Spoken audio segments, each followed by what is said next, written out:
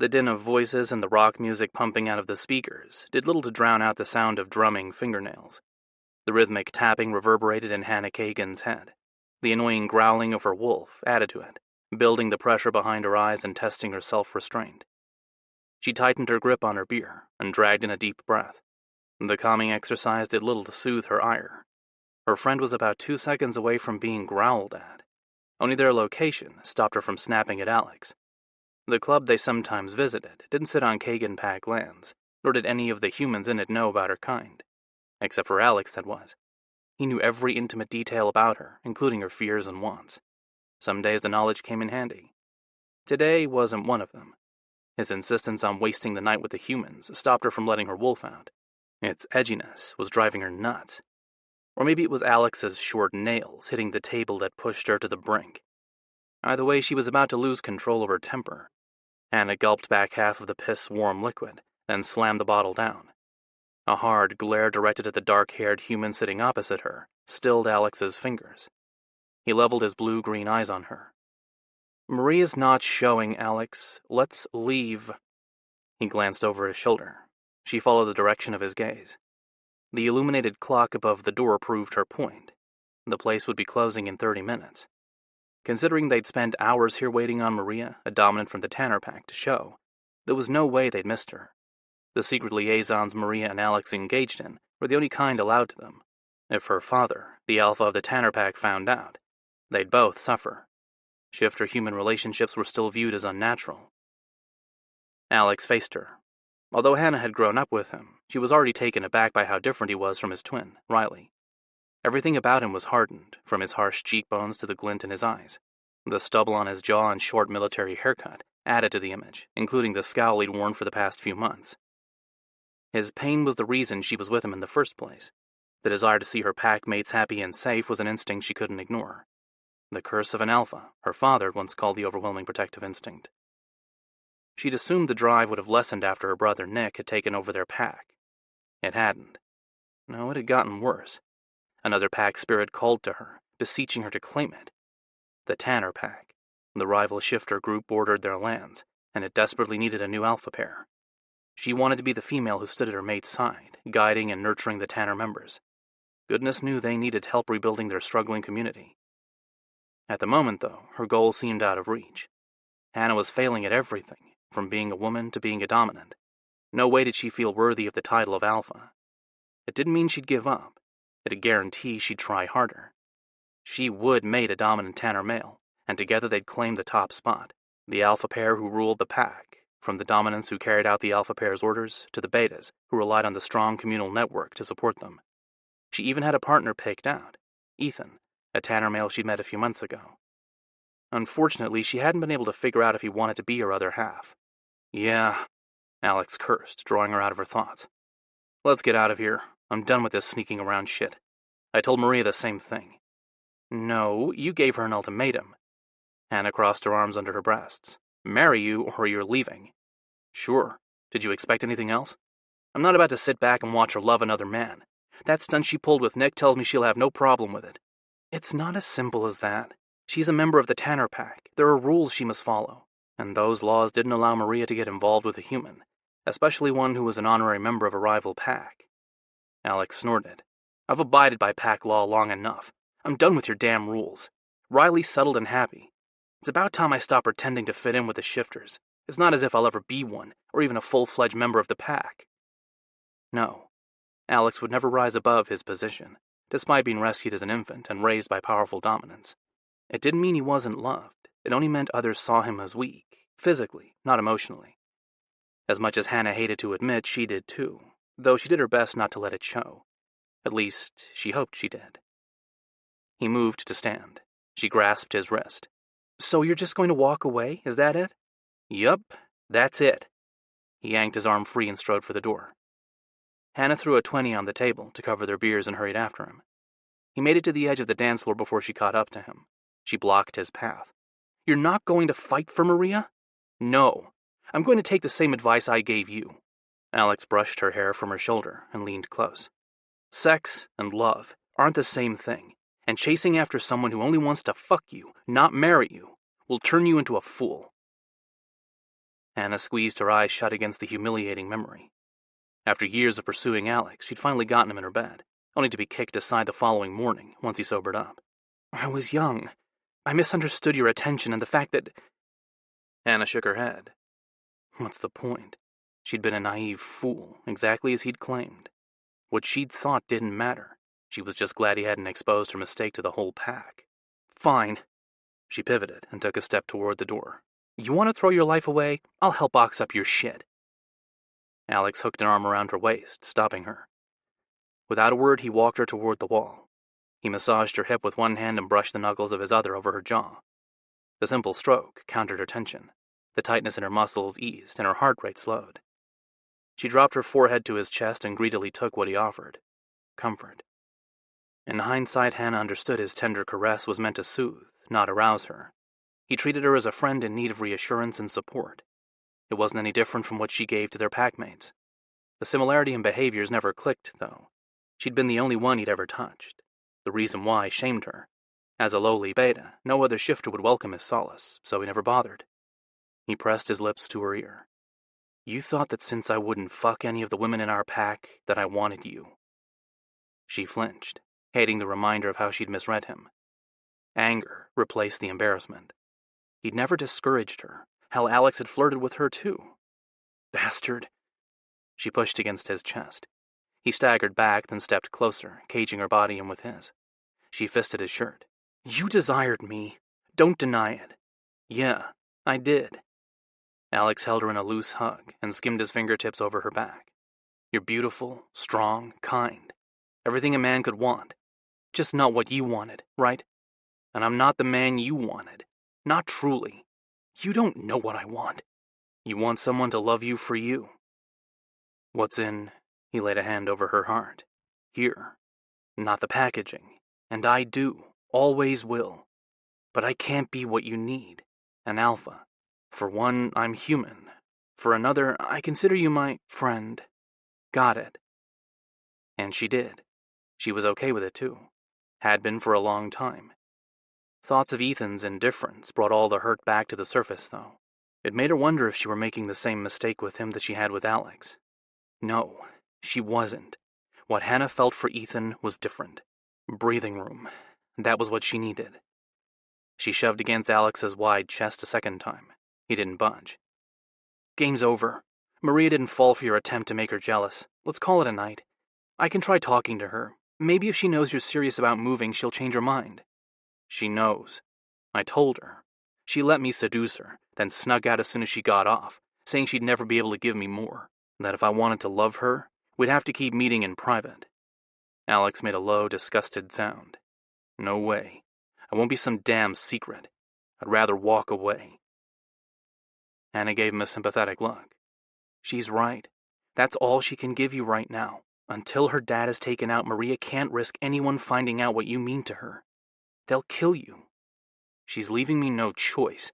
I won't stand by and watch her live her life with a shifter who doesn't love her. He narrowed his eyes.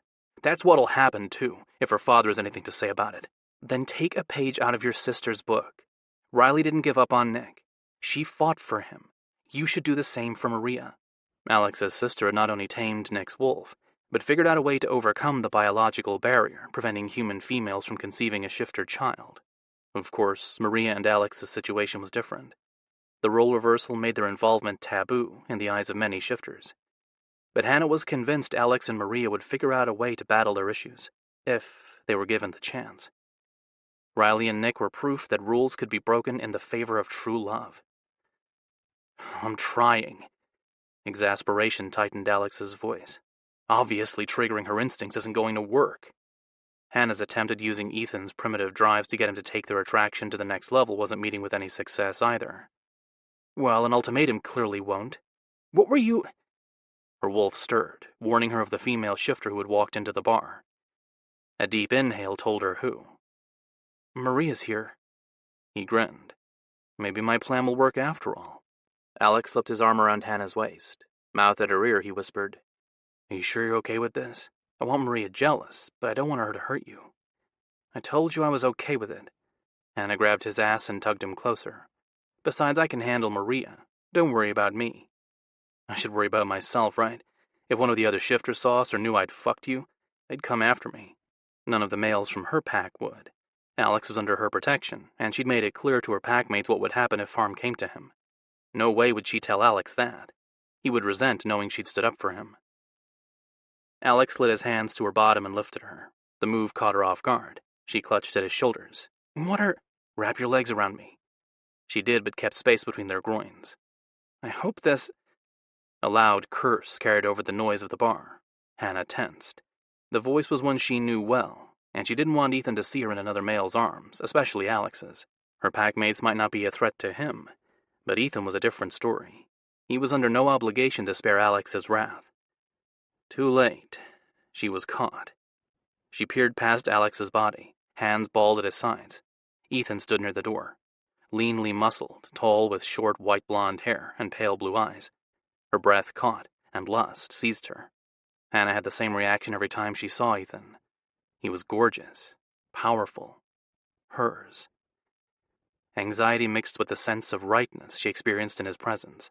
None of his usual warmth showed in his gaze. Anger turned his beautiful eyes into chips of ice. He turned his focused stare to Alex. Ethan's lip lifted on a silent snarl. Her heart skipped a beat. Shit! Oh shit! Let me go!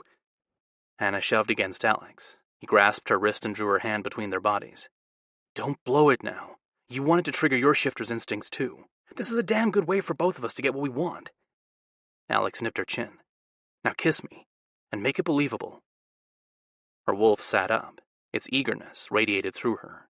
No doubt it liked the idea of Ethan fighting for her. Actually, she did too, but hated that it would be Alex who'd get caught in the crosshairs.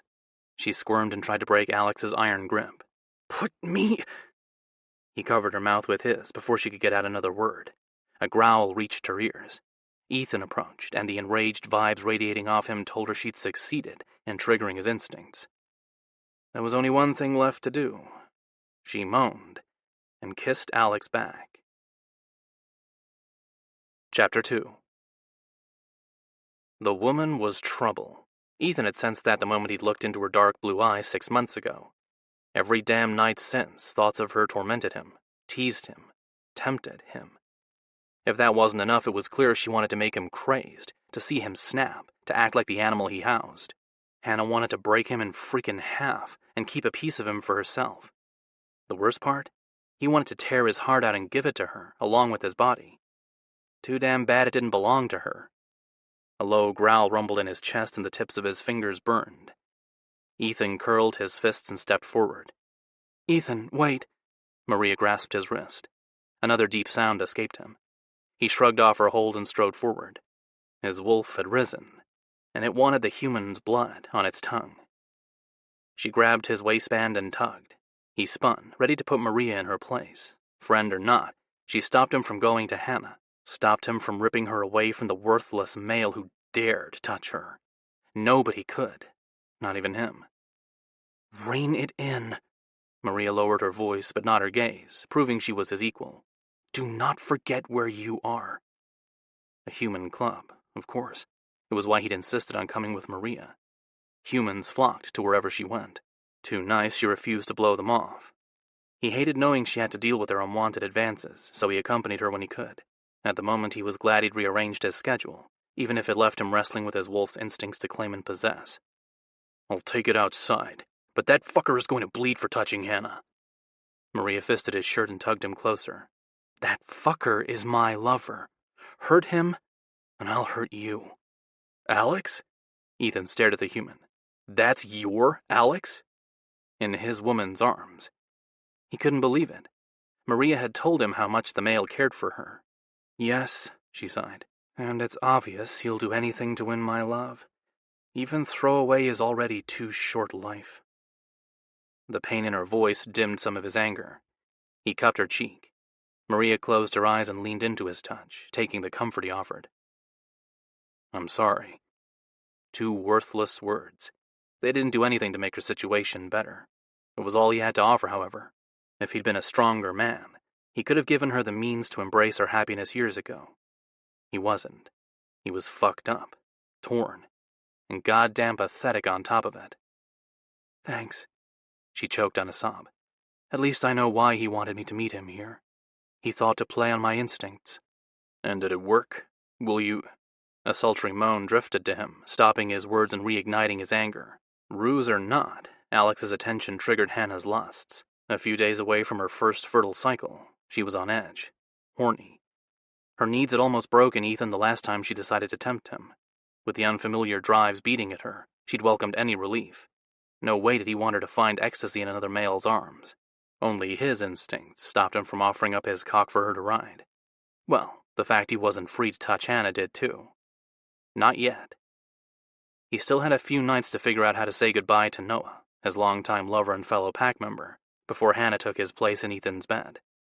He pushed away the thought before sadness gripped him and focused on the problem at hand. Another male had Hannah in his arms. Ethan refused to allow her to remain there. Ethan motioned behind him. Get him away from Hannah before... Hannah whimpered, a sound he'd fantasized about hearing while they were tangled in passion. The small sign of her submission given to Alex broke Ethan's control. He pivoted and rushed forward. Ethan! He heard Maria bellow. It didn't stop him. He grabbed Alex's shoulders and flung him away from Hannah. She stumbled. He caught her before she fell and yanked her close. A crash and Maria's cry followed. He ignored both. His gaze locked onto Hannah's dilated eyes. The scent of arousal on the air added to the hazed quality of her expression. He'd guessed right. No matter what she felt for him, she'd reached the point where her body's needs ruled her. If he allowed her to walk away from him, she'd seek out a lover. Take from that male what Ethan refused to give. No fucking way. She was his. He'd known it for 6 months, just as he'd known he'd made her the night she matured. Nothing would stop him. It didn't mean he looked forward to it. No matter how much he wanted Hannah, mating her would break his damn heart. But losing her to another male would destroy him. Seeing her with Alex drove home that stark truth, and the time to come to terms with his shitty fate had passed. There was only one thing left to do. He slid his hand up her spine to the back of her neck. Holding her at his mercy, he leaned over her, forcing Hannah to arch into him. The moment her soft curves touched him, his dick thickened. He groaned, both hating the response and loving that he had one. Hannah was the only woman who'd ever gotten a rise out of him. Ethan. She skimmed her hand over his ass, exactly as she had Alex's. The reminder stirred his resentment. Alex snuffed out the emotion before it ruined the moment. He had no one to blame for their situation except himself. He brushed his nose along her jaw to her ear. Why were you kissing another male? Why? Hannah moved her hand to his neck and held him close. Well, you see, I'm horny, and since you keep turning me away, I told you why. Because you're more than twice my age. The amusement in her voice was thick. Yeah, well, your excuse is getting old. There's no reason not to touch me. I'm days away from maturing, and I lost my virginity years ago. He tightened his hold on her and fought his insane jealousy. Had he met her earlier, he would have ensured no male, human or shifter, touched her or took what rightfully belonged to him. The first dick she would have come around would have been his. Eyes squeezed shut, Ethan groaned. Those thoughts weren't healthy or true. He hadn't been free to be with her then either. The reminder left him as bitter as ever. But he knew one thing. He wouldn't let her walk away from him tonight without bringing her to release. He needed it. Needed her. The crack in his soul hurt. She could soothe him, though. Heal him. Ease the sting of losing Noah. He had to believe that. The alternative worried him. Jealousy could destroy a shifter, and the thought of Noah in another lover's arms, male or female, enraged him. Ethan dropped his head to her shoulder. Why did you do this to me? Why now? Couldn't you have waited until you matured? What are you talking about? You know damn well what seeing you in Alex's arms would do to me. What does it do to you? Her whispered question held hope. He doubted Hannah meant to give him the insight into her emotions. She'd made a point of holding herself aloof, as if she didn't care if he wanted her or not. It had only intrigued him more, not that it had taken more than her smile directed at him to captivate him. Ethan pressed his lips to her neck, not a kiss exactly, but the most he dared in a room full of humans. He was strung too tight for more. 6 months of chaste touches and sinful glances had left him both unfulfilled and eager. His self-induced celibacy didn't help matters. He was ready to explode. Do you have to ask, my beautiful Hannah? Yes. She lowered her voice to a mere whisper. I do. A warm feeling spread in his chest. His beautiful Hannah had been wrestling with her primal side for months, waiting on him to get his shit together. Her patience impressed him. It was damn hard sharing a soul with an animal. Her wolf had a right for its needs to be met too, but she'd kept it at bay. For him. Amazing. That was what she was. She was also his. Ethan skimmed his nose across her cheek to her ear, breathing in her scent. It makes me crazed. He caught her earlobe between his teeth and tugged on it. She drew in a deep breath but didn't offer up a shaky exhale or a whimper. Not good enough. He nibbled on her tender flesh, the most erotic thing he'd ever done with her. A slight tremor ran through her. He savored it, then dragged his tongue over her lobe, soothing any discomfort his teasing had caused. And angry. You're days away from reaching maturity and feeling the effects of your first fertile cycle.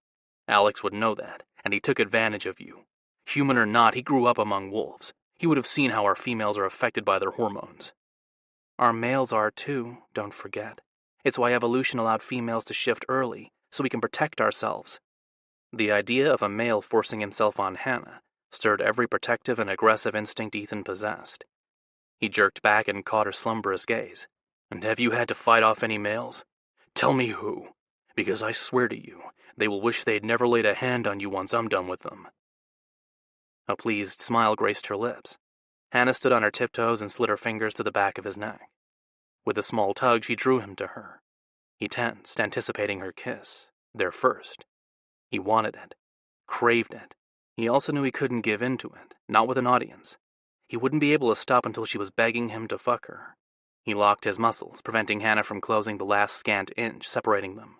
Her nails digging into his skin spoke of her frustration, but she eased her grip a moment later.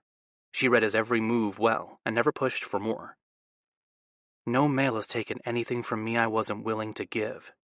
But you're not strong. She leaned back. Cold, hard blue eyes locked onto his.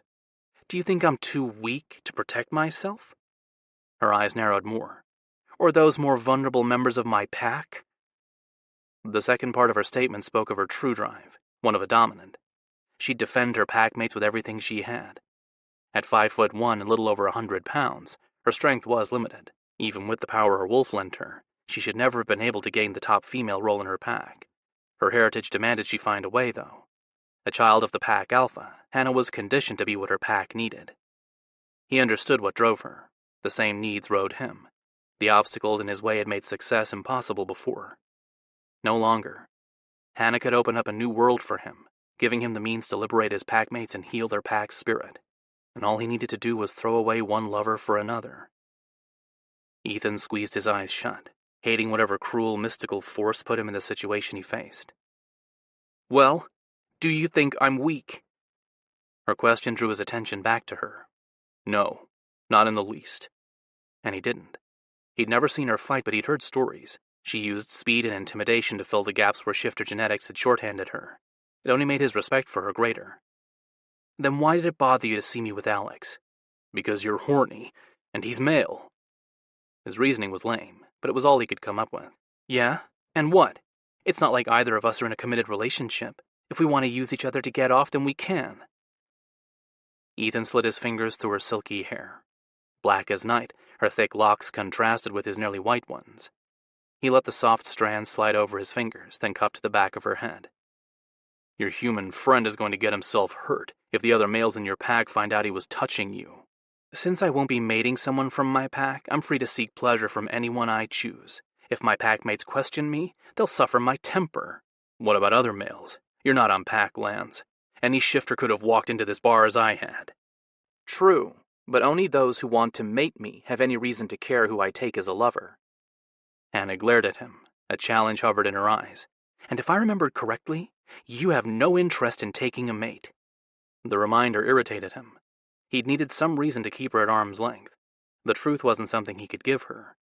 How was he supposed to admit he loved someone else but still wanted to fuck her, mate her, tied her soul to his for all time?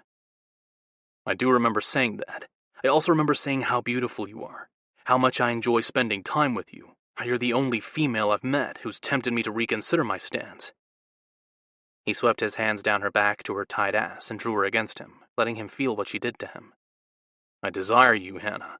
I want to lay you on the nearest table and devour you. Make you moan my name so everyone watching us knows who has the right to touch you. Public sex didn't bother shifters. Actually, they embraced it for the reason he gave her. Both sexes were driven to stake their claim. Her eyelashes fluttered and her lips parted. No breathy sigh accompanied the sign of her approval, however. She held herself in check. Damn if he didn't respect her control. Aren't you afraid I won't be able to separate the act of fucking from what a potential mate would offer me? I am young and naive. He frowned. I never said you were naive. But yes, there's a connection. A promise. You might not recognize it. It's easy to mistake it for lust, and maturity is the time when we're most driven by it. She dropped her gaze to his mouth. Making love feels different.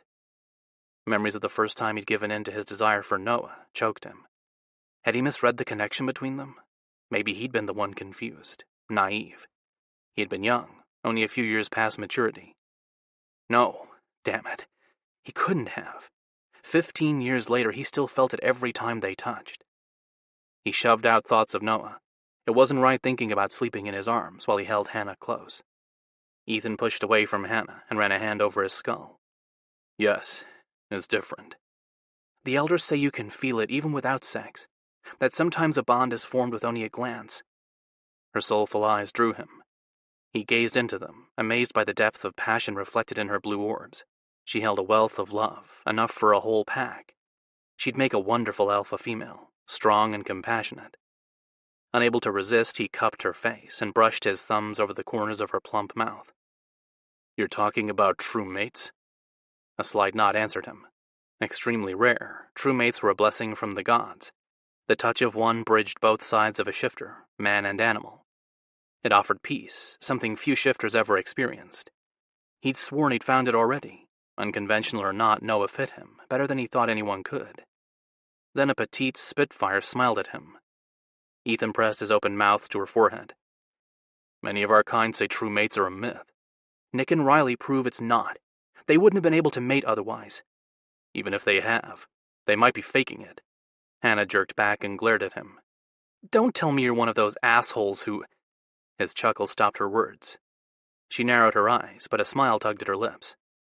Ethan slipped his arm around her waist and urged her back into his embrace. Settle down, my little protector. I was only repeating what I've heard others say. Little? She raised a brow. Yes, little. He grinned, while a tick developed by her eye. By shifter standards, you're short, Hannah. You can't deny it. She shoved against him. You can stay away from me then if that's what you think. I'm not saying it's a bad thing. It's just a fact. She turned her head, breaking their gaze. I was born too early. Nobody thought I'd live. Some who still believe in the old ways thought my father should have let me die. That it was nature's way of ridding the pack of its flawed members. Hannah laughed, but no humor accompanied the sound. A few elders even warned our males to stay clear of me. They didn't want their family trees weakened by my genes. Guilt landed hard in his gut for upsetting her, but the small sign of her vulnerability she'd shown by looking away wasn't something he suspected many people saw. Neither was knowing about the heartache she'd experienced. No doubt her packmates' opinions had hurt her, yet she told him about it, trusted him enough to share her pain. Hannah? He tipped up her chin and waited until she met his gaze. It's a person's soul I respect, not their body, and yours is strong, bright and pure. Ethan. His whispered name held longing, need, desire. He couldn't help but give her what she asked for. He bent and pressed his parted lips to hers, sharing air with her, a shifter's kiss. It was the intimate exchange only close lovers indulged in. It felt right to share it with her, just as it was to hold her. I'm drawn to you, Hannah. He ran the tip of his tongue over her lips, the top first, then the bottom. Her flavor hit him, sending a wave of raw lust through him, like a moth to a flame. Isn't that how the expression goes? Yes, and I feel the same. She undid one of the buttons on his shirt, then slipped her hand under the cotton and caressed him, inflaming him more. I haven't been able to touch another man since I met you. Tonight with Alex was an attempt to trigger my instincts. Ethan finished her statement. How did you know I'd come? I didn't. I was trying to... Again she trailed off. He could guess why, too. You were trying to get Maria to act on hers. A nod answered him. He eased back. Don't do it again. I might have hurt Alex if we hadn't been around humans." She mapped his face with her gaze before settling on his mouth. "What are you saying? Are you feeling possessive of me?" A male's curse carried over the noise in the bar, one he knew well. He glanced over his shoulder and his gaze collided with Quinn's gray eyes. Noah's distant cousin didn't know about Noah's relationship with Ethan, but Quinn and Noah had grown close over the past year. They talked, and Ethan couldn't risk Noah finding out about Hannah. Not yet. Not until he said goodbye to him. "I've got to go." Ethan stepped away from Hannah. The loss of her chilled his skin. "Call me if you need me. I'll come to you." He only hoped the wealth of love and passion he sensed in Hannah would be enough to fill the hole in his heart after he cut Noah out of it. Chapter 3. Hannah's wolf whined. Its distress over Ethan leaving them echoed her feelings, but Quinn's appearance pushed her problems to the side. It was time to once again slip into the role of the dominant female who looked out for her pack. A shame. She enjoyed simply being a woman in love. Quinn scanned the room, giving Ethan one last glance, then headed straight for the booth where Alex and Maria sat. Hannah rushed forward and stepped into her packmate's path. "Lay off, Quinn. Wrong time, wrong place." He focused on her.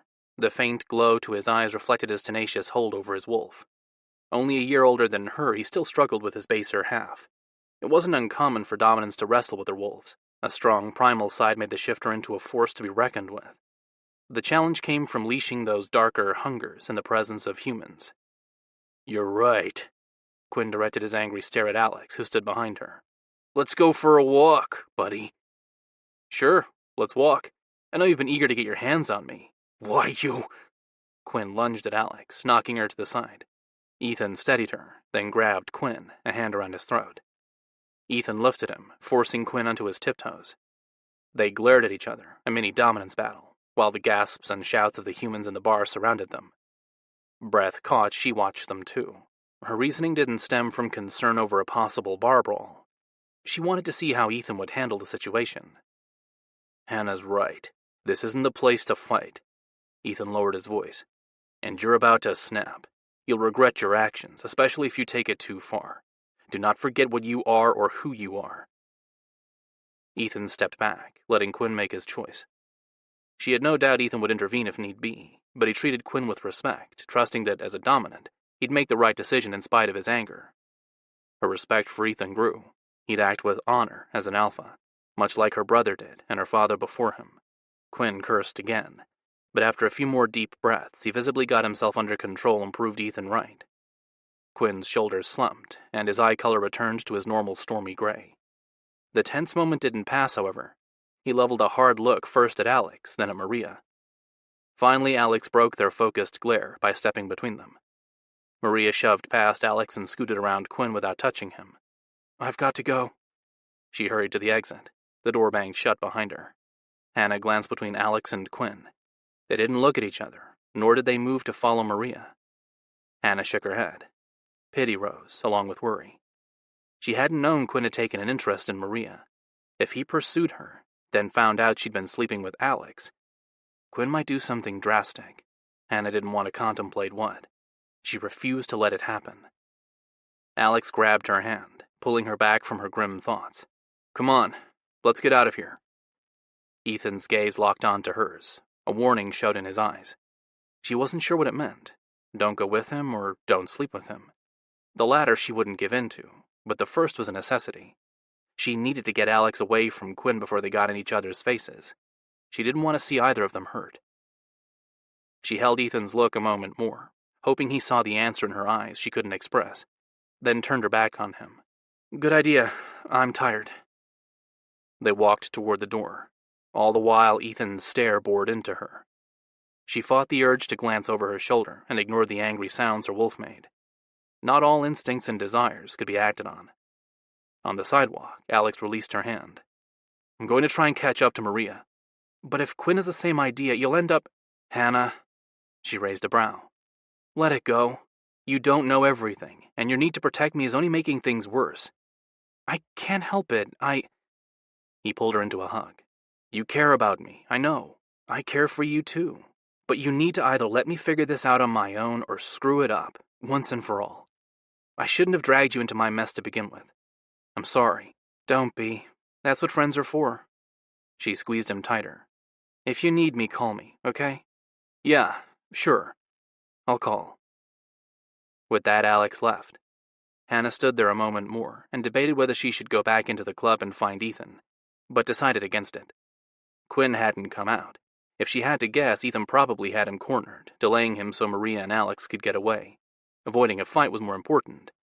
She needed time to think anyway. The encounter with Ethan reaffirmed her suspicion. Ethan was hers. His confession that he was attracted to her both eased her anxiety and stirred her confusion. He wasn't involved with anyone. Maria had confirmed it. Hannah honestly didn't know what was holding him back other than her age, as he'd claimed. She simply didn't understand it. For shifters, age differences between partners meant little.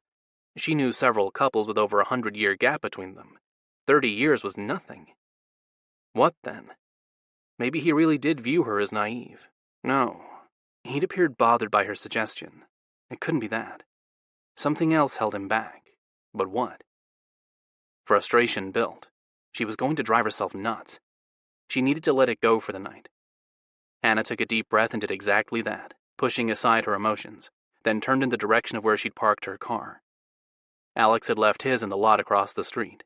There hadn't been any more open spots when she'd arrived. She'd been forced to leave her SUV a couple of blocks over. She slipped her hands into her pocket, pushed aside her thin wallet, and grabbed her keys. Ethan's comment about her size had angered her, but he was right. She wasn't as strong as other shifter females. It irritated her to admit, but it wasn't something she could ignore. In her animal form, she wasn't fearful. Where she lacked strength, she used speed and cunning to bring down her bigger opponents. Her confident aura helped too. Among humans, however, she was simply a woman. Shifting and attacking anyone who thought to hurt her wasn't a strategy she could embrace. The fate of her species depended on secrecy.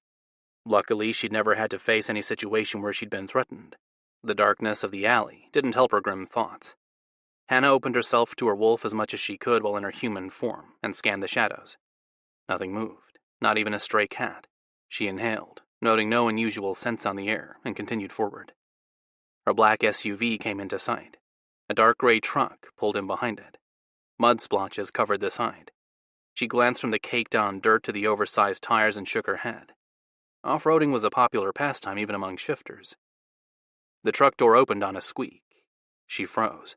Her wolf sat up, suddenly alert. She didn't need the warning it offered. The scent of the shifter told her everything. Another Tanner male had arrived. One she'd never encountered before. Not a surprise, really. As rival packs, they avoided each other. It was safer for all involved. Packs were territorial, and if they weren't careful, one wrong act could start a pack war, not a fate anyone wanted. The town she stood in was neutral, though. Any shifter could come and go as they pleased. That was why Alex had chosen to meet Maria here. Stance widened. Hannah waited for the Tanner male to round the truck and approach her. It was the only thing she could do. If she wanted to assert herself as a dominant in the other Tanner shifter's eyes, she needed to act like one. What better time?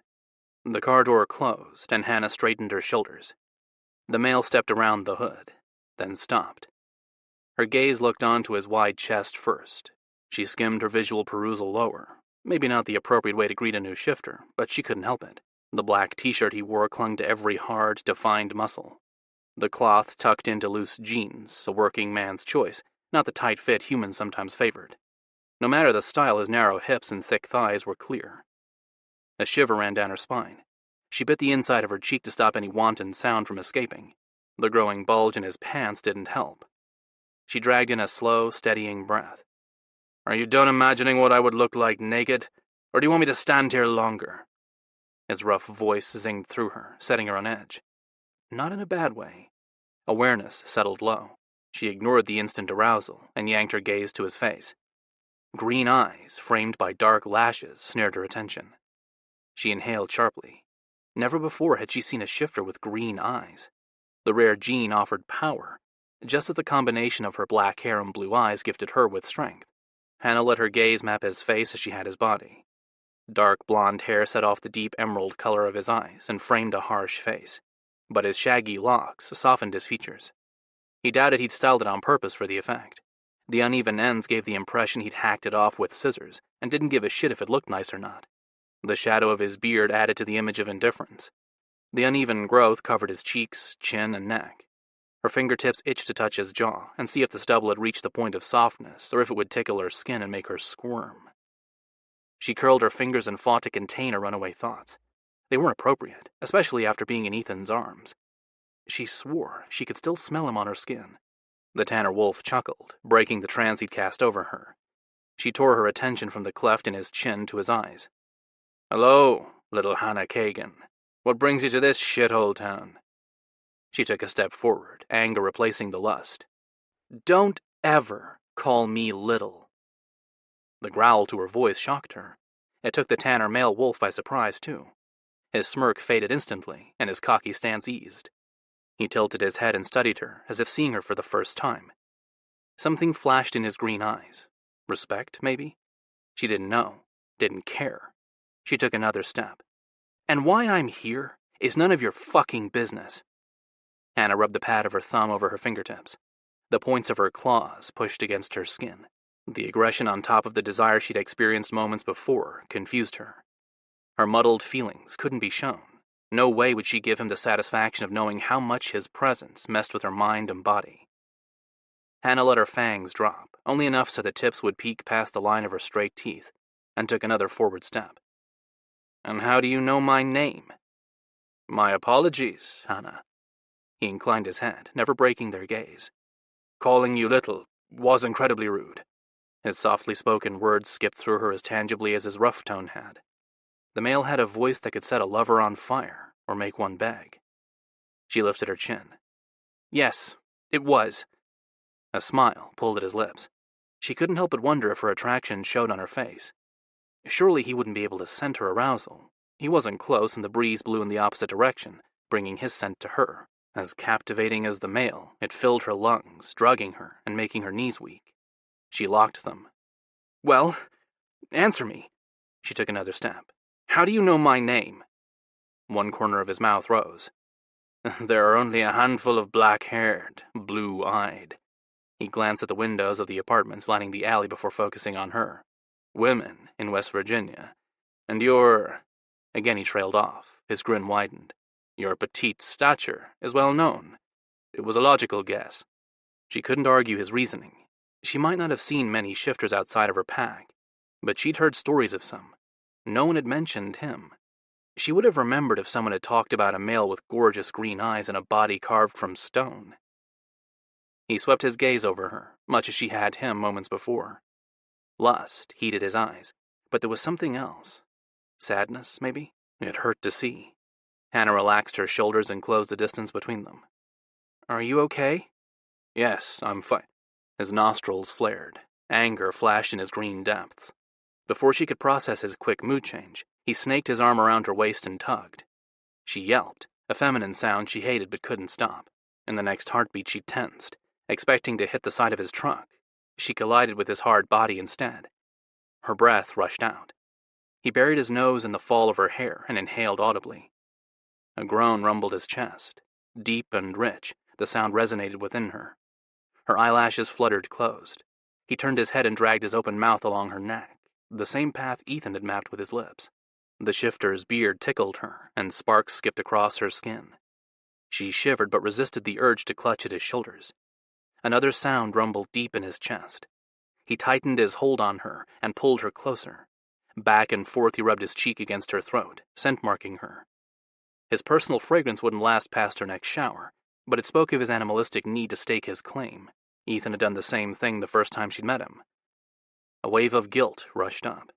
She didn't have time to process or act on it. The male holding her ran his hands over her back, her sides, her ass. Lust hit, flooding her core with welcoming arousal and threatening to tear a whimper from her throat. She bit the inside of her cheek to stop it. If she refused to give it to Ethan, the shifter holding her didn't deserve it. Hannah. Her name. That was all he offered. Desire, longing, and raw lust gave it a lulling cadence, but sadness radiated from him.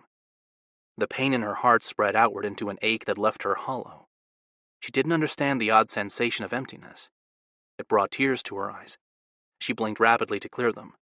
A shudder ran through his body, and the moment passed. She clutched his shirt, balling the fabric in her hands. Her heart rate kicked up, not in desire, but but with an anxiety she couldn't explain. The certainty of her thoughts consumed her. If she let go of him, she'd lose him. She didn't want to. Crazy but true. She wanted to keep him close. Of course she'd wanted to keep Ethan close too, but it hadn't worked out either. The shifter took a step forward, then another. She moved with him. Her butt hit the side of his truck. Hands on her bottom, he lifted her and urged her to wrap her legs around him, with her heart beating a mile a minute and the sensation of emptiness in her chest. She did. He delivered small, nipping bites along her jaw. At her ear he breathed shallowly, slowly. The cock pressed against her jeans-covered cleft thickened. He ground his rigid length over her groin, and she bit her lip to stop her pleasured sounds. She wouldn't whimper for him. It was wrong. Still, she couldn't push him away. She clung to him. "You didn't answer me, my beautiful Hannah." "What was your question?" She knew, but needed a moment to get her thoughts in order. Lust muddled them. He grinned. She felt the lift of his lips against her skin. "Why are you in this shithole town, Hannah?" A sense of jealousy hit her. She had no reason to feel it, but couldn't deny it. She knew why men, human and shifter, came to the part of town they were in during the middle of the night, and it wasn't for the scenery. She leaned back and caught his gaze. "Why are you here?" The smile he flashed her curled her toes. "Not for the reason you think. Don't worry. Human females don't arouse me." Hannah rolled her eyes, a ruse, and one she hoped he bought. "I could care less about your sexual preferences." "You should, Hannah." He needed to stop saying her name. The slight accent to his voice gave it a musical quality. She couldn't place his origin, but liked the effect his heritage had on his words. She shook her head, pushing out the thoughts. She needed to focus on the facts. If there were a chance he might be a danger to Alex or Maria, she had to figure out a way to stop him from running into them. Her pack mates came before her needs. Always. "I don't want to hear about your lovers. Tell me why you're here." "My cousin called me. Seemed he needed my advice." "Who's your cousin?" "Quinn, from the Kagan pack." He smirked. "You know him, I assume." The moment the words left his mouth, the resemblance clicked. The cleft in the Tanner shifter's chin was a dead giveaway. Both Quinn and his brother Sean had one. "Yes. I hadn't realized he had relatives still alive in the Tanner pack." He shifted his jaw. "I'm the last one." "I'm sorry." "Thank you. We've had a run of..." He paused, as if searching for the right word. "Bad luck. Lots of tragic accidents."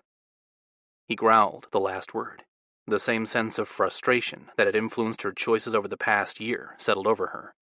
She wanted to help the struggling pack, free them, show them what it was like to be a part of a healthy, strong community who looked out for one another.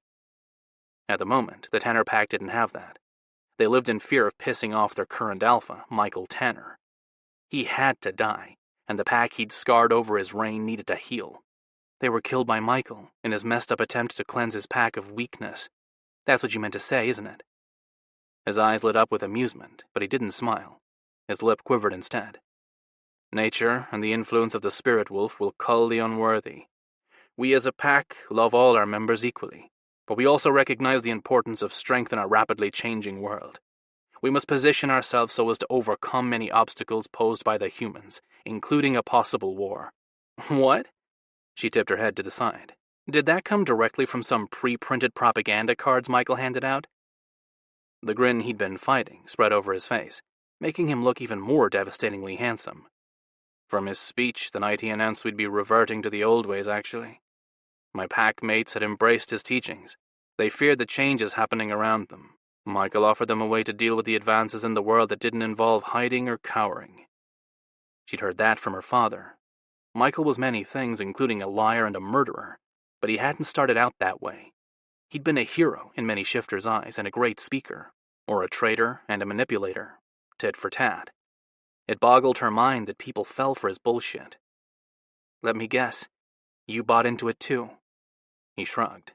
"I was young, and had just returned to the pack after going to college. Those years among the humans left me disgusted and shamed. I couldn't wait to get away from them." She tilted her head, and a section of her hair fell over her eyes. She left it there and studied him through the gaps in the strands. "Why?" He tucked her loose hair behind her ears. "I'm a little older than you, Hannah. Times were different when I was your age. There were many violent protests and hate crimes committed during those years. Color, sexual orientation, gender. It didn't seem to matter to the humans. They attacked those they viewed as weak, different. It angered me. I couldn't help but wonder how we'd be viewed. Worse, probably. Most shifters worried about the same, her included. Yeah, so I bought into Michael's ideas, even helped convince those shifters on the fence. He dropped his hand from where he'd been toying with the ends of her hair. I regretted it after a few years, and tried to make him see reason. I failed miserably at it, and made our situation 10 times worse. The honesty with which he spoke to her shocked her. She wouldn't question it. She wanted to understand, not only his thoughts but the mentality of his pack, past and present. It'd be the first step to healing them. What did he do to change your mind? He shut down our hospital, and ordered us not to seek out medical intervention, including pregnancy care. After that, our food banks were closed, and all financial assistance to our poorer families was stopped. Within less than 10 years, we lost about a quarter of our numbers. Most of those were our children and elders. Several women died in labor too, including his eldest daughter. Losing them hurt our pack, left a lot of people resentful. There were rumblings of discontent. But only I stood up to him. The others were afraid to lose their jobs and homes. Nearly everyone works at our lumber mill. You know how it is within a pack. She did. Often pack members worked in a communal endeavor that pooled their money. The Alpha or whoever was in charge of the books then divvied up the funds. Whereas the Kagans had grown their business, the Tanners had faltered. Miserably. Last she'd heard they were facing foreclosure. Why didn't you challenge him? It was clear he hadn't. A challenge between the current pack Alpha and the dominant who wanted to claim the role of Alpha always ended in the death of one of the opponents. It was too early in the month. Another obvious conclusion. The ceremonial fight could only happen during the 1-hour window on the night of the full moon. Kill an Alpha too soon and many of the dominants would fight, each trying to gain the revered top spot. She understood the need to wait. Avoiding unnecessary bloodshed was paramount. What she wanted was his reasoning over why he hadn't followed through and challenged Michael officially. Actually, she wanted to know why nobody had. And you never did because... Eyes closed, he worked his jaw back and forth. Because... I can't. What do you mean? Why? Hannah... He waited a moment, then opened his eyelids. The pain in his green orb stole her breath. Why are you here? This close to the full moon you should be at home, not alone where strange shifters could take advantage of you. Maybe rape you. Hannah wanted to push him for the reason why he'd never challenged Michael.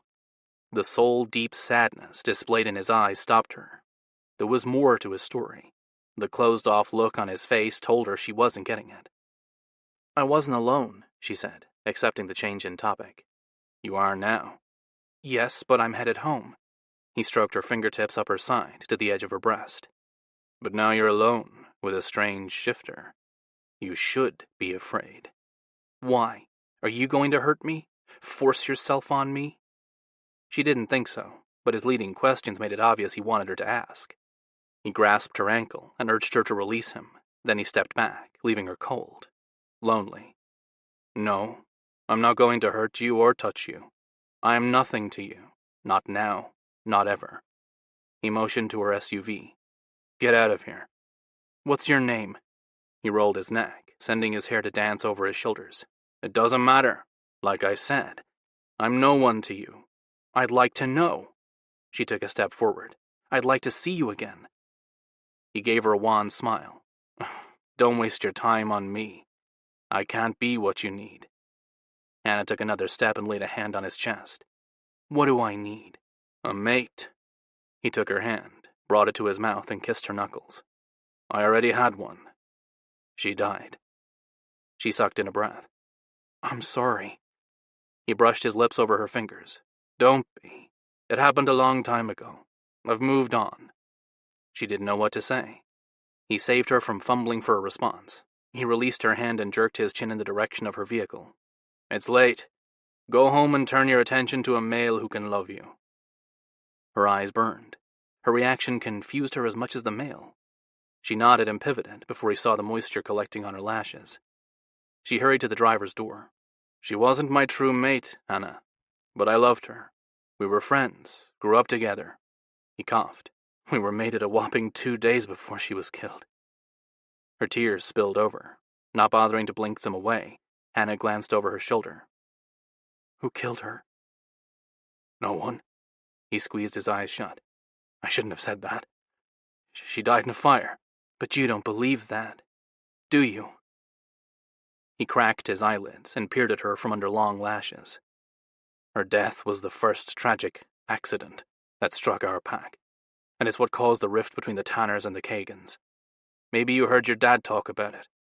He was angry when Michael had refused to investigate it.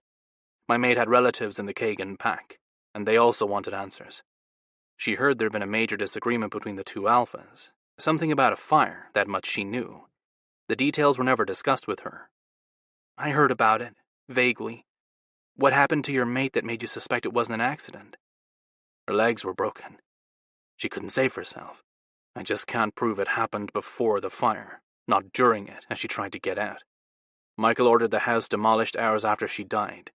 For safety's sake, he'd claimed. Or to cover up her murder. A slight incline of his head answered her. She sighed. The pieces fell into place, and sympathy for the male in front of her rushed over her. And you think she was targeted because you tried to get Michael to stop neglecting your packmates? I don't think it. I know it. I got into a confrontation with Michael the morning after the fire. I ended up losing my temper and telling him that he'd be dealing with a challenge if he didn't turn things around. He scrubbed a hand over his face. Michael then proceeded to tell me he would make sure no one would be able to take the position from him. Within the hour, I learned Mindy had died, and I became a living reminder to other males who thought to question him, because without a mate, he couldn't produce an heir. Every dominant within their pack or those from other areas looking to claim their own pack would have fought him. The month leading up to the full moon would have been shrouded in violence. Hate gripped her. More than ever, she wanted to see Michael Tanner dead. She opened her mouth to promise he'd be defeated. The male in front of her shook his head, stopping her. I don't want your pity. I just wanted you to know why. He cleared his throat.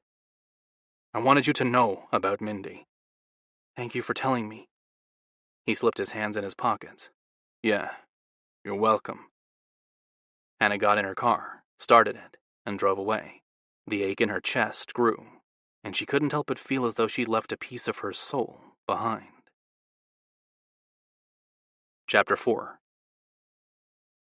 Noah dropped his booted feet on the coffee table's pristine surface. Usually he left his shoes by the front door. After his trip into town, he couldn't work up the energy to care whether or not he tracked dirt into his lover's house. Anger, jealousy, and hurt choked him. Noah welcomed the feelings. They beat the soul-deep sadness meeting his true mate had brought, and realizing he'd missed out on his chance at eternal happiness. On a groan, he let his head fall against the cushion of the sofa. He might have been mistaken about Hannah. Unless he spent more time with her, he couldn't be sure. But he'd lived long enough to be able to read his wolf. He wouldn't exactly consider the animal an extension of himself, or even a welcome addition to his soul.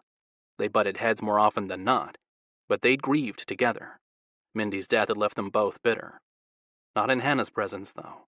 His wolf had reached for her through him. After walking through Mindy's soul, it knew the difference between affection, lust, and peace. Whatever it saw in Hannah's eyes had convinced it she could give them everything. Too bad it would never happen. He'd already given a piece of his soul away. All he had left was the hole left behind. Nothing could fill it. He tried everything from endless strings of females to drugs, booze, and pain. Only being with Ethan had dimmed the emptiness. Noah stared at the front door of Ethan's house and tried to remember the last time he'd spent the night. 6 months, maybe? Noah couldn't be sure. He hadn't given it much thought before he'd scented Ethan on Hannah. Over their relationship, they'd had instances where they'd avoided each other, not because either of them had wanted the separation. Necessity had demanded they act indifferent. The Tanner pack didn't approve of their males taking same-sex partners, not for sex and certainly not as committed lovers. At first, neither of them had wanted to share a connection either. It was wrong, unnatural, sick. At least, that was what had been drilled into them. Then Nicholas Kagan blessed a same-sex union under the light of the full moon. His boldness had rocked the shifter world, and had also eased the guilt Noah and Ethan had felt. They'd settled into a secret relationship. For 15 years it had worked for them. And now? What were they? Back to friends? Noah groaned. He wouldn't know anything until they talked, but Ethan hadn't returned home. Maybe Ethan was with Hannah, loving her and making Noah's true mate moan. The tips of his fangs pushed past the line of his teeth. Jealousy gripped him. He couldn't deny it. He was angry, but wasn't quite sure if it was Ethan he was upset about losing or Hannah. The front door opened before he could take the thought further. Ethan's tall frame filled the entryway. Hand fisted around his keys, he zeroed in on the couch where Noah sat. Ethan's white knuckles betrayed his anxiety, but nothing showed on his expression. The mask he wore hid everything. He glanced from Noah's face to his dirty work boots perched on the table. Ethan's shoulders slumped ever so slightly, probably guessing why Noah had left them on. They knew each other well. At least, Noah thought they did. Apparently not enough to come clean about something as important as a woman. Noah dropped his booted feet to the ground. The clunk echoed in the quiet room. "You were out late tonight." "Yes, I was." Noah waited for an explanation. Didn't get one. His gut twisted at the reason behind the silence. He couldn't help but wonder how long Ethan had been seeing Hannah. 6 months, maybe? It would fit the slump in their love life. Finally, Ethan shut the door behind him and locked it. He slipped off his casual black shoes, some expensive brand he claimed was worth every cent, then yanked his belt free, draping it on the back of a nearby chair. On a slow amble, he moved to the front window. A couple of twists of the thin rod, and he closed the blind. He repeated the process until darkness bathed the room. Neither of them needed the light of the moon anyway. They knew each other's bodies by heart. Ethan paused by the last window, farthest from the couch, and turned the table lamp on. Then swept his gaze over him, slowly, intently. Noah's body responded to the visual inspection. So did Ethan's. The bulge in his dress slacks spoke of his desire, but he didn't close the distance between them. He leaned against the wall and crossed his arms over his chest. "I hadn't expected to see you here. I hadn't planned to come. Then why did you?" Noah stared into Ethan's pale eyes and couldn't get his true reason out. "I missed you." Ethan closed his eyes on a long sigh. "I missed you too. I thought to spend the night." Noah waited until Ethan cracked his eyelids, peering at him from under his pale lashes. "It ended up being a lonely one. You should have called. Would I have been welcome?" "Of course." Ethan frowned. "You're always welcome in my home." Noah braced his elbows on his knees. "What about in your bed?" Ethan didn't blink, didn't move, didn't say a damn thing. The pregnant moment grew. Noah silently urged Ethan to tell the truth. Not once had they lied to each other. If Hannah had caught Ethan's attention or stirred his lust, they needed to discuss it. No matter what Hannah might be to Noah, nothing could come of it. For Ethan, though, she could be his future, one he didn't have to hide.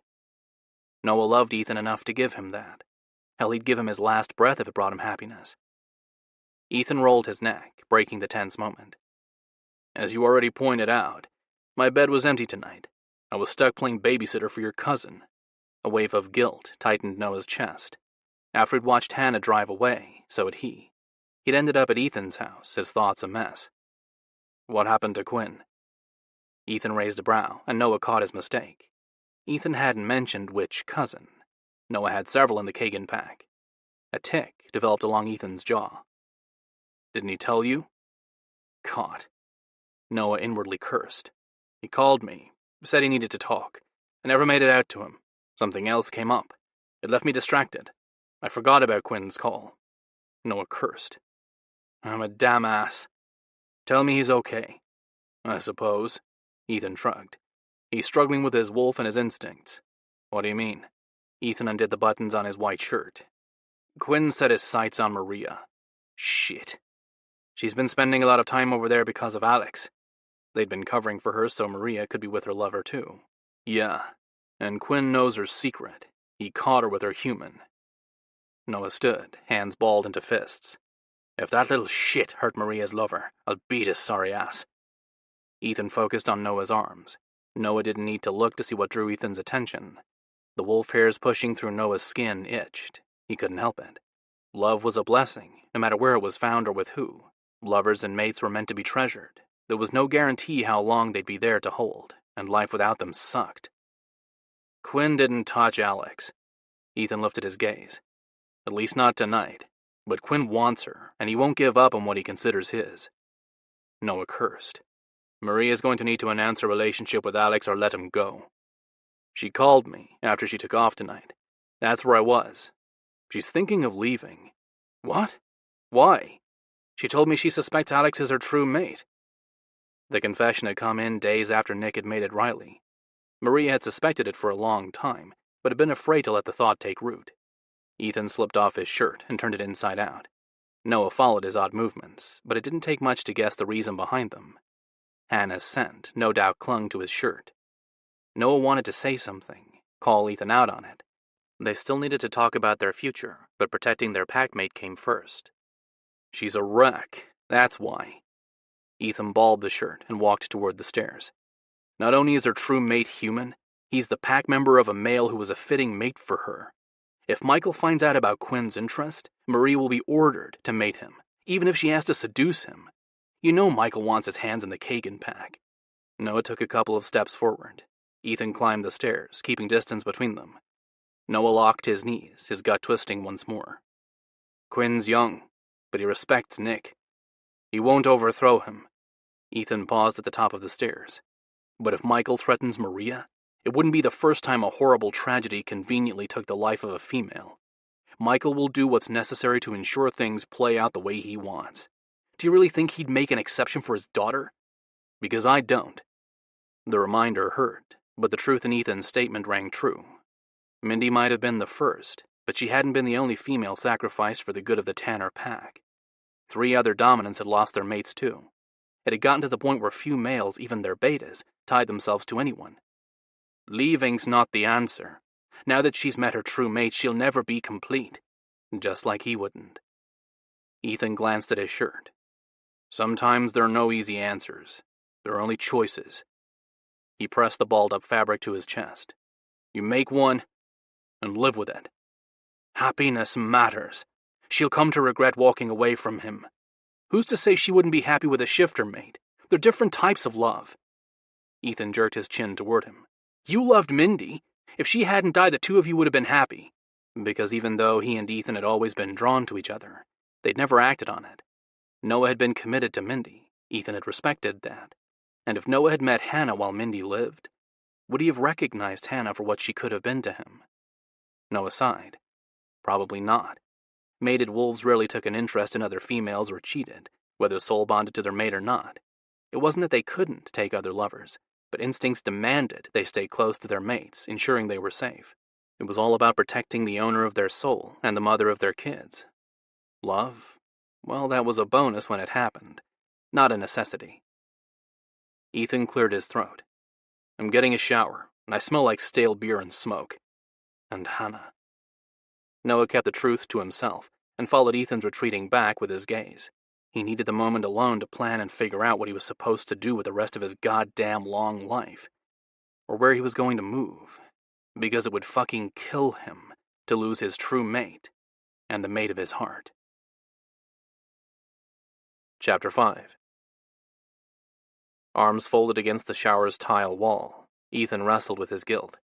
He was fucked up. He'd always known it. While his cousins and friends had drooled over women, he'd snuck coveted glances at Noah. It hadn't done him any good. A few years older, Noah had gotten involved with Mindy before Ethan had even understood where his fascination stemmed from. He'd forced himself to ignore his lusts and dated women in an attempt to find one who could stir his interests. He'd even pleasured some, hoping their arousal would spark his. Never had he gotten enjoyment out of any of the encounters beyond the sense of control and the satisfaction hearing their pleas for release gave him. A chore. That was what touching females had been to him. Until Hannah. His fingertips on her cheek, and his body came alive. Her scent in his lungs, and he wanted to claim her. Her voice in his ear, and his wolf calmed. The petite female with the soul of a warrior and the heart of an alpha owned him. And he hadn't even kissed her yet. If he hadn't already been involved with Noah, he would have made sure she understood who she belonged to. But he did love Noah. More than that, Ethan desired him. Even the scent of Hannah on Ethan's skin didn't dim his craving. Only his guilt had stopped him from pushing Noah against the wall and fucking his brains out.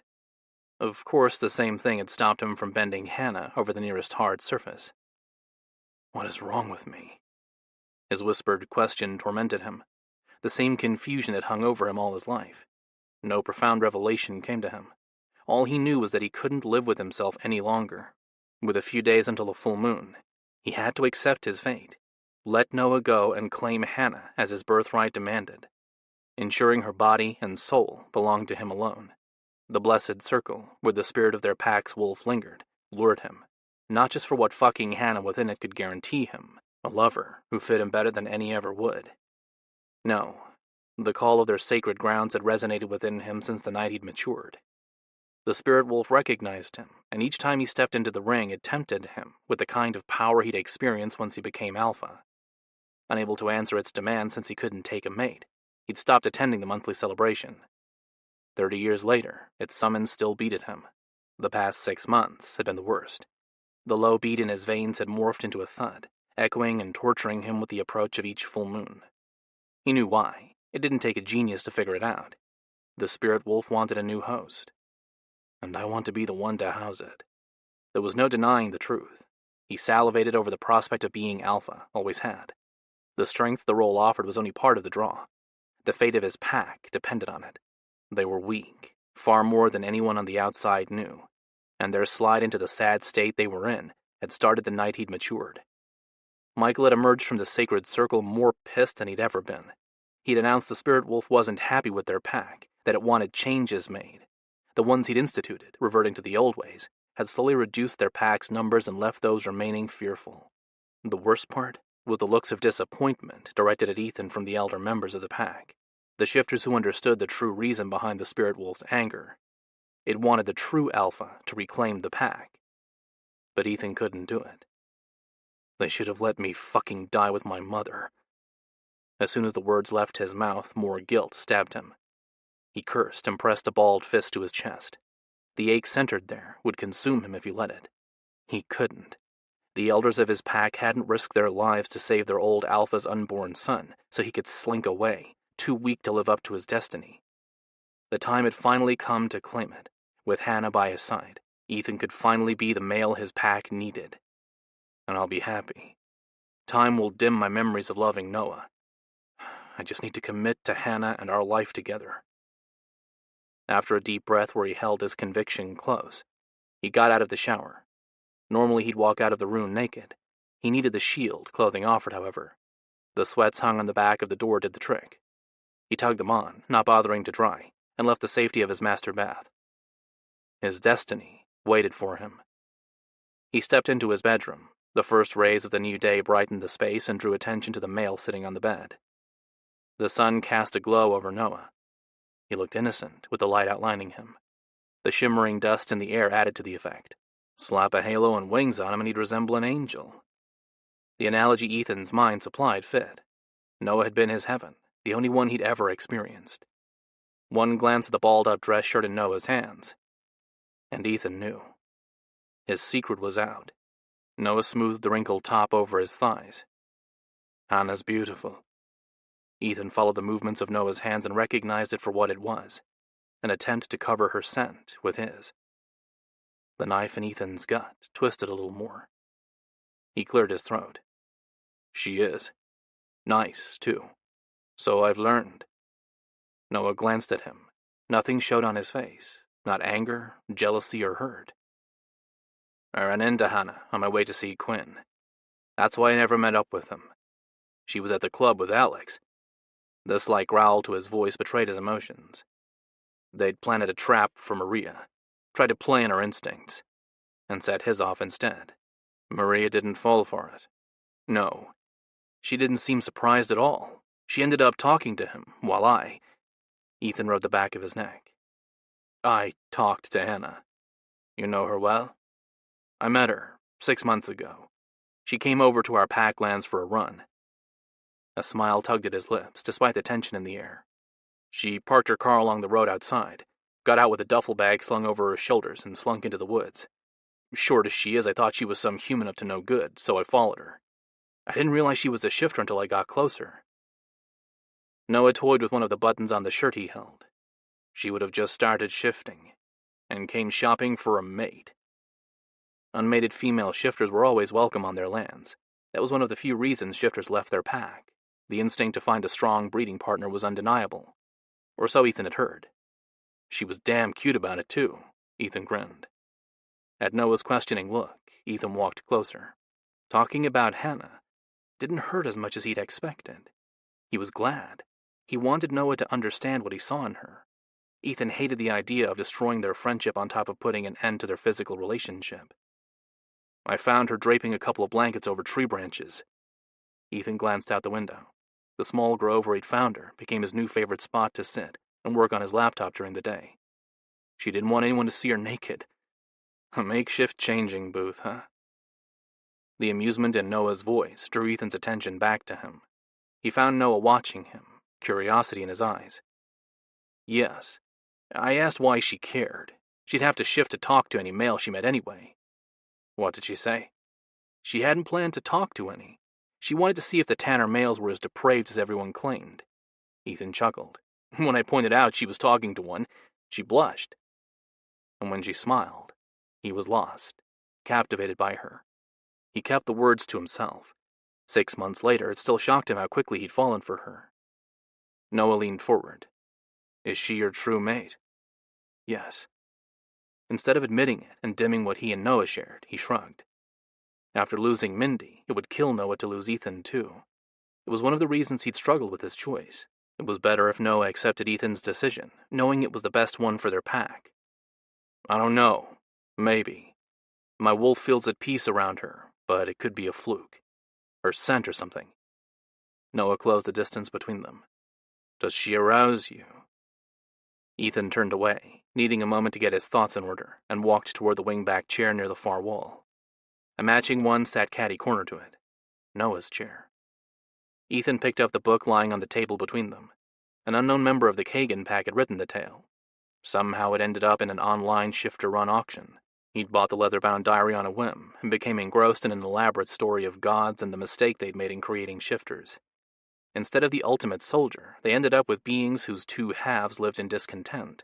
Humans had called them berserkers, or more accurately, Ulfindnar. No matter the term, humans had feared the crazed warriors and shunned them, except for when they needed their strength. Then they were revered and expendable. Shifters grew bitter and demanded the gods fix them. They couldn't.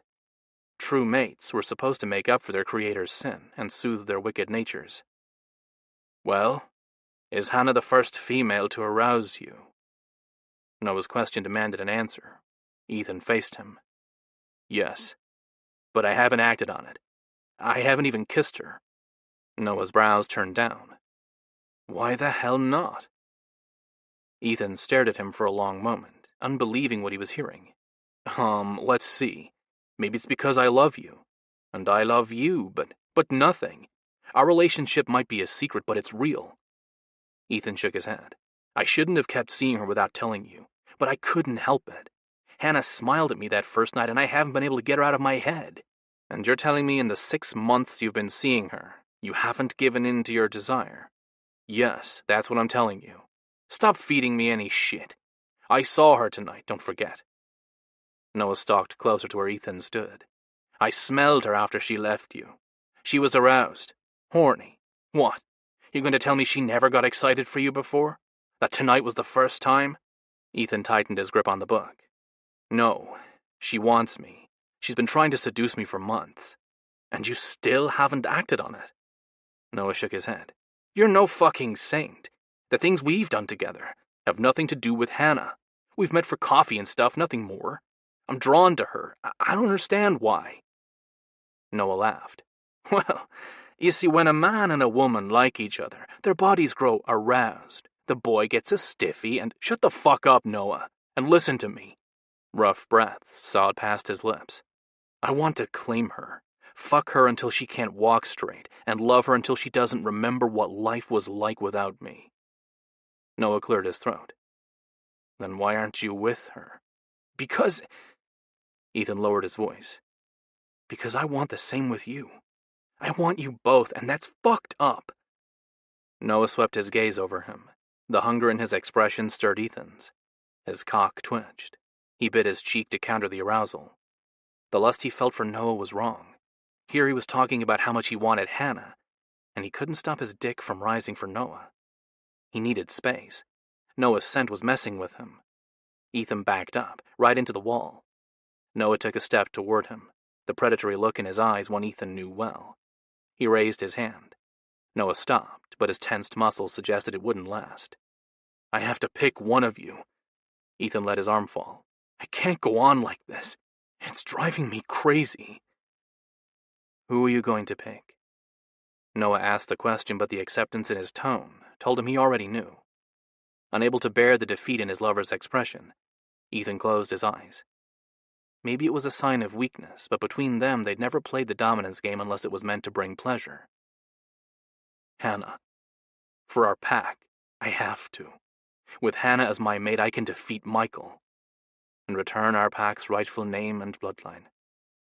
The Jaeger pack. One of the oldest. They'd been led by the eldest Jaeger male until Ethan's mother, who'd been pregnant with him, was killed in a car accident on the night of the full moon. The moment she took her last breath, Ethan's father had died too. And Michael took over without a fight, stepping into the circle mere moments after Ethan's father fell. The pack had been glad. A well-loved dominant, Michael had saved them the bloodshed that often surrounded a change in alpha families. Ethan opened his eyes and met Noah's focused stare. For a long time, I'd convinced myself it was the lack of oxygen before they cut me out of my mother's womb that made me gay. Noah sighed. You know that's a load of crap. I'm gay too, and you were mated. And I know you still get aroused for other women. Ethan cocked a brow, daring Noah to deny it. His steady stare confirmed Ethan's statement. Ethan shook his head. I never did. Not for females or other males. I accepted it after a while. I even convinced myself you were my true mate. There was no other explanation for the way I felt around you. Then you met Hannah. Then I met Hannah. Ethan closed his eyes once more and admitted the truth that had grown stronger in the days since he'd first looked into her eyes. I've fallen in love with her, too. Noah closed the scant inch between them. His heat radiated along the length of Ethan's body, stirring his lusts once more. He moved to get away. Noah planted his hands next to Ethan's head and his legs on the outside of Ethan's, caging him in place. Equal in strength, Ethan wouldn't be able to escape without a fight. Some days he tried, just to trigger Noah's need to dominate and Ethan's desire to submit. Images flashed through his head. Ethan wanted to be held down and ridden hard, fucked until Noah exploded inside him and Ethan's release coated his stomach. Ethan's breathing quickened. The hard dick pressed against him made his lust grow. He wanted to make the fantasy a reality. Right now. He couldn't. Never again. He pushed against Noah's shoulder, not budging him. The shove tore a growl from Noah instead. Ethan curled his fingers.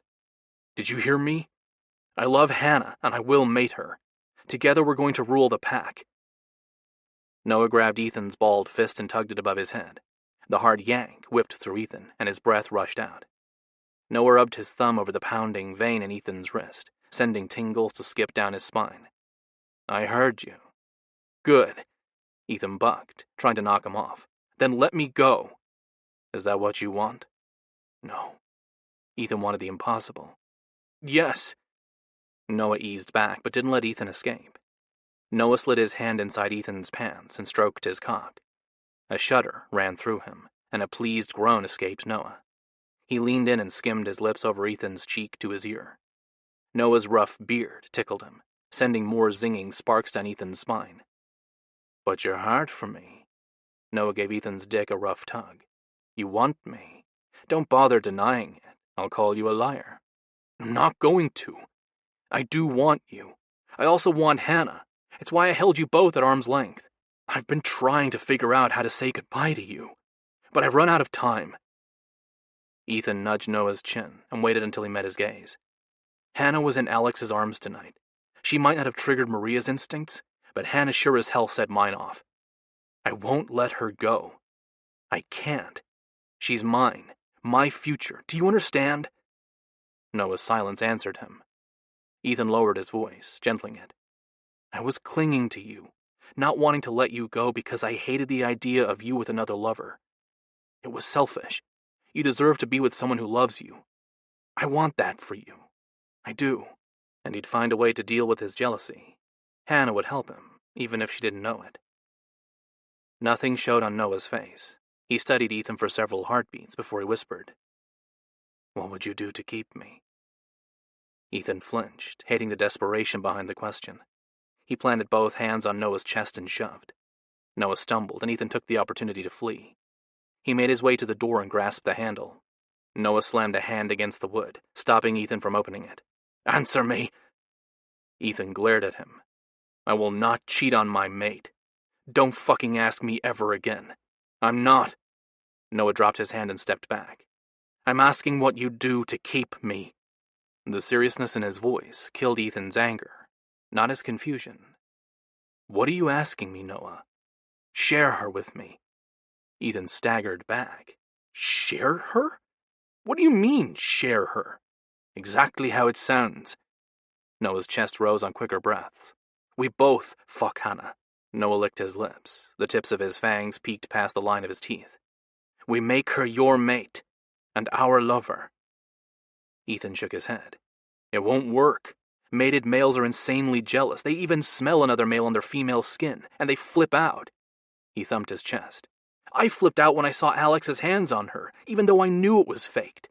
I wanted his blood for it. You touching her won't be any different. You're crazy if you think otherwise." Noah grinned. He skimmed his gaze down the length of Ethan's body to focus on his cock. Noah's fangs lowered more. "Your body's on board with the idea." An image flashed through Ethan's head, him holding Hannah from behind and kissing her, while Noah ate her out, making her moan, making her whimper. Ethan's dick jerked. "No." Ethan grabbed onto the edge of the door. "Just fucking no. I refuse to attack you for touching my mate. Not yours. Mine." He didn't wait for Noah's response. Ethan stormed out. No way was he staying longer. Noah might convince him to give it a try. When it failed, they'd both be crushed, and Ethan would be left with a mate who knew his dirty little secret. Chapter 6. The icy spray of water did little to counter the burn in Hannah's body, nor had the hours since she'd walked away from Ethan dimmed her arousal. Nothing had, not even touching herself. Her orgasm had only left her hollow. Or maybe the ache in her chest stemmed from the encounter she'd had with Noah. She'd made it to the edge of town before she'd broken down and called Sean, Quinn's older brother, for the name of their green-eyed cousin. The couple of details she'd been able to get out of Sean only stirred her curiosity. Noah had earned dual degrees in chemical engineering and physics, but worked as a landscaper, sometimes a contractor when the mood struck him.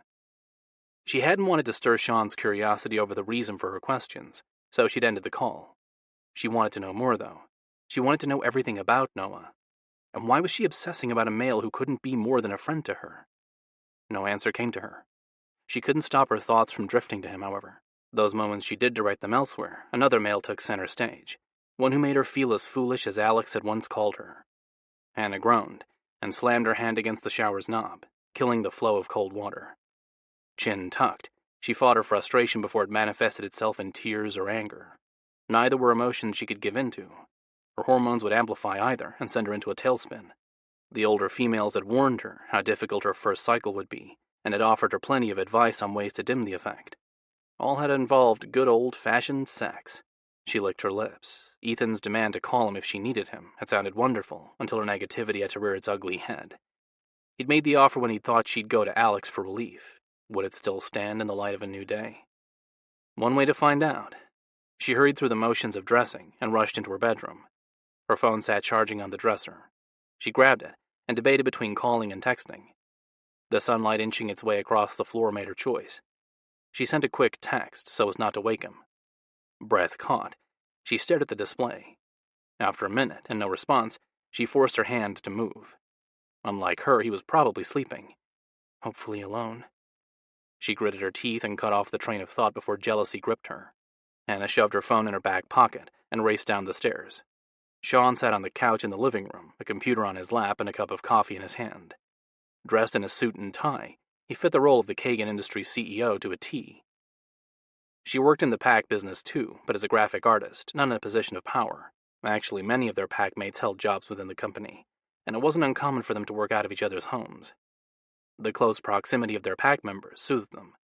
Still, the sight of a bleary-eyed Sean in her living room at the butt crack of dawn stopped her steps, especially since Nick no longer lived in the house. "What are you all dressed up for?" She wandered to the doorway. "And why are you here?" "Nick had me come because Riley's sleeping. He didn't want to wake her." Sean took another sip of his coffee. "We're meeting with the human government in an hour. They're financing half of the Shifters Affairs building being constructed in West Virginia. The Kagan pack is dishing out the rest and a plot of land to build it on. She'd heard of the joint affair between the humans and Shifters, but hadn't realized their pack had gotten involved. Her dad had been hesitant to invite humans into their community. Then again, Nicholas Kagan no longer held the role of alpha. Her brother did. Nick decided to take their offer then? Not officially, but he will. On his terms, of course. With Riley's pregnancy, we need to plan for the worst, and you know what they say. Hold your friends close and your enemies closer. A human, Riley should never have been able to conceive Nick's babies. Human technology and the eggs gifted to her from Jenna, Sean's mate, made the miracle possible. In a roundabout way, Sean was as invested in protecting the triplets Riley carried as Nick. Sean would no doubt love them as deeply, too. It brought tears to Hannah's eyes every time she thought about their unorthodox friendship. It took two amazing males to overcome their instincts. For Nick, it was in loving Riley against all odds. For Sean, it was allowing another male to claim his mate's first children. Sex hadn't been involved, but there was still a bond formed between Jenna and Nick, and their children would tie the two couples together for all time. Quite simply, their sacrifices for the sake of love amazed Hannah. She respected both Sean and Nick a little more because of them. Ethan wants to talk to the two of you about Riley's babies. He has a list of things he'd like you to consider doing to ensure everything is legal. Being a lawyer, Ethan worried about the loopholes humans and other shifters might use to exploit Riley's condition. Sean took another sip of coffee, studying her the entire time. Ethan called me after his calls kept getting dumped to voicemail on Nick's phone. I've been debating whether or not to take him up on his offer of help. She straightened her spine. And why wouldn't you? He's the top dominant in the Tanner pack. Isn't that reason enough? Pack culture was tier-oriented. The alpha pair ruled, followed by the dominants and then the betas. In each level, though, the members arranged themselves based on strength. Some dominants were stronger than others. Because of that, their influence in the pack was greater. In the Tanner pack, Ethan was right below Michael in strength. Had Ethan been Michael's son, he would have been considered an alpha male in training. He's trustworthy. He can't help which pack he was born into. You'd be a fool not to listen to him. He's brilliant. I'd always thought the same, but his complacency makes me think otherwise. The male is powerful on top of intelligent. He has alpha written all over him.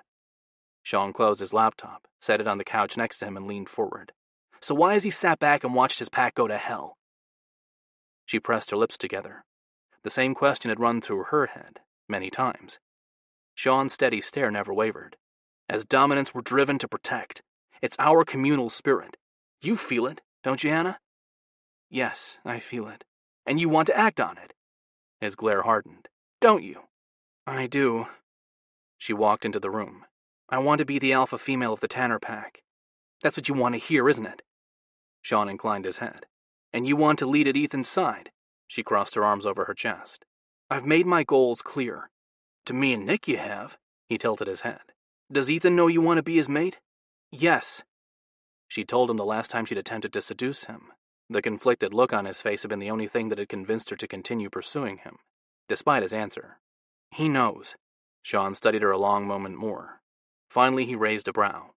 And? Does he plan on mating you this full moon? Her uncertainty rose, along with a lump in her throat. She ignored both. Sean might suspect the truth, but she wouldn't confirm it. Yes? Her lie didn't satisfy him. His focused gaze bored into her, demanding she tell him everything. Hannah dropped her arms and took a few more steps into the room. Say it. If he wants you, where is he? Your bed has been empty, so is his. My sexual exploits are none of your business. True, they're not. Then why comment on them? Better yet, she took another step.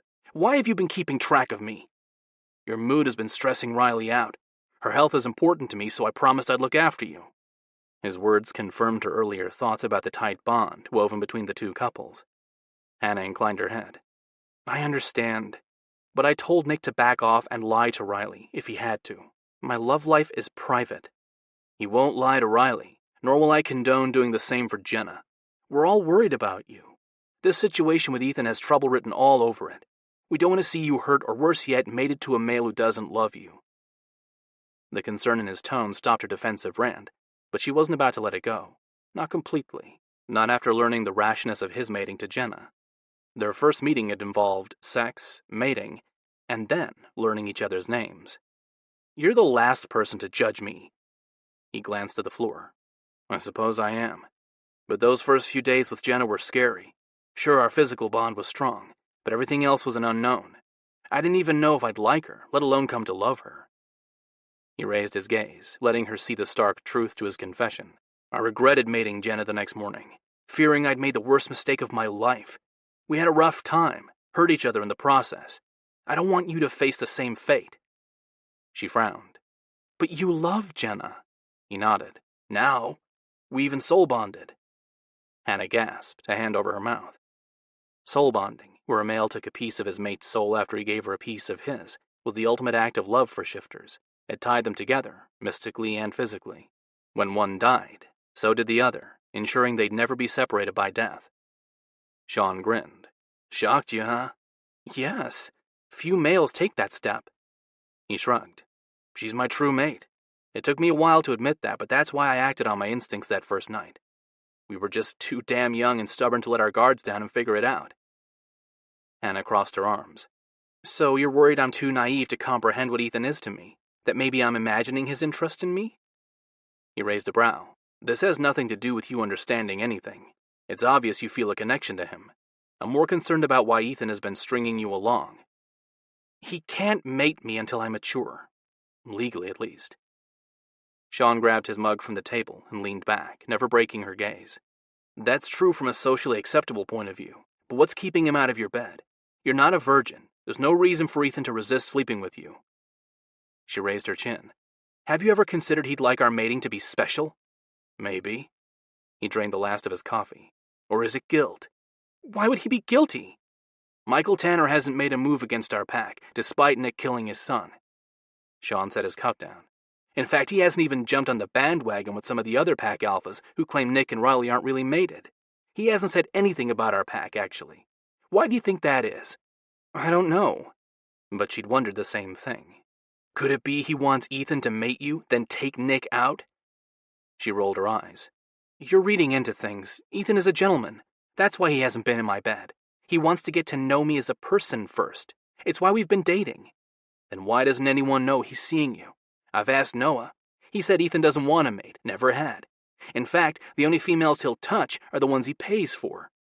Hookers. That was what Sean implied. Hannah fisted her hands and fought her jealousy. She refused to let it take hold.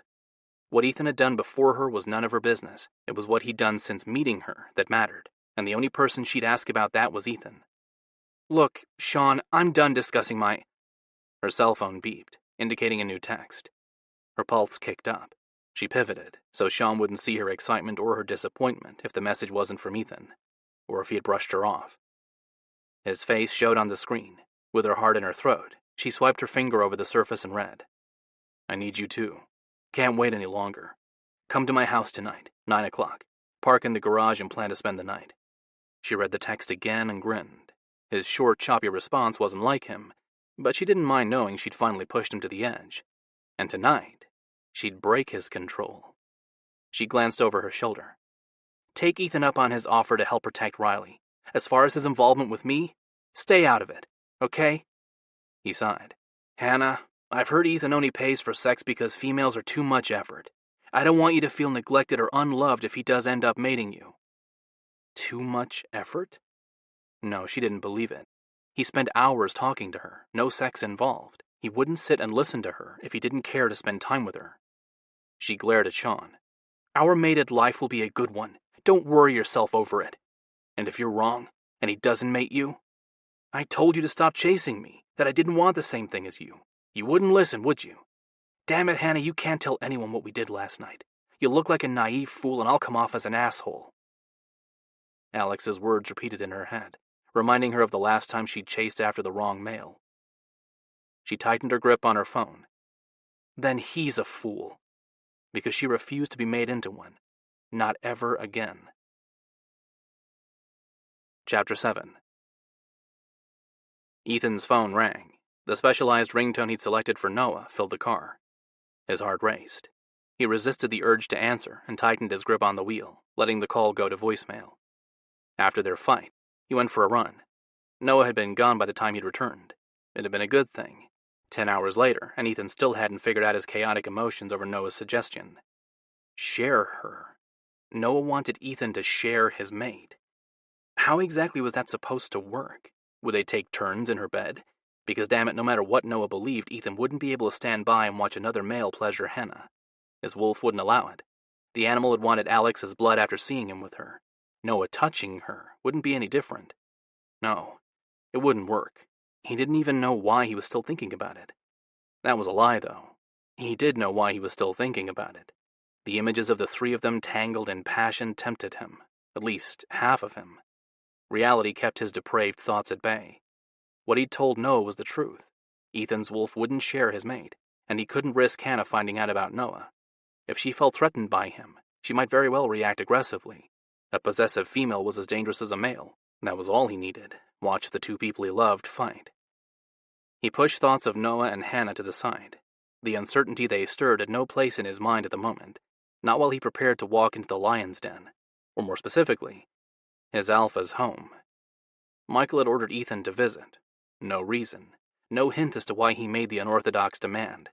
Just a command, one Ethan couldn't ignore. His phone beeped with a new text. He cut a quick glance at the screen. Sean's truncated message showed on the display briefly before fading. Curiosity flared. Ethan had almost given up on the Kagan mail. After Nick had flat-out ignored him, he'd reached out to Noah's cousin. In the weeks since, Ethan had prepared all the necessary custody papers and exemption from interference documents the human government allowed in shifter-related activities. The latter was a necessity, as their culture sometimes contradicted the rules of human society. Without the indemnity, they might very well find themselves in prison. Granted, only those handful of humans in the upper levels of government who knew about shifters would abide by the release, but he believed in being prepared for the inevitable day when all humans learned of the wolves living among them. He'd planned to give Nick one more week before Ethan filed everything on his own, paying someone to forge their signatures. Illegal as hell, but he'd rather face the Kagan Alpha's wrath than watch someone use a loophole to challenge the rights or custody of Riley's babies. Sean's text would hopefully save Ethan from the shady dealing. He waited until he parked his car behind Michael's SUV before reading it. If the offer to help still stands, stop by Nick's house at 7. We'd like to discuss it. Relief eased the tightness in his shoulders. He sent his reply, confirming the meeting, then cleared the conversation from his phone. The evidence couldn't be left. He couldn't guarantee Michael wouldn't demand to see his cell. Unlikely, but he'd learned to hide anything that might challenge the role in the pack he'd nurtured. He might have been unable to claim the position of alpha without a mate, but he'd done his best to rein in Michael's temper. Not enough, though. Failure to make the twisted male see reason had led to his pack mate's suffering. Michael would pay for every damn sin. 3 more nights, then Ethan would be alpha. As soon as he accepted their pack spirit, he'd made Hannah in the way of the true Jaeger male, exactly as his father had claimed his mate and his grandfather before him. Soul to soul, heart to heart. Forever. Hannah's image flashed before him. Lust and longing gripped him. He welcomed both. If he focused on the excitement of making Hannah his, he wouldn't feel the loss of Noah. Ethan snorted. And if he kept telling himself that, he might eventually believe it. He shook his head and climbed out of the car. Michael's scent drifted to him, tearing a low growl from Ethan's wolf. He tensed, but forced the animosity he held for the older male deep. 3 more nights. That was all he had left to play the part of the loyal dominant. A controlled inhale and exhale calmed the last of his anger. He made his way to the elaborate front door. The carvings on the wood, combined with the stained glass framing it, matched the expensive brick home with its perfectly detailed landscaping, a beautiful display of flowers and shrubs Noah had designed. Ethan scanned the large home's exterior and wondered, not for the first time, what life might have been like if he'd grown up in the Alpha family's house and not the small 2-bedroom trailer of the shifter couple who pretended to be his parents. Luck had made the deception possible. His foster mother had been in labor. In order to save an innocent life, she birthed fraternal twins that night, not simply the single child she'd carried. Had she refused to accept Ethan as her child, Michael's wolf would likely have driven him to kill Ethan, or at the very least, banish him from the pack so as to eliminate the threat to his position. She came to regret saving Ethan.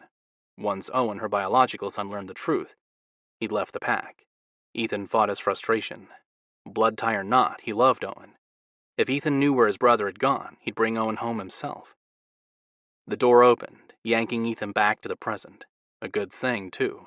He didn't want to recall another situation where he'd lost someone he loved, not on top of the fight he'd had with Noah. Michael's wide frame filled the opening. Although not as tall as many shifters, the Tanner Alpha was muscular. He was strong, no doubt about it. The fight to take him out wouldn't be easy, not impossible. Speed and confidence would defeat him, both qualities Ethan held. He didn't question his ability to topple the male, never had. It was his ability to keep the position without a mate that had stopped him. No longer. Anticipation zinged through him. He flashed a grin at the male. "Michael?" Michael raised a brow. "You're in a good mood?" Ethan bit the inside of his cheek to dim his amusement. "Why wouldn't I be? I just finished negotiating a deal that will land our pack millions." He'd need the money to fund the improvements in their community once he took over. Michael had considered updates to their school and library, among other basic services, unnecessary. Michael studied him a moment more. "You're talking about the sale of our lumber mill? And eliminate the livelihood of his packmates?" Ethan shook his head. "No, I contracted their services instead. They'll be processing wood for another company. If humans run it, I want no part of it. We don't need their kind involved in our lives. I'd rather sell off the equipment and clear our warehouse." Michael's brow creased as if struggling with his words. "Liquidate our assets. That's the term, isn't it?" "Yes, that's the term." Ethan clenched his jaw. Michael had foolishly sold off a large tract of land a couple of months back for a fraction of what the acreage was worth. He'd been thrilled with the deal, while Ethan had seethed. The only good thing that came out of the situation was Michael's agreement to discuss any financial transactions involving Pack Holdings with Ethan before signing any contracts. "And yes, humans run it, but I've arranged for them to hire a liaison from the area to act as their manager. I'll make sure only shifters are considered, and if they violate any of the terms I've added, we can get out of it." Michael nodded. "Good. Well thought out as always. I'm grateful for your loyal service. It's the reason I invited you over. I have an offer for you." A wave of trepidation gripped him, but he couldn't allow the weakness to show. He inclined his head. "Thank you. I must say I'm intrigued to find out what it involves." Michael waved him inside. "Come in, then. It's best this is done in private." Ethan followed Michael into the living room. As normal as any Ethan had seen, leather furniture and electronics filled the cream-colored room, while a box of toys and a dollhouse occupied one corner. He took a seat on the sofa. Michael wandered to the fireplace where pictures of his children sat. Those living, anyway. The lack of memorial or acknowledgement of his deceased kids didn't surprise Ethan. In Michael's eyes, only the strong deserved his favor. Michael studied Maria's photo. "Our pack is weak, Ethan. Every year we're losing members to unexpected tragedies, but few worthy children are born to take their places." Ethan turned his gaze to where his splayed hands rested on his thighs. He willed himself to remain calm. The snarls reverberating in his head didn't help matters. His wolf knew as well as he did the unfortunate deaths weren't accidents or random acts of violence. Michael's systematic approach to cleansing the pack had crippled them. Ethan dragged his attention back to Michael. "Perhaps you might consider my suggestion to have the pack's protectors investigate the deaths of our weaker shifters. I can't help but wonder if one of our own isn't targeting them." "So you'd hypothesized, but I can't imagine such an occurrence would be happening here. Surely the spirit wolf would sense the—" Michael met his gaze. Sick amusement hovered in Michael's hazel depths. "The level of depravity that would surround the individual committing the crimes. Our pack spirit hasn't directed me to any suspects." Ethan laced his fingers to resist the urge to curl them into fists. "Then I'm not sure what other advice to offer. I don't need any. Not from you." The rough bite to Michael's voice forced Ethan to lower his gaze. It proved harder than ever to do. 3 nights. That was all. Then Michael would die at his hands. "I mentioned it because I've been thinking a lot lately about our pack's spirit. It's not happy. It hasn't been in over 30 years. Michael exhaled loudly. "No matter what I do, it's not good enough." Ethan's shoulders tensed. Not once had Michael even remotely suggested Ethan's maturity had been the cause of the spirit wolf's anger. He'd always assumed Michael never made the connection. Maybe he'd been wrong, and the shit was about to hit the fan. He took a slow breath and raised his gaze. "When you announced our pack was reverting to the old ways, you'd mentioned the spirit wolf's displeasure. What did it show you to make you certain of its anger? Because it couldn't speak to the alpha any more than the wolves they housed could. It wanted me to step down, pass its spirit to another dominant, give up all my power." Michael's voice took on a deep rumble. "It actually wanted me to willingly walk away from the role I'd held for over 2 decades. Michael's voice lowered. "Like hell. I refused to admit defeat, so I tried to figure out why the spirit wolf wanted a new host. Surely I was doing something wrong. If Michael hadn't decided to cleanse their pack of those he deemed unworthy, Ethan might have felt sympathy for Michael. The spirit wolf merely wanted to be returned to its rightful bloodline, but Michael had chosen to institute practices that demeaned and punished anyone who didn't show signs of physical strength. That had been a conscious decision, and not one Ethan could forgive. And reverting to the old ways wasn't what it wanted? Ethan asked. Michael shrugged. It's hard enough to understand the animal tied to our soul. I find the spirit wolf to be impossible to read. In fact, I've stopped seeking its guidance. I would think that would make the spirit angry, especially since most shifters believe the spirit was the soul of the pack and its first alpha. As if I care. Michael crossed his arms over his chest. This is my pack. I will run it my way and won't give it up until the female I'm mated to produces a suitable son for me to pass the spirit on to. Ethan glanced from Michael's glinting eyes to the dark gray hairs darkening his knuckles. As much as Ethan wanted to argue with Michael, setting him off wouldn't result in a fight. With the aggression emanating from Ethan's wolf, he couldn't guarantee he'd be able to resist killing Michael, and it was too soon to end his life. What are your plans for strengthening our pack, then? We have to build our numbers. I've been trying to come up with ways to encourage our members to breed. Michael motioned to the row of pictures. Maria and her younger sisters, 4-year-old twin girls, were all that remained of his family. The others had died or been killed. I'm doing my part, but obviously the spirit wolf isn't ready to gift me with a strong son. I thought the mating runs were supposed to increase the numbers of our couples. Yes, but it doesn't seem to be very effective. Few members participate in our social, and when they do, they run off and fuck, not mate. Participants in the mating run were encouraged to listen to their instincts and hear what the spirit wolf wanted. The belief was that doing so would lead them to the best possible mate. Members of both sexes approached each other at the start of the full moon ceremony and let nature take over. Matings didn't always happen, but sex usually did. It was often raw and primal, too. Between two consenting partners, a chase through the woods resulted in some pleasurable encounters. At least that was what Ethan had heard. Unfortunately, some things got out of hand. Rapes and forced matings did happen. It was why many packs had banned the practice, along with many of the old ways that often restricted and demeaned their women. Not the Tanner pack. They embraced it. The knowledge angered Ethan. It'd be the first thing he changed. Michael scowled. I've considered making the mating run mandatory, but then I'd have to include Maria in it. My mate has threatened to kill herself if I do, and I won't allow that. She's mine. I care for her. Ethan stared at Michael, unbelieving of the details his alpha shared. Michael chuckled. Have I shocked you by telling you of my personal troubles? Yes. Ethan swallowed hard. Anxiety gripped him over the reason behind the candidness. Actually, you have. Few of our dominants care about our pack's welfare, but you do. You'd give them every cent you earned if I allowed it, wouldn't you? Ethan already did, at least as much as he'd been able to get away with. Everything else went into a fund for after he became alpha. If it was best for the pack? Yes. Best for the pack. Michael settled his focused glare on Ethan. And what is it that you think is best for our packmates? Nope.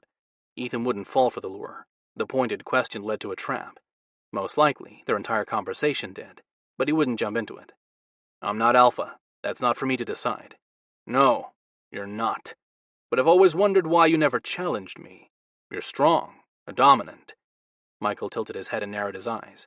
What's stopping you from taking the foolish path other males in our pack have? Surely you've considered it? Ethan inwardly cursed. So much for avoiding Michael's trap. I don't want to be alpha. Never have. Nor do you want a mate. His heart skipped a beat. No, I do not. Michael crossed his arms and studied him. Why? He fell back on his usual answer. Mates are too much effort. Females require attention, love, conversations. They're only good for sex. When I get the urge to screw one, I pay for it. And he did. Sort of. He had a couple of hookers he visited who were known for their silence. He paid them extremely well to talk to him and keep his secret, of course. In the face of Michael's disbelief, Ethan couldn't help but wonder if one of them hadn't betrayed him. He had ignored them for the past 6 months. My mate doesn't believe you. She thinks you and Maria are in love. Michael rubbed his chin. I've come to the conclusion she's right. He tensed. I don't. Michael held up a hand. Don't bother denying it. Marie already did. I don't believe my daughter either.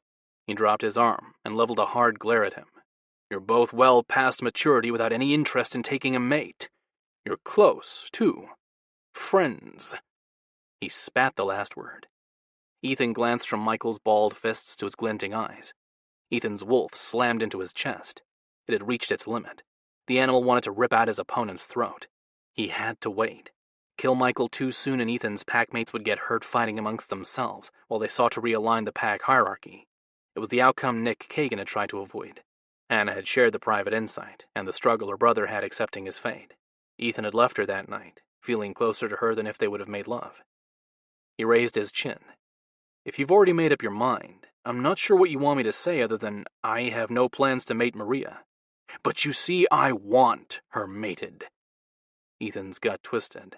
The reason behind Michael's invitation to visit him hadn't been one Ethan suspected. He licked his lips. Aren't you worried that I might then feel the urge to take you out? Michael chuckled. You misunderstand me. I want Maria mated. Just not to you. Ethan stared at his alpha a moment more, but couldn't read anything from him other than the fact he was up to something. I see. She won't consider anyone until you're off the market. At least, that's what my mate tells me. He sat up. If you're suggesting I take a mate so she will, I can't without my wolf's approval. You know that, and it hasn't met any female it wants either. A sympathetic look passed over Michael's face. I understand. I felt the same when looking for a suitable partner. There are so many weak women out there. They're barely worth our protection, let alone a piece of our soul, which I might add is an asinine requirement by our gods in order to reproduce. Ethan bit his tongue to stop his growl. A small nod was the only fake response he could muster. But I'm asking you to lower your standards. Michael caught Ethan's gaze. For Maria's sake. For Maria's sake? How so? Michael lowered his voice. I have heard rumblings that there's a market for dominant females, mated or unmated, and these buyers have set their sights on West Virginia. A market? Ethan leaned forward. What kind of market? Sex slaves. There's a group of shifters willing to pay large sums of money for them, and, Michael grinned, they especially like the strong ones since they fight back. Breaking their spirit is half the fun. The sneer Michael wore suggested he knew it from experience. Ethan breathed slowly, deeply. He would not lose control. Everything rested upon it. Finally, his heart rate returned to normal. And you're concerned Maria might fall victim to them, Ethan prompted. Yes, and I certainly wouldn't want my precious, loyal daughter to suffer that fate. It's safer if she moves away. Don't you agree? Because she would be sold off if Ethan mated her. He didn't doubt Michael's threat, unspoken or not. Ethan inclined his head slightly. But where exactly do you expect me to find a mate? There are no females in our pack that interest me or my wolf. You'll have to lower your standards and convince your wolf to pick one. I want you to participate in the next mating run. Your instincts will kick in once the ceremony begins. It'll be enough to sway your wolf. I can't guarantee that. My wolf is stubborn. It won't settle for anything less than an equal. You mean Maria? Ethan studied Michael, unsure what the best response would be. Michael made it for him. He chuckled. Well, you can't have her. I won't allow it. But I do want you content. A submissive might do the trick, one you can treat as a slave. Your wolf might enjoy that. Hate gripped him. He not only wanted Michael's death, he wanted him to suffer before he took his last breath. Ethan breathed through the violent thoughts. I doubt it. You won't know unless you try. Spend some time getting to know our females. If that doesn't work, show up at the mating run. The scent of their arousal might do the trick. Michael walked closer, stopping at the edge of the sofa. But remember my warning, Ethan. Choose your mate wisely. If you don't, she might find herself targeted by that horrid trafficking ring. I'd hate to see you widowed days after being mated, like poor Noah. He's worthless now. If he wasn't so good with flowers, I'd suggest he kill himself. At least in another life, he might learn from his mistake and be able to protect the female he mates. Michael's heartless words pushed Ethan too far. He glared at Michael. "And what's to stop me from challenging you beforehand?" The wicked smile on Michael's face chilled Ethan. "Do so, and Owen dies with me. I've already given orders to have him killed if you attempt to take me out." Ethan stood, muscles tensed. Apparently they were done playing games. "Where is he?" Michael laughed. "Come now, Ethan. Do you think me a fool? I won't be sharing that information with you. I've been searching for him for years. You're going to tell me you found out something I haven't? That's exactly what I'm telling you. If you don't believe me, then challenge me." They both knew he wouldn't. Not yet. He couldn't take the chance. Michael smirked. "So, we have a deal then." Ethan held the other male's gaze and debated his choices, but could only come up with one. "I can't promise you I'll be able to mate one of our betas. Then Maria will be mated off next month, and my order to eliminate Owen stands as a deterrent to any thoughts of revenge you might harbor." Michael ambled toward the door at the far end of the room, but paused with his hand on the knob. "I know you will have them, but remain loyal to me, and Owen will continue living the life he chose. It's a win-win situation for all involved." Michael slipped from the room without another word. Ethan fought his instincts that demanded Michael's screams. The bastard led him into a corner, thinking Ethan wouldn't fight back. For 30 long years he hadn't. He'd accepted the helplessness and shame, justifying his complacency because he couldn't get his dick to rise for a female. No longer did his excuses hold any weight. He had to act. But how was he supposed to find his brother before Michael died? Because Ethan's goals hadn't changed. Michael would die on the next full moon. Ethan just had to figure out how he'd live with himself if he didn't bring Owen home in time. Chapter 8. Hannah found the garage door to Ethan's house open. She parked but made no move to get out. Excitement mixed with her nerves. They would have sex tonight. She didn't doubt it. Why else invite her to spend the night? The anticipation of seeing Ethan naked and accepting him into her body sped her pulse. She wanted him. More than that, she craved what Ethan could give her. Her lust had gotten out of control. Horny didn't come close to describing what gripped her. Her anxiety, on the other hand, kept her rooted in her seat. They hadn't even kissed. Tonight they would do that and so much more. She could satisfy him, of that she was positive. She'd never shied away from sex. What worried her was tomorrow. Would he still want her, or kick her out, claiming they'd done a mistake? As much as Hannah hated to admit, her single night with Alex had broken her. His words had hurt. Sure, he'd apologized profusely. She also knew he hadn't meant them to be so harsh. Alex still felt guilt over the fact that he'd made her cry. The outcome remained the same. He'd been right. She'd acted like a naive fool and confused affection with lust. Love came in many forms. How many times had Nona told her that? The widowed shifter female who'd raised Riley and Alex had acted as a motherly figure to Hannah and Nick, too. After Hannah's incident with Alex, Nona had told Hannah she should listen with her heart, not her body. Sure, it had made sense. Except Hannah thought she had read her feelings correctly. She feared making the same mistake. And if she allowed her confusion to cripple her, she'd never find out. Hannah took a steadying breath and climbed out of her SUV, then made her way to the door leading into Ethan's house and paused with her hand on the knob. A faint smell lingered in the space. She inhaled, and the familiar scent of another male filled her lungs. Noah. The sensory input instantly brought his image to the forefront of her mind. The memory of his arms around her left her shaky and kicked up her arousal another notch. Eyes squeezed tight. She shook her head to clear it of any inappropriate response. She did not want to remember how good his cock had felt pressed against her crotch, or how tingles had skipped over her skin from the brush of his beard. Ethan was the male she'd come to fuck, not Noah. She couldn't deny her attraction to Noah, however. The yearning to hear his voice didn't help. Think with your heart, not your body. Hannah groaned. Easier said than done. Both her head and heart were overloaded. 6 months of innocent encounters with Ethan had left her crazed, combined with her rampaging hormones, and she could barely go 5 minutes without thinking about sex. It annoyed her, but it was part of her nature. She did house an animal, after all. Hannah knew what she needed, and Ethan would give it to her tonight. He'd dominate her, fuck her hard, make her scream. Her air rushed out, and her lower belly quivered. Lust gripped her. She glanced over her shoulder.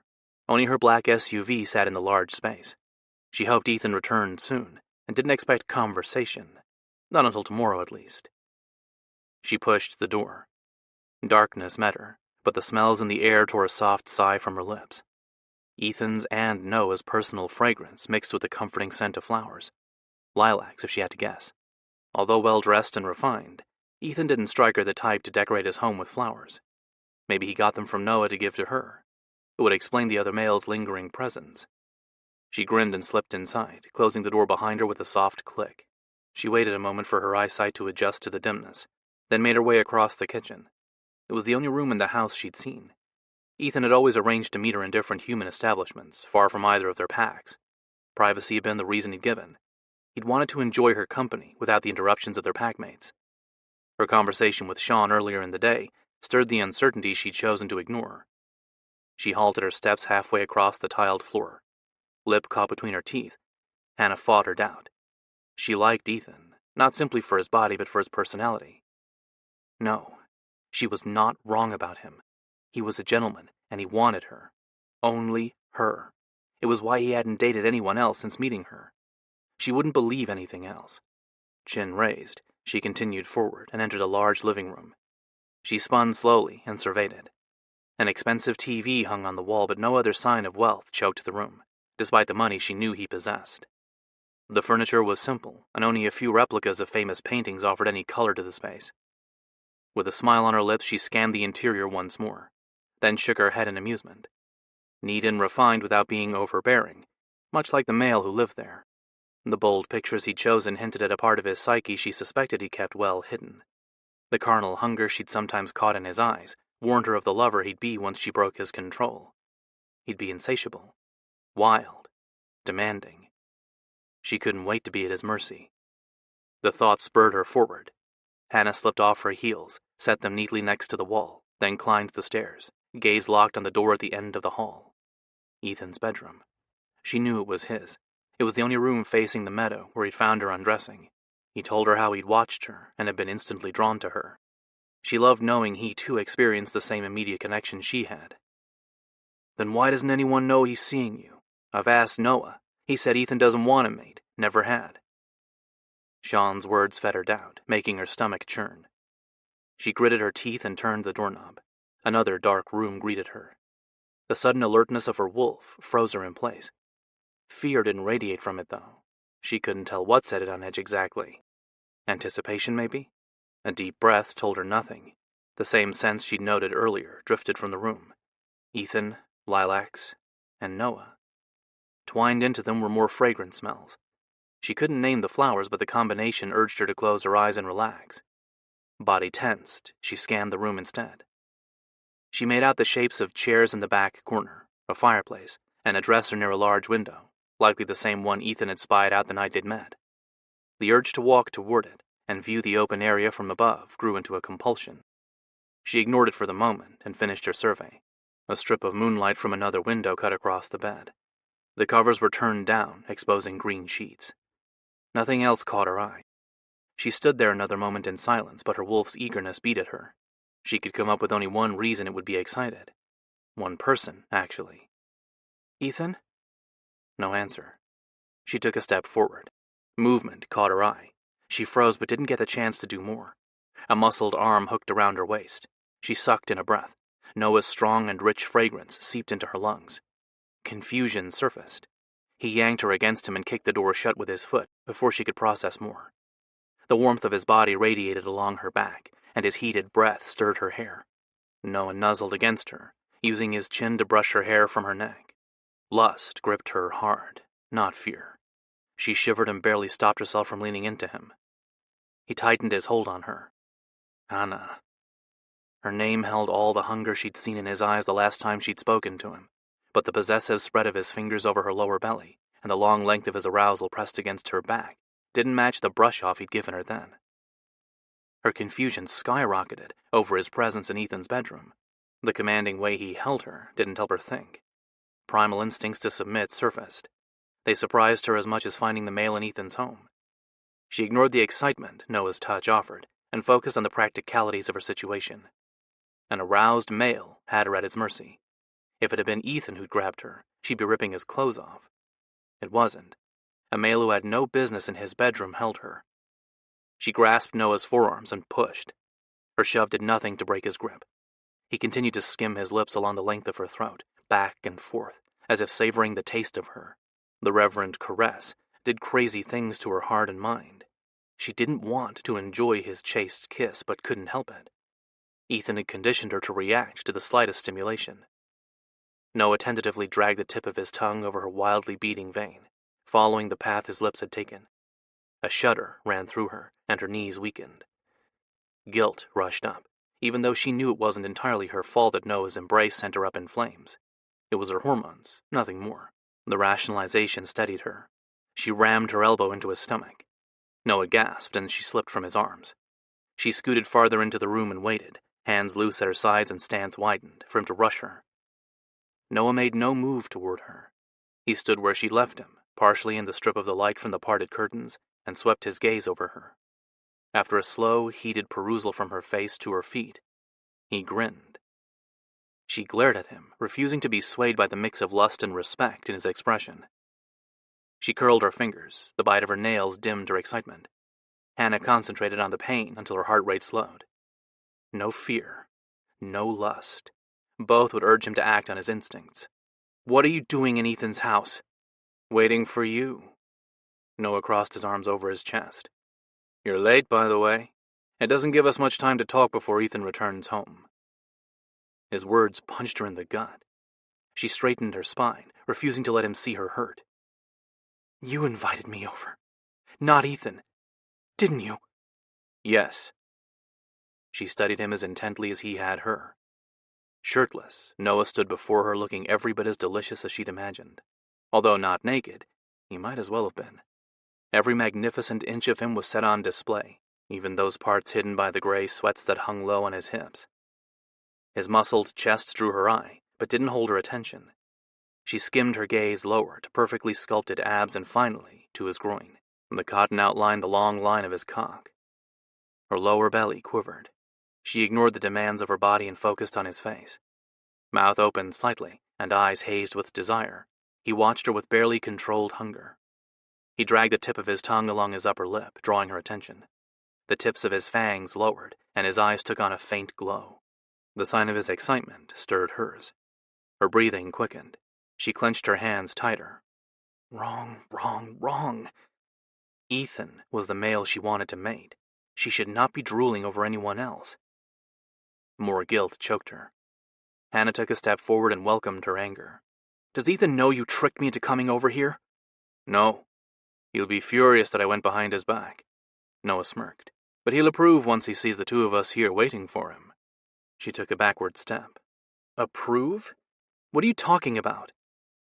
He glanced from her balled fist to her face. His amusement faded. "I'm sorry, Hannah.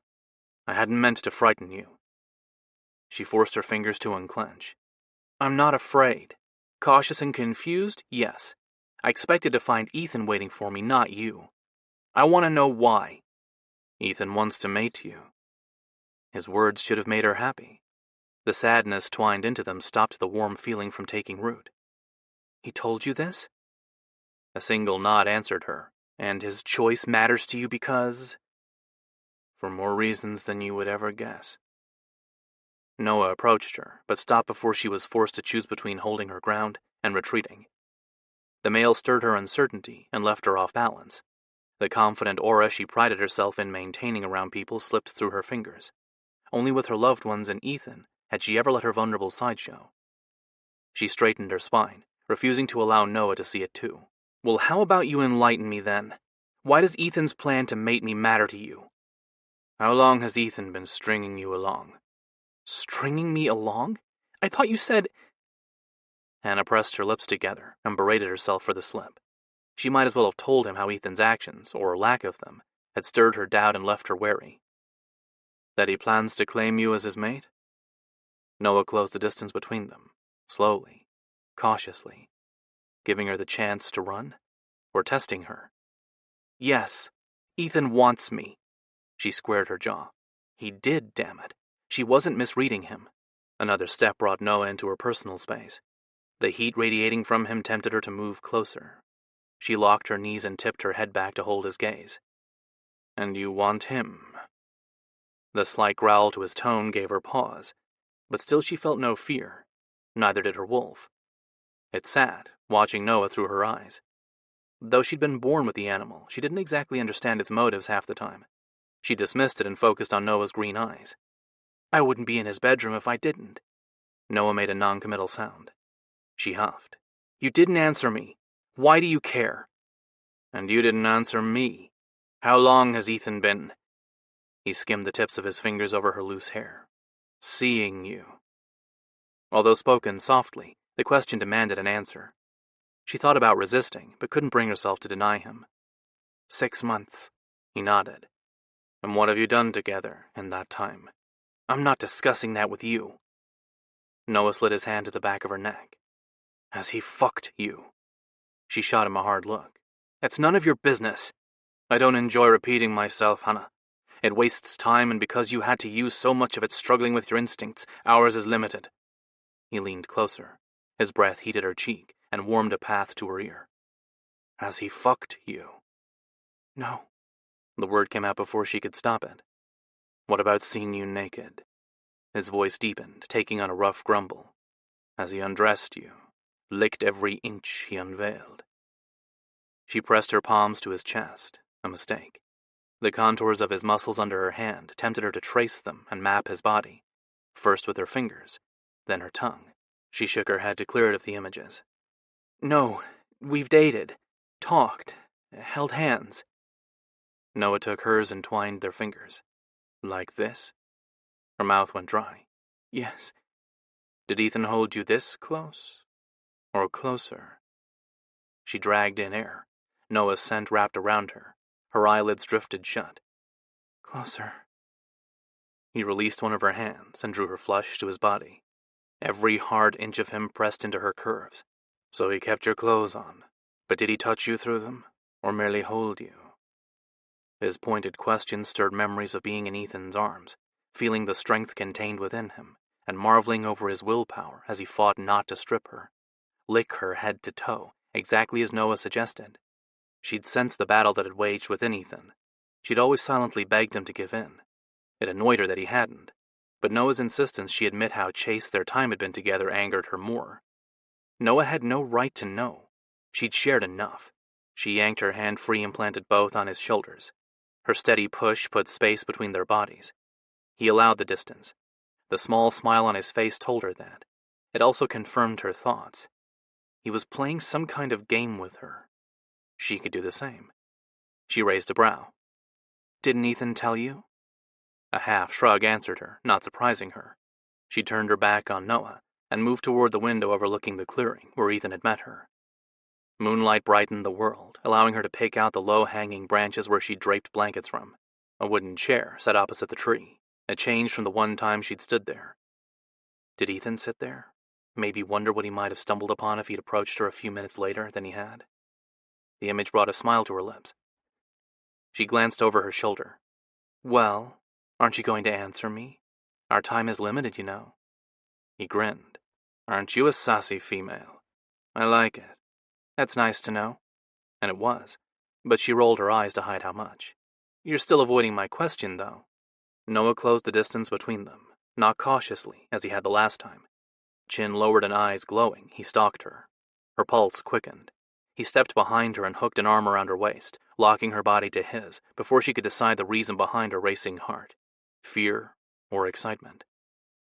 He dropped his chin to the top of her head. "No, and I have a right to know. Since he hasn't told me, you will." "A right to know?" She turned slightly to look into Noah's eyes.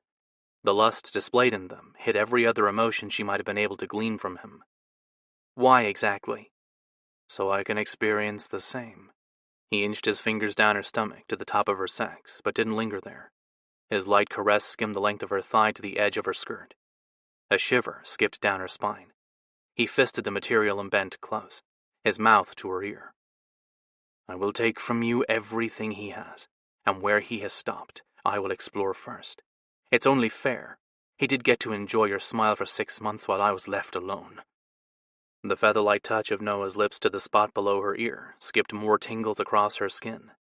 Her nipples pebbled and her lower belly warmed. She ignored both and focused on his words, but couldn't understand the animosity behind them. You're confusing me. How is it you're... Noah reversed the path of his hand, dragging her skirt up and stopping her question. The brush of his knuckles against her skin tore a shaky breath from her lips.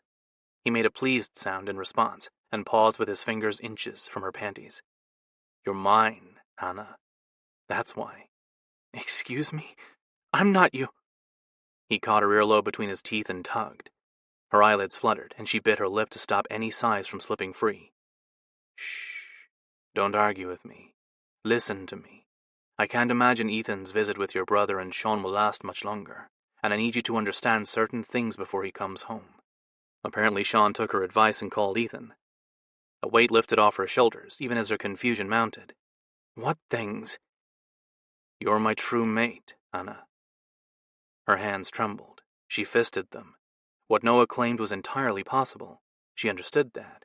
There was no guarantee a shifter would cross paths with their true mate in time to bind them together, or even recognize their connection for that matter. It was just that she thought Ethan was hers.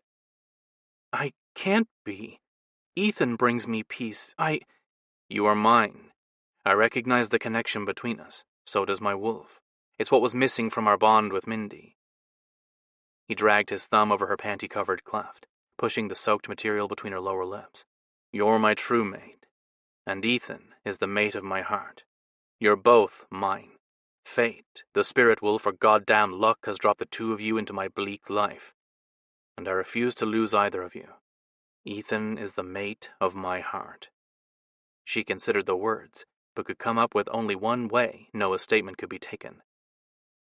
She turned her head, and Noah's soft lips brushed over her cheek, leaving a path of awareness and heat behind. You're telling me Ethan is your lover? For 15 years he was, but he hasn't touched me in 6 months. Noah moved his finger to the edge of her underwear and caressed her sensitive skin, teasing her and leaving her on the cusp between guilt and need. Yesterday, I found out why. Tears burned her eyes. She squeezed them shut. He never mentioned you. Not once. Why would he? I'm his lover, but you're his future, the female he wants to mate. She grasped Noah's wrist. His coiled muscles under her palm warned her she wouldn't be able to push him away, not unless he wanted it. He had her right where he wanted her. More of her arousal flowed. She swallowed hard, hating the reaction but unable to stop it. So what? You tricked me into coming here because you're jealous? I am jealous. For 6 months, Ethan got to spend time with you, enjoy your hand in his, fall in love with you. The growl to Noah's voice thickened his words. He exhaled slowly, then dropped his forehead to hers. I was denied that opportunity. I'm angry about that, I won't deny it. But jealousy is not the reason I arranged for you to come here. What is? Look at me, Hannah. His whispered command slammed into her. She couldn't deny him. She cracked her eyelids, not daring to open them fully. Tears still made her eyes burn. I want the chance to earn your love, too. He has won your heart, hasn't he? She tightened her hold on his forearm but didn't push Noah away. She clung to him. His revelations left her uncertain of everything. She only knew she wanted Ethan to hold her, never let her go. She conjured Ethan's image and took strength and comfort from the promise in his eyes. It was what had kept her going back to him even after he told her he didn't want a mate. If I haven't given the words to him, I won't share them with you. Noah let her skirt fall into place and wrapped his arms around her waist, holding her flush to him, her back to his chest. With his chin, he brushed her hair to the side and nuzzled against her neck. Each exhale heated her body and weakened her resistance. You don't need to voice them. They're his to hear. I'll wait for the ones directed toward me. I'm a patient male and a stubborn one. I won't relent until I've claimed your heart, too. You have enough love for both of us. I know it. She tried to wrap her mind around what Noah was saying, but the effect he had on her left her thoughts muddled. I don't understand. If you think I'll want you after I mate Ethan, you're delusional. And if you think I'll cheat on him, you're a... He nipped her jaw. The small bite cut off whatever she'd planned to say, and left her panting. She leaned into Noah, tipping her head to the side to give him better access. Do not feel guilty over your attraction to me. Ethan has struggled with the same. She squeezed her eyes shut. Love comes in many forms, and arousal is sometimes a physical response. Once, a flash of light from outside drew her attention. Headlights illuminated the driveway. Ethan was home, and he was going to find her in another male's arms. She grasped Noah's wrists and shoved. Let me go! Ethan can't see me here with you. He'll be angry. Hannah, stop. We've run out of time. He lowered his voice. You and Ethan are mine. I'm keeping you both. Do you understand what I'm saying? She shook her head. I'm going to love you and Ethan. Both of you will share my bed and my cock. She sucked in a rough breath and stared at him, wide-eyed. No, I'm going to mate Ethan. I won't. Yes, you will mate Ethan. Claim a piece of his soul. Give him yours. Have his babies. Noah licked the rim of her ear. But you'll be my lover too. So will he. He'll take me as hard as he will you, and I'll do the same. You will watch us, Hannah. Join us. Images danced across her mind. The sinful slideshow tempted her with fantasies she'd never considered before. Noah's words gave them life. She yearned to experience both males touching her, arousing her, loving her. More than that, she wanted to be the center of their world. You need to help me convince him that it'll work. He doesn't believe his wolf will allow him to share you. Noah's words rushed out, reminding her of their situation. He's right, Noah, it won't. He'll attack you, hurt you. Maybe, but he'll learn to accept it. He has to. Ethan needs both of us. He'll regret losing me. He loves me, Hannah. He also loves you. Choosing between us will break him, just as losing him will destroy me. Do you understand? You are our true mate. You need to bridge us, the three of us and our wolves. Heal us. Noah tightened his grip on her and buried his face into her hair. Can you do that, Hannah?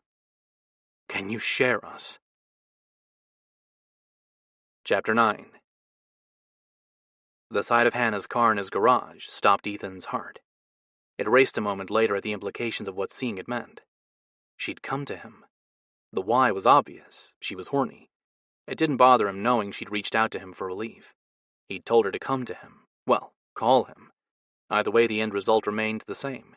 The female he'd chosen to mate was within reach.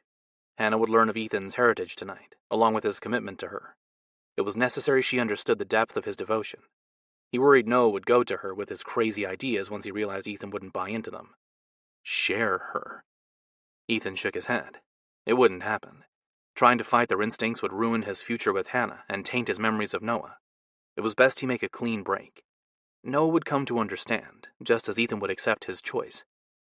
It was the right one for his pack. He glanced out his driver's side window. The ceremonial circle remained hidden in the woods near his house. Michael had claimed the old alpha's home per tradition, but it didn't stand as a sentinel over the ring as many pack alphas had chosen. Ethan's parents had built their home overlooking the river and within view of his mother's pack on the other side. According to the stories told by the elders, Ethan's mother had been banished from visiting her packlands after mating Ethan's father. The house on the cliff had been his gift to her, so she wouldn't feel so alone. Whether it had helped soothe the loss of her birth pack's love or not, Ethan didn't know. But it had worked in Ethan's favor. He'd been able to buy the property closest to their pack's sacred grounds and built his home on it in anticipation of the day he would take over. His inability to claim a mate had killed his goals. Tonight, everything would change. He felt it in his bones. Anticipation built. He pulled into the garage, parked next to Hannah's SUV, and pressed the button to shut the door behind him. It clicked closed, and he slipped from his car. The lingering scent of Noah in the air hit him, reminding him of what he would be giving up. The ache in his chest he'd ignored all day flared. Ethan gritted his teeth and hurried into the kitchen. The change in surroundings didn't dim his lover's smell, or maybe his subconscious decided to torment him, pulling from memory the stimulant that had aroused him for years. The only thing that had. Because he was messed up. Still was. What male could live for close to 50 years and only get hard for one person? He didn't have an answer. Didn't care any longer. Someone else had awoken him, and Hannah waited for him, in his house, maybe even in his bed. Ethan bit back a groan and made his way across the kitchen but froze mid-step. Another smell drifted to him. Lilacs. The significance of the flower itself meant nothing to him. It was the fact it hung in the air that set him on edge. He never brought flowers into his house. The only person who did was Noah. Ethan cursed and rushed to the steps. He took them 3 at a time and ran down the hallway. His bedroom door opened with his push, banging against the wall. The sight that greeted him tore a snarl from his throat and a growl from his wolf. The animal slammed into him, demanding to be set free. It wanted to attack Noah. Lover or not, he'd crossed the line, exactly the reaction Ethan had expected. He tightened his hold over the beast. It couldn't be allowed loose. For one, he didn't want to hurt Noah. More importantly, Hannah might get injured in the process. Noah held her in front of his body.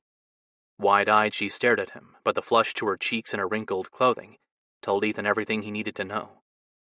Noah had decided to take matters into his own hands and screwed up everything, including their friendship. The urge to rush forward and rip Hannah away from Noah beat at Ethan. He ignored it for the moment. If he gave in to it, Ethan couldn't be certain he'd be able to stop. Hannah didn't need to see him lost to his instincts. He'd worked hard to show her his civil side. His darker hungers had no place in their life together. If she experienced for herself the wickedness he held, he might lose her. He wouldn't blame her either. Who would want to be mated to an animal anyway? He curled his fists and took a single step into the room. Let her go. Noah leveled a challenging glare at him. Hannah doesn't want that. She likes being in my arms. She's horny, you know that, and you decided to take advantage of her body's needs. Noah shook his head. I didn't take anything from her she wasn't willing to give. Ethan's heart beat harder. He didn't blame Hannah for anything that might have happened before he arrived, but the thought of Noah kissing her first enraged him. For 6 months, Ethan had fantasized about twining their tongues. Crazy, but he craved it. Dreamed about it. He wanted to swallow her breathy sigh, feel her fingers curl around the back of his neck, drink of her love. It was his to experience, not Noah's. Ethan's fangs dropped and his claws punched out. The tiny hairs pushing from his skin warned him how far gone he was, but he couldn't rein in his animal. Jealousy gripped him. And what did Hannah give you? Tell me. He took another step. Now. Noah smirked. Why don't you ask her? No, I don't want her to feel guilt. She didn't come here seeking you out. She came for me. He slid his gaze to Hannah and tried to let her see he wasn't upset with her. She flinched. More anger seized him. No doubt he looked frightening. He couldn't help it. He turned his attention back to the male he once loved. No, he still loved Noah. Pretending otherwise would ruin him. Ethan simply wanted to beat Noah, punishing him for destroying the only thing Ethan had left of their relationship. His memories. What Noah had done, what he'd taken from Hannah, would taint every last one. You know what I've been waiting to do. You know, damn it! Ethan snapped his teeth together. And you took it first. Hannah shook her head, sending the black strands of her hair dancing around her. No, no! We didn't have sex. I wouldn't do that to you. Noah skimmed his hand over the wild mess of her hair, smoothing her locks. That's not what he's worried about. He glanced at Ethan. Is it? Fucker. Barely coherent, Ethan's growled word dropped between. He panted and desperately held on to his control. The sensation of claws raking at his insides didn't help. I didn't kiss her. Noah moved his hand to her jaw and urged Hannah to look at him. He leaned closer, inching his lips to hers, but stopped a hairbreadth away. But I will, if you don't come over here. Ethan's breath sawed past his parted lips. Let Hannah come to me, and I will. Noah turned slightly, glowing green eyes locked onto him. The lust in them was clear. Whether Hannah had excited him or Ethan, the effect was the same. Noah hungered, and Ethan knew the male well. Noah would get what he wanted. His relentless pursuit was what broke Ethan's control years before. You see, lover, that's not how this is going to work. Noah lowered his voice. You want Hannah? You come get her. Lover. Ethan's secret was out. You told her about us. Noah flashed him a lopsided grin. No remorse showed in his expression. Of course. If you think ruining my relationship with Hannah will keep you in my bed, you're wrong. I'm not trying to destroy anything. No. Noah wanted to go against nature. Share her. A crazed laugh escaped Ethan. The loud snarling of his wolf echoed his statements. It wouldn't work. He'd known it, tried to tell him. You have, though. I told you to let it go. We could have remained friends. Come take the kiss you've been fantasizing about before I do. Noah dragged the tip of his tongue over his lips, wetting it. I want to taste her, too. Ethan glanced at Hannah, mouth open slightly and eyes slumberous with desire. She looked inviting, enticing. He wanted her, craved her. Hannah? She nodded. I want to kiss you, too. Right here. Right now. Her words broke him. A siren's call. That was what Hannah's voice was to him. He couldn't resist the temptation she posed. No more. He needed her, any way he could get her. He took a step toward her, and Noah slid his fingers down her stomach, dangerously close to her sex. Ethan's wolf rammed its head into his chest, stealing his breath. He groaned and barely resisted hunching over. Ethan! The sharp bite to Hannah's voice yanked his gaze to her. She held out a hand to him, palm side up. She stepped away from Noah, putting distance between them, but not breaking his hold. Noah's large hand remained splayed over her belly. Come to me. Please. I ache for you. He wrapped her words around him, letting the need in them strengthen him. Ethan sent the equivalent of a mental growl to his wolf, reminding it he was ultimately in charge. The animal gave one last displeased sound and backed up, retreating to the mystical field where it lived. No doubt it'd rear its head again if it didn't like Noah's actions. Ethan approached, gaze locked on Hannah's face. Each step eased the rage seeing her in Noah's arms had caused, and stirred the passion Ethan always experienced in her presence. The hungry look Hannah wore enhanced it. He took a moment to enjoy the raw need displayed in her heavy-lidded gaze. Even knowing he'd loved a male's body before her didn't dim it. No, Hannah would devour him, claim Ethan as completely as he would her. He wanted that, for her to command him. It wouldn't happen any time soon, though. Not until he got everything he required from her first. She would moan for him, whimper for him, beg him to fuck her. And he would. He'd take her every way a male could have a woman. He'd fill her pussy, her mouth, her ass. Nothing would be off limits. He'd have it all. She'd welcome him with open arms, too. He wouldn't have it any other way. Maybe Noah's little game had one positive outcome. She knew Ethan's secret. Why hide his hungers? Why keep the beast he truly was chained? She stood in another male's arms and reached for Ethan, half crazed and all. The hairs hadn't even faded from his arms.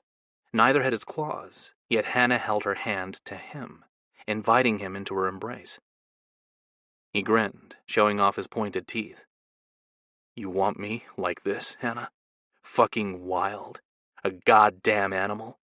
Is this the male you want to kiss? Yes. She swallowed hard. Yes. I want you. His cock lengthened and his breathing deepened.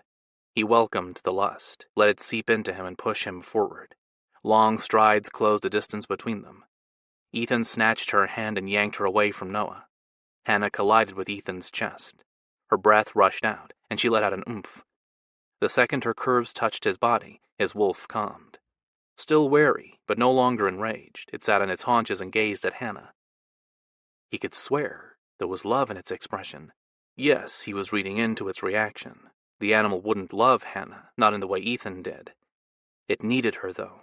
It would fight to keep her, too. The conviction stirred his unease. Hannah's fingertips along his jaw chased it away. He covered her hand with his. He wanted to apologize. Maybe promise her he'd never touch Noah again. Tell her he loved her. Hannah. Her name was all he could manage. She mapped his face with her gaze and settled on his lips. Are you going to kiss me? I've waited so long to feel your lips on mine. So had he. For 6 months, he'd imagined what her lips would taste like. Every time he'd fantasized about how he'd take them, then her. How he'd worship her, head to toe. All the scenarios fell to the side. In the face of her stark lust, he couldn't think of the right way to make love to her mouth, so she'd understand how special she was to him. He only knew he had to have her. Ethan cupped her face in his hands and bent, while she stood on her tiptoes to close the distance. Her rapid breaths warmed his lips. He inhaled, taking her air into him. A rough sound escaped him. Lust, peace, affection. The emotions mixed, overloading him. He wasn't equipped to deal with them. Males weren't. They didn't know what to do with their feelings half the time, only knew they needed them. Hannah understood, and she'd focus him, center him, make him into the male he was always meant to be. He traced her lips with his tongue, first the top, then the bottom. Her sigh washed over him, warming him from the inside out. She curled her fingers around the back of his neck, exactly as he'd envisioned.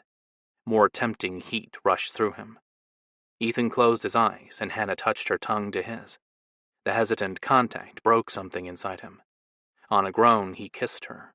No leading, no slow exploration, no back and forth loving. He took from her. Every breath, every sound, every beat of her heart. They belonged to him. So did she.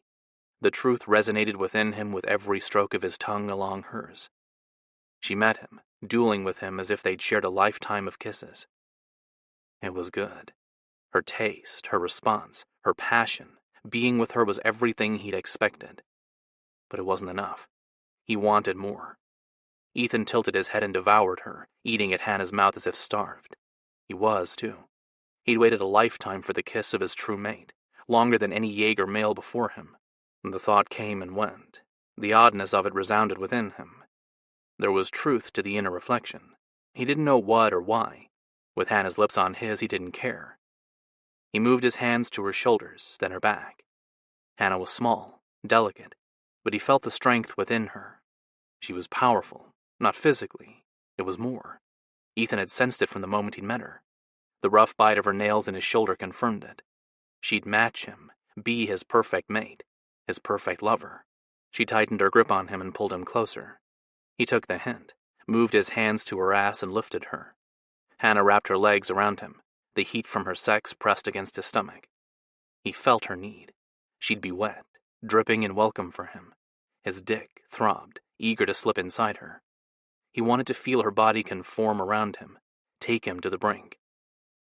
He ran his hands over her, pulling Hannah impossibly closer, and possessed her mouth. Her soft sounds of pleasure were muffled against his lips. So were his guttural ones. Both inflamed him. More hunger surfaced. He wanted to lick her, every inch of her, then part her legs and feast. A bed. He needed a bed. Ethan took a step forward, still kissing Hannah. Resistance met him. He tore his mouth from Hannah's, glanced behind her, and collided with Noah's gaze. The lust displayed on his face stirred memories of loving him, feeling his hard body under him, pushing his shoulders to the floor and yanking his ass in the air. Ethan's dick jerked in his pants. He flexed his fingers on Hannah's bottom. Soft, yet firm. She had a body worthy of his worship. He would deliver it and enjoy every second of it. But she couldn't take the place of Noah, a dominant who'd submit to Ethan whenever he needed it, or push Ethan against the wall and possess him, making Ethan experience the same. He didn't know if that was normal. How would he? It wasn't as if there was an association for gay wolves. He only knew it worked for them. They were equals, partners. They shared the roles. They shared. We both fuck her. We make her your mate and our lover. Noah's words repeated in Ethan's head. Could they? Could he keep both his true mate and the mate of his heart? That was the fucking hottest thing I've ever seen. Noah's statement brought a small grin to Ethan's mouth. With Hannah in his arms, he didn't feel the need to attack Noah, despite the tension emanating from Ethan's wolf. Its low growl added to its building aggressiveness. He ignored the animal and focused on Noah. It was perfect. Exactly as you imagined. Curiosity bled into Noah's eyes. Worth the wait? To desire a woman, Ethan knew that was what Noah wanted to discover. At least one secret remained hidden. Ethan was glad too.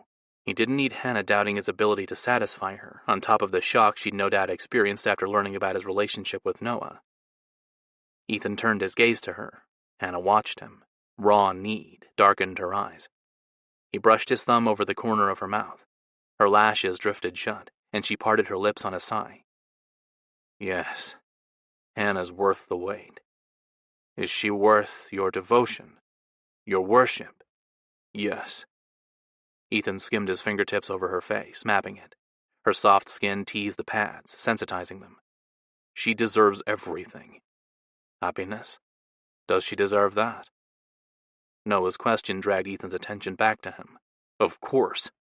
Hannah won't be if she mates a broken male. She'll end up feeling like a failure because no matter what she does, she won't be able to fill the role I do in your life.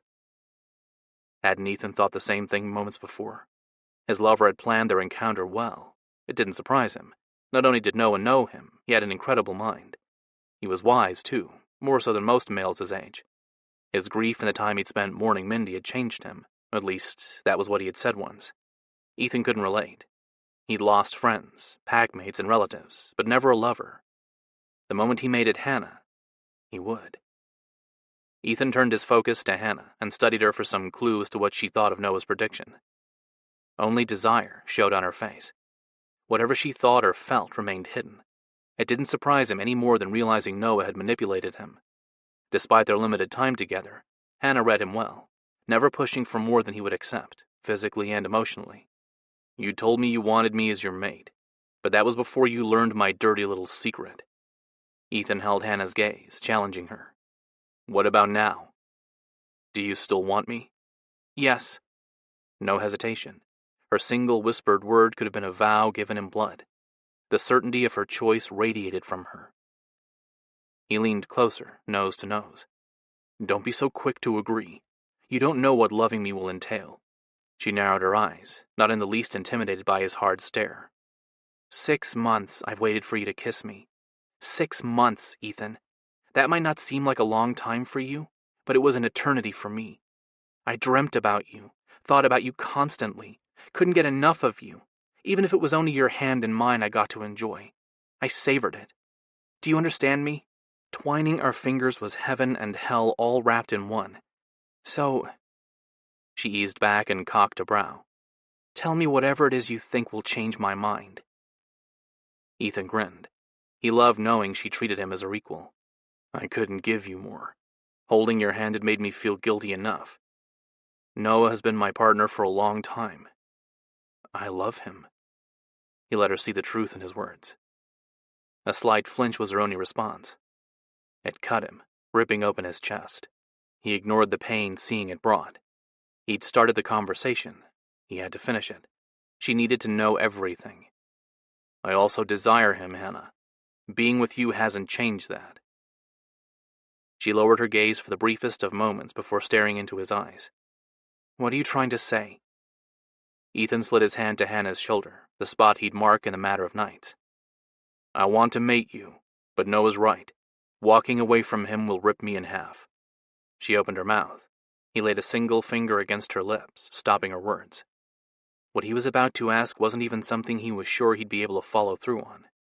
His wolf's growls hadn't lessened, hell the animal's angry snarls grew louder by the minute. They reverberated in his head. He blocked them out. If he didn't at least try to keep Noah, he'd regret it for the rest of his life. So, there's only one question left to ask you. And that is?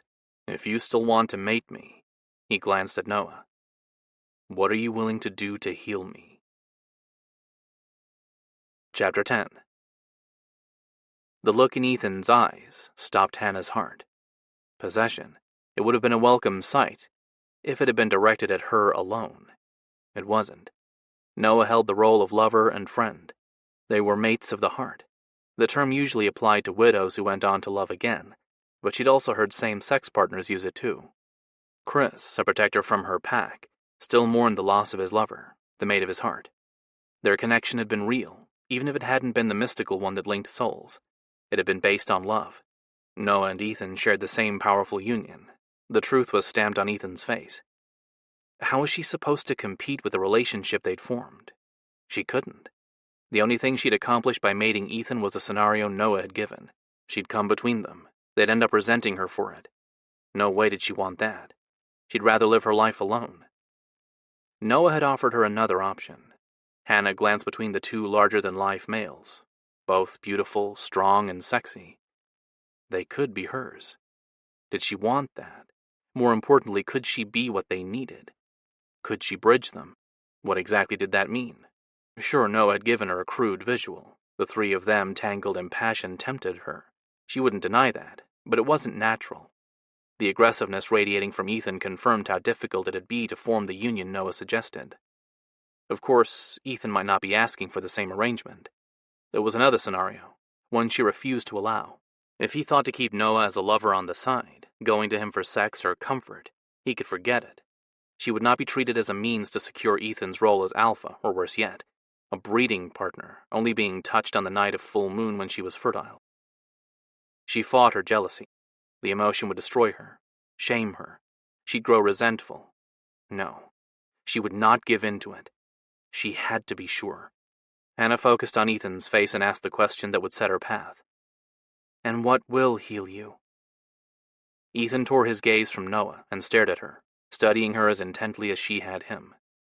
The tendons in his neck stood out, and while he held her with care, tension radiated from his body. The conflict between his wants and his wolf's was clear. He opened his mouth. No words came out. He snapped it closed on a groan.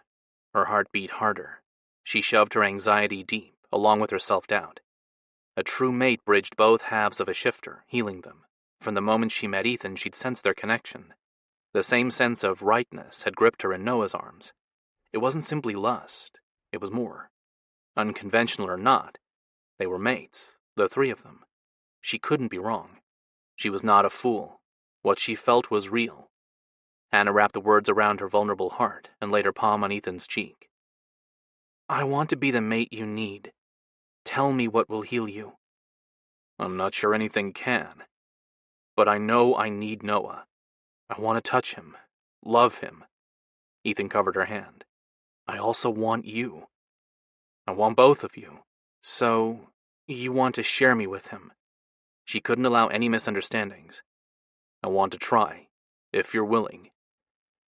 Ethan tugged the collar of her shirt, exposing her shoulder and the spot where his bite would mark her as a mated female. Her pulse raced more. The expression on his face matched the one he'd worn for Noah moments before. I can't promise it'll work.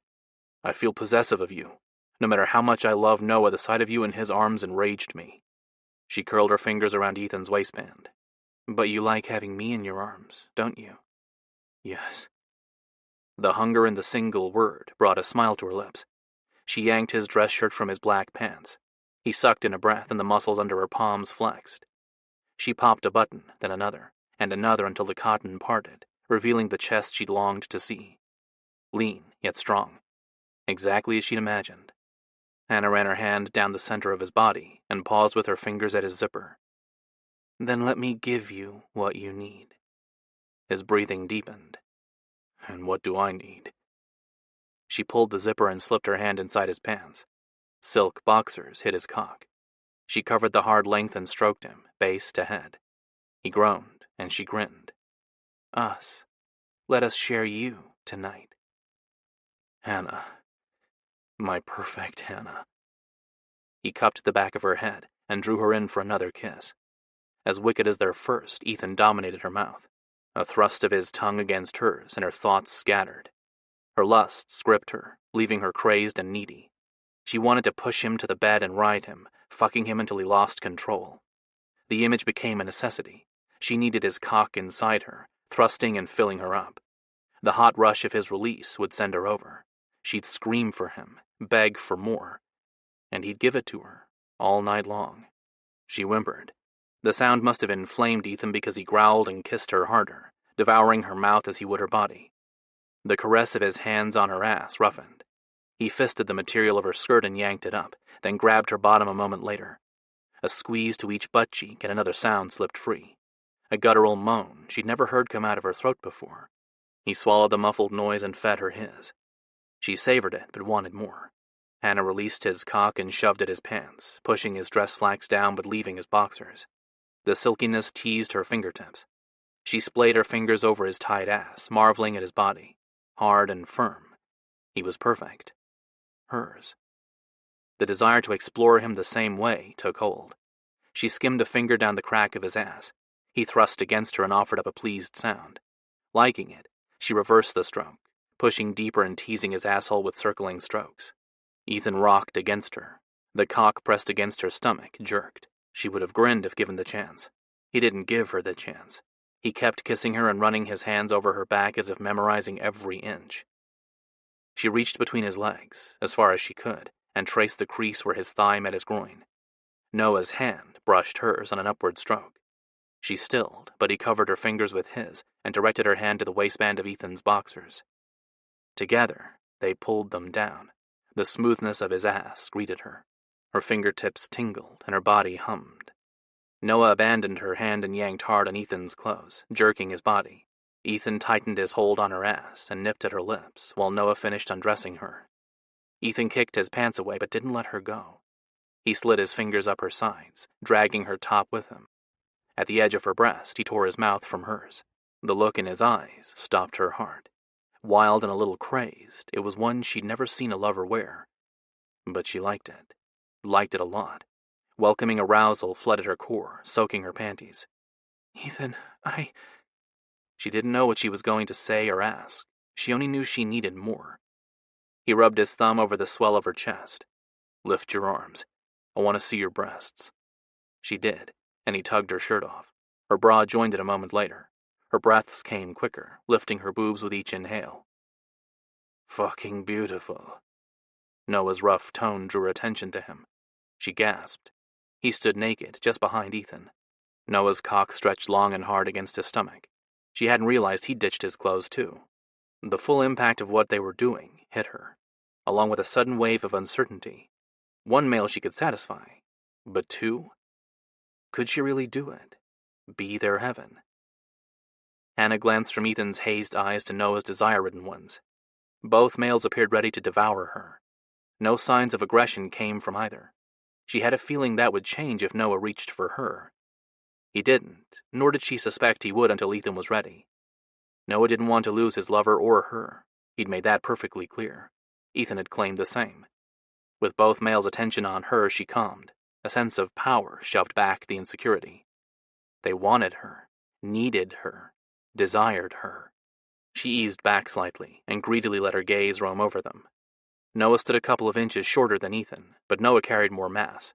His biceps and thighs were thicker, and more muscles added bulk to his chest. It didn't mean he was stronger. Ethan's lean body was strength at its finest form. Speed and agility mattered as much in a battle as raw power did. She knew that firsthand. A few hairs mapped a path down Noah's stomach, while the translucent ones on Ethan's body could be felt under her hand but not seen. She flicked her gaze from Ethan's cock to Noah's and back. Her needs swamped her. She wanted to lick each male's body, from their feet to their lips. Noah stepped closer to Ethan and laid a hand on his hip. Ethan's cock jerked in response to the slight touch, and he inhaled sharply. Noah inched his fingers close to Ethan's rigid length. Slowly. So damn slowly. Noah was testing them both. Either that, or he was teasing them. Maybe torturing them. No matter what his motive entailed, the end result was the same. The anticipation of what their nights together would be like, built with each inch. Finally, his fingers touched Ethan's thick erection. Ethan's pent-up breath rushed out. Noah danced his fingers along Ethan's veined length, base to head. He swiped his thumb over the slit at the top, then reversed the stroke, pressing a little harder and drawing pre-cum to the surface. He spread the fluid to coat the head of Ethan's cock, making it glisten, then fisted his shaft. A rough tug from Noah's hand, followed by another, and more pre-cum welled, tempting her to capture the drops on her tongue. A small whimper escaped her, and her legs trembled. The visual her mind provided tempted her.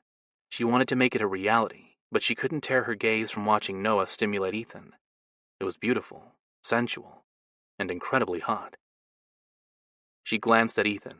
The expression stamped on his face stole her breath once more. Possession, even ownership. The look directed at her made her heart flip over and her belly quiver. He held his hand out, inviting her to join them. She slipped her palm against his.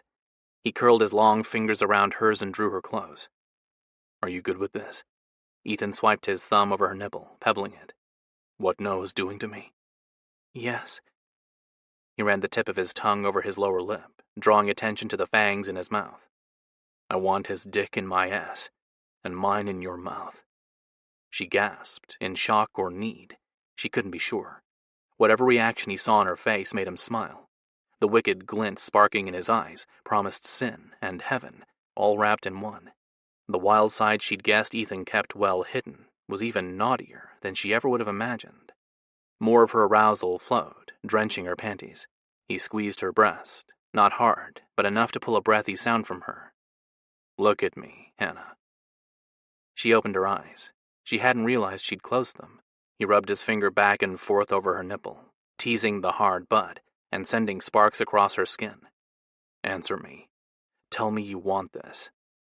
I want this. She glanced from him to Noah. I want both of you. I can't promise you that'll happen tonight. I don't know if I'm strong enough to keep my wolf at bay. Only knowing I can't see the look of lust I know Noah is wearing for you is keeping me in control. My body knows Noah. This feels right. You understand? His words pierced her heart. They were comfortable with each other. She was the outsider. Hannah nodded anyway. She couldn't hold it against them. Ethan had only met her a few months prior. No. Ethan cupped her face in his hands and bent so they were eye to eye. Not just his hands on me. That's not what I meant. It's you watching me. Us. That feels right. I like seeing him touch you. Gaze locked on Ethan's face. She skimmed her hand down his cock. Her fingers brushed against Noah's.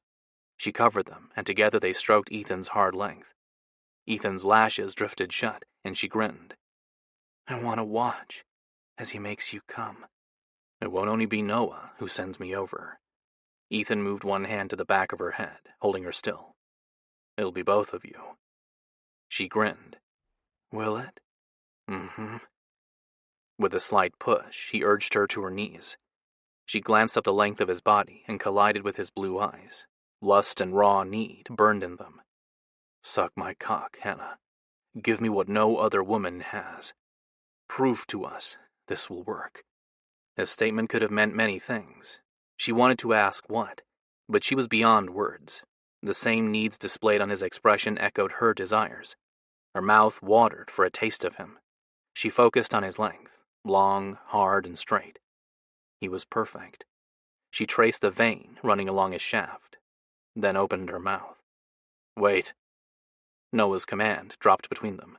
She froze and jerked her gaze to his face. He laid a hand on Ethan's jaw and turned his head toward him. I want Hannah's arousal on my dick as I push into you. Ethan growled, and Noah tightened his grip on Ethan's chin. Touch her, then me. That's all I'm asking. You know I can never be more than a lover to her. Don't shut me out of what little I'll get to experience. Ethan closed his eyes. A quick nod, and he turned his heavy-lidded gaze to her. You heard him, Hannah. Stand and take off your panties. Let me feel how wet you are for us. Chapter 11. Us. Noah's heart skipped a beat before pounding hard. The confirmation he wasn't sure he'd ever hear was twined into the two-letter word. He didn't delude himself into thinking the path ahead would be easy, but Ethan laid the groundwork for them with one syllable. Noah rested his fingers on Ethan's ass, hoping to express how much it meant to hear. Ethan reached behind him, covered Noah's hand, and squeezed. Noah's eyes burned with a wave of emotions. He didn't handle the strong ones well. Neither did Ethan. They knew they loved each other. They could show it. Tell each other, too. They'd had years to come to terms with what it meant.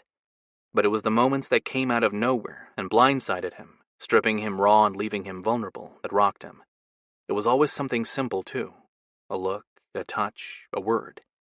That was all it took to remind him how damn lucky he was to have Ethan in his life. The male was everything to him, always had been, even when Mindy had lived. A friend, a confidant, a companion. Ethan was the one Noah had turned to whenever he'd fought with Mindy.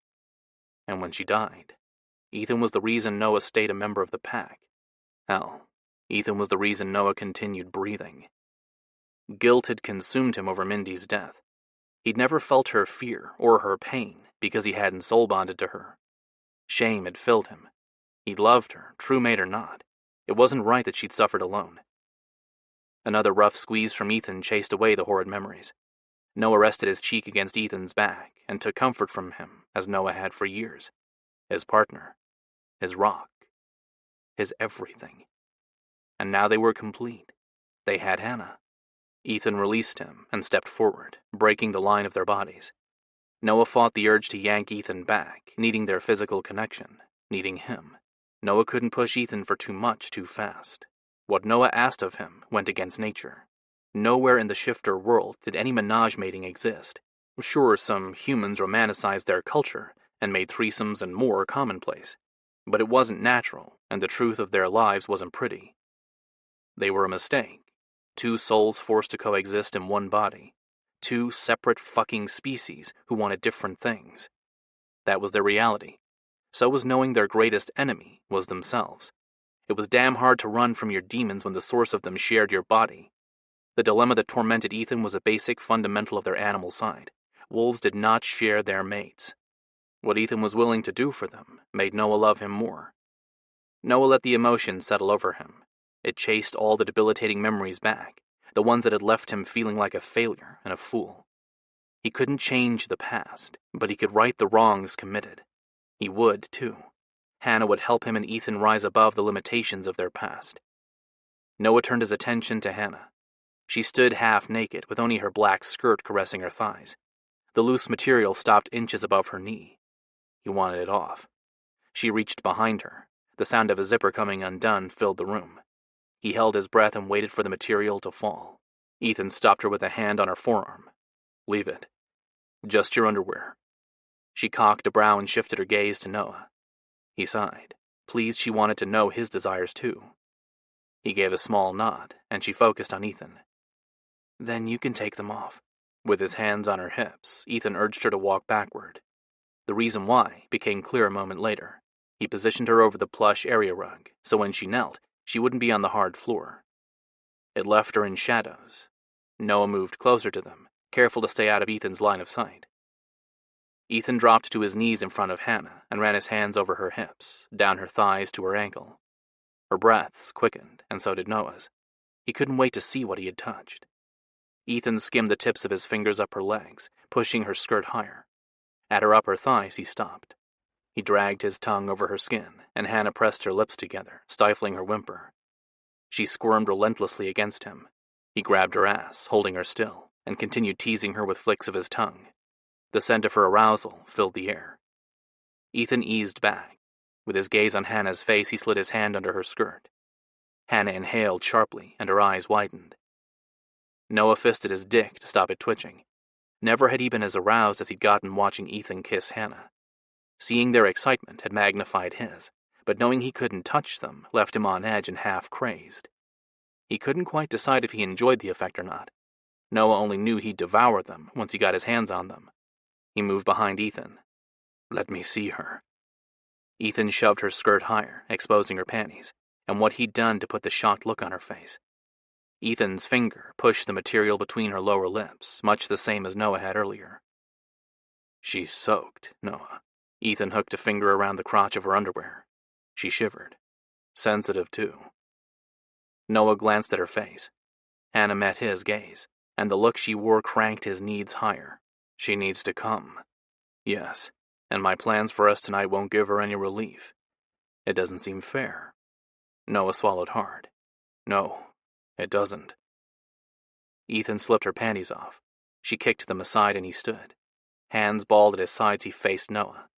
Tension radiated from Ethan, but determination flared in his eyes. "Get her off with your tongue, lover." "Are you sure that's a good idea?" With the conflicting vibes radiating off Ethan, Noah wasn't sure. "Yes, I want to kiss her while you make her come." Ethan stepped behind her and wrapped an arm around her waist, locking her body to his. He tipped her head back and gazed into her eyes. "He might get to taste you, but I'll get your whimpers. I need them. I want to hear you lose control. Prove to my wolf you want Noah's touch, that I want him to touch you." "Yes, please. I want him." "You heard her, Noah. Take her." Noah dropped to his knees and ran his hands up her thighs, following the path Ethan had taken. Hannah's need sweetened the air. Noah inhaled, drugging himself on the scent of her arousal. Eyes closed, he savored it. Her moan yanked his attention back to her. Ethan had wasted no time in getting his mouth on her. He tipped her head back with a hand loosely circling her throat and kissed her hard. Noah watched him a second more, then shoved Hannah's skirt higher, exposing her sex. The arousal coating her cleft spoke of her desire. She was drenched. He swiped his finger through her folds. She rocked against him. He repeated the simple stroke, and she widened her legs, inviting him closer. He didn't need any more encouragement. He spread her lower lips. Pink and glistening, she was beautiful. She tempted him to fuck her with more than his tongue. His dick ached. He hadn't been with a woman in so long. He missed the warmth of a female's welcoming body, experiencing her softness, feeling her come apart around his cock. Not better than what Ethan could give him, just different. Noah wanted both, one after the other. Heaven. That was what he'd find with them. He'd lose himself in her. First, though, he wanted to fulfill his fantasy. Maybe he hadn't agonized over it for months as Ethan had, but Noah craved it just the same. He licked her cleft from the opening of her sex to her clit, not lingering at either. Her flavor hit his tongue and he groaned. The hungers he kept at bay broke with a taste of her excitement. With his hands on her ass, he lifted her. Ethan helped. He tugged her higher, cradling her upper body. Ethan kept kissing her, loving her mouth the way he'd promised and teasing her nipples. The sight mesmerized Noah for a moment longer, but he turned his attention to making their true mate come. He draped her thighs over his shoulders, opening her wide for his exploration. He dragged the tip of his tongue over her lower lips before flicking her clit. She jerked, proving how very sensitive she was. He abandoned the hard bud, not ready to give her relief, and prodded her opening with his tongue. More arousal greeted him. He lapped it up, drinking of her pleasure, gorging himself on her sweet and tangy flavor. It didn't satisfy him. It only made him hungrier. Noah squeezed her ass cheeks and thrust his flattened tongue into her. She cried out, but the noise was muffled by Ethan's mouth. His pleased sound followed. Noah enjoyed hearing both, but he needed more. With his tongue, Noah fucked Hannah, piercing her over and over. More of her whimpers filled the room. She squirmed in his hold, pushing her drenched sex against his mouth. He wanted to answer her unspoken demand, but on his terms. He wasn't ready for her to find release. Noah tore his mouth from her lower lips and replaced his tongue with his fingers. Her body gripped them. She ground herself over them. He let her stimulate herself, but he didn't help her. He wanted her to writhe for him. She grabbed the back of Ethan's head, pulled him closer and kissed him hard, taking her frustration out on him. Not that Noah suspected his lover would view it as a punishment. Ethan loved to kiss, something Noah could take or leave, though he never turned Ethan away when he reached for him. Noah simply preferred to run his hands over Ethan's body, marveling at the strength he held within, and knowing the male belonged to Noah. He rested his cheek along Hannah's inner thigh while he lazily stroked her sex, and realized he enjoyed the same with Hannah. He liked the way her core gripped his fingers, how she wiggled against him, the way her skin felt under his lips. He turned his head and kissed her leg. She dug her heels into his back and made a carnal sound that betrayed her needs. Not muffled, he glanced up the length of her body and found Ethan's wild gaze locked on Noah. Full fangs lowered, and the tips of Ethan's claws broke through the pads of his fingers. "Does she taste good?" Ethan's guttural voice gave the question a primitive edge. Noah studied his lover a moment more, but couldn't quite decide if lust brought his primal side to the surface or jealousy. Noah suspected both. The fact that Ethan hadn't attacked him was all that mattered. "Yeah, I think I'm addicted to her." Ethan motioned toward him with a jerk of his chin. "Then kiss her.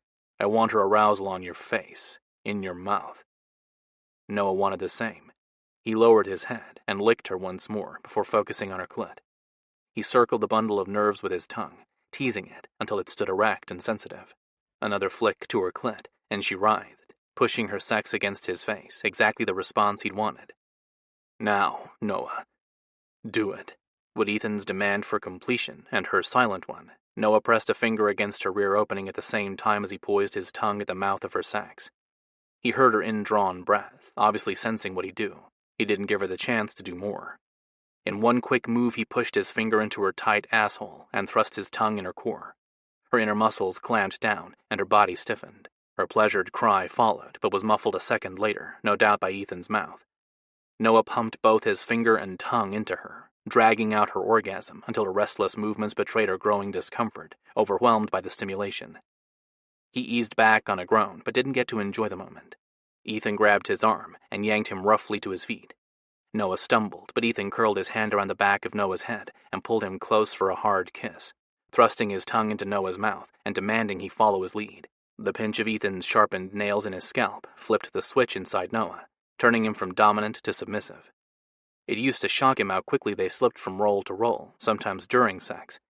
No longer did he question it. Noah accepted the need to submit in Ethan's rough hold. Noah relaxed in Ethan's embrace. He tugged Noah closer and ate at his mouth with the same intensity as he had Hannah's. Noah relished it, even if he didn't get the same out of it as Ethan did. Noah got to experience Ethan's passion. That was enough. Soft hands slid over Noah's ass while Ethan's hard dick poked at his hip. Noah reached for Hannah and realized Ethan held them both. Noah slipped his hands between her legs, wanting to stimulate her too. Ethan beat him to it. He pumped his fingers into her. She whimpered and scratched at Noah's ass. She was going to come again. He wanted to watch her. He pushed at Ethan's shoulders. Ethan broke their kiss. Noah got one glance at Ethan's wild eyes before he captured Hannah's mouth. The sound of Ethan's fingers smacking against wet lips mixed with their heavy breaths. Noah savored it. He grabbed Hannah's hand and entwined their fingers while Ethan sent her over the edge a second time. Heaven. That was what Noah found holding Hannah's hand. After the loss he'd suffered, he never thought he'd experience it again. Unconventional or not, he got a second chance at love and life, and he'd never let Hannah or Ethan go. Noah pitied anyone who thought to rip either away. Chapter 12. The mixed signals coming from Ethan's wolf matched his thoughts. He'd run the gamut of them since walking into his home, and he still wasn't sure what the animal he housed desired. It wavered from looking at Noah with possession to wanting to attack him from getting too close to Hannah. Oh, that was perfect. Hannah's sated voice centered him.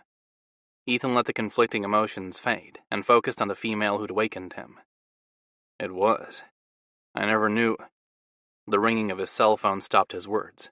The personalized ringtone told him who called, Maria. Though it wasn't unusual for her to call, they were close friends.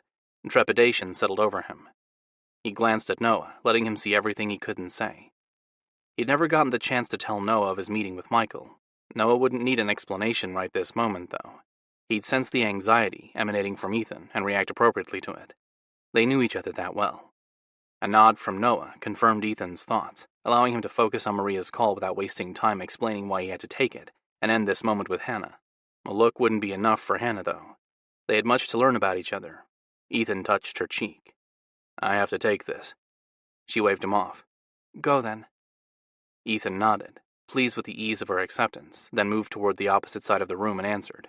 Maria, what's wrong? I need to talk to you. Are you home? He stiffened. Yes. Why? Open the garage door for me. I'll be there in 5 minutes. No, you can't come here tonight. He couldn't risk anyone finding out what he had done with Noah and Hannah. It's important. I overheard your conversation with my father. I think he wanted me to listen in, so I knew what he had planned for me. The desperation in her tone made his choice. He couldn't turn her away. The need to protect his packmate was too strong. I'll meet you outside. We can go somewhere and talk. Thank you. And I'm sorry I ruined your evening. He sighed. She had no idea how much. It's okay. Wait outside for me. Don't come in. Ethan ended the call, then faced Noah and Hannah. She held her top against her chest, while Noah had yanked sweats on and stood slightly in front of her, as if ready to defend her. Both called to him on a primal level he no longer wanted to fight. His wolf would just have to learn to accept their arrangement. He wasn't giving them up. I've got to go. I'm sorry. Noah stepped forward. What did Michael say to you? He threatened me. I'll explain later. Make sure Hannah gets home safely, and if anyone asks... Ethan turned his gaze to Hannah. You came to discuss Riley's pregnancy. Nothing more. Do you understand? Nobody can find out about us, or what we did tonight. Okay. Sure. She squeezed her eyes shut, not quickly enough to hide the pain in them. I won't tell. After the intimacy they'd shared, her reaction didn't make sense. He'd told her he wanted her. He went to her anyway and pulled her into his arms. She remained stiff in his embrace. "Hannah, look at me." Ethan waited until she met his gaze. No warmth hovered in her eyes, confusing him more. He wanted to demand the reason behind her mood change, but their time was limited. They'd have to talk another day. "I will mate you. Do not doubt me or my feelings for you." He kissed her, slowly, reverently, until she sighed and linked her arms around his neck. He loved her mouth a few moments more before forcing himself to release her. "But there are things you don't know about me. I'll explain everything soon, I promise. In the meantime, you need to trust me and keep our secret." "Both of them, right?" Hannah glanced at Noah. "People won't accept what Noah means to us." He looked at Noah, too. Nothing showed on his face. Noah was holding his wants in check, giving Ethan the chance to accept the change in the relationship. His lover knew him well. Ethan let the desire and love he felt for Noah show. One corner of Noah's mouth lifted in a knowing smile. Ethan matched it. "They will after I become alpha. Any shifter who doesn't like our arrangement can leave." Noah dipped his head, never breaking their gaze. "Go on. Take care of Maria. I'll make sure Hannah gets home safely." Ethan hesitated. He wanted to set some rules involving what Noah could do with Hannah when Ethan wasn't around, but doing so would make Noah feel lesser than him, as if he didn't have the same rights. The truth was, Noah didn't. Not exactly. He'd only ever be Hannah's lover, not her mate. Not the one who'd hold a piece of her soul. Not the one who'd fill her with life. Those thoughts bothered Ethan. They felt wrong. He let them go for the moment. He didn't have time to understand them, or figure out what to do about them. "Okay," he nodded to Noah, then stepped away from Hannah and rushed to the bathroom. A quick shower later, and he emerged to find both Hannah and Noah dressed and waiting for him. Both greeted him with matching hunger in their eyes. The sight brought a smile to his lips. He could get used to seeing them in his bedroom. He went to them, first trailing his fingertips down Noah's arm, then brushing his lips over Hannah's mouth. He resisted pulling them into his embrace so as not to take their scent with him, but he couldn't walk away without the contact. Headlights cut an arc of light across the rear wall of the room, putting an end to their time together. He stepped back. "Stay safe." Walking away from them left him with an ache in his chest and a sense of worry. All the problems facing him returned in a rush. Not only did he have his position as Pack Alpha to secure, he had less than 48 hours to find Owen. He didn't have time to devote to forming a bond with Hannah and Noah, but Ethan knew he had to do so. When he failed to save his only brother, he'd need their comfort. No, thoughts like that would damn him. He would save Owen and his packmates and live up to his heritage. Ethan held his conviction close and slipped into the night. Maria waited in her SUV. He climbed into the passenger seat, and she threw the vehicle into drive, leaving his house and his lovers behind. Though no tears flowed, her red-rimmed, puffy eyes and the blotches on her pale skin told him she'd spent time crying. Protective instincts flared. "Maria, what happened?" "I've discovered hell in my own backyard." She cut him an enraged look. "That's what happened." Maria turned her attention to driving. Her white-knuckled grip on the steering wheel spoke of her anger. She merged onto the main road and drove toward the nearest human town. Once they left their packlands, she slumped in her seat. He waited quietly a few more minutes for her to explain. She worked her jaw back and forth but remained silent. Finally, he laid a hand on her upper arm. "Talk to me. What's wrong?" "I heard my father. What he said to you." She pulled over into the parking lot of a boarded-up coffee shop, then faced him. "It triggered a memory from years ago, right before Owen took off." Marie would have been 10. Ethan remembered her from that time. She'd been quiet and watchful. Many of the other shifters questioned her strength. Not all of Michael's children were dominants. Ethan had argued that she was the wisest and would grow up to be the strongest. She knew better than to draw unwanted attention to herself. He'd been right. What kind of memory? "He was talking to Greg." The venom in her voice was clear. Ethan knew why, too. Greg, another dominant in their pack, wanted to mate Maria and had been pursuing her ever since Derek, Michael's last son, died. Nobody actually believed Greg's interest in Maria was genuine. He was an opportunist who only wanted a strong female at his side so he could challenge Michael for the role of alpha. Honestly, Ethan was surprised Greg hadn't suffered a tragic accident. Michael didn't tolerate any threats to his holdings. Ethan suspected that would change the moment Greg acted on his interest in Maria, or any other dominant female for that matter. Then again, Greg had been doing Michael's dirty work for decades. Michael might have been hesitant to lose a flunky. She cleared her throat. My father asked him if the delivery of the fresh meat had been successful, and what they got for him. It had seemed odd, since we don't own a butcher shop, so of course I'd snuck closer to listen. He grinned. Of course. Greg looked as if he'd been in a fight. Blood still dripped from the cuts in his chest. He'd motioned toward his wounds, and said after the buyers saw what the little prick did to him, he was able to sell him in the pit fights. His gut twisted. Shifter trafficking had grown in popularity since the pack elders reached out to the human leaders. There was no evidence humans were responsible for the disappearances. Many factors could have contributed to it. The timing made many shifters leery, however. It was one of the reasons some packs refused to disclose their existence and remained hidden. Do you think he was talking about Owen? At the time, I thought Michael was talking about dogs. I loved him. He was my dad, the pack alpha, and respected by all. She shook her head. I was a damn fool. Anyway, the reason I remember the conversation was that he warned Greg that if the little bastard died, so would Greg, because you needed to be kept in line. Ethan sat up straighter. What else did he say? Any hints about where the pit fighting was? No, I'm sorry. I slipped away once they started going over cash flow and the debt our pack has amassed. He cursed, and the sick feeling in his stomach spread. Owen was strong, but he walked the line between dominant and beta. It was the reason he'd been so resentful after learning about Ethan's parentage. He and Owen had fought about it the night he took off. Ethan hated that Owen had felt less of a male because he'd been born to a beta family. Ethan glanced out the window. Owen could be anywhere, maybe even dead. Ethan shoved away the thought. He refused to assume the worst. Owen wasn't weak.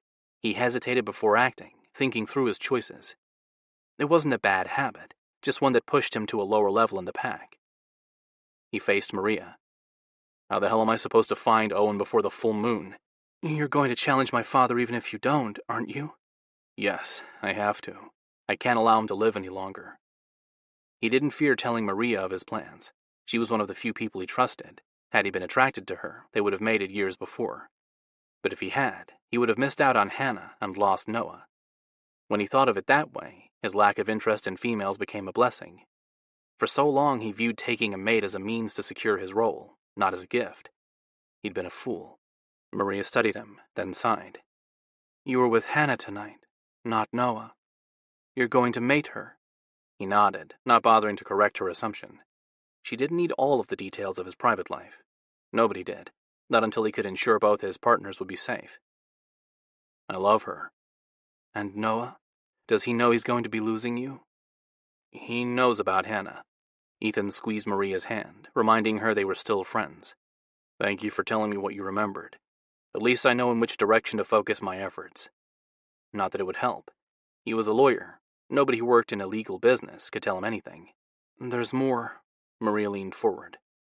That night I heard them talking. I watched as my father opened a safe in the living room. He took out ledgers and books.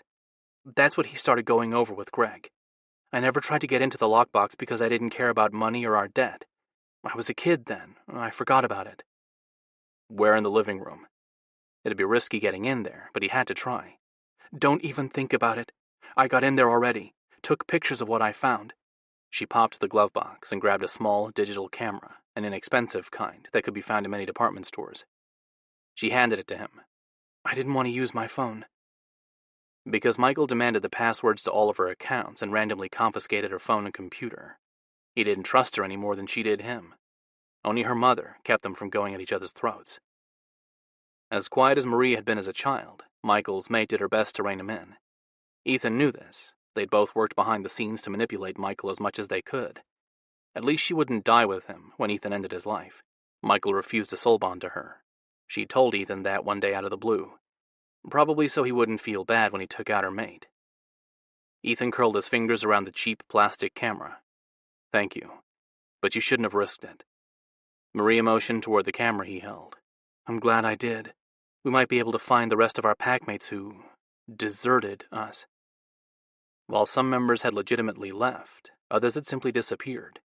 Most of their packmates believed, as he did, that Michael was responsible, but they could never find any hard evidence. Those who did question him went on to suffer accidents. The fear had crippled their pack. I hate him. Her eyes took on a hard glint. It disgusts me. knowing I carry his genes. He wasn't always a bad alpha. True, but one night he snapped. He's unstable. It makes me wonder if I hold the same evil inside me. He didn't snap, Ethan sighed. The spirit wolf wanted him to pass on the role of alpha to another male. To you. Maria whipped her head to stare at him wide-eyed. You matured that night. But I couldn't become alpha then. Maybe it was just prepping Michael for the inevitable day. I don't know. But Michael decided to take it upon himself to figure out why the spirit wolf was unhappy with him, and he came to the conclusion our pack was weak, that it needed to be cleansed. Anger radiated from her, and hurt. She truly had loved her father, and felt betrayed by him. Ethan knew that. She told him many times. He ran a hand over her messy hair. You can't pick your family, Maria. You're nothing like him. Remember that. She scrubbed at her eyes. Yeah, I know. Neither are my sisters. Alex tells me that all the time. Ethan studied his friend for a long moment. What's going on with the two of you? Nothing. Her shoulders slumped. He won't accept what I can give him. I'm sure Nick will welcome you into his pack and bless your union under the light of the full moon. While not technically a mating, a union sanctified in the ceremonial circle equated marriage, at least in the pack's eye. That was what Nick's dad, Nicholas, had done when he'd blessed a same-sex partnership years before. She gazed out the window, a despondent look on her face. I can't claim Alex as mine. Ethan frowned. Why? You love him. Maria pressed the heels of her palms to her eyes. Don't worry about it. Just let it go. I can't. You're my friend and my packmate. Tell me. No. She dropped her hands. You can't fix this, Ethan, so don't bother trying. Quinn wants you, doesn't he? It was the only logical reason he could come up with. A sharp nod answered him. He cursed. The look of possession in Quinn's eyes, combined with the aggressiveness he'd shown toward Alex, told Ethan everything he needed to know. Quinn knows you're sleeping with Alex, and threatened to hurt him. Yes.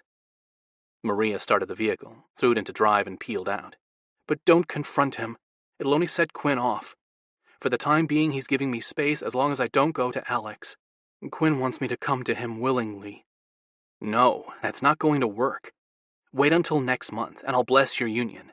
If Quinn thinks to start anything, he'll suffer. I won't allow it, even if I have to hurt. Stop! She cut him a quick glare before focusing on the road. You will not hurt Quinn.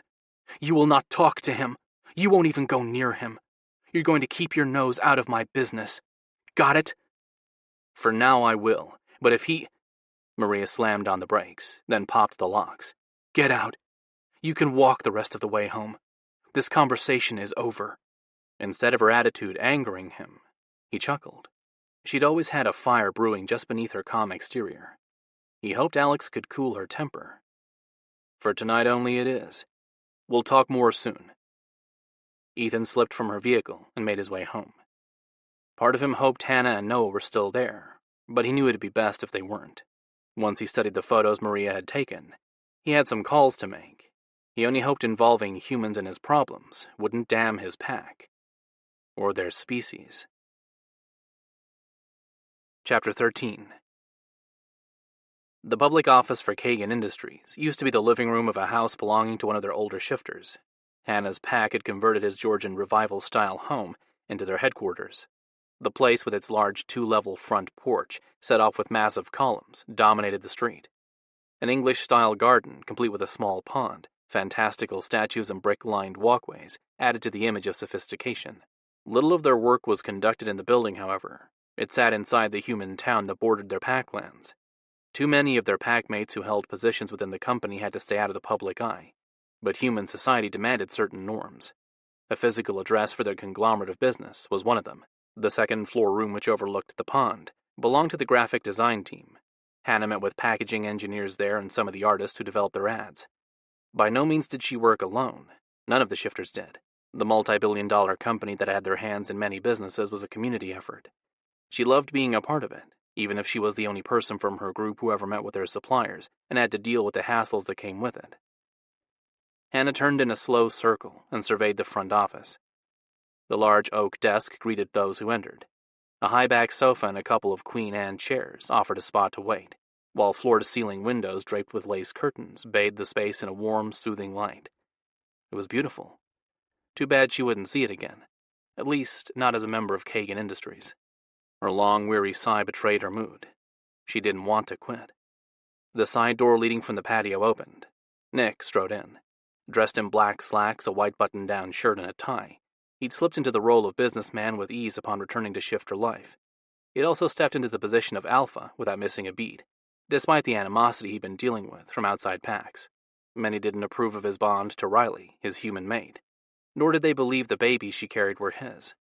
The members of the Kagan pack knew the truth. According to Nick, he didn't need anybody else's acceptance. Nick yanked a leather strap from his hair, releasing the ponytail he'd worn. Black strands brushed his shoulders. He ran a hand through his hair, then glanced from where she stood in the middle of the room to the boxes at her feet. His brows pinched. "Where are you taking that stuff?" "Back to the house." She still lived in her family's home, while Nick had moved into Riley's after mating her. "Why? Don't you like working from here?" "I do." Hannah looked out the windows. While still a day away, the pull of the full moon tugged at her. Her skin itched and her body burned. She wanted to rip her clothes off, shift into her wolf and run. "It's just that tomorrow night I mature. I won't be a member of the pack after that. I figured I should start moving my stuff out." Nick grumbled and stormed closer. He grabbed one of the boxes, carried it to the sofa, and dropped it on the cushions. "You are not quitting. Don't think about it. I've got some European chocolate company coming next week. They're bringing a new candy bar to the States, and you need to meet with them about their wrappers." He glared at her. "I am not discussing the pros and cons of color choices. Blue is freaking blue to me." She grinned. "I love you, Nick. I also love working here, but this is a Kagan business, run by Kagan pack members. Once I mate Ethan, I won't—" Nick crossed his arms over his chest. "You will always be a Kagan. I don't give a shit who you mate. When you die, your wolf returns to our pack. To me. Not unless Ethan soul-bonded her. Then she'd belong unequivocally to his pack. The likelihood of that happening was slim. Few males took the ultimate step of soul-binding their mates to them, guaranteeing their souls remained linked in life and death. Even being true mates didn't always justify the risk in many males' eyes. If their female died, so did they. It made it too convenient for their enemies to kill them. It wasn't only alphas who had to worry about holding on to their possessions. The hierarchy of the pack was always in flux. It was odd when she thought about it. Their communal bond was strong. They'd do anything for each other, yet they constantly rearranged their ranking to gain the top spots. Their animal sides demanded it. Power was everything in their world. How many times had she heard that? She focused on Nick's left hand. The wide platinum wedding band on his finger offered another perspective. Strength might dictate their pack roles, but it wasn't the most important thing. Love was. Nick dropped his arms and stepped forward. "Does Ethan plan to soul bond to you?" Her heart raced. She couldn't quite decide if excitement or fear sped it. The idea of being tied to Ethan for eternity should have made her happy. She'd fallen in love with him sometime between when he first made her smile and kissing him. So why wasn't she thrilled with the possibility of forever? The answer to that was both simple and complicated. She'd met Noah. Soul bonding to Ethan would cut him out of her eternity. She bit the inside of her cheek. Or would it? True mates always found their way back to each other, even if it was in another life, or in heaven. And Noah claimed to be her true mate. What did that make Ethan? She would have sworn he was her true mate. "Well?" Nick prompted. She shrugged, letting the confusing thoughts go for a moment. "How would I know what he plans? If I had to guess, I'd say he won't soul bond to me. Few males do."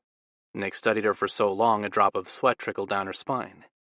She held Nick's gaze, never wavering, but the intensity in his eyes stripped her raw. He sensed something wasn't quite right with her, but she refused to offer him any clues. She couldn't, even if she wanted to get his advice. Ethan had told her to keep their secret. Nick broke their mini standoff by cracking his jaw. "He's possessive of you." Satisfaction skipped through her. "Is that so?" "Yeah. I told him I hadn't planned to take any advice or help from him in something as important as my family, but your conversation with Sean changed my mind." He stepped forward and rested her hand against his arm. "I'm glad you did." He had some good suggestions. I won't be signing the papers taking Sean and Jenna's rights away, but blocking the loopholes others might use was my main goal. I was mostly concerned about what the Shifter Council might do once our kids are born and it becomes obvious they're shifters. The pack will support you. So will Ethan and I. He covered her hand and gave it a squeeze. I know. So, she caught her lower lip between her teeth to stop her grin. What did Ethan say to convince you he wants to mate me? It wasn't so much what Ethan said, but what Quinn told me. She waited for him to elaborate. He only watched her with a knowing smile on his face. And that was? He said Ethan looked at you as if he wanted to devour you. She didn't bother trying to hide her satisfaction. Did he now? Yeah, Nick chuckled. So when I met with Ethan, I happened to mention that several of my dominants had been fighting recently over who would be the lucky one to end up in your bed tomorrow night. Ethan immediately said none would, but I reminded him that you wouldn't be able to resist their advances, not with the pull of the moon revving you up. He warned me if anyone touched you, they'd regret it. Then he stormed off. Nick gave a small shake of his head. He wants you, and if you go to him tomorrow night, he'll make you his. Just be sure he's the male you truly want before things go any further. A male like Ethan won't relent once he decides you belong to him, and if he's not your true mate, you'll come to regret being with him. And how can I be certain? There's no instant sign that the person we're with is our true mate. Look at Sean and Jenna. It took them years to figure it out. Nick pressed a fist to his chest. You feel it. Here. Call it peace or love, but you come to understand the depth of it once you find it. So does your wolf. Eventually, anyway. Then a flip switches inside you, and you become one with your primal side. Some of us just make the connection sooner than others. He dropped his hand. And some of us are too damn impatient to wait for our perfect match to cross our path before jumping into a mate bond.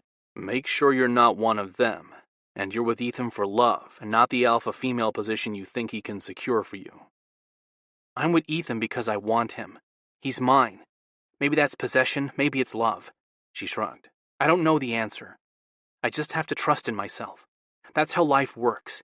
You make choices, then live with them, and I've decided I won't let Ethan slip through my fingers. I suppose you're right, but this choice of yours to quit... Nick picked up the last 2 boxes she'd packed and dropped them on the sofa with the first. Is the wrong one. In fact, I can guarantee you'll still be working here next week. She smirked. Can you now? And how are you going to pull that off? He matched her smile. If you won't stay on as a Kagan, I'll hire you. I already get a salary, and the point isn't that I don't get enough money. It's that Kagans should be making the decisions. If I screw up, somebody might claim I did it intentionally. Things could escalate, and before you know it, we might have a pack war on our hands. There's always that possibility. I doubt it would happen. You're good at what you do, but I was thinking along the lines of something different. And that would be? I'll hire you as the manager of the new logging and lumber business I bought. Seems they recently contracted the sawmill, owned by the Tanner Pack, to do some work for them. Having you in charge will be perfect, since I don't necessarily want to toss a Kagan pack member to the wolves. She shook her head. Does Ethan know you dug your hands into his pack's affairs? Not yet. I'm sure he'll learn of it soon. Nick raised his hands. Don't worry, I didn't do it to control his pack or anything. Despite the debt the mill is in, it has the potential to do quite well.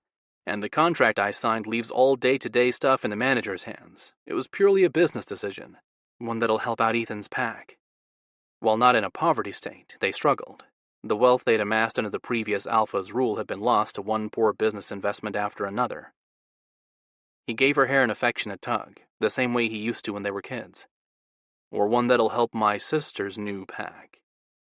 She stood on her tiptoes and kissed his cheek. I love you, Nick. He wrapped his arms around her and hugged her tight. And I love you. Remember, we don't need to abide by tradition. The strict boundaries packs follow are ridiculous. There is no reason why our packs can't interact more. We're not completely ruled by our animals. There are good reasons for the separation. We're territorial and don't like sharing our space with the humans, let alone the times when other shifters visit. We tolerate it only if they have a good reason for being on our land. True, and keeping our loved ones close is a damn good reason in my book. The front door opened before she could respond. Every inch of her body came alive with the first whiff of the shifter who'd entered. She turned and found Noah in the entryway. No flash of recognition or need showed in his face. He didn't even look at her. His gaze focused on Nick. "Good afternoon, Nick." "It is." Nick placed his body between her and Noah. "So what brings you out here?" "I came to see Hannah. I have business to discuss with her." Nick moved to the side and crossed his arms over his chest. "Go ahead, then." One corner of Noah's mouth rose. He slid his gaze to her. Lust didn't show in his eyes. Amusement did. Her curiosity spiked, but he turned his attention to Nick before she could decide why he looked so pleased with himself. "It's private, actually. I have a proposition to discuss with her." "And that would be?" The annoyance in her brother's voice was clear. He didn't appreciate games. "I plan on opening a flower shop. I want Hannah to create a logo for me. Hannah is not a freelance artist. If you want graphic work done, then I'd love to discuss it with you." She stepped in front of Nick and let him see the warning in her expression not to start anything. He narrowed his eyes. It wasn't the best confirmation that he'd back off, but she took it anyway. She faced Noah. "Come up to my office. Nick was just leaving anyway." "Wonderful." Noah closed the door behind him. "Lead the way." "Call me when you leave, Hannah. I'm running to the—" "Goodbye, Nick. I'll lock up. Don't worry about me. I'm a big girl." She headed to the hallway and climbed the stairs without looking to see if Noah would follow. His gaze bored into her, setting her on fire. She quickened her steps before it became obvious what his presence did to her. Noah settled into step with her once they reached the upper level. "Thank you for seeing me, Miss Kagan. I know you're busy." "You're welcome. Besides Nick, I'm the only one here at the moment. Everyone else left early to get ready for the full moon tomorrow." She opened the door to her office. "We have a day of celebrations planned, starting with the wedding of one of our—" Noah kicked the door closed and yanked her close. She gasped. His mouth was on hers a moment later. He kissed her hard, nipping at her lips and demanding her passion. She gave it, needing him as much as he did her. He twined his tongue with hers and ran his hands over her back, pulling her flush against him. His hard muscles pressed against her, and the growing evidence of his arousal sparked an equal need within her. But guilt rose. She didn't know if it was appropriate to give in to it without Ethan. She turned her head, breaking their kiss. "What are you doing here?" He slid his hand under her shirt, then skimmed his fingers up her spine to her bra. A pop of the clasp and the fabric gave way. "I needed to touch you. Love you." He brushed his thumb over her nipple. Awareness settled low. She slipped from his embrace and dragged her fingers through her hair. "Not here. This is where I work. Besides, Ethan's not with us." Noah flashed her a lopsided smile. "I'm not talking about fucking you. Ethan has special plans for that. But it's going to have to wait until after he becomes alpha." She froze and focused on Noah, all thoughts of sex gone. "He's going to take out Michael tomorrow night?" Noah raised a brow. "Of course. Didn't he tell you?" "He'd hinted that he didn't like how Michael ran his pack, but never came out and said he'd challenge him." "And you were content mating only a dominant? You have alpha written all over you. I didn't get the impression you'd settled for less than a male who could give you the top spot." "I'd planned to convince Ethan to challenge Michael after he mated me." She went to Noah and trailed her fingertips over the bulge in his pants. "And I won't settle for less than what I deserve. Ethan is mine, and I'll do anything to keep him. I thought I made that obvious last night." He grabbed her wrist and tugged it behind her. The sharp pull tore a whimper from her and flooded her core with welcoming arousal. "You only accepted my touch in order to heal Ethan. Is that what you're telling me?" Noah's expression almost forced out a lie.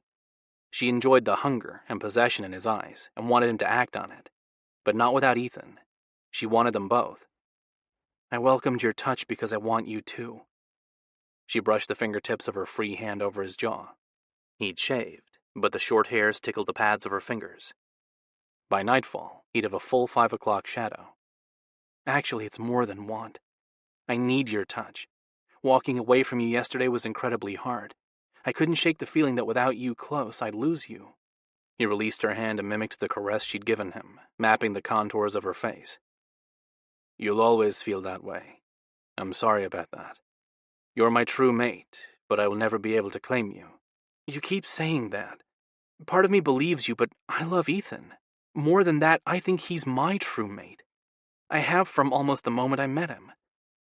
She looked imploringly at Noah, needing his take on their relationship. As much as she wanted to trust her instincts, the single night with Alex had scarred her. It's why I never gave up on Ethan, even after he told me he didn't want a mate. It had nothing to do with him becoming alpha. I simply knew I needed him and couldn't let him get away.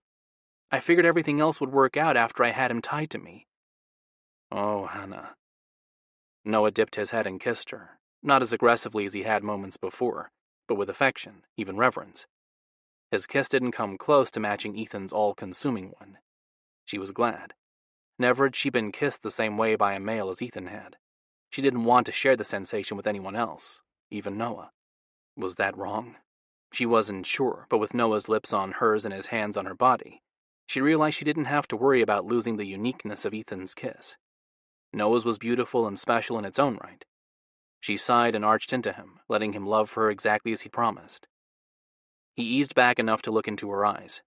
I believe you, and I wish I could explain how it's possible to belong to both of us. I can't.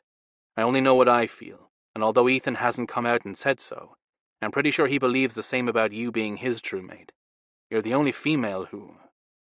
His words trailed off. A conflicted expression tightened his brows and thinned his lips. Noah stepped away from her and walked toward the window without finishing his statement.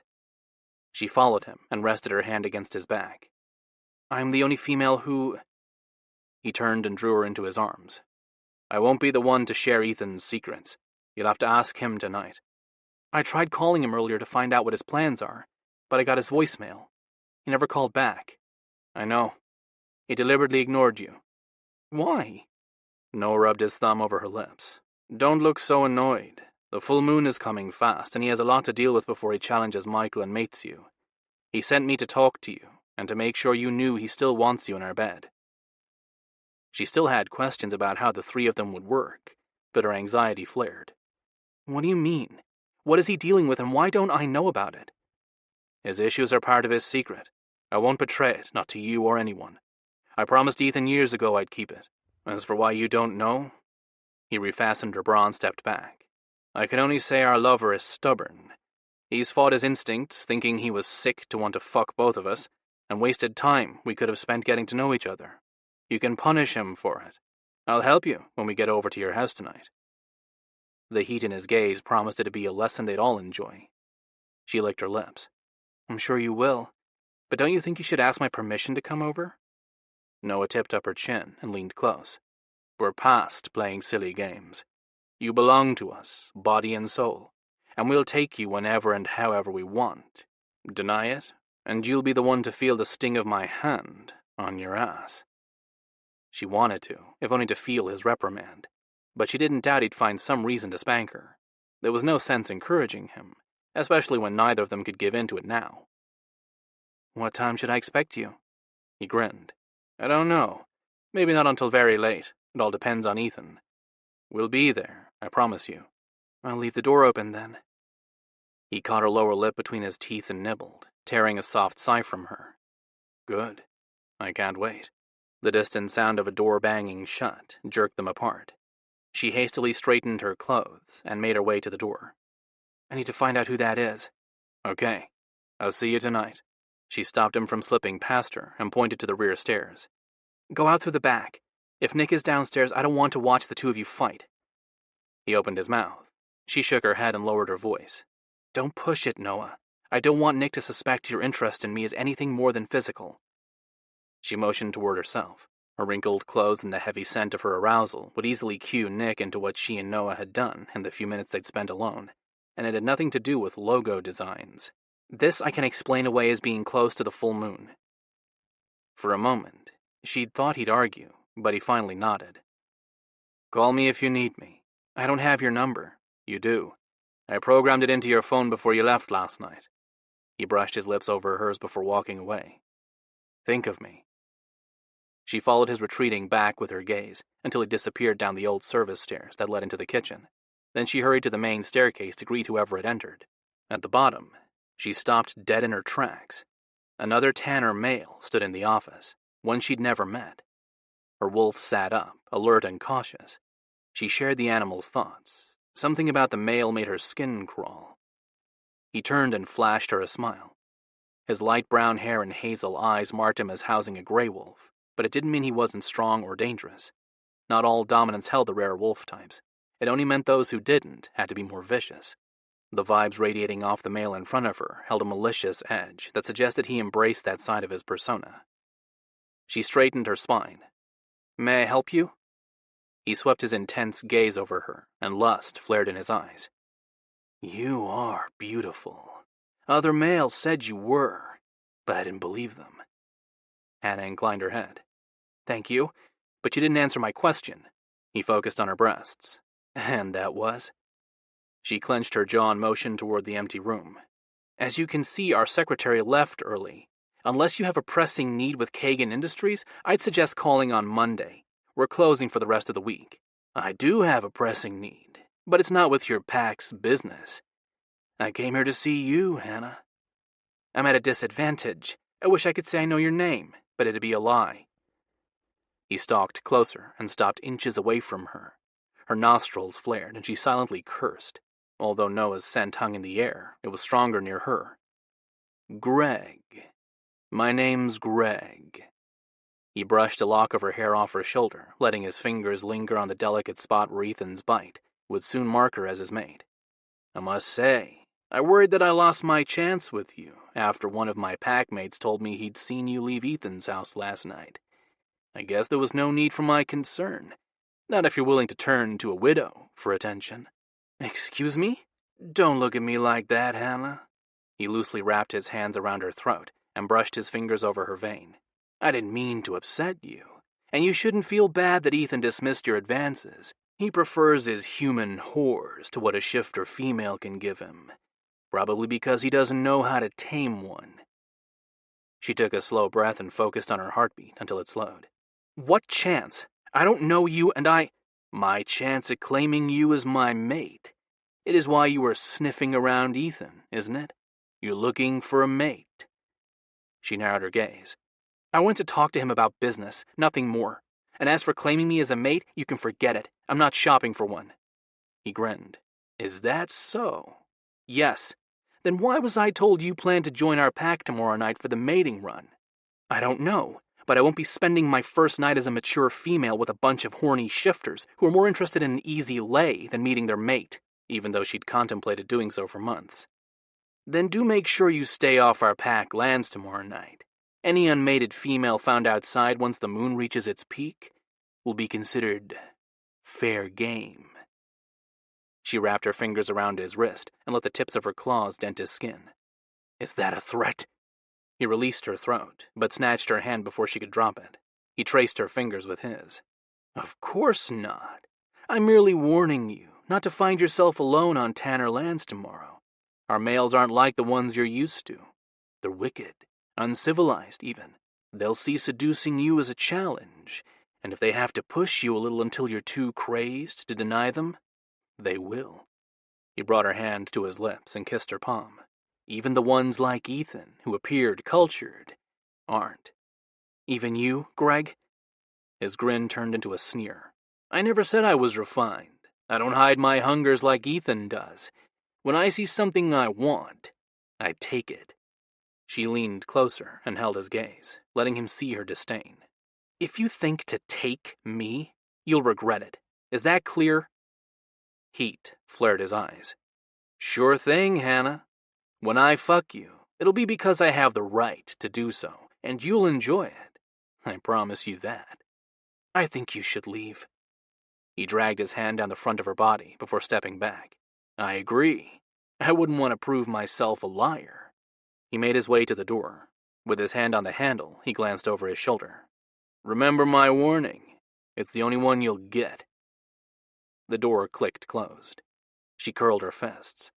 "And I hope you remember mine, because I won't be held responsible for what my lovers would do to you if they ever found out what you said to me." Since Hannah didn't want to see any bloodshed, she'd make sure Noah and Ethan didn't learn of her visitor. But if Greg decided to pursue her, she'd turn her back and let nature take its course. Chapter 14. Ethan glared at the human behind the desk. The man flinched but covered the sign of his unease with a wide grin. "As soon as an agent is available, I'll show you right back." He motioned to the table along the wall. Have a cup of coffee and a donut while you wait. Ethan didn't bother glancing in the direction of the coffee pot. Instead, he kept his gaze on the human dressed in a cheap cotton polo and khaki pants a size too small, until beads of sweat dotted the other male's forehead. I was told someone would be available immediately to speak with me. I've waited an hour already. The man tugged at his shirt. I'm sorry about that. Please have a seat, and I'll go see what the holdup is. The clerk disappeared through a door and left Ethan alone in the quiet room. The office reminded him of many he'd seen over the years. Tables with magazines strewn on them flanking uncomfortable chairs, generic industrial carpeting, and ugly paintings. He walked toward the nearest one, not because he cared to look at the piece, but to give him something to do that didn't involve slamming his fist in the wall. His frustration had grown over the hours since he'd left his house. Nothing in the pictures Maria had taken meant anything to him. For someone with the ability to tap into bank data, it'd be a great find. For him, not so much. He didn't have a clue how to break through internet security measures, which was why he'd reached out to the human government for help. The person he'd spoken to on the phone had seemed eager to look at the data he'd gotten from Maria, but only after he'd hinted that it might have something to do with shifter trafficking. The initials of buyers, account numbers, and records of payments made to Michael Tanner would prove he was involved in illegal activity. All the transactions noted in Michael's ledger occurred within days of the so-called tragedies that had claimed the lives of their packmates. But the one line that had angered Ethan the most was the $50,000 received for the sale of Owen. Ethan fisted his hands and breathed through the rage tightening his muscles. He hated knowing any of his packmates had suffered, but Owen's situation hurt the most. If he hadn't fought with Ethan, Owen wouldn't have taken off or been rounded up by Michael's followers. Greg was one of them, which was probably why he was still breathing, despite his interest in mating Maria and becoming alpha. Though not as physically strong as many dominants, Greg's lack of empathy made him invaluable in Michael's eyes. Greg was the one sent to discipline any shifter who broke pack rules, usually leaving them bloody and scared shitless, unwilling to talk about their punishment. Ethan's phone beeped with a new text, providing him with a much-needed distraction. Regret over the past would cripple him. He pulled his cell from his pocket. Noah's profile showed on the display. Just the sight of him calmed Ethan and his wolf. The animal stopped in its restless pacing, no doubt picking up on the peace that had settled over its host. So simple, so powerful, so damn right. Exactly how the presence of a true mate was supposed to be. He dragged his finger over Noah's image, marveling at the power the male had over him, before opening the message. She'll be waiting for us. Be prepared to tell her everything, or I will. She's confused and I hate seeing her question her instincts. She needs to know how damn special she is to us. Ethan sent a quick reply, saying he would, then deleted the message. He wished he had answers for her about their unusual connection, but he didn't have any that made sense. Even his wolf struggled with the instincts driving Ethan to lock both Hannah and Noah to him. Apart from them, the animal wanted both, urging him to seek them out. When they were together, it had reverted to its primal drive to protect its breeding mate. Only Hannah's touch had helped him keep it under control. He opened his missed calls list, needing to see her picture. She was beautiful. There was no question about it. He wanted to lose himself in her, but she didn't only call to him on a physical level. He couldn't explain it any better than Noah had. She was special to them. Agent Montgomery will see you now. Ethan turned at the sound of the human's voice. The clerk stood, holding the door to the back rooms open. Thank you. Ethan slid his phone back in his pocket and strode forward. Row upon row of cubicles greeted him. He picked up on dozens of conversations that blended into a murmur of nonsense. He blocked it out and followed the human to an elevator. The human pressed the up arrow. Agent Montgomery's on the 3rd floor, second office on the right. Ethan stepped inside the elevator, hit the button, and waited for the box to make its way to his destination, a hallway with dark paneling and plush burgundy carpet. He glanced from the elaborate woodwork to the paintings on the walls. Brush strokes marked them as real, not the copies that had decorated the lobby. He couldn't say they were better, but they were a step up from the bowls of fruit and vases of flowers he'd been forced to stare at for part of the morning. He scanned the space once more, noting the small cameras and the flush mirror at the far end of the hallway, which he guessed might have been a two-way mirror. He couldn't be sure, nor did he care if he was being watched. He had nothing to hide, other than his shifter status and maybe his parentage. The agent meeting him already knew about the first, and the last was nobody's business. The second door to the right of the elevator looked similar to the others. No identification tag marked it as belonging to Agent Montgomery, but none of the doors boasted nameplates either. He turned the knob and entered. The stench of a cat hit him the moment he stepped into the room. He tensed and scanned the interior for the feline shifter the smell belonged to. Only a human female occupied the space. She watched him intently from over the rim of her coffee mug she held poised at her lips. She took the sip he must have interrupted by entering, then set the cup with its tiger face on the blotter in front of her. While he knew there were other shifter species, including all the feline varieties and the bears, he'd never met any. Wolves far outnumbered the other groups, who rarely lived together, thereby missing out on the protective communities that allowed packs to thrive. He couldn't tell from where he stood what type of feline shifter had scent marked the woman, and he wasn't getting any closer to find out. Feline shifters didn't claim anyone lightly. The female with her blonde hair wrapped in a high bun and blue-green eyes was important to one of them. Not a mate, though. Her unmarked shoulder confirmed her status. It made the feline scent even more unusual, but not enough for him to question. He didn't care about her personal life as long as she could help him get Owen back. "Have a seat, Mr. She glanced at the paper lying on her desk and smirked. Mr. Lyons. The amusement on her face at the mention of his foster parent's name eased the tension in his muscles. He couldn't say why, but he instantly liked the woman. "Call me Ethan, please." "Good. Ethan it is. I don't know if I could have been able to keep a straight face calling a wolf shifter Mr. Lyons for very long, and I try to be professional when I can. It's one of the objectives I'm supposed to work on in this role." Okay. She motioned toward the chair in front of her desk. "Well, have a seat, Ethan." He took the chair she indicated, then reached into his pocket for the small drive he'd copied the photos onto.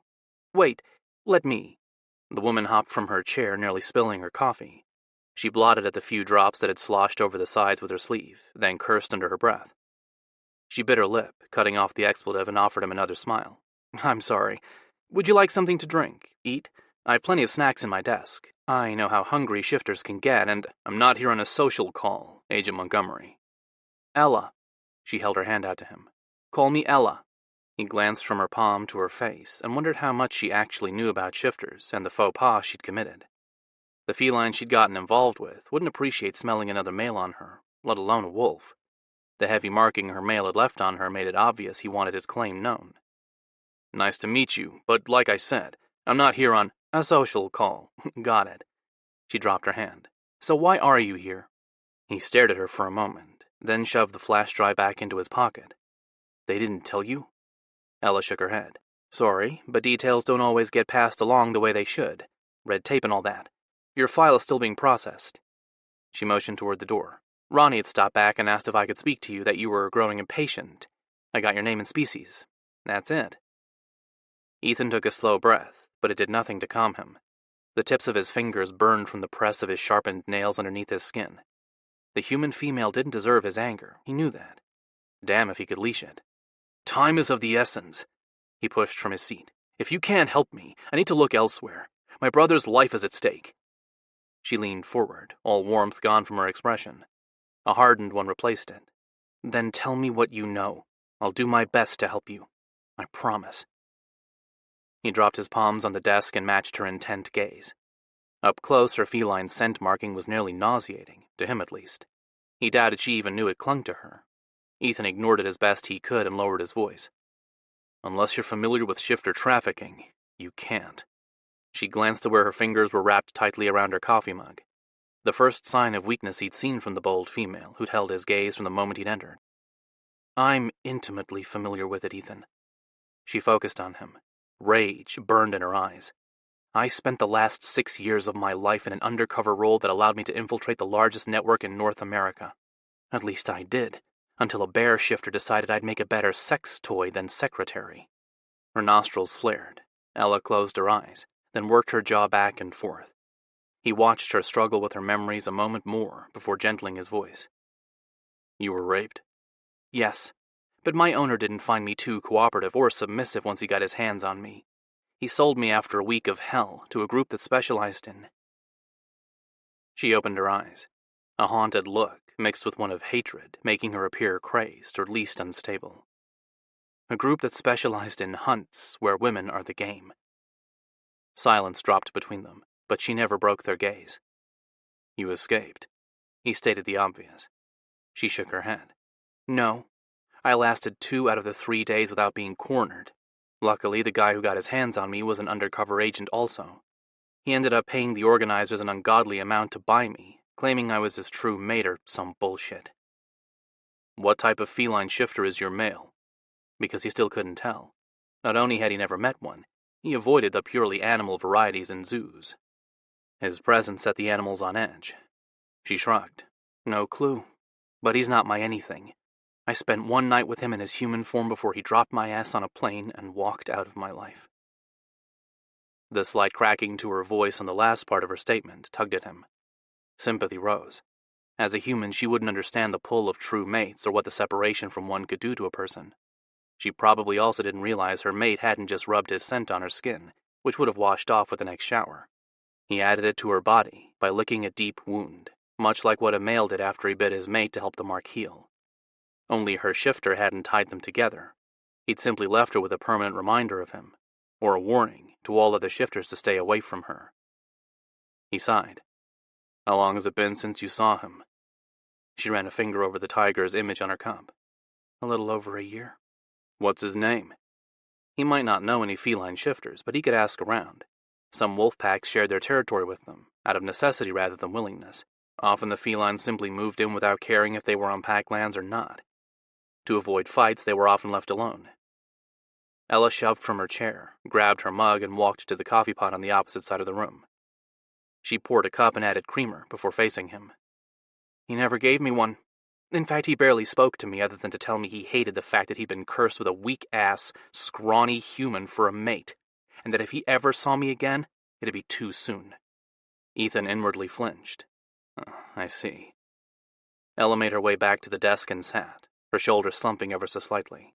Well, now that I shared my life story with you, although I'm not really sure why I did, tell me about your shifter trafficking problem. He dropped the thumb drive on the blotter in front of her.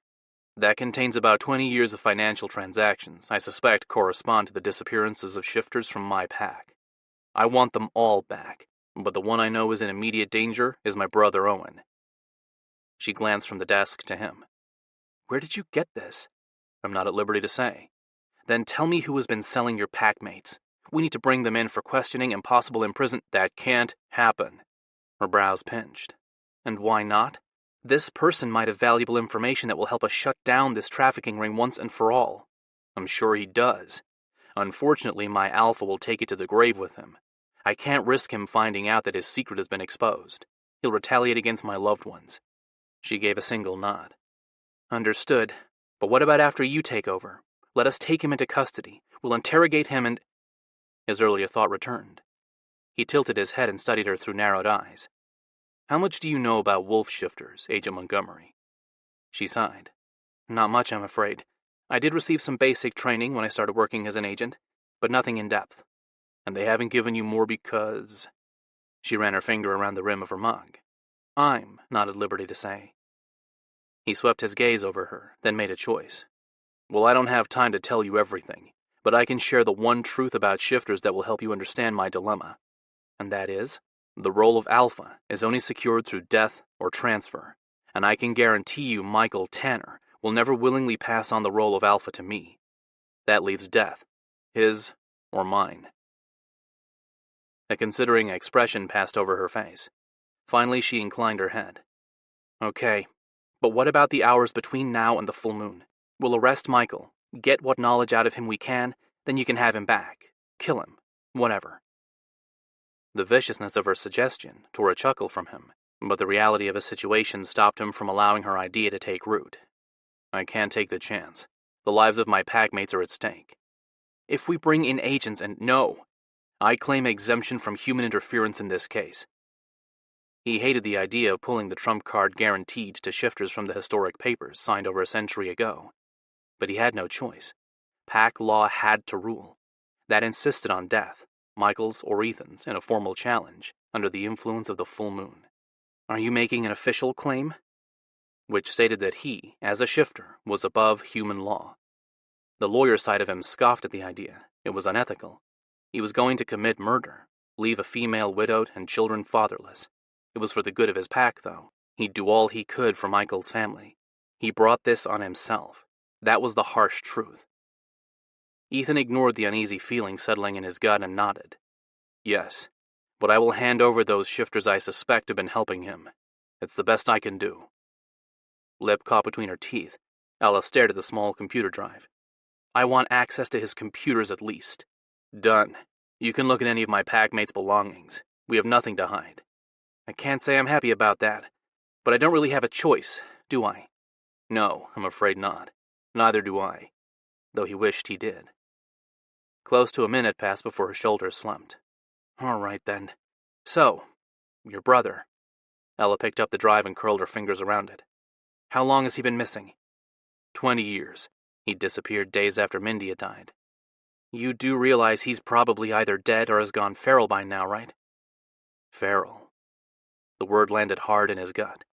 Shifters who embraced their animal side were labeled feral and considered a danger. They were either killed or caged for the rest of their lives. Owen's smiling face flashed across Ethan's mind. Maturity hadn't dimmed Owen's boyish looks. His hazel eyes, which had always held a spark of humor, and his mop of unruly dark brown hair added to the image. It was the memory Ethan held close. The anger in Owen's expression once he realized Ethan wasn't his blood brother offered another side, one Ethan hoped Owen had embraced. Even if it had left him feral, he'd still be alive. The pack could help him heal his broken mind. They couldn't bring him back from death. My brother is strong, but I also have reason to believe he's been kept alive as a deterrent to stop me from challenging our alpha. I was told if I do, an order will be carried out to end his life. She gave a small nod.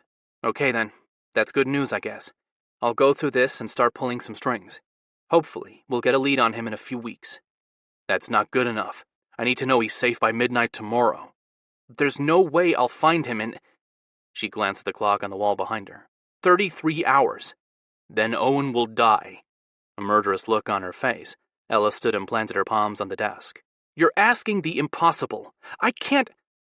He dug out a wrinkled picture of Owen, one of the few he had, and tossed it beside her lion mug. Then his death can rest on both of us. I can't wait to make sure he's safe. Do you understand me? Ella inclined her head. Absolutely. I understand. You're a coward. No.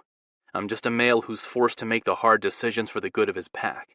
I can't risk my packmate's safety on the slim possibility I'll be able to find my brother, a male who may or may not be alive. Just like I can't risk their lives so you can interrogate Michael. Ethan let the frustration show in his expression. Yes, it sucks, and my failure will haunt me for the rest of my fucking life. But that makes me an alpha, not a coward. If you don't understand the difference, you don't know what a real coward is. Sure I do, Mr. Lyons. The goddamn bastard who claims to be my true mate is one. And Ethan had to agree with her. Unfortunately, he couldn't do anything for the human.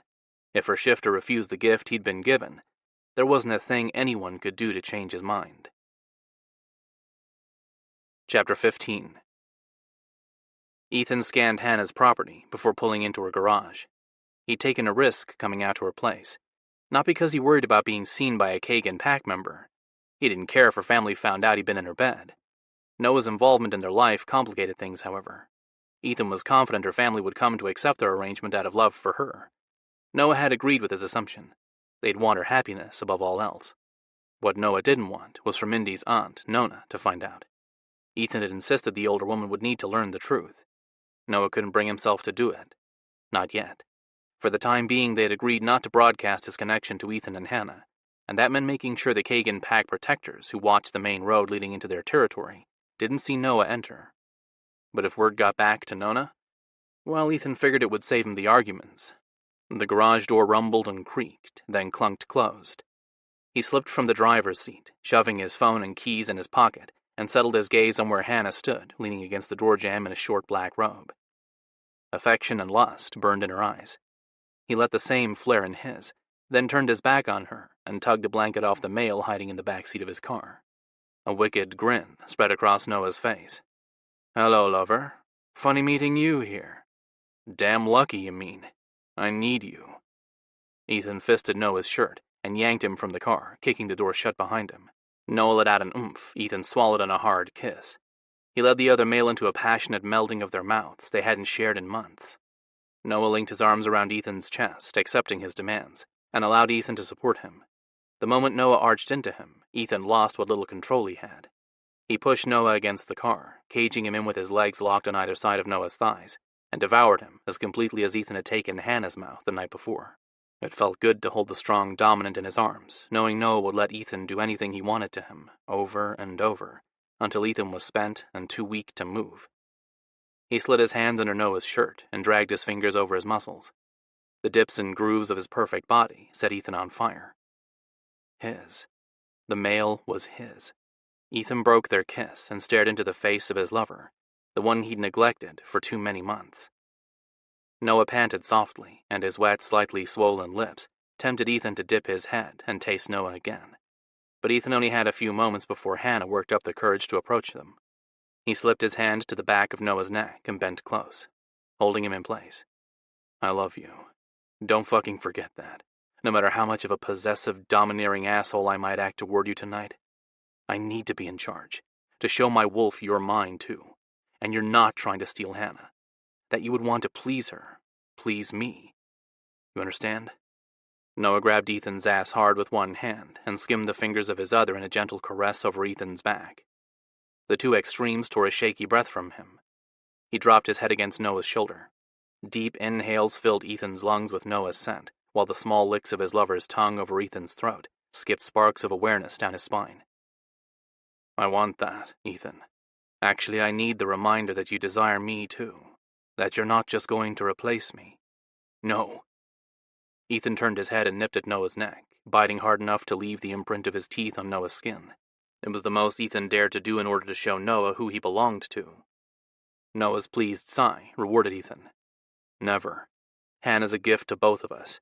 We'll treasure her, not use her as a substitute. Noah nodded and squeezed Ethan tight once more before dropping his arms. Ethan sensed why, too. Hannah had taken a couple of steps into the garage, but hadn't closed the distance between them, probably unsure of her welcome. She still didn't grasp the power she held over them, something Ethan planned to change before the night was over. He stepped away from Noah and went to her, pulling her into his arms and kissing her as deeply as he had Noah. She curled her fingers around Ethan's neck and went limp in his embrace. He grinned against her lips and broke their kiss by swinging her into his arms and carrying her into the kitchen. But he paused near the table to steal another kiss from his female. Noah stepped behind them and grabbed the waistband of Ethan's sweats, brushing his knuckles against Ethan's skin. The first low growl of his wolf echoed in his body, but not as aggressively as it had radiated within him yesterday. He tightened his control over the animal, demanding its obedience, but the effort left him tense. He ground his teeth, annoyed by the primitive animal he housed. He had so little time to love Noah and Hannah before Ethan became alpha. He needed to make sure his wolf accepted their arrangement before then. They didn't have the opportunity to work through their issues slowly. Hannah ran her hands over his chest. Ethan, kiss me again. I want your lips on mine. So he did, but it wouldn't prove anything to his wolf. It already knew he desired her. In a minute. I wasn't done kissing Noah. I want more of his moans before I take yours. Noah stepped around them, not needing any direction as to where he was supposed to go. The knowledge that he understood what Ethan wanted pleased him. Noah slid his hands under Hannah's body, placing his arms next to Ethan's so their skin touched. Ethan's wolf went silent. Either from the familiarity of Noah's body or the presence of Hannah's, Ethan couldn't pinpoint the reason for its peace. He was glad, though. The slow swipe of Noah's tongue along his bottom lip made Ethan's mouth water. Well, Noah cocked a brow. Are you going to kiss me or not? Come closer, and I will. Noah leaned over Hannah's body, eyes closed and mouth open slightly. He looked inviting and eager. The small sign of submission only cranked up Ethan's hungers. He tilted his head and dragged his flattened tongue over Noah's lips before slipping inside and claiming Noah's mouth with deep strokes. Hannah released a shuddering breath and squirmed in their arms. They both took a small step closer to each other, locking Hannah firmly between them, and continued to kiss, deeper and more sensually than they had in a long time. For so many years, their encounters had been limited. Whenever they grabbed a chance to be together, lust had ruled. It simmered between them, with Hannah in their arms, but there was more than desire fueling the dance of their tongues. Love passed between them. Hannah's tentative caress on his jaw intensified it. Beautiful. Her single whispered word pulled Ethan's attention to her and ended the sensual kiss with Noah, at least for the moment. Hannah's dilated eyes matched the praise she'd given. She'd enjoyed the show. It was, but so were you. Ethan bent and gave her another kiss, but she quickened the strokes, demanding more than the reverence he offered. He eased back and glanced at Noah before he gave in to her.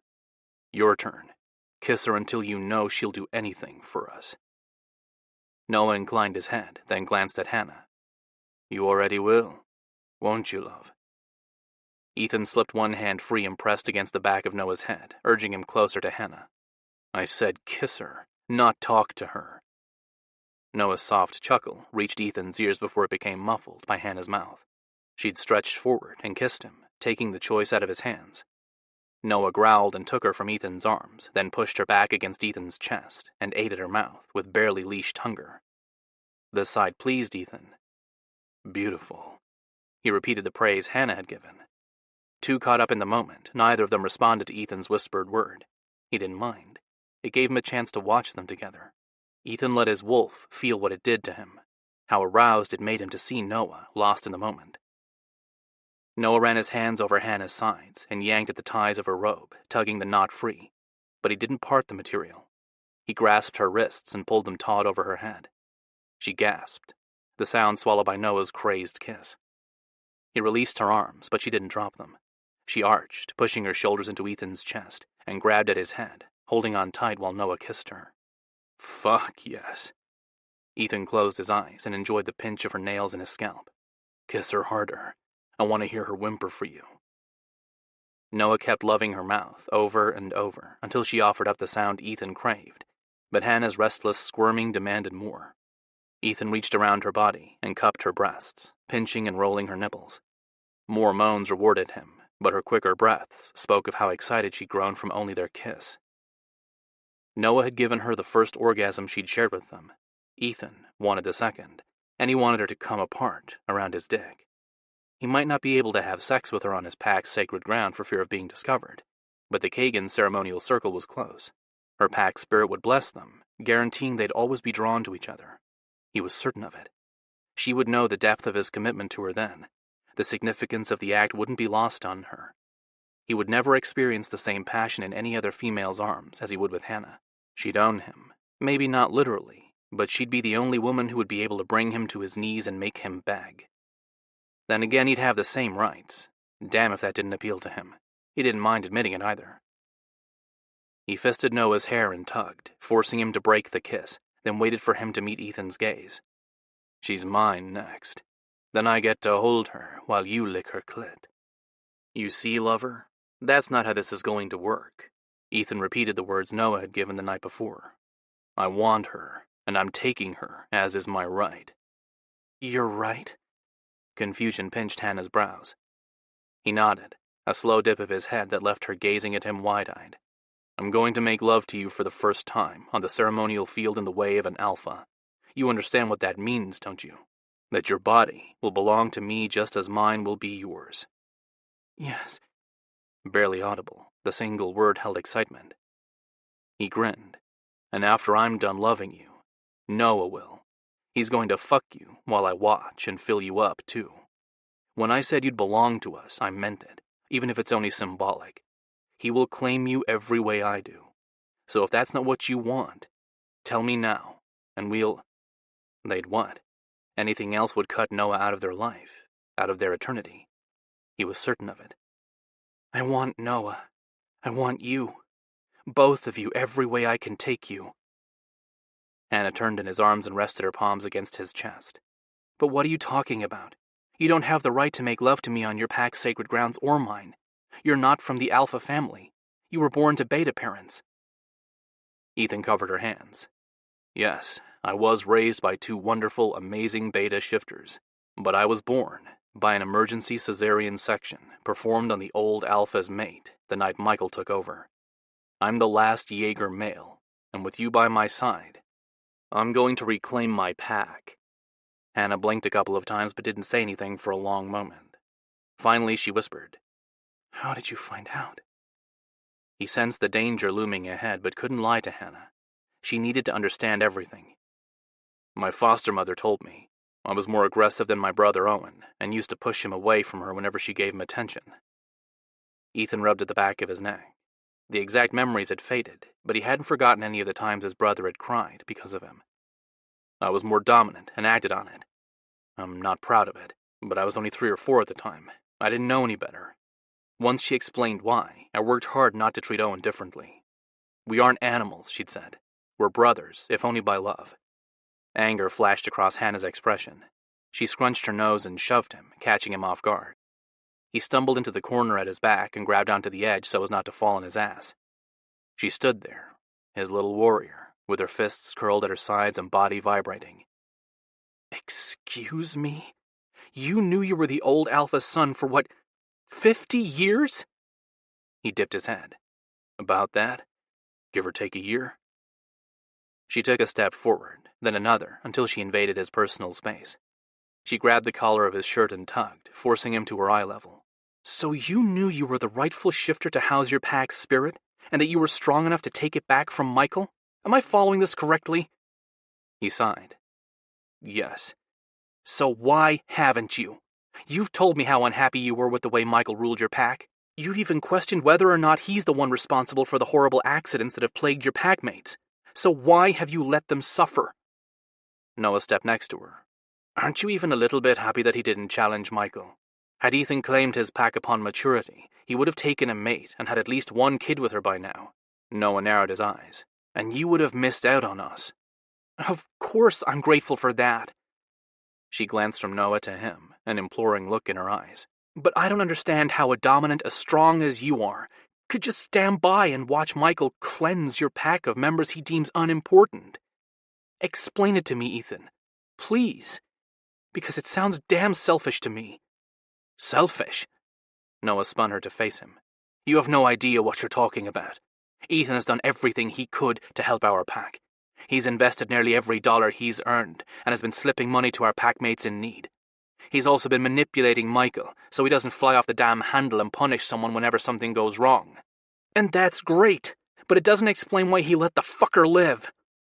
She spat the words in Noah's face. Ethan had to. Noah ground his teeth. Can't you just be happy he's able to claim you? He cupped her face in his hands. He's going to soul bond to you. Love you for eternity. I want him to do that. I want him to hold you close so you're never alone. He pressed his forehead to hers. Being alone hurts, Hannah. I don't want you to ever experience it. Ethan ran his hand down Noah's back before pulling Hannah close. She didn't fight him. She looked at him with tears in her eyes. The truth is that I didn't challenge Michael because I couldn't take a mate. Her expression softened. You were waiting for your true mate. He wanted to agree, knowing it would make her feel special. It'd be a lie. He refused to tell her any. I was waiting for a female to arouse me. At her pinched brow, he sighed. No female before you ever got my dick to rise. I couldn't become alpha without a mate. You know how it works. Without a mate, I can't produce an heir.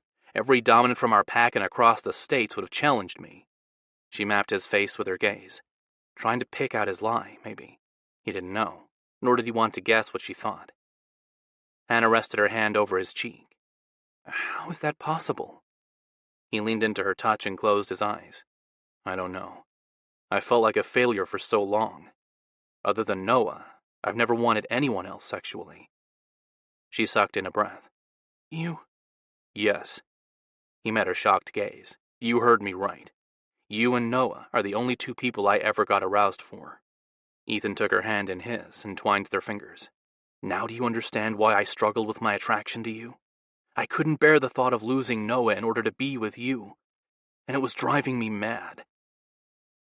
He held his other hand out to Noah. The moment their fingers met, Ethan drew him close. I love you both, more than either of you can ever imagine. I don't care if we call each other true mates or mates of the heart. You're both mine. Simple as that. From disbelief to confusion to happiness, the rampant emotions flowed through her. He took satisfaction in seeing every one, not because he enjoyed upsetting her. The pleasure came from knowing she trusted him enough to share them. Ethan brushed the edge of their joined hand over her cheek. I see the questions in your eyes. Ask whatever is bothering you. I want no secrets or doubts between us. I've heard you keep regular human, A smile tugged at his lips. Ethan bit his inner cheek to keep it at bay. Hookers? Yes, she nodded. How could you if... He kissed the tip of her nose. I do have several women who I would visit every couple of weeks. I paid them to have dinner with me and keep my secret. Pathetic, I know, but I needed to maintain an image. Those women provided it. It's not. Hannah smiled, a full, beautiful one that spread warmth through him. I'm sure they enjoyed your company. All the odd friendships he developed over the years surfaced. The joy on their faces when he'd shown up with takeout bags or ingredients for meals had been a treat he'd savored. They did. Ethan smiled as memories skipped across his mind. It was still pathetic, but I had no choice. I couldn't let anyone suspect the truth. How could I? It would have made me appear weak. I hated feeling less of a male, and even tried pleasuring shifter females years ago, hoping their arousal would spark mine. It didn't work. Nothing did. Not until I met... me. Her whispered word held awe. Yes, not until you. Ethan linked his arms around Hannah's waist. And now that you know the truth, do you still want me? She kissed him. Love. That was what he felt in every stroke of her tongue against his.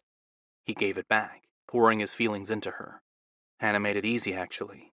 It was impossible not to give her everything. She eased back and glanced between him and Noah. Yes, I want both of you.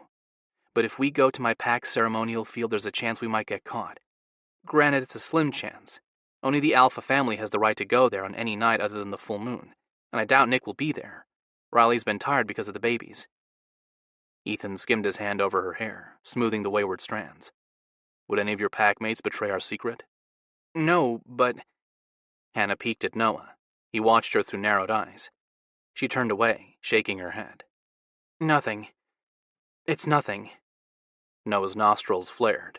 She doesn't want anyone to know I'm going to be a part of her life. She faced Noah. I didn't say that. I was merely... Enough. Ethan's command dropped between them, silencing both of them. He tied Hannah's robe, then swung her into his arms. We can't expect this to be easy. Each of us needs to grow accustomed to our unusual relationship. He glanced at Noah, letting him see the warning in his eyes, not to ruin their fragile arrangement.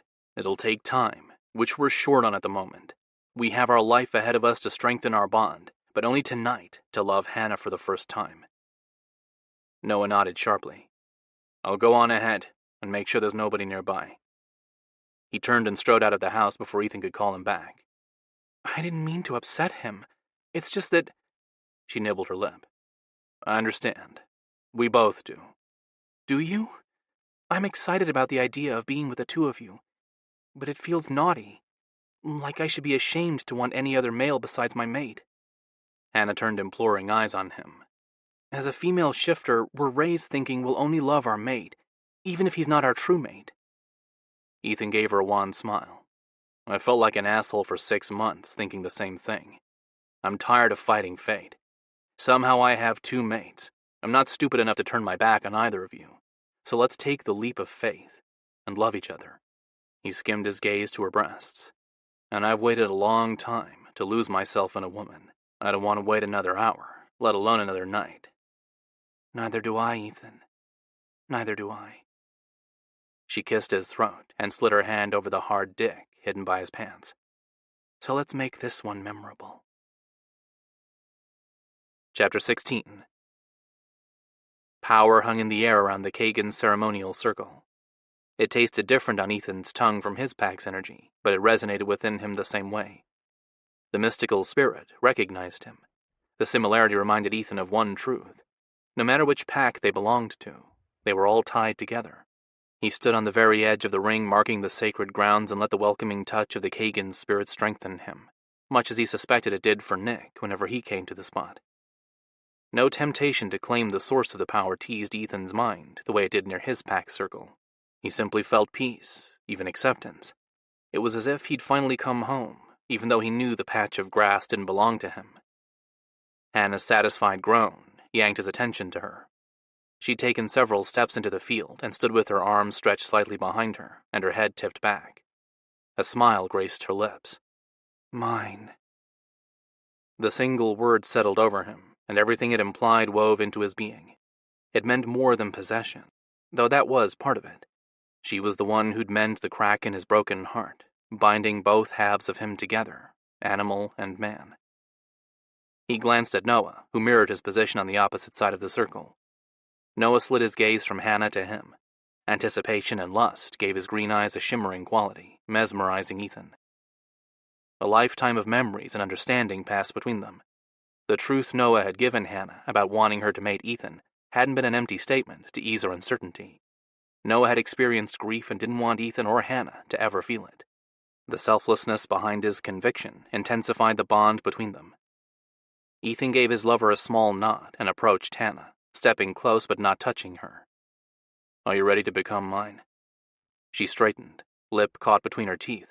She tugged his shirt from his pants and undid the buttons, working her way from the top to the bottom. The material parted. Hannah ran her palm over the contours of his stomach. Her breathing quickened, but she didn't move to undress him further. She raised her gaze to his. "But I won't be yours until you mate me. Not completely." "I will mate you. Tomorrow night, right after I become alpha." Ethan stroked a single finger over the delicate spot on her shoulder that would soon mark her as his. "You'll be waiting for me, in my bed." "Won't it be dangerous for me to be there? I've heard—" "You won't be alone. Noah will guard you." Ethan traced a path over her upper chest, right along the edge of her robe. He wanted it off her, but if he undid the tie and exposed her body, he'd be lost. It couldn't happen yet. She wanted to talk. He wanted her on her knees, his dick in her mouth. Her needs came first. "And what if you decide—" She glanced away. He tipped her head back to look into her face. "What?" "What if you decide tomorrow that loving me was a mistake?" Again, Ethan wondered who had hurt her. It was the only explanation he could come up with for her insecurity.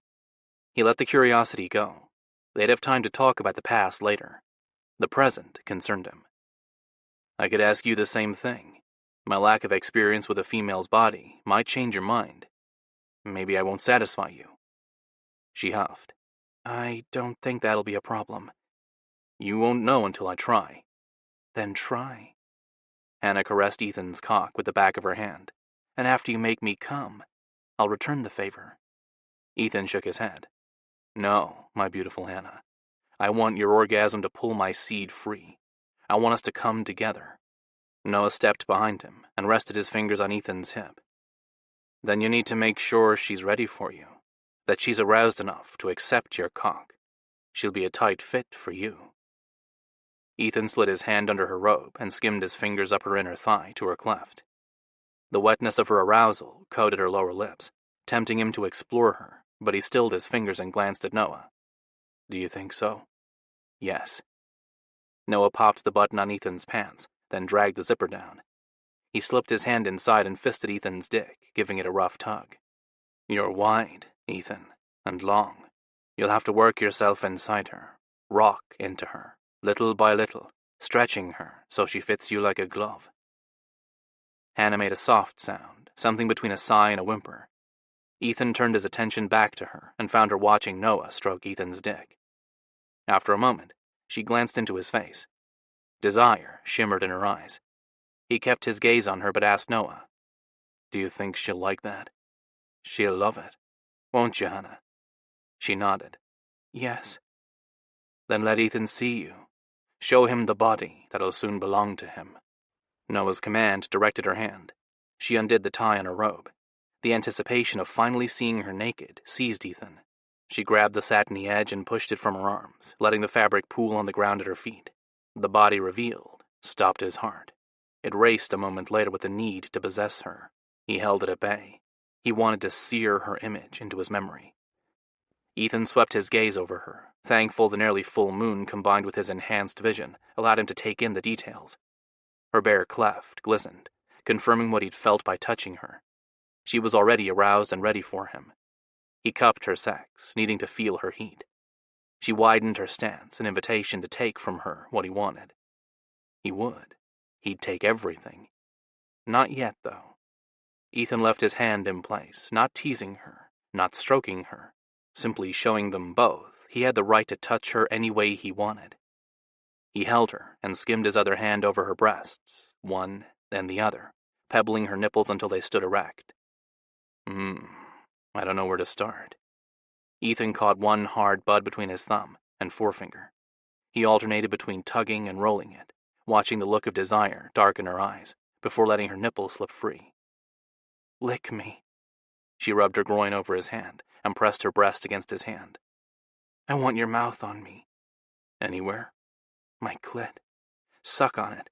Flick it. Tease it." Hannah wiggled more against him. "I ache, Ethan." Her demand came without a please. He sighed. She'd have to wait then, despite his desire to do exactly what she'd commanded. He dipped his head and traced the swell of one of her breasts, working his way from the valley between them before moving on to her other one. With slow strokes, he licked a path to her areola, but avoided her sensitive tip, circling it.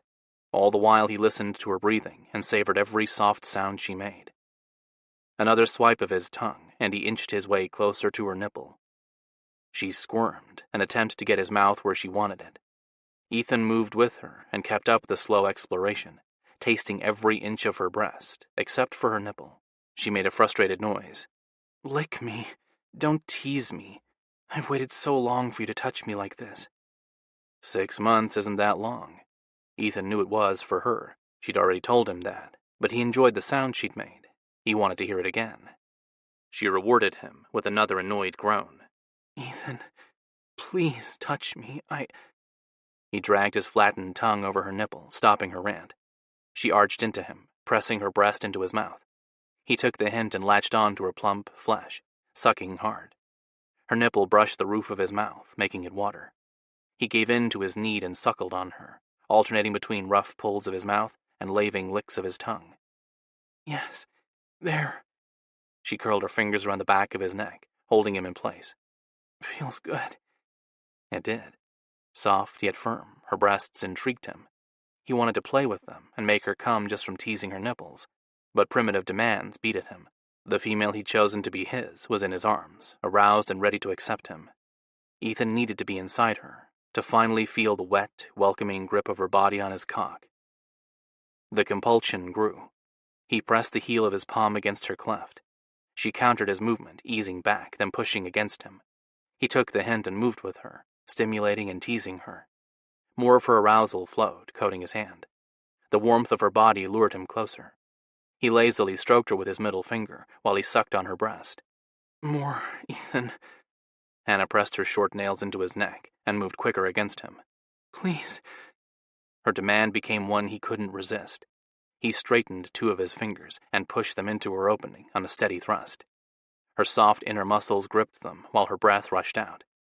He held still a moment, enjoying the warmth of her, but his hungers grew.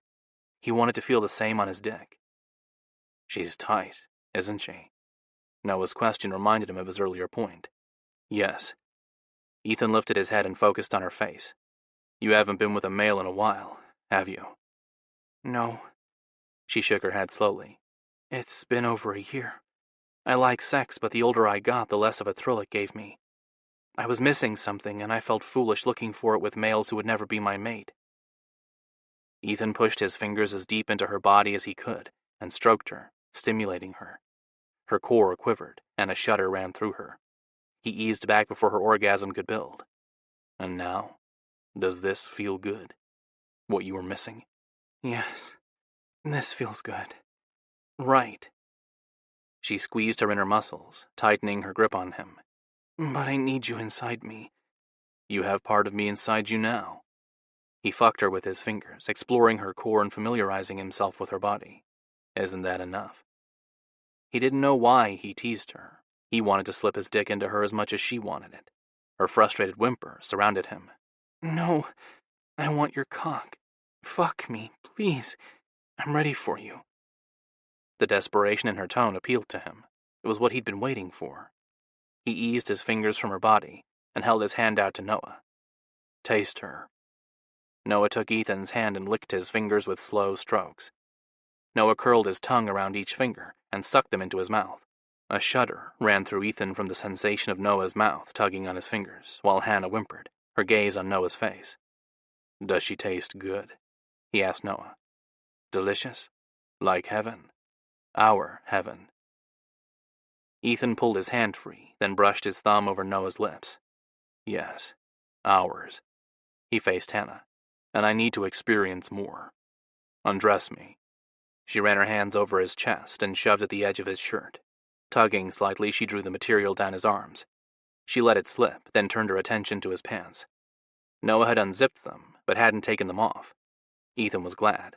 The look of hunger on Hannah's face was priceless. She curled her fingers around the waistband and yanked. The rough move caught him off guard. His breath rushed out, and he grabbed her shoulders, pushing her back. She grinned and dropped to her knees. It wasn't where he'd planned for her to end up tonight, but the moment wasn't one he'd pass on. He skimmed his palm over her hair and gathered the long locks in his hand. He urged her to look at him. "What are you doing, my Hannah?" "Returning the favor, exactly as I said I would." "I didn't make you come." She shook her head. "No, you didn't. You teased me." "So what?" Ethan raised a brow. "You plan to do the same to me?" "I keep my promises, Ethan. If you're going to get me hot and leave me aroused, I'll do the same to you. Besides," a wicked grin spread over her face, "I do want you ready for me." He chuckled. The woman would follow his direction, but not blindly, and not without adding her input. It was the same thing about Noah that appealed to Ethan. Did he really expect Hannah to be different? He kicked off his shoes, then his pants, but left his boxers on. With a hold on her hair, Ethan drew her closer. "Then make sure I'm hard for you. Suck my cock." She closed her mouth over his silk-covered dick and nibbled on his length, working her way from his balls to the ridge around the head. The teasing nips aroused him as much as they frustrated him. He gave her hair a small tug. "Give me what I need." She growled softly and bit a little harder. His eyes drifted shut on a groan. It hadn't been what he meant, but the hint of pain appealed to him. "Hannah, more." She gave it to him, nipping and nibbling on his length until he panted. One more firm bite, and he stiffened, curling his fingers tighter around the lock of her hair he held. Before he had to tug her off him, she dragged her tongue over his length, wetting the fabric of his boxers. The material clung to him. He eased away from her, needing to get them off. She didn't let him go. She moved to the head of his cock and sucked on the tip. He couldn't decide if he enjoyed the sensation or not. She didn't give him the chance to figure it out. She skimmed her open mouth down the length to his balls. Ethan held his breath, anticipating her pulling each into her mouth and rolling them. She cupped them in her hand instead, massaging his balls. "You're killing me, Hannah." He released the hold he had on her hair and sifted his fingers through the strands, letting the feel of her silken locks tease him and add to the moment. "Open your mouth and suck on my dick." She drew his boxers down but didn't swallow him. She licked him, worshipped him, made him crazed. He wanted to demand again she suck him, but he couldn't get the words out. He couldn't do much of anything. His entire focus centered on Hannah and the way she touched him, the way she loved him. Hannah. It was all he could get out, and he wasn't even sure what he meant by saying her name. Noah laid a hand on his arm. "She's fucking gorgeous with your cock in her mouth." Ethan wanted to see if the look on Noah's face matched the desire in his tone, but he couldn't tear his gaze from Hannah. The slow, sensual, and leisurely strokes she delivered to him pushed him higher. A drop of sweat trickled down his spine, but he held still for her, letting her tease him. Noah dropped to his knees next to her. He skimmed his fingers down Ethan's stomach to his cock and gripped the base. Hannah eased to the side, giving him room but not releasing Ethan. She centered her focused licks on the head of his dick and teased the ridge. Pre-cum welled at the slit. She captured the drop on her tongue, while Noah stroked him with firm tugs, guaranteed to draw more forth. The sight of Noah and Hannah on their knees before him jacked up his needs. Both worked together, arousing Ethan and driving him wild. He fucked the tight circle of Noah's fingers and Hannah's mouth. Ethan cursed. He dropped a hand to Noah's shoulder and another to Hannah's head, then gave himself over to the moment. Ethan took pleasure from their touch and pumped into Hannah's mouth as much as Noah would allow. Noah's fingers met her lips on each forward drive of Ethan's hips. She tilted her head to take more of Ethan's dick inside her. Her sucking and Noah's stroking took him to the edge in no time. He trembled for them. Both reached a hand around him and grabbed his ass at the same time, as if they'd planned the move. They squeezed his butt cheeks and drew him closer. Noah released Ethan, and Hannah swallowed him deep. Her throat closed around him, while Noah's wandering fingers found Ethan's asshole. Noah pushed them inside. Ethan's balls drew up, and his seed rushed down his length. "Oh, fuck." He yanked Hannah off him and tugged her to her feet, swallowing her gasp on a hard kiss. She wrapped her arms around his chest and her legs around his hips. She clung to him and accepted his wild loving. Perfect. She was absolutely perfect. He would have told her, but words were beyond him. Lust ruled him. He lowered her to the ground. The softness of her robe met his hands. Noah must have spread it on the ground for them, or Ethan had found it by luck. Either way, he settled Hannah on the material and poised himself over her, his cock at her entrance, ready to impale her. She lifted her hips, urging him to fill her. He pressed a hand against her, holding her in place, and tore his mouth from hers. Her rough pants heated his lips, tempting him to devour her again. Tonight, I'll claim your body, Hannah. Tomorrow, I'll own your soul. From now until the end of time, you'll be mine. Ethan, yes, claim me. Now. She rested her hand against his cheek and squirmed under him, bathing the head of his cock with her arousal and showing him exactly what she wanted him to do. He held her gaze and pushed into her. Her arousal helped ease his entry, but she was tight. Her body gripped him, both fighting his possession and holding him deep. He paused his forward thrust to give her a moment to adjust. He focused on the sensations assaulting his body in an effort to hold on to his control. Tiny waves massaged the portion of his dick she held inside her core. The nails she pressed into his back and her breathy sounds added to the experience. He hung his head, overwhelmed by the moment. Noah grasped his chin and urged Ethan to look at him. His green-eyed gaze captured Ethan's. Excitement and lust burned in its depths. Seeing his lover's desire-ridden expression while Ethan was joined to Hannah aroused him. But that wasn't all. It connected them, the three of them.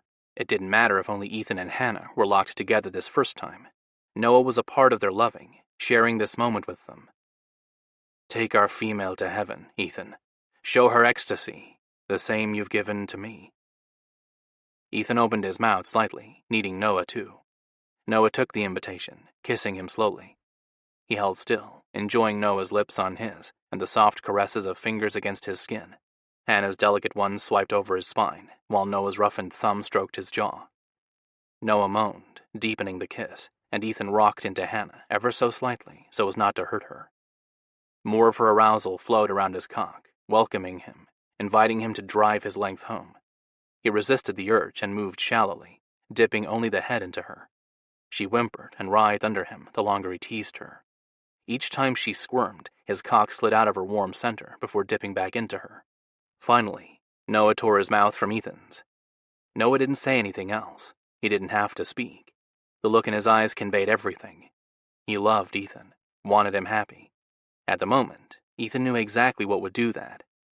Hannah, loving her for the first time. Ethan. He glanced into her face. The same look of longing Noah wore was displayed in her expression. He brushed his thumb over the corner of her mouth. Are you ready for more? Yes. Good, because so am I.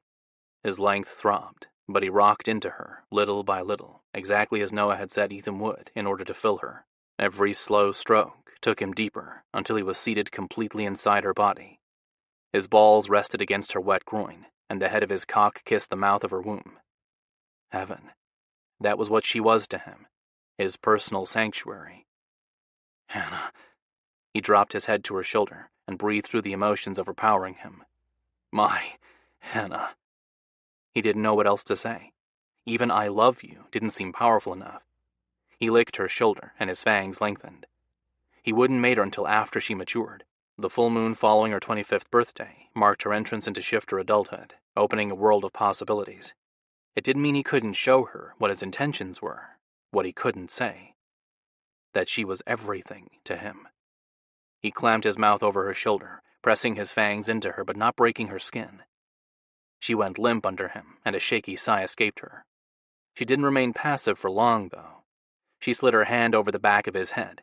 His hair was too short for her to grip, but she pressed the blunt edges of her nails into his scalp. The possessiveness of the simple action stripped him raw. Ethan was ready to come, and he hadn't moved. They'd teased each other too much, for too long. Either that, or he was simply too damn excited to be inside a woman. His woman's body. He wanted to let go and fill her. Stubbornness and the desire to make their first time unforgettable, exactly as she'd asked, stopped him. He dragged his cock through her gripping center, then plunged deep. Her breath rushed out, and pleasure shot right to his balls. He bit a little harder over the tender spot on her shoulder and repeated the full thrust. Her core ignited around him. Tiny waves danced up his length. He pulled back, slipping his dick from her body before the squeezing of her muscles took him over the edge. Cool air bathed his cock. He shivered and drove back into her, needing her warmth, her touch, her passion, simply needing her. He moaned around the flesh in his mouth, while she clutched him tighter and whimpered. The sound inflamed him. He'd always known it would, but hearing it while joined with her tripped something inside him. Primitive instincts surfaced, ones he'd never experienced with Noah. Not better, not more powerful, but they were essential, irresistible. He couldn't fight them, nor did he want to. He released her shoulders and adjusted his body over hers, planting his elbows on either side of her arms and giving him the angle he needed to fuck her. She widened her legs for him, and he slipped impossibly deeper. "You feel good, Hannah. Better than I ever imagined." Ethan drove forward, shaking her body and tearing another breathy sound from her. He grinned and slammed forward again, just to hear her gasp. So wet. So hot. So damn tight. "I'm glad. I want to please you." Her gaze on him did. He didn't need more to satisfy him, but having her open and aroused for him didn't hurt. "You do. You please me. Make me hard, hungry, crazed." He bent his head and licked her swollen lips. Her taste tore a groan from him. "I need you. Everything you can give me." "Then take everything. Anything. Own me." "Yes. You're mine." Ethan took her mouth in a hard kiss and fucked her. Every thrust tightened her core. She molded to him, fitting him like a glove. The silken slide of his hard dick through her folds captivated him. He focused on her body conforming to him, how she teased him, massaged him, stimulated him. She offered him paradise. It wasn't enough. He needed more. Everything, exactly as he'd told her. He pounded into her, harder, faster. Every stroke felt better than the last. "Hannah," he rained kisses over her face. "Love you. Fucking love you." She moved with him. All the while she scratched at his back, his arms, his shoulders. Noah touched him too, squeezing Ethan's ass and his hip. He savored it all and gave himself up to the lust. Ethan fucked her, slamming hard into her sex each time Noah pushed his hand against Ethan's ass. Hannah's whimpers grew more frenzied, and her body tensed each time he drove deep. The moment he stopped moving, she'd come. He'd follow. He wanted it. He was ready to fill her up and ensure she was his. The magic of the Kagan's pack spirit hovered in the air around them, ready to bless them. It was eager to lock them together in such a primal way, making them yearn eternally for each other. The spirit wolf wanted their happiness. So did he. He'd waited too long for her, though. He wasn't ready to let the moment pass, but it would. Any moment it'd be over. His body was ready for her. He wasn't. Still his balls drew up, and the pressure in his dick built, but he kept thrusting until his seed rushed down his length before slipping free. She cried out. Frustration. Pleasure. He wasn't sure what caused the sound to escape. He didn't give either a chance to claim him.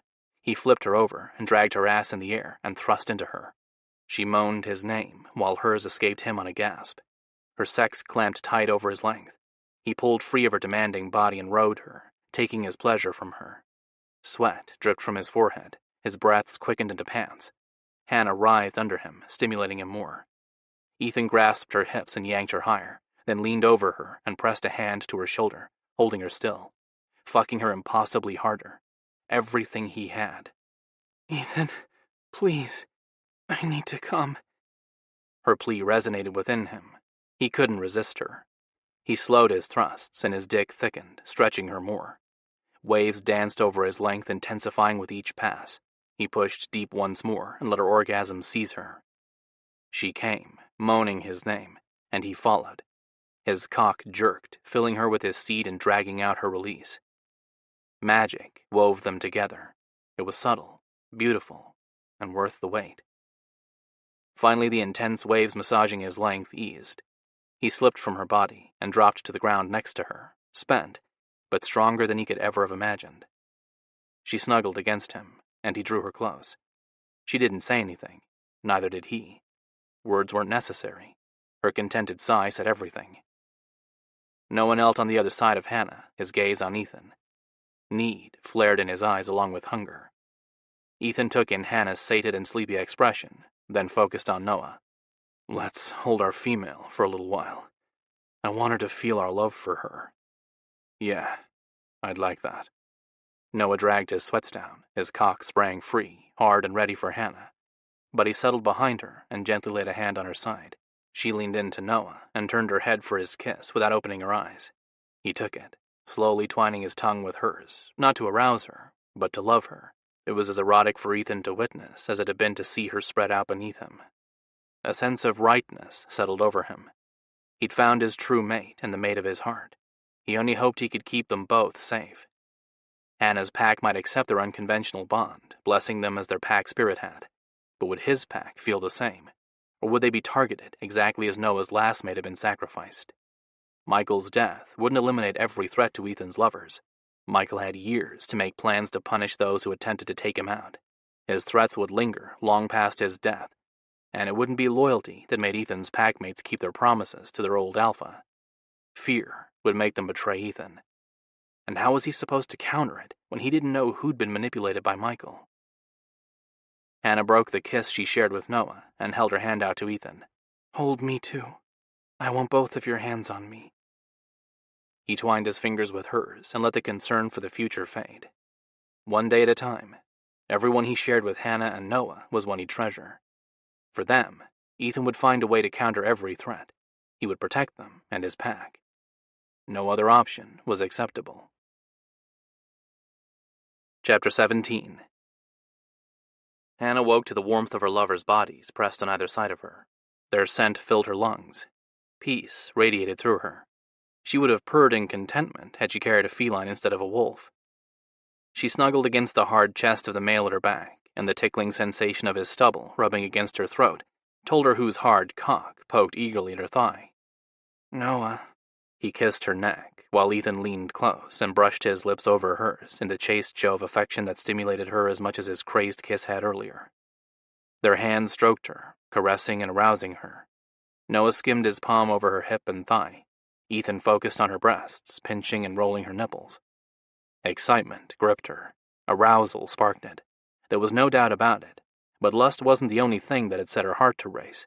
Both Ethan and Noah touched her equally. No growls or signs of aggression came from either male. She'd done it. She'd bridged them, or at least set their path, proving their unconventional bond was possible. They would work out their issues. Together. She smiled. I could get used to this. What's that? Noah whispered a question against her ear. Having both of you worship me? Ethan caught her lip between his teeth and nibbled on it until he tore a shaky sigh from her before letting her swollen flesh slip free. So could I. But first, Noah wants his chance to love you. She licked her lip, taking his flavor inside. And what will you be doing while he does? Watching the two of you. I want to see his cock slide in and out of your body. Hannah opened her eyes, needing to see if Ethan's expression matched the desire in his tone. His gorgeous face filled her vision, and she gasped at the sight of him, shocked by the change displayed in his eyes. His pale blue color had spread from his pupils to fill his entire orb. No white showed. She knew what it meant. Man and animal had merged. Few shifters ever experienced the miracle, but Ethan did. The evidence was clear. He'd found peace, and she'd been the one who'd mended his fragmented soul. Your eyes, it was all she could say. He raised one corner of his lip in a lopsided smile that melted her heart and reignited her desire. What about them? The teasing lilt and told her he'd figured it out already, so she moved closer to him and mapped his face with her fingertips, needing to touch his soul, but settling for the caress of her fingers over his skin. It was an odd thought, but an accurate one. She wanted to be bound to him in all ways. The full moon couldn't come quick enough. She focused on his incredible eyes. They're beautiful. He took her hand and kissed her fingertips, one by one, then pressed them to his chest. If you say so. I do. Noah propped on his elbow and leaned over her. He repeated the caress she delivered to Ethan, but let his fingers linger on Ethan's parted lips. I agree with Hannah. They're beautiful, much like you are. Ethan drew Noah's fingers into his mouth and laved his tongue around them before dragging his teeth over them and releasing him. I want your wolf to watch me through your eyes, too. Noah dropped his hand. I can't guarantee that'll ever happen. It will. Hannah will tame you and your wolf. Ethan glanced into her face. Won't you? She tipped her head back to meet Noah's gaze. The look of possession on his expression matched the one Ethan wore, a sense of power mixed with the warmth and peace she'd experienced upon waking. Do you want that? For me to tame you? Noah slid his hand to her throat and loosely held her. Isn't it supposed to be the other way around? Depends on who you ask. She rolled to her back and grasped his wrist, urging him to release her. He did, no hesitation. She grinned. I'd say the best relationships are founded on equality. Is that so? Noah held her gaze while he spoke, never wavering, but she felt him withdraw from her. She couldn't explain how she sensed it, or why he would. The certainty of her thoughts rang true. She wouldn't stand for it. Yes, and I'm feeling a little neglected. Noah snorted. I can't imagine why. From what I saw, I'd say you've been thoroughly fucked. Hannah glanced at Ethan. She couldn't help it, even though she knew Noah needed her attention. Ethan had loved her with everything he had. She let her emotions surface so he could see exactly what being with him had meant to her. Ethan's small half-smile rewarded her. I was. Ethan took me to heights I hadn't known were possible. She pursed her lips, teasing him. It definitely wasn't bad for his first time with a woman. Ethan spread his hand over her lower belly. So I satisfied you. You know you did. But I find myself wanting more than your touch. Hannah glanced from Ethan to Noah. I want another male's cock inside me. Ethan used a single finger on her chin to turn her head toward him. You're ready for Noah, then? Yes. I want him to fill me up, too. So I'll have his seed and yours inside me. Right now. Ethan slid his hand between her legs and stroked her cleft. The tender caress flipped her heart over. You're not sore? I did take you hard. No. I ache. I need to come again. He pushed 2 fingers into her and swirled them in her wetness. Her eyelids drifted shut. She's aroused, Noah. Ready for you. Good. Are you hard for her? Ethan cut Noah off. Noah chuckled. Yeah. Watching you screw Hannah was a damn good primer. Ethan moved to his knees. Stand up. Let me see. Noah exhaled audibly, then followed Ethan's order, standing next to her hip. She propped herself on her elbow and swept her gaze over him. Noah's cock stretched straight and long against his body. Not quite as thick as Ethan's, but delicious in its own right. Veins ran the length of his erection, and the swollen head of his penis tempted her to run her tongue along the ridge before sucking him deep.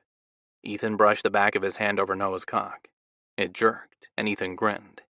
He glanced up the length of Noah's body. Wrap your hand around it. Noah did, squeezing tight to stop it from twitching. Like this? Ethan dipped his head, then slid his hand around Noah's ass and pulled him closer. Come here, lover. Hannah's not the only one who needs to feel your dick. I'm hungry for it too. Noah fisted his erection and used his hold on his penis to rub the head over Ethan's parted lips. Ethan tilted his head and licked the length of Noah's erection, then traced the ridge with his tongue, much the same way Hannah wanted to do. Another swirling lick, and he opened his mouth wide. Noah took his unspoken offer. He pushed his cock past Ethan's parted lips on a steady drive, stretching them wide. Again and again, Noah pumped himself into Ethan's mouth. All the while they held each other's gaze. Love showed in their expression. It faded with every hard drive. Lust replaced it, along with stark need. Hannah glanced from each male's face, mesmerized by the raw desire displayed in their eyes, before shifting her focus to the wet length of Noah's cock sliding in and out of Ethan's mouth. Her breath caught, and arousal flooded her core. She'd watched them kiss already. It had been one of the most erotic things she'd ever witnessed. It paled in comparison to the sight of Noah's cock in Ethan's mouth. Groaning, she squirmed. She wanted to join them, wanted to love them. She couldn't decide how, though. The act they were performing was one they'd shared for years, no female involved. Ethan glanced at her, then dragged his mouth off Noah. I'm sorry, Hannah.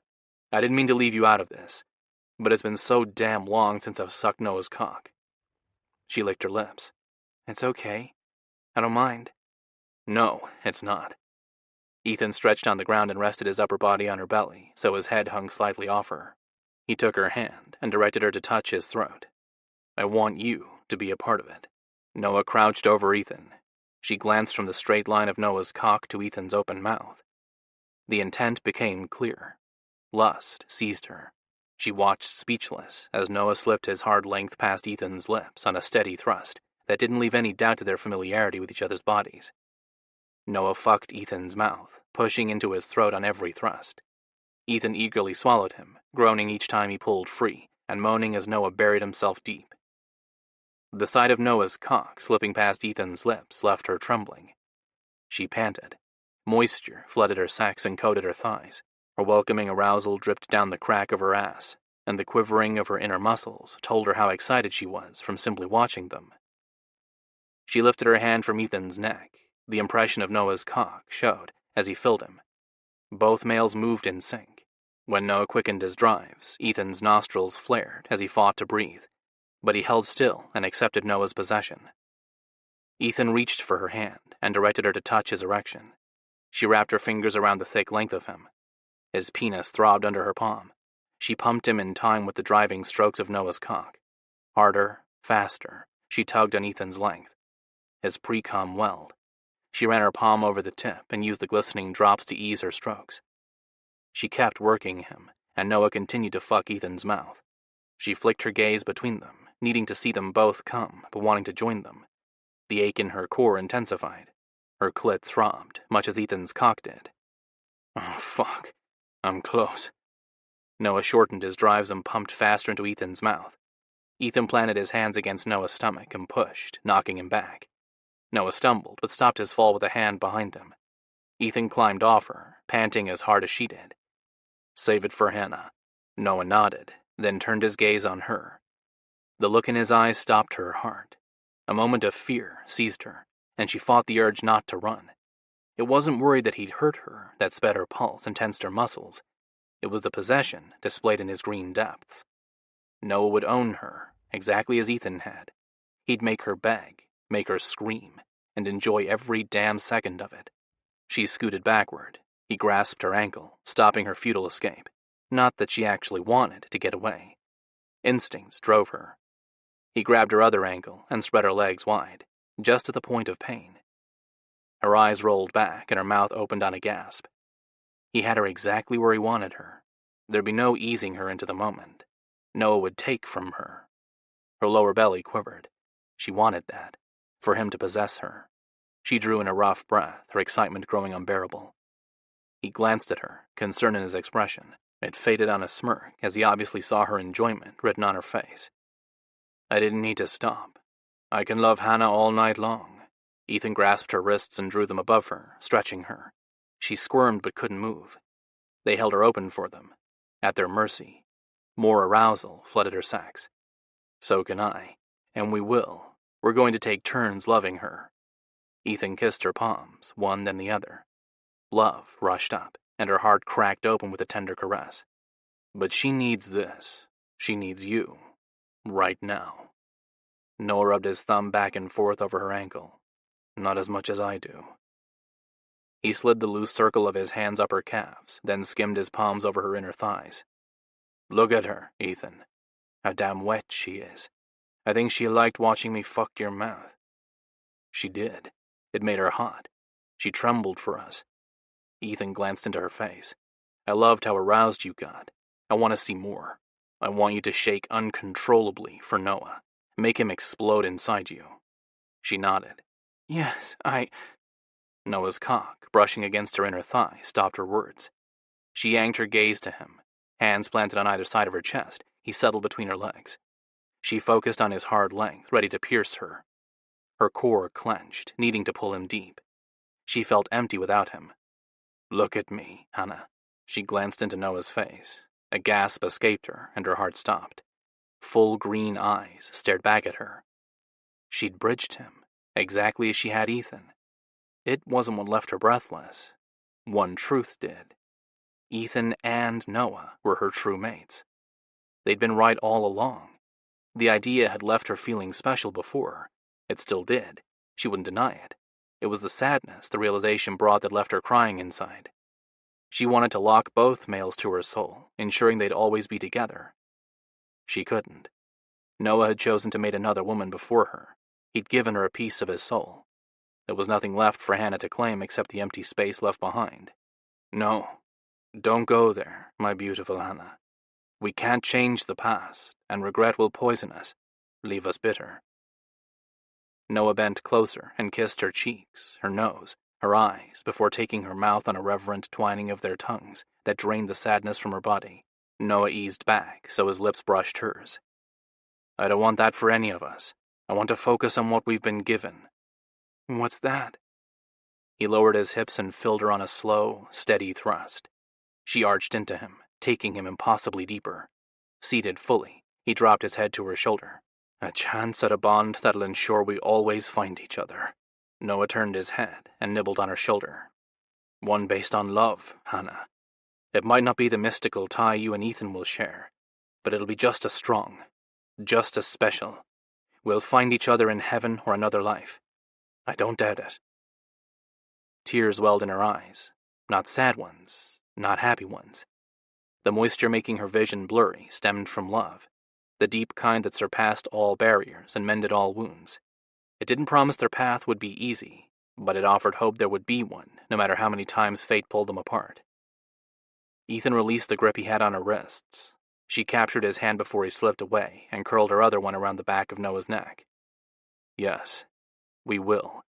It starts here, now. Ethan bent and kissed her, then turned his head for Noah's kiss before easing back. It does, and it'll be powerful, exactly as Noah said. But the night's slipping away from us. Let's spend it in passion, not worrying about the past or the future. I have faith in what we're building here, and in the Spirit Wolf. Me too. Noah shifted over her. And I need Hannah to complete me. She linked her arms around his shoulders and spread her legs wide. Then love me, Noah, and let me inside your heart. Let me fill the emptiness inside you. Oh, Hannah. He kissed her, making love to her mouth and her body.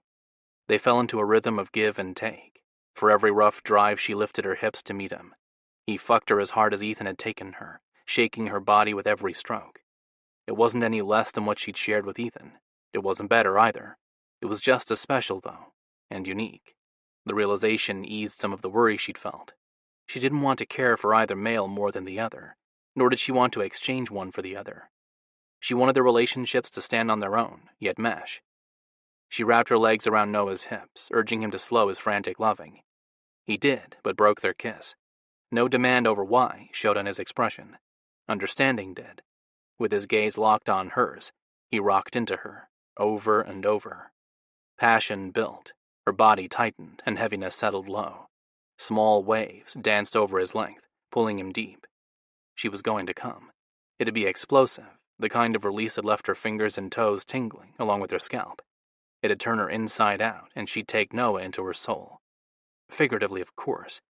But she felt herself falling in love with Noah. Maybe it was too soon for her to tag the word onto her emotions. At the moment, she didn't care. The rightness she experienced was all that mattered. The touch of her pack's spirit teased her mind in a way it never had before. It didn't exactly speak to her. Hannah didn't need its words to understand what it offered. The same blessing it had bestowed upon her and Ethan. You are beautiful, Hannah, inside and out. Noah slowed his thrusts until every drag of his cock through her center pushed her to the edge of pleasure, yet left her hovering on the verge of frustration. I am honored to call you my lover. As long as I have you, I am whole. Noah. She pulled his head to hers and stared deep into his eyes. Finish it. Complete us. Please. His grin told her everything she suspected he couldn't put into words. Gaze locked to hers, he eased his cock out of her body, then pushed forward on a rough drive that stole her breath. He grunted and spilled himself inside her. The hot splash of his seed tipped her over. Her orgasm swept over her in one continuous wave. It built on itself, tightening her core and squeezing Noah's cock, dragging every inch of his release free. She trembled under Noah's strong body and gloried in the feeling spreading through her. Every inch of her came alive, but where her skin met Noah's, she burned. The sensations intensified. She writhed, and he tightened his hold on her as if he never wanted to let her go. The emotion resonated within her the same way. She clutched at him too, despite the heat building between them. "Hannah, I feel you." She didn't know what Noah meant, didn't care. The awe in his voice was all that mattered. "Good. Then hold me. Never let me go." And if Hannah could keep both of her lovers locked to her side, she'd be content. Life didn't work that way. She could only cherish the moments they had together and pray they had a long lifetime to make them. Chapter 18. The first splashes of color streaked across the morning sky. Ethan crouched several feet away from a sleeping Hannah and watched the sunrise harken a new day. It would mark a change in destinies, for him, his pack, Noah, and Hannah. He should have been excited to face the future. He wasn't. Trepidation had woven itself into his being in the hour since he and Hannah had made love. What it stemmed from he didn't have a clue. He only felt certain nothing would be the same tomorrow. Noah matched his stance across from him. "We should wake Hannah and get her home." Ethan glanced at their lover. Hannah lay curled on her side, his shirt draped over her chest, and her hands folded under her head. A small smile played on her lips. The wonder and peace she bestowed upon them seized Ethan, chasing back some of his anxiety. He tore his focused gaze from her and glanced at Noah. "Soon. I didn't get a chance to tell you everything yesterday." Noah tensed, suddenly alert. "Has Michael found out about Hannah?" Ethan shook his head. "No, not that I know of." He'd shared the details of his conversation with Michael. Noah knew of the danger Hannah would be in if Michael thought Ethan was involved with her. It was why Noah had watched over her yesterday, following her from her packlands to the building where she worked, then back home. They couldn't take the chance one of the Tanner protectors had seen her enter their land. Only 2 remained, but they were loyal to Michael and would have reported her destination to him. Unlikely considering the sheer amount of territory they should have been patrolling. But if Michael had decided to have Ethan watched instead of their packlands... No, Ethan couldn't risk it. "I never should have invited her over." Noah ran a hand through his shaggy hair. "Hell, I thought Michael would have been happy to hear that Hannah was interested in you. I figured he'd look at it as an opportunity to finally get his hands on the Kagan pack." "I would have thought the same," Ethan sighed. "No matter. What's done is done. Besides, if you hadn't brought the 3 of us together, this," he motioned between them, "wouldn't have been possible." Noah glanced at the ground. His grin spread. "That was just me being stubborn and possessive. I wasn't willing to lose anyone I considered mine." He raised his gaze. "And you've been mine forever. I was just too foolish and young to accept it." "You knew Hannah was your true mate the moment you met her, didn't you?" Noah inclined his head. "Yeah. I was damn angry about missing out on her too." Ethan opened his mouth but closed it without saying anything about Mindy. He didn't want to tarnish what they'd had. It had been love too, only different. Noah squeezed Ethan's shoulder. "It's okay. I chose my path and Mindy. I can only hope the gods' promise of rebirth is true and she finds her true mate in another life." He dropped his hand and turned his attention to the woods surrounding them. "Or at least binds herself to a male who can protect her. 'Cause the gods know. I fucking failed her." "You didn't know she was in danger. How do you expect—" "Stop." Noah gnashed his teeth. "I failed her. There is no way to fucking sugarcoat that. I failed her from the moment I asked her to mate me so we could take over the pack, to the morning I taunted Michael. I never thought he'd go after my mate. He was strict and insensitive to our betas, but at the time, I hadn't considered him a murderer." "Exactly. None of us did. How—" Noah leaned closer and lowered his voice to a mere whisper. "That morning, I saw the depraved glint in his eyes. It's what set me off. I should have held my tongue. I was foolish running my mouth the way I had. I should have known he would go after my weakness, especially after he said he'd make sure I could never take the position from him. Other than Mindy being threatened, nothing would have stopped me. I should have realized that. I didn't, and instead of going home to her, I went for a run to burn off my aggression." Ethan ground his jaw, but kept his arguments to himself. They'd engaged in the discussion too many times over the years. Every one had ended in Noah storming off and disappearing for weeks on end. Ethan didn't want to send him off to wallow in his anger or pity. Not today. He wanted both of his lovers safe and, preferably, together. Noah pushed to his feet, grabbed his sweats from the ground and yanked them on. What else didn't you tell me? I went to the humans for help in finding Owen. Noah hunkered down in front of Ethan. Did they have any leads? No. But I did meet an agent that I'm confident will do everything possible to help. Seems the human is intimately familiar with shifter trafficking rings. As a buyer? Ethan shook his head. As a victim, and a survivor of... His phone rang. The shrill, generic ringtone jerked Hannah awake. She hopped to her feet and scanned the area. He couldn't stop his grin at the sight of his little protector, ready to defend them. Noah went to her and drew her into his embrace, whispering to her. Ethan turned his back on them, snatched his phone from the ground and answered. Hello? Ethan? He frowned a moment at the unfamiliar female's voice, then recognition dawned. Ella, is everything okay? I have a lead on your brother. Well, a possible lead. Possible was better than nothing. He straightened. That's good news. Where? Charleston. There's a sale going down today featuring several feral males who've proven themselves as hunters. Her sigh carried over the line. It's not much. I know that, but it's the only thing I've found that's remotely plausible.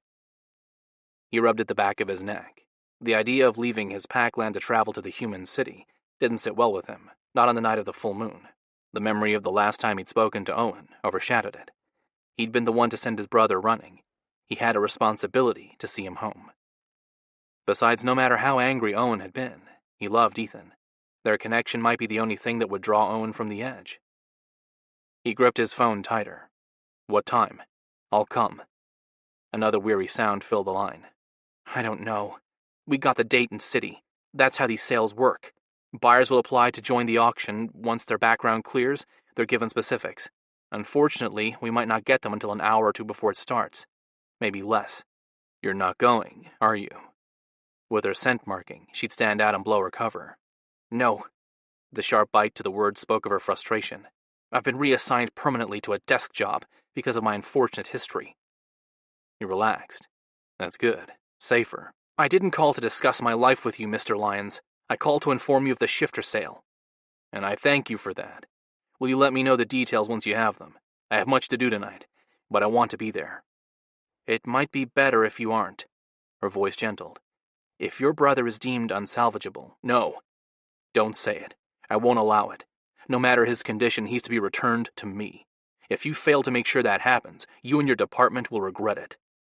Threatening me is a violation of the government's arrangement with the shifter community. If I report you, the government is well within its rights to punish you. You won't, so mentioning it is a waste of time. Silence stretched between them. He waited patiently for her to get her anger under control. I don't know if I can make it happen, Ethan. Honestly, I don't. It's not like I have that kind of pull. I haven't been in this role long, nor am I the ideal person for it. I meet with our in-house shrink weekly and end up lying to him so I can stay involved in shifter affairs. What do you lie about? She huffed. My anger. My reason for wanting to be tied to the organization. My motives in general. Fucking life. Everything. Why is it so important for you to stay involved? He'd been thinking a lot about the male who'd abandoned her. There was one thing he could do for her, but that involved inviting her to visit his pack. I want to find the bear shifter who raped me and offered me up as a toy to his goddamn brothers. Her voice lowered. Every last one of them. You find them, and I'll hold them down for you so you can make them hurt. Make them cry. Make them beg for mercy. Ella chuckled. That's sweet of you. But making them grovel isn't enough. I want their blood, and I won't involve you in my murder plots. Besides, this is something I either need to do or die trying. Nobody will ever call me weak again. If I can't prove I'm not, then I deserve to suffer. Ethan squeezed the bridge of his nose. Hatred gripped him. The feline shifter who'd tossed his true mate aside needed a lesson in humanity, or maybe a beating. Only a fool would turn his back on his gift from the gods. No matter how things work out today with the sale, I'd like you to come visit my pack. There are some older shifters in the area who might be able to help you find your male. More silence filled the line. Finally, Ella asked, How? I don't know anything about him. I don't even have a name. They have their ways. Say you'll come. I don't know if that's a good idea. He doesn't want to ever see me again. He made that perfectly clear. She laughed, a bitter and cold sound. I wasn't even good enough for him to fuck. I don't know why either. None of those other shifters had a problem with it. Ethan clenched his jaw, anger and sympathy mixed. Her male was a coward, there was no doubt about it, but his conversation with Noah offered another perspective to why Ella's mate had walked away from her. Shifters don't always think the same way humans do. Give him another chance, Ella. He might have felt like a failure for what happened to you, as if he should have sensed the danger you were in and saved you from what happened. Another long moment of silence passed before she said, "I'll think about it." "Good, that's all I ask." He breathed a sigh. "You'll call?" "Yes, and thank you." Ella ended the call, and he faced Noah and Hannah. They watched him warily. They might have a lead on Owen. "Where?" Noah asked. Ethan glanced at Hannah. He hadn't finished telling her how he had failed his only brother. "A shifter auction, selling several feral males." Her eyes widened. "Owen took off because of me. I don't know where he's been or what he's been doing, but somewhere along the line he got picked up by a shifter trafficking ring. If he's one of those feral males being auctioned, he's more beast than man now. And it's my fault." Hannah went to him and took his hand, linking her fingers with his. "No, it's Michael's fault.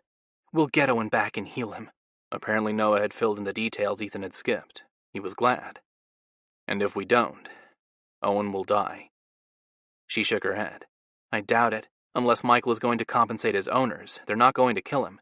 From what Noah told me, there's a market for feral males. Cage fights, who knows what else. My point is, Owen is worth money, and from what I've heard, Michael doesn't have any to spare."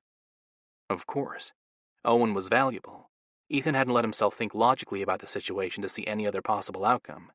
His guilt had blinded him. It still hung heavy on his soul, but Hannah helped him pass the debilitating effects of it. He held her words close and let the hope they offered strengthen him. Ethan grinned and swept her into his arms. "I love you. Do you know that?" "So you've said." She flashed him a teasing smile. "I might just be starting to believe you, too." "Just starting? That's not good enough." He kissed her. "I'll have to prove myself to you tonight. Mate you. Bind myself to you in every possible way, so the world knows you belong to me."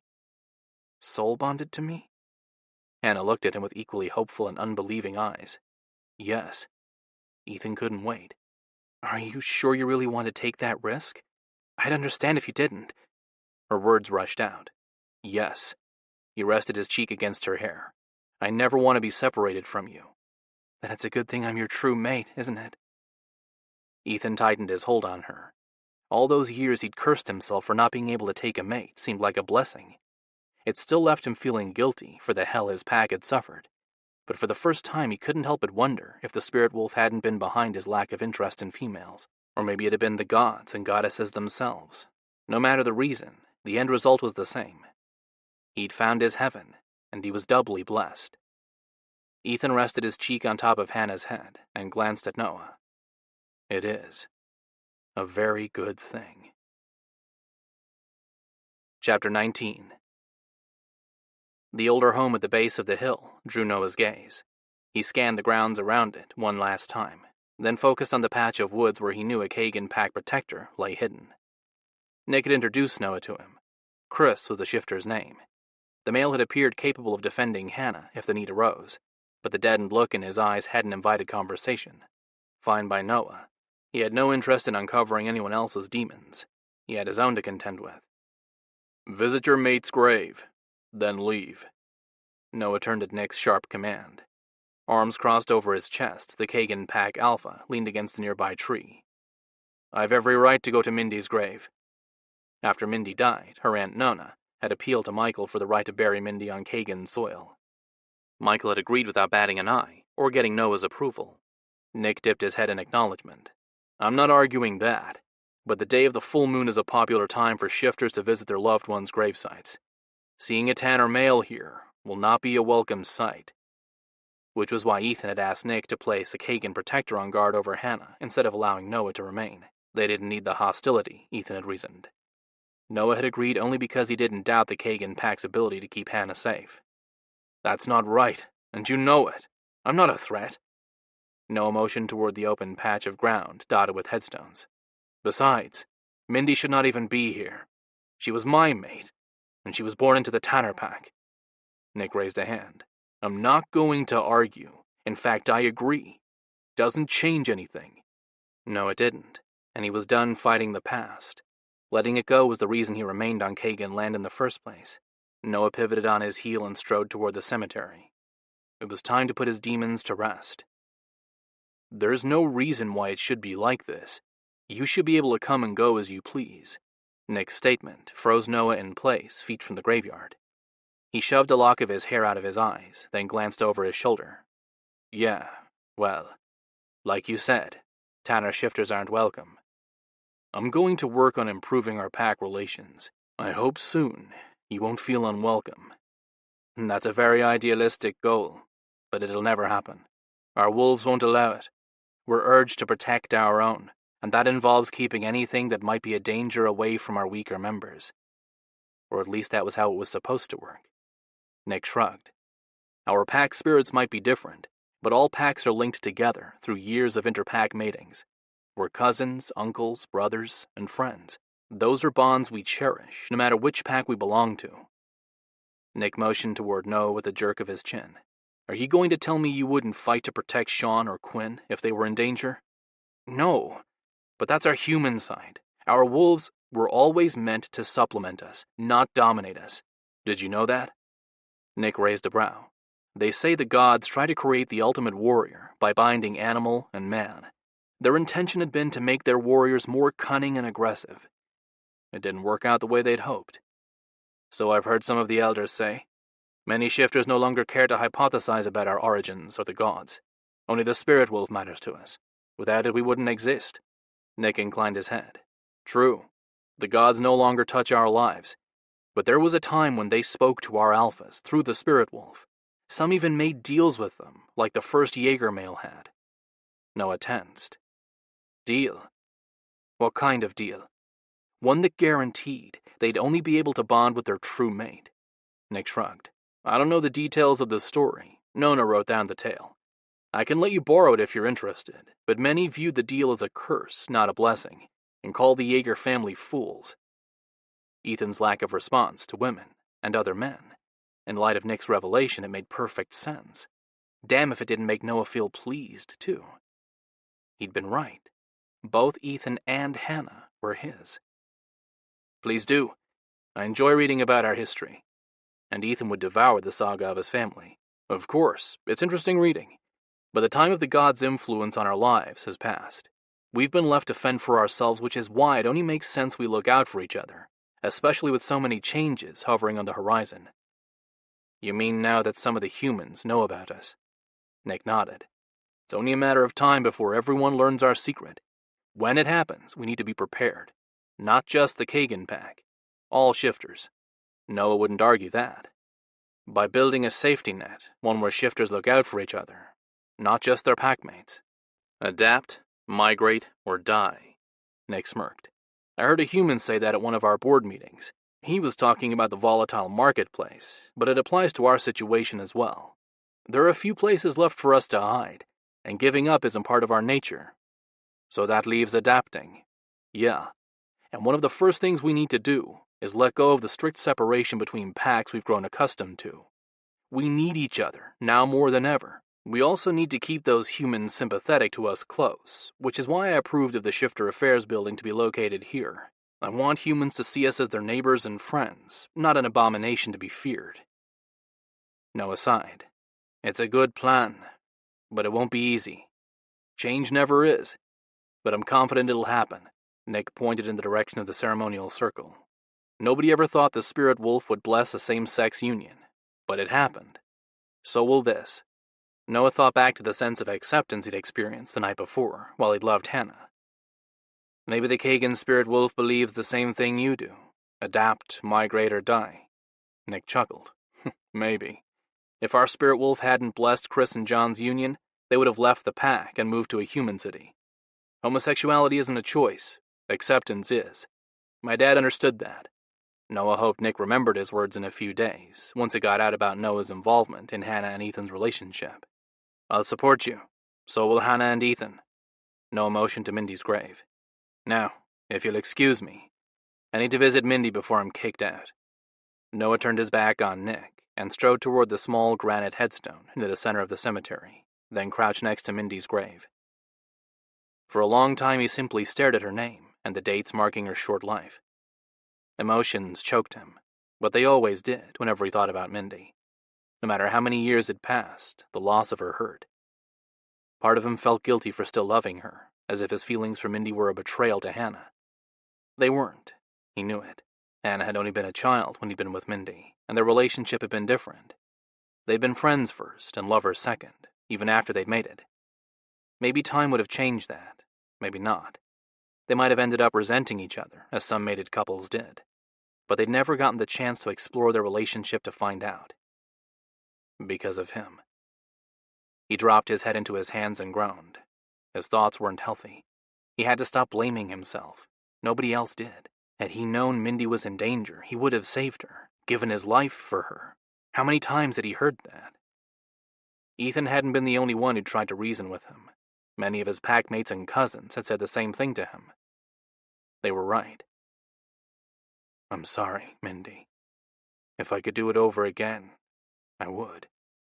Noah laid his hand over her name. You deserved someone better. The apology he gave was the same one Noah delivered every time he visited Mindy's grave. Usually he hightailed it out of there immediately afterward. If he stayed longer, he'd end up breaking down and crying. He always did anyway, just in private. Instead of running, Noah settled in the grass and wrapped his arms around his knees. There was one more thing he had to do. I met somebody, Mindy. He cleared his throat. Actually, not just somebody. My true mate. Noah choked on a laugh. I know. If you were here, you'd be rolling your eyes and telling me that I was being foolish. True mates weren't real. But they are. Hannah's mine. She bridged me and my wolf. He picked at a few blades of grass. More guilt squeezed his chest. He'd never told Mindy about Ethan. She's also Ethan's true mate. She belongs to both of us. We're going to live together. Love together. The three of us, you understand? Ethan's my lover too. Has been for a long time.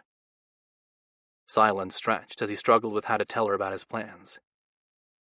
And when they die, I'm going to follow them. Spend my eternity with them. He squeezed his eyes shut. They burned. Not you. I'm not going to seek you out unless you let me be just your friend again. That's all we should have been.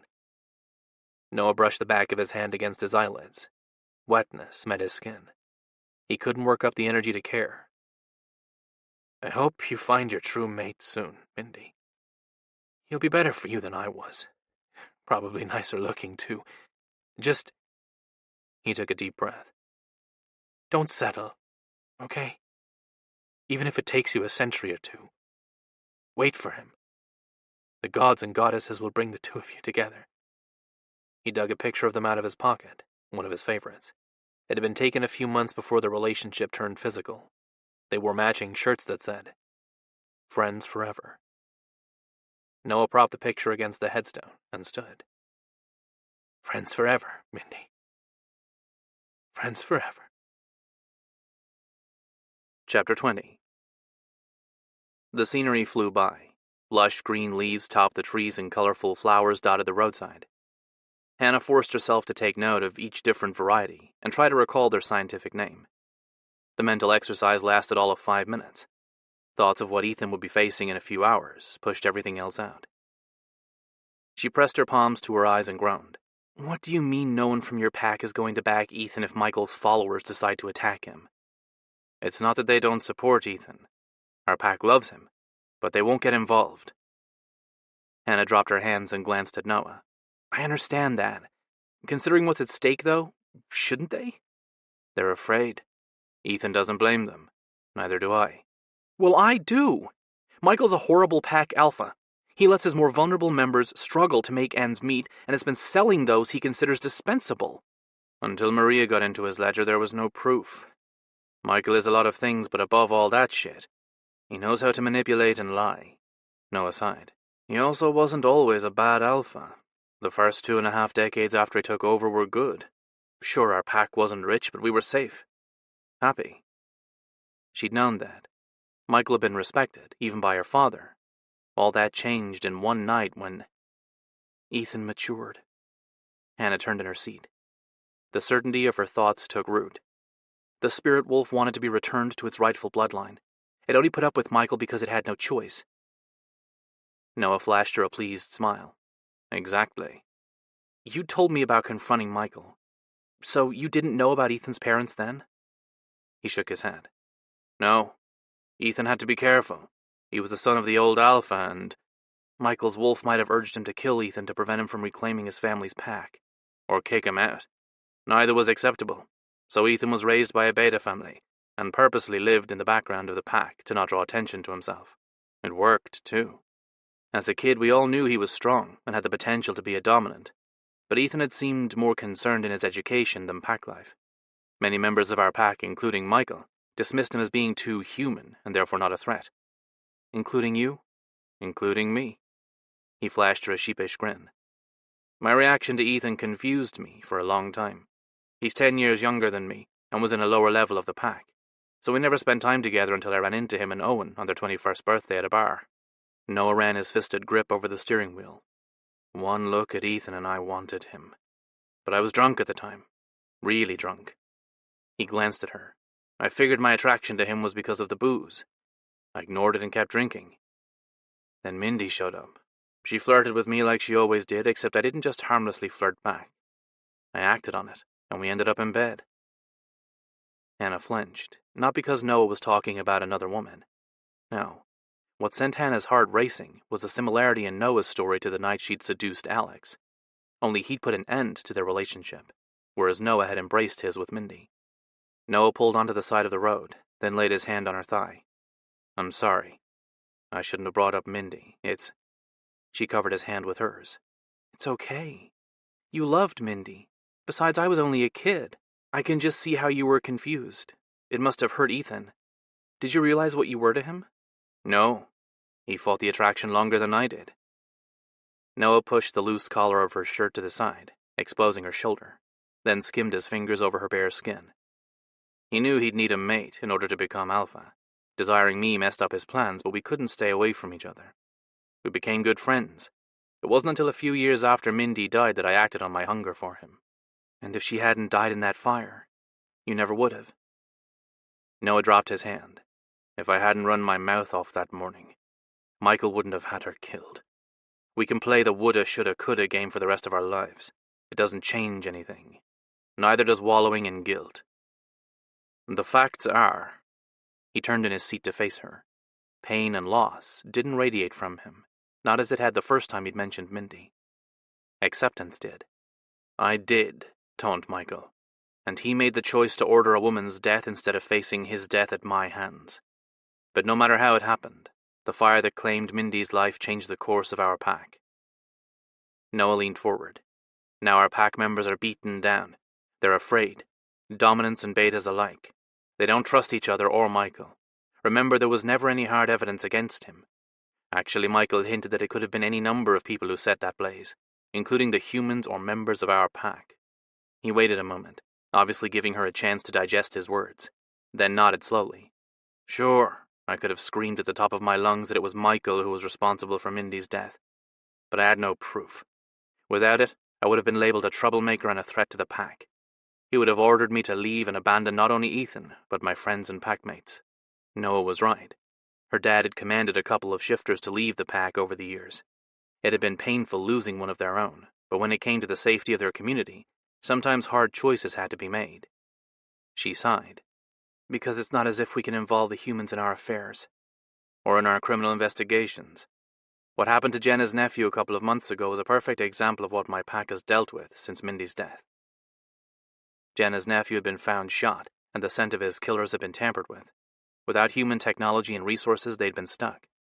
Doubt and pain had been the only closure they'd gotten. She closed her eyes. Shame and understanding settled over her. It was easy to judge the members of Noah's pack and slam their actions, but she had been looking at it from the outside, from a pack who protected their own and wasn't dysfunctional. So, do you see why our pack members won't stick up for Ethan if Michael turns on him before midnight? If Ethan loses, they're afraid of what might happen to them. Yes, I understand. It didn't mean she was happy about it. Hannah glanced out the back window. Maybe you should take me back to my house. Ethan doesn't have to mate me tonight. You should be there with him. She turned imploring eyes on him. Protect him, if nobody else will. Please? I can't. Ethan ordered me not to change my routine. He doesn't want to tip off Michael that anything is up, and I haven't attended the full moon ceremony in years. He leaned forward and kissed the spot on her shoulder where her mate mark would soon be displayed. And Ethan wants to mate you while the magic of the night is strong. He's hoping that somehow the spirit wolf will be able to bind the three of us if we're together. She slid her hand to the back of Noah's head and held him close. Do you think it'll work? He nibbled on her shoulder, then worked his way along the column of her throat to her ear. Honestly, no. At least not the way Ethan wants. Love will bind us and help us find each other in the afterlife, or the next one if we're rebirthed. I'm certain of it. But I'm not against trying it Ethan's way either. I'm looking forward to being with you again. Her breathing quickened. Thoughts of the previous night mixed with anticipation of what they would share after Ethan became alpha. She turned her head and caught Noah's gaze. Desire burned in his green eyes. So am I. Anna. He dropped his heated stare to her lips. I want you to belong to him, to me, so no one can take you away from us. Nobody will. I'm your true mate and Ethan's. Last night proved it. I brought both of you peace. Yeah. Noah dragged in a rough breath. It did. And I want everyone to know it, too. Last night after you fell asleep, Ethan and I talked about the future. How we'd share you. She frowned. I thought we'd live together, sleep together, take turns being with each other. His lips lifted in a lopsided smile. We will. That's not what I'm talking about. Then what are you saying? He took her left hand in his and stroked her ring finger. Her heart skipped a beat at the significance of what the simple caress implied. Ethan will be your mate in the shifter world, and I. Noah lifted his gaze to hers. I want to be your husband in the human world. Husband? Noah wanted to be her husband. He'd be hers, not just symbolically, but officially, legally. Noah. She couldn't say anything else. Tears clogged at her throat. He grinned, obviously seeing the happiness in her expression. Will you marry me, Anna? Will you be my wife? Anna threw her arms around him. Yes, yes, I'll be your wife. Noah squeezed her tightly. A shudder ran through him. We'll have a shifter wedding. The three of us. We'll all wear rings, but all the legal paperwork for the humans will show you as my wife. That's okay with you, isn't it? She kissed him. Yes, that's okay with me. Ethan's okay with it too, right? It was his idea. Noah eased back. He loves us both, Hannah. We're very lucky. We are. She caught her lip between her teeth. Which is why it's hard for me to sit and wait while I know he's in danger. Trust him. He's strong, and he's planned tonight well. Michael expects him to show up at the circle for the mating run. Ethan will, but once it starts, he'll stay behind and challenge Michael in front of the rest of the pack. She closed her eyes and focused on her racing heart until it slowed. Noah had told her the details of Ethan's conversation with Michael, and how he was convinced Ethan wanted to mate Maria. I do trust him. This is ultimately his fight anyway. Mated to the Alpha, she'd have to get used to his life being in danger. Challenges were rare, but they did happen. Violence was part of their lives. It was the harsh reality of being a shifter. Good. Now crawl between the seats. It's time to smuggle you into my house. She glanced at him. His grin fit the humor in his voice. Hannah matched his smile. It was impossible not to. Okay, but you do realize it's a tight squeeze, even for me. I'm going to get a cramp. He unbuckled her, then tugged on her hand. I'm sorry, but it's the safest way. And I'll rub any sore muscles you get. She worked her way into the small storage area between the front seats and the back of the cab. Noah covered her with a blanket. Are you okay? He asked. Yes, but let's make this quick, okay? He patted her bottom. Absolutely, love. The truck moved a moment later. The half-hour drive from the Kagan Pack lands to Noah's house felt longer, but nobody stopped them. Noah pulled into his garage, locked the truck with her inside, then disappeared into the house. She held her breath while he checked out the place. Her worry for Ethan built without Noah's calm presence, but she held his words close and took comfort from them. Ethan was strong. She didn't doubt his ability to defeat Michael. The spirit wolf also wanted to be returned to Ethan. She would put her faith in the mystical spirit too, and trust that it would do what it could to protect him. Several minutes passed. Finally, the truck door opened. Noah's sense swept into the cab. He yanked the blanket off her. "Anna, we have a problem." "What happened?" He glanced over his shoulder, then met her gaze. "Maria's inside. She got here a few minutes ago. Michael's ordered her to participate in the mating run, but—" "What? Why?" Anna stared at Noah wide-eyed. "I thought he expected Ethan to be there. Isn't Michael worried Ethan will go after her?" "I don't know what he was hoping would happen. I just know why he did it." Noah rubbed his thumb in a soothing back-and-forth motion over the pounding vein in her wrist. "He found out that instead of spending time with me, she's been seeing Alex. Sleeping with him." "You were lying for her?" "Yes. Michael demands to know where she's at, who she's with.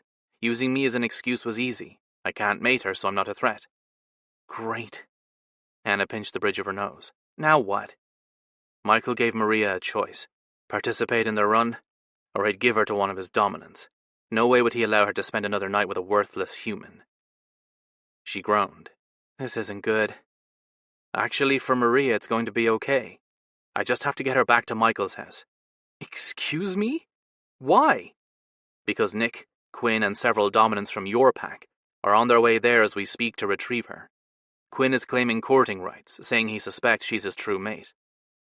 The antiquated custom was rarely invoked, but given that Michael supported the old ways, it was a perfect reprieve for Maria." Anna grinned. "And Michael can't refuse." Noah took her hand and helped her from the car, especially not after Quinn sent an official request to Michael and copied all the alphas in the States on the email. Anna chuckled. "He's smart, that's for sure. I'd hate to be in Maria's shoes, though.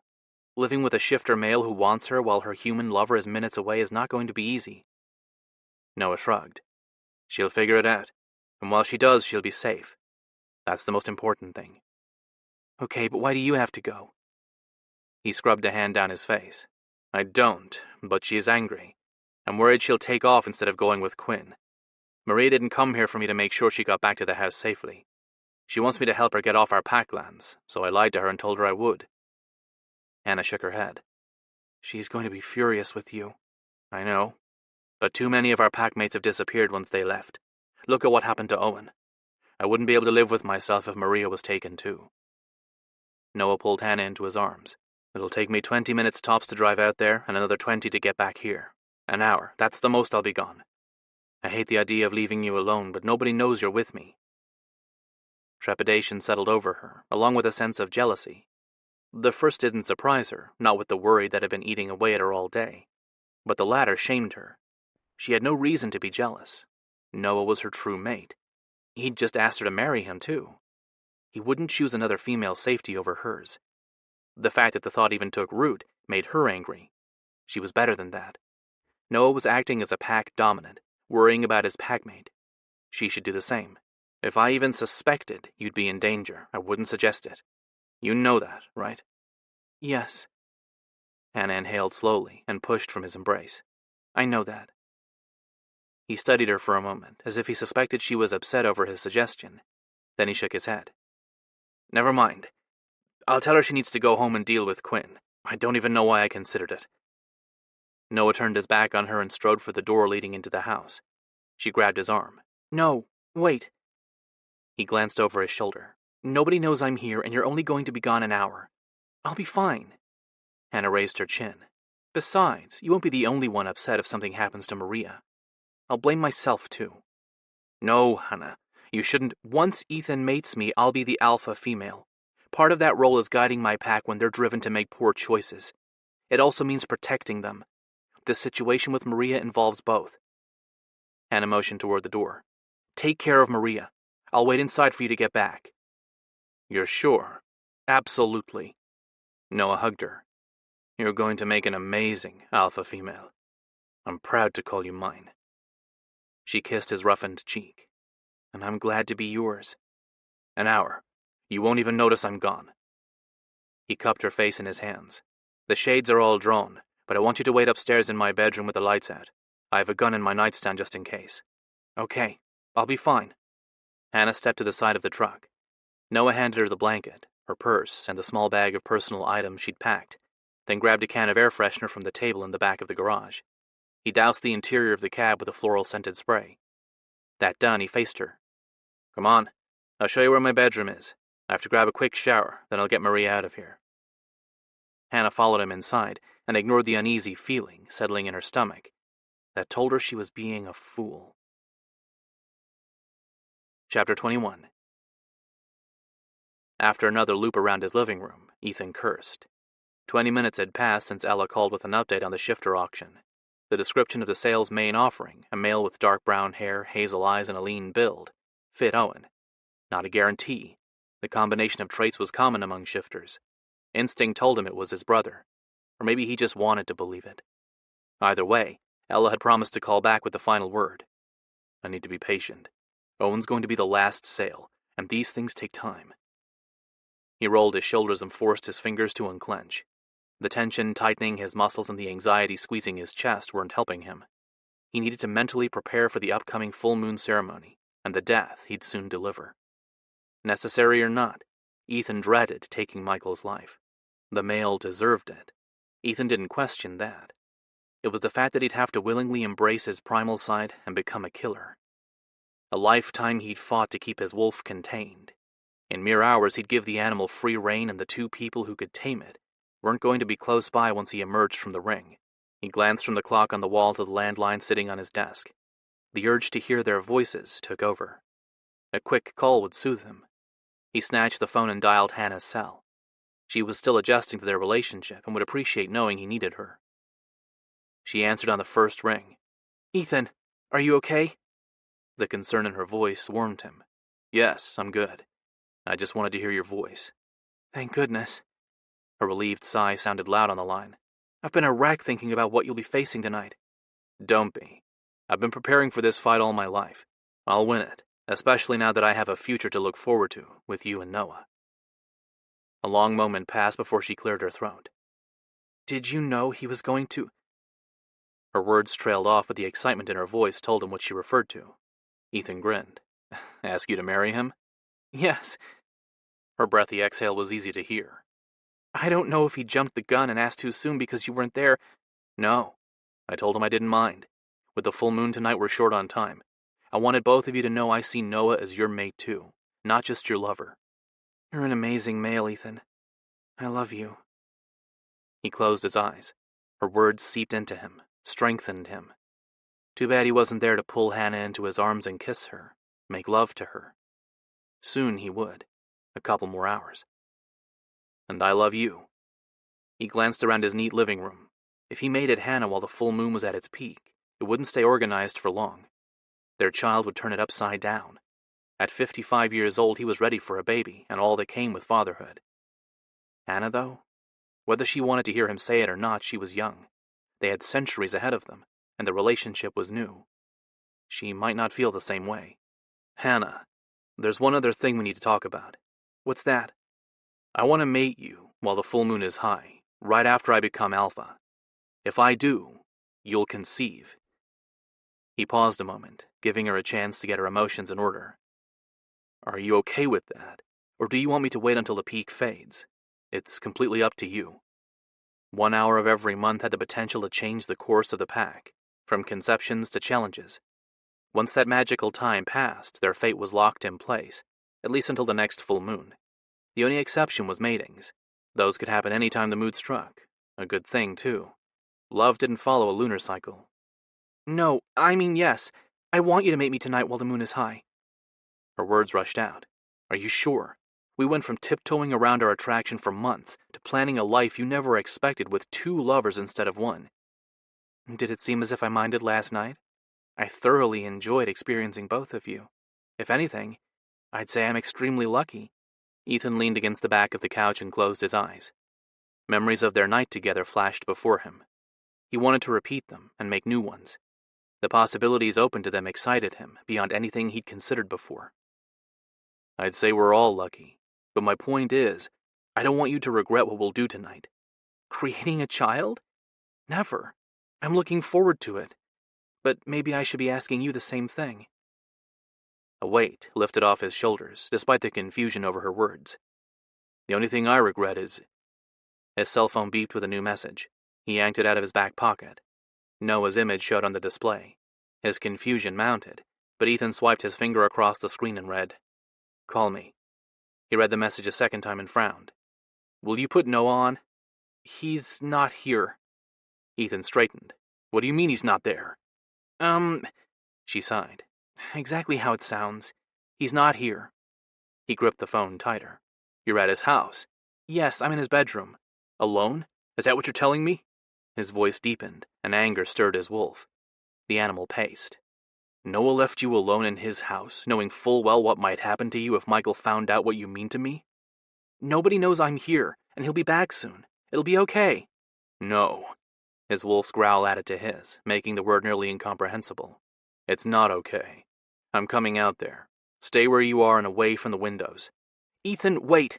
If you come running out here, Michael will learn how important I am to you. Do you really think he's not watching you?" "I don't care. You're important to me. If you die, I do." "You're not soul-bonded to me. You won't—" "I'll follow you. I'm not living another goddamn day without you." "Hearing that makes me feel special, but there's no need to rush out here.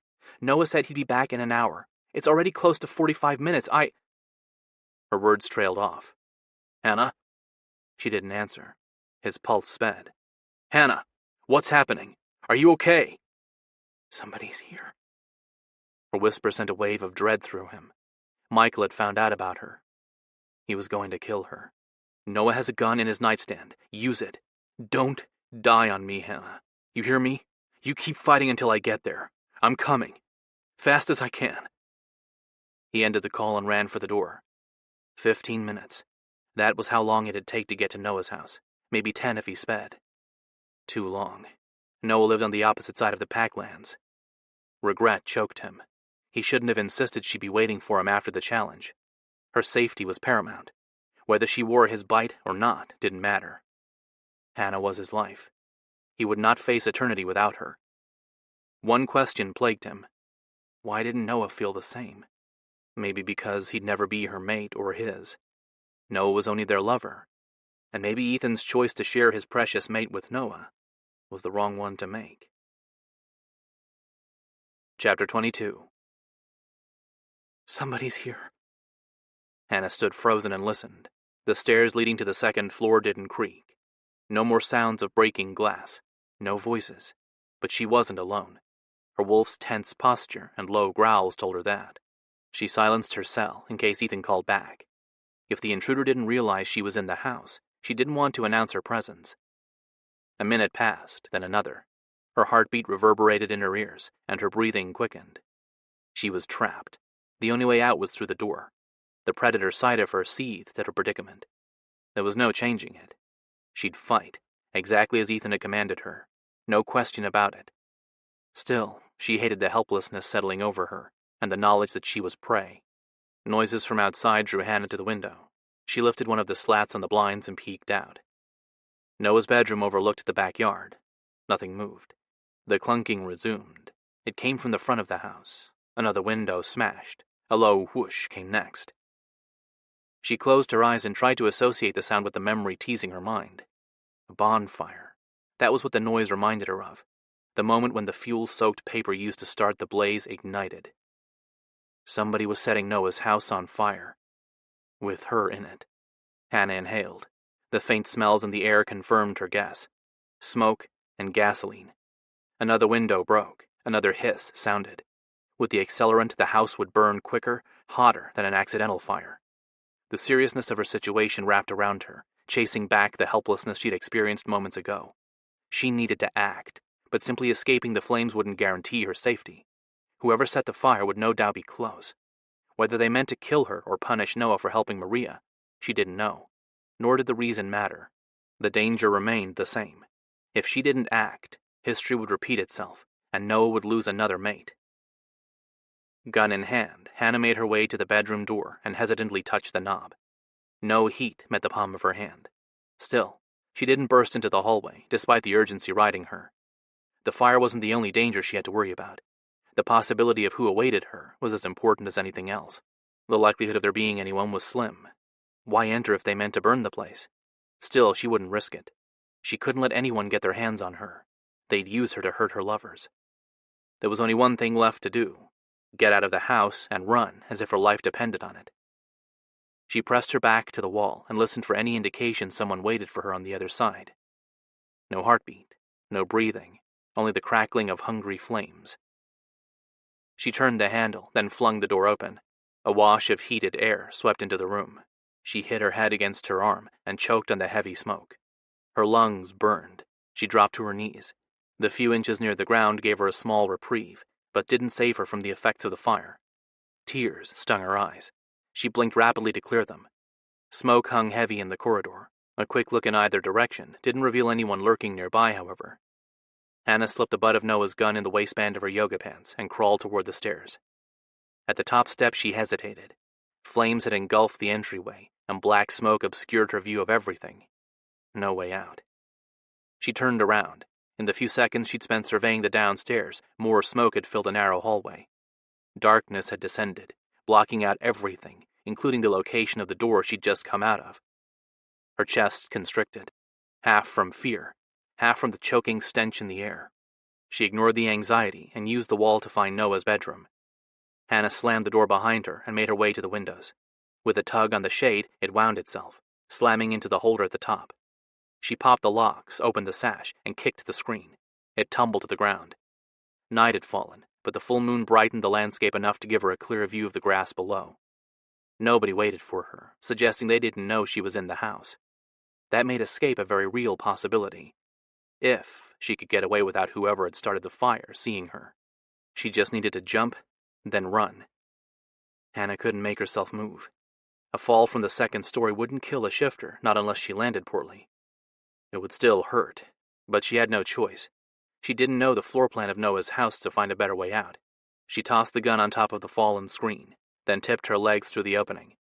For a moment she hung on to the edge of the window, not wanting to let go. Fear left her paralyzed. Self-preservation overpowered it. Eyes squeezed shut and heart pounding a mile a minute, Hannah eased her grip and pushed from the wall. Gravity took over. She bent her knees a second before hitting the earth. The impact shook her body, and her breath rushed out. She rolled backward, head tucked into her chest. Her momentum slowed, and she flopped onto her back. The stars dotting the night sky filled her vision. She took a second to enjoy the fact that she'd escaped the house before scrambling to her feet. The heat surrounding the building was as intense as it had been inside, but she needed to find the gun she dropped. She wasn't out of danger yet. A scan of the yard showed Noah's home in flames, and the gun several feet from the engulfed structure. Caution told her to leave it. Worry over who would come for her forced her feet to move. She took a step forward. Movement caught her eye.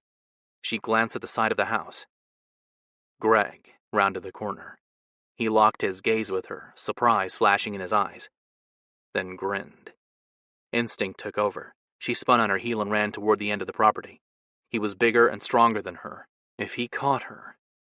No, she refused to let the thought take hold. She yanked off her top as she ran, then shifted. The change in her shape ripped her pants. She wiggled out of the tattered material and gave herself over to her wolf. Rocks and twigs poked at the pads of her feet. She ignored the sting and pushed forward, running blindly into the woods. A thatch of rhododendrons came into view. She veered toward them.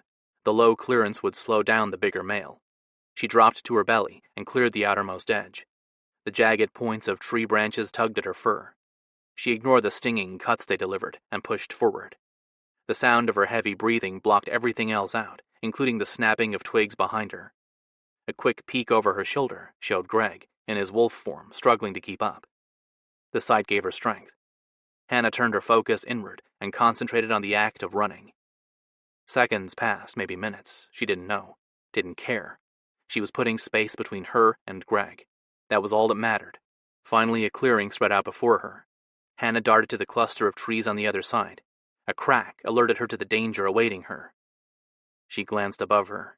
A dark shape fell, landing on top of her and knocking the air from her lungs. Greg's scent filled them on her next inhale. She bucked under his bulky human form. It didn't do her any good. She couldn't budge him. He wrapped his arms and legs tighter around her wolf's body. "Settle down, my little female." He rubbed his cheek against the side of her neck, scent marking her. No. She didn't want any other male to touch her. She snarled, and he clamped his mouth over the nape of her neck. The press of his extended fangs locked her in place. She panted, but held perfectly still, not wanting to trigger any more of his instincts. Greg eased his bite and brushed his lips along her jaw. "Are you done now, little one?" She didn't move, didn't acknowledge him. He ran his hand down her side. "Finding you was a pleasant surprise. What were you doing at Noah's house?" She wanted to ask what he'd been doing there. The answer was obvious, setting it on fire, to punish Noah for lying. The timing was too coincidental for anything else. "I should have guessed you were involved with him after scenting him on you. Did you get your fill of him? Ride his cock enough to dim your hungers?" Greg dragged his extended fangs over her wolf's throat. Neither she nor her wolf reacted. Silence was best. They both understood that. "I hope so. Because once you're my mate, you won't ever look at another male. It'll happen tonight, Hannah, under the light of the full moon so my seed takes root inside you. And next month you'll stand on the edge of the ceremonial circle, cheering me on when I defeat Ethan." In her wolf form, she turned her head slightly to look at him. Eagerness showed on his expression. "He thinks we don't know his plans. We do. Ethan's been salivating over the position for days now, ever since he learned Michael's plans for Maria. Stupid fool actually thinks she'll want him. Maybe if he'd slept with her instead of following her around like a damn puppy, acting as her friend, Ethan might have had a chance. Too late now. She's been whisked away by her supposed true mate." Greg chuckled. "Don't know who Ethan will claim once he rips Michael's throat out. Won't matter, I guess. There's no other worthy females in our pack.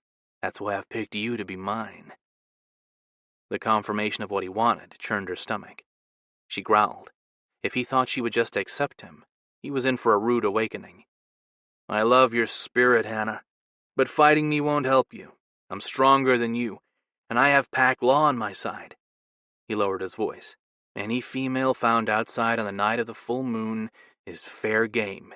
I just have to get your pretty ass to the mating run, where it'll all be legal. Then I'll chase you, claim you, and you won't stop me. You'll be begging for my cock once I catch you. I've been to enough of these runs to know that. Your instincts will demand your submission." The sick glee displayed on his face matched the excitement in his tone. Greg grinned. "And if you think to fight me, you'll regret it, baby. I promise you that. Won't matter if you're on Kagan's soil or not, I'll find you. Force you if I have to. I don't want that. I might get carried away. Kill you before I can mate you." She concentrated on slowing her heart rate and calming her wolf. The animal wanted to fight.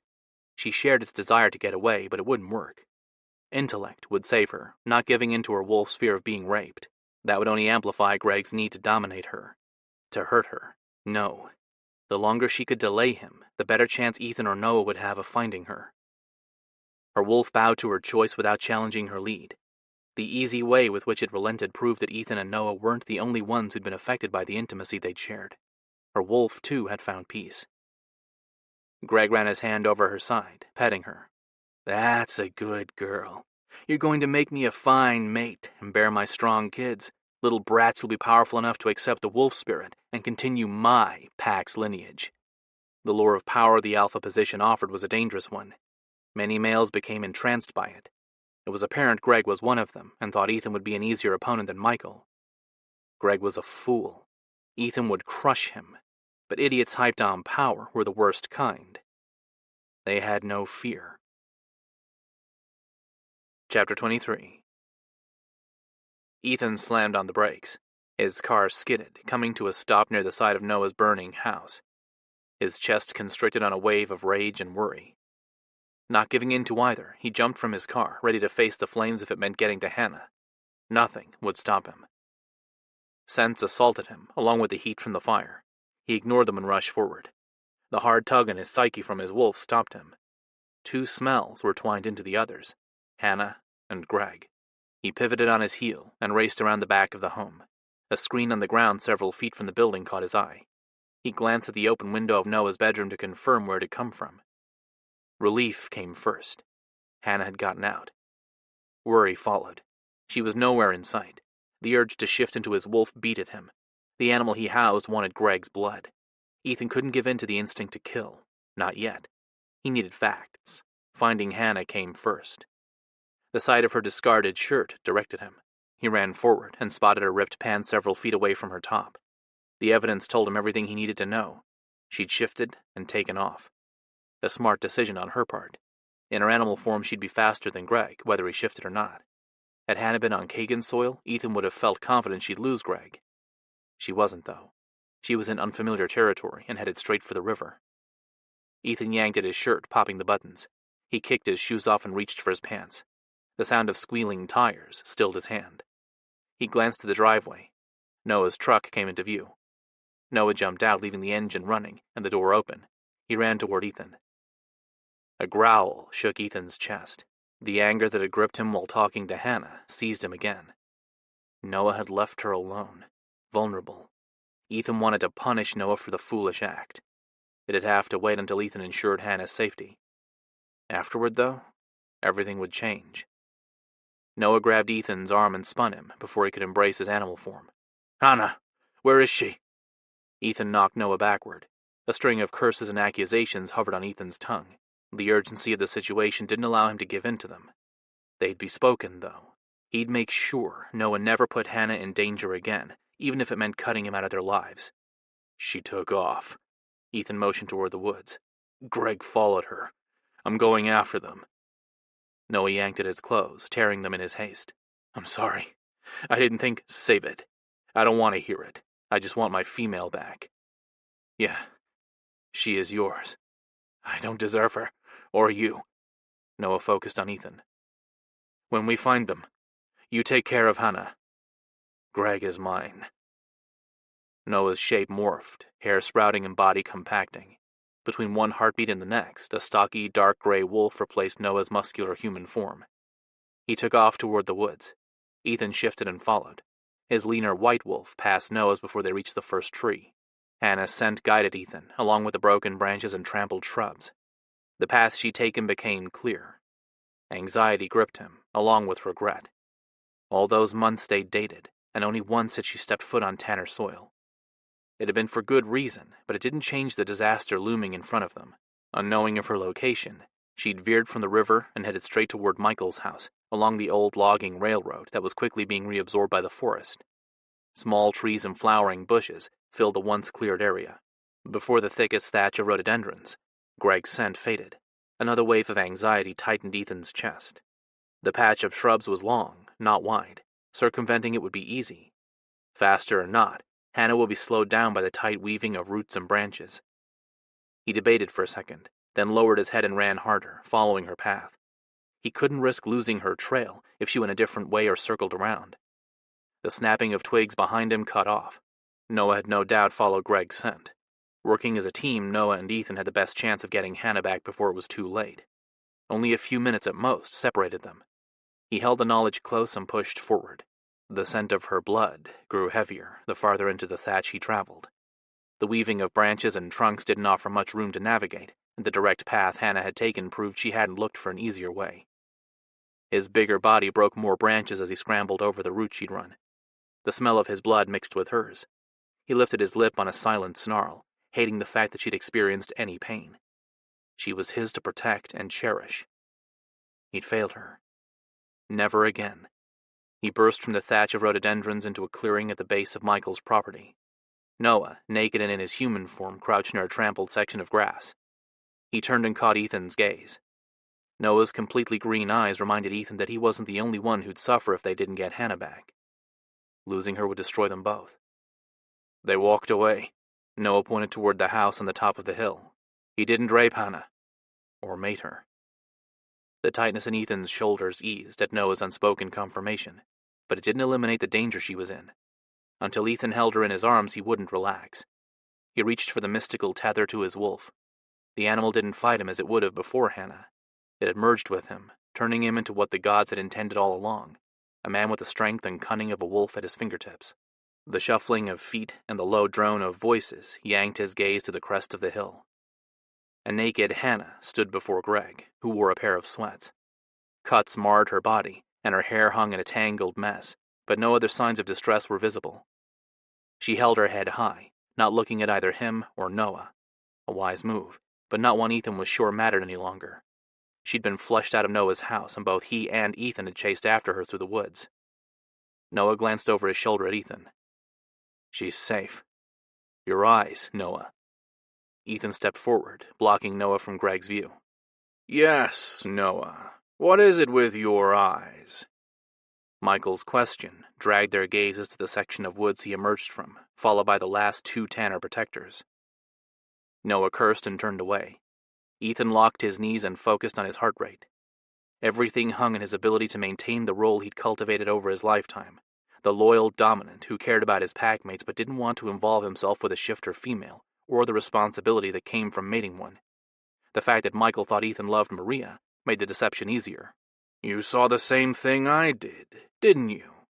Michael motioned to Noah, but kept his gaze on Ethan. "Noah's eyes are green, no white showing." Ethan sent a silent apology to his lovers. "Yes, I saw it.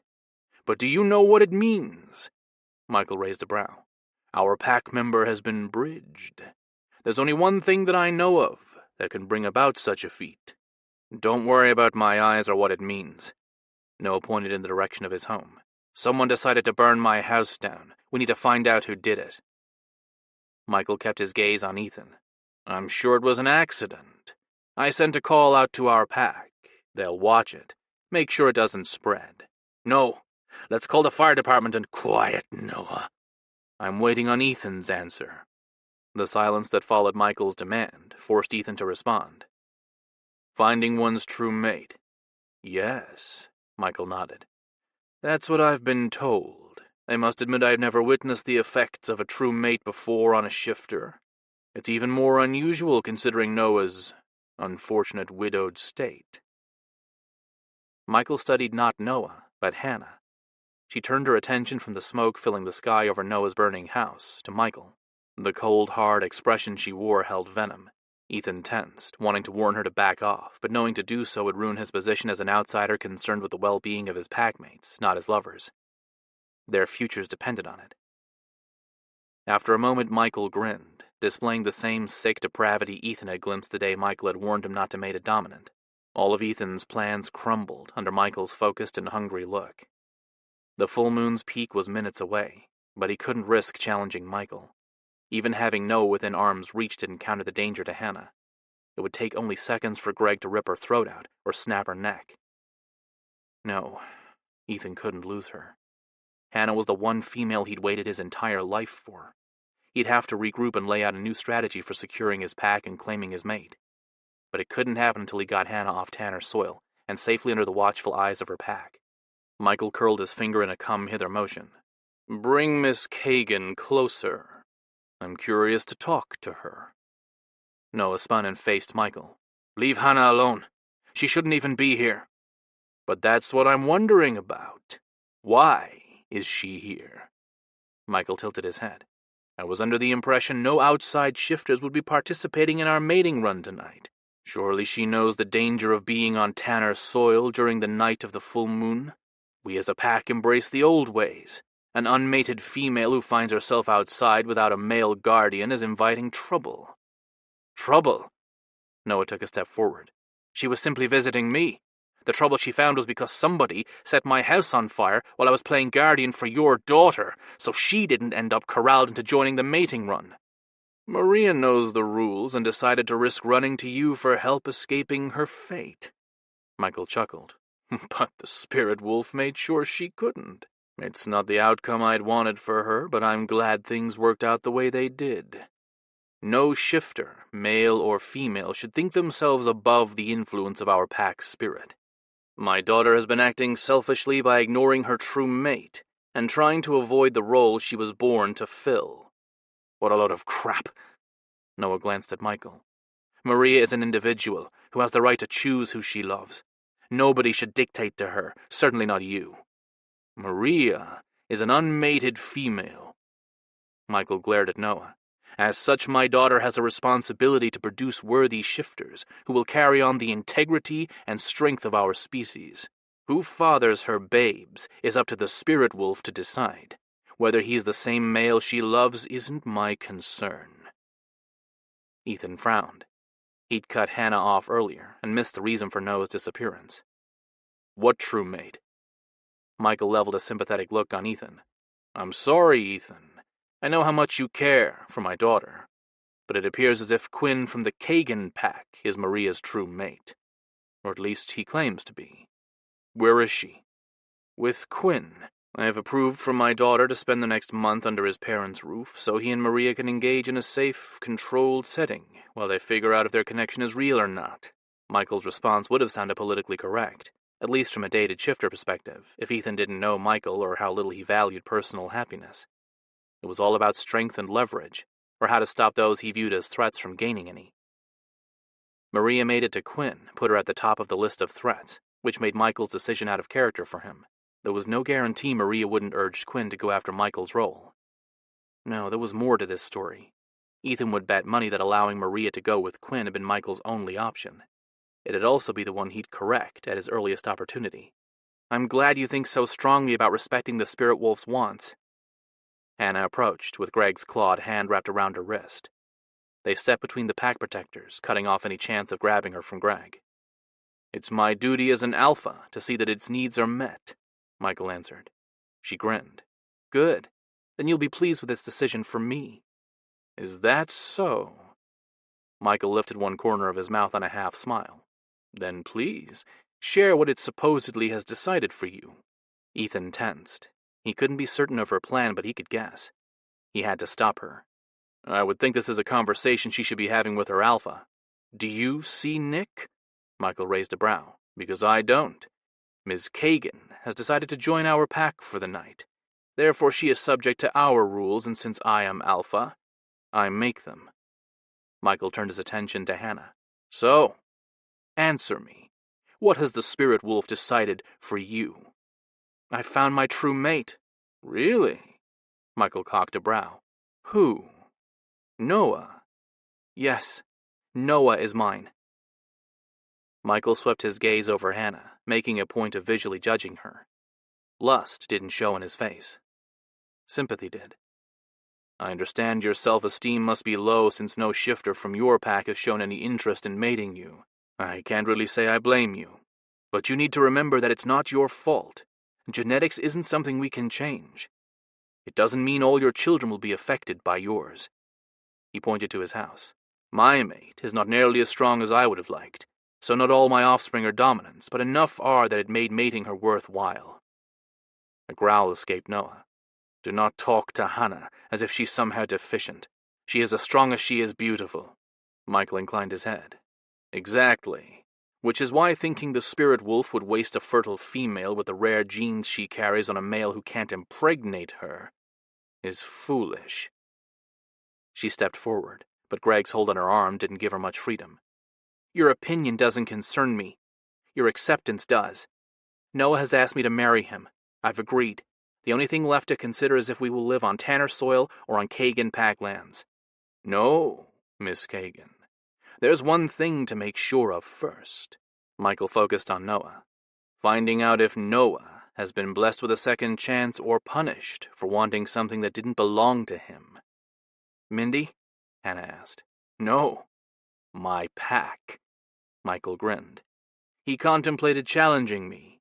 The Spirit Wolf intervened by ensuring he couldn't, and has worked to counter all the other foolish males who thought they knew what it wanted. Hannah straightened her spine, looked impossibly strong as she stared down Michael. A surge of pride swept through Ethan. His mate died in a fire. Michael cut Hannah off. Was murdered? Noah stormed closer. Mindy's legs were already... Drudging up the past is not healthy. Ethan interrupted his lover. A verbal fight wouldn't help them.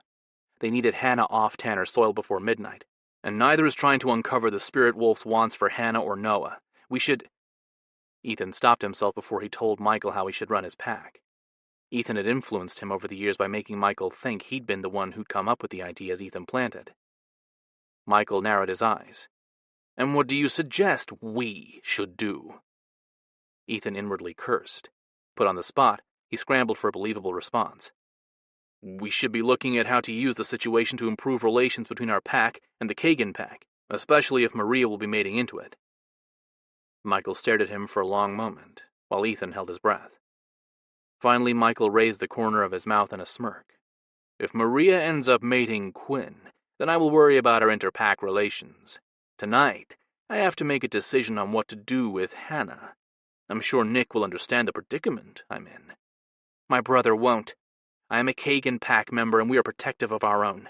Michael turned his intense gaze on Hannah. The moment you accepted Noah's proposal, you became a Tanner. Human marriage laws mean nothing to me. Our matings are done by verbal agreement. Even those entered into during the mating runs are consensual. Any male who breaks that rule is killed. Curses zinged through Ethan's head. The reason Michael had insisted Ethan participate in the run took on a whole new twist. All Michael had to do was suggest a forced mating, and by shifter law, he could have Ethan eliminated. No trial necessary. Noah reached for Hannah. Both Tanner protectors blocked him. Noah curled his fists. Let me take Hannah back to her pack. The details of our life together can be decided tomorrow. If you still have a future tomorrow. The full moon is a time when destinies are changed. Michael glanced at the star-filled sky. And in about 20 minutes you might very well lose your wife if she decides she wants a mate and a family, not just a cock to use. Noah lunged for Michael. Ethan stopped Noah and pushed him away from Michael. With both protectors close by, Noah would lose any fight he started. Back off, Noah. Ethan caught Noah's gaze, a silent warning to play along. Nothing mattered beyond Hannah. Yes, Noah. Listen to Ethan. He's the peacemaker, always calming people's tempers, Michael said. Yeah, nothing ever riles him, Greg mocked him. He's too busy trying to pretend to be human. He hates being a shifter. Ethan glanced over his shoulder. No. I'm grateful for my wolf, but I won't let it rule me. Greg scrunched his nose. Which is why you don't touch our females. You can't handle them. Hell, I don't think you'd even be able to get one to spread her legs for you during the mating run when they're horny and looking for any male to screw. Ethan had enough. As much as this amuses me, it's wasting time. Michael cut off Ethan and nodded toward Hannah. Bring Hannah to the circle. She's joining our unmated males and females in the mating run. Noah tried to break Ethan's hold. With a squeeze from Ethan's hands, Noah relented, following Ethan's slight cue. You're contradicting yourself. You just said you acknowledge that Hannah is my wife. Yes. Whether she'll stay yours is up for her to decide. She deserves the same chance you had, don't you think? Michael cocked a brow. You mated someone else. If she wants to do the same, let her. If you and Hannah are true mates, you'll find your way back to each other in heaven, or in another life. On the other hand, if she wants to settle for a barren existence, all she has to do is make it back to Kagan's soil without giving in to her lusts. Michael glanced at her. Remember, Hannah, all you have to do is say no. Hannah narrowed her eyes, but held her tongue. Ethan was glad. He needed a few minutes before the full moon's magic descended upon them to figure out how he'd get Hannah to forgive him, after he broke her heart tonight. Chapter 24. Michael had planned the night well. Ethan shouldn't have expected anything less, and both he and Noah had played right into Michael's trap.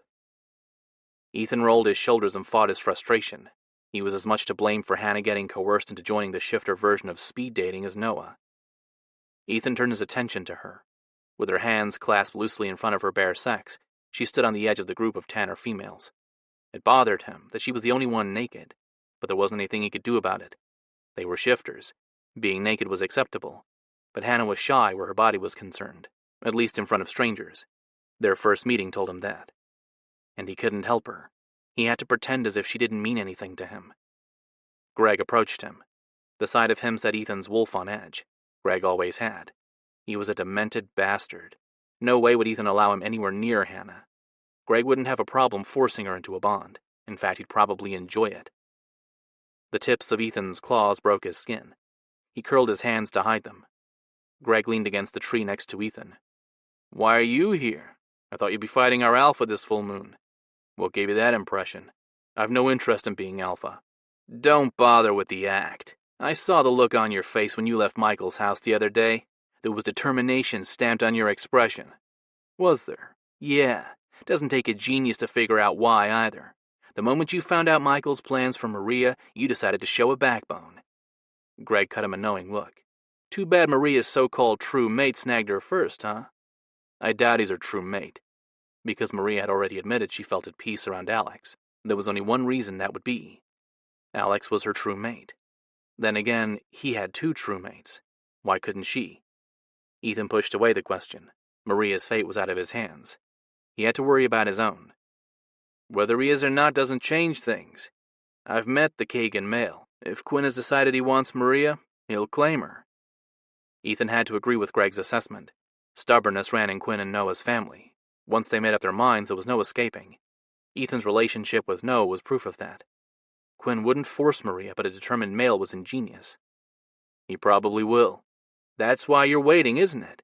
With Maria out of the picture, you don't have a female lined up to rule at your side. I have no interest in being alpha. You don't need more of an explanation than that.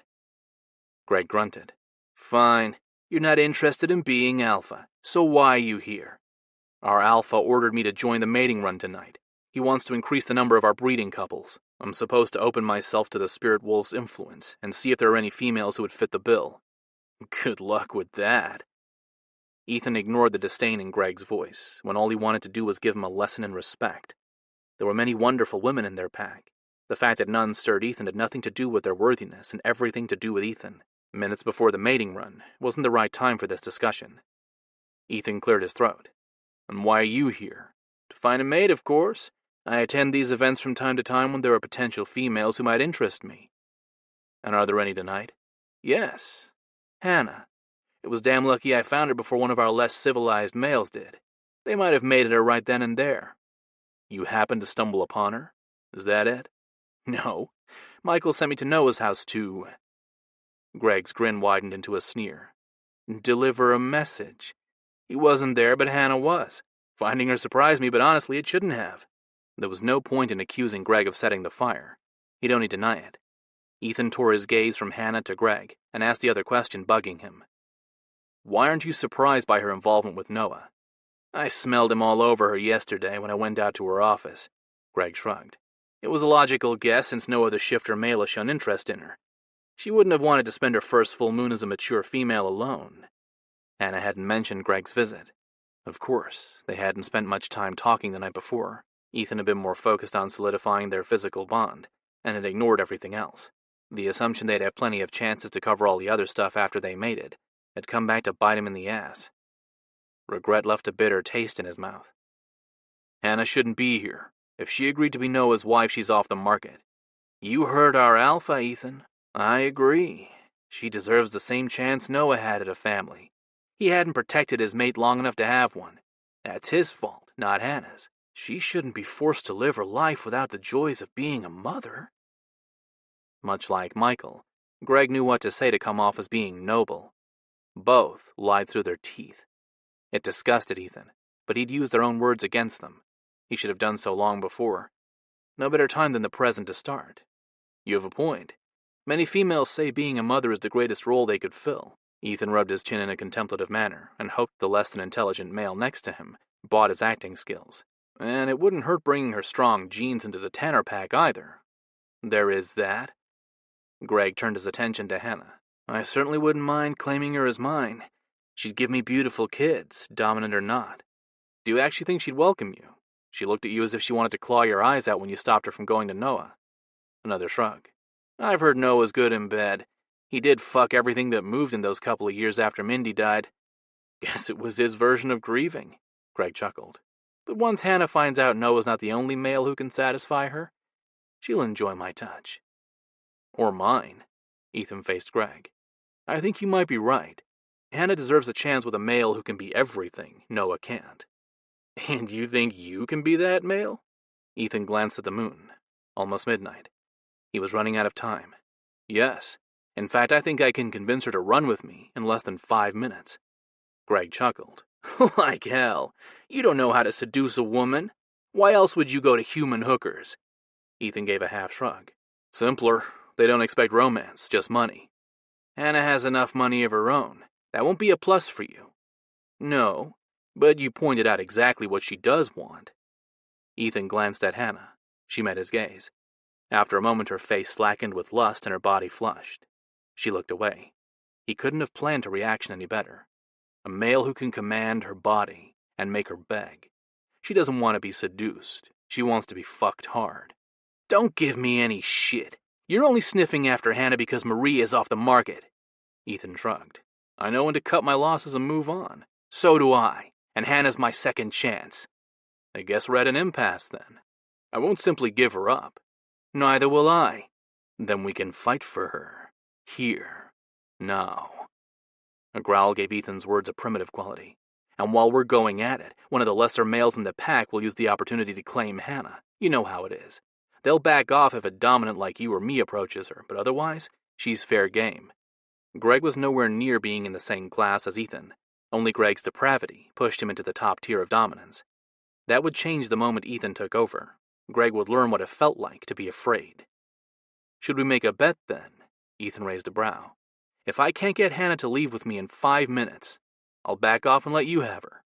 Greg studied him with narrowed eyes. Do you think me a fool?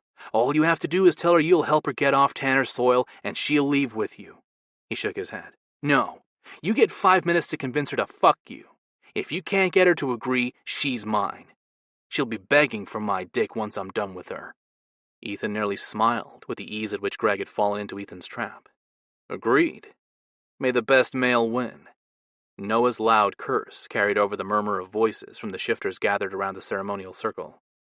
Ethan glanced at where he stood, arguing with Michael. Ethan hated not having the chance to talk to Noah, and hoped his hothead lover didn't say anything that would damn them. One of the protectors guarding Michael shoved Noah back. He balled his fists, muttering something to Michael, then made his way across the clearing. Noah flicked his gaze to Ethan before focusing on some distant point. The unspoken demand Ethan gleamed in that brief look spurred him into action. Ethan strode forward, straight toward where Hannah stood among the group of Tanner females. As expected, Noah planted his palms against Ethan's chest and pushed, fangs bared. Noah got up in Ethan's face, a ruse, but his frustration was anything but. Ethan matched the aggressive stance and snarled. The rough sound set Noah off. He slammed Ethan to the ground. Noah leaned over him. The fall of Noah's hair hid his demanding expression from prying eyes. Made her. Ethan didn't get the chance to respond. Noah raised a clawed hand. Ethan reacted. He grabbed Noah's wrist and used the strength in his legs to knock Noah off him. The shove tossed Noah several feet away. The pack protectors rushed forward and grabbed Noah, stopping him from charging Ethan again. Pride swamped him over the scene Noah had caused. The show served two purposes. One, to reassure Ethan that Noah wanted what was best for them. Two, to support Noah's territorial drive concerning Hannah. Ethan hopped to his feet, turned his back on the sight of his lover struggling with the other males, and went to Hannah. He didn't hide his interest or his chosen potential partner. It didn't matter who Ethan picked. Michael would use whichever female he approached to punish Ethan. Hannah was the one he knew he could protect. Hannah regarded him coolly, the lust from moments ago hidden. He needed to bring it forth. He lowered his chin and let the hungers riding him show in his eyes. They were real. He wanted to devour her, make her scream, hear her cries of release. His dick lengthened, a sight that was impossible to misread. Since he was as naked as her, there was no way to hide the thick shaft. She glanced from his cock to his face. Her breathing quickened. The rise and fall of her chest lifted her breasts. He shifted his gaze from her erect nipples to the space between her legs. The scent of her arousal drew him closer and made his mouth water. He licked his lips. A rough inhale yanked his attention back to her face. The desire he'd come to expect from her showed in her eyes. Hannah scrambled backward. Noah's growl carried over the sounds of the night. Ethan grinned. Both of his lovers gave him the reactions he wanted, whether they knew it or not. And why not? They were made to be his perfect complements. He snatched Hannah's hand before she could escape, but didn't tug her into his embrace, despite his longing to hold her close. Instead, he held her at arm's length, conscious of their audience. Hello, Miss Kagan. Mr. Lyons? Venom dripped from her tone, but lust darkened her eyes. He rubbed his thumb over the inside of her wrist. Mr. Lyons, have you forgotten my name already? We have talked before.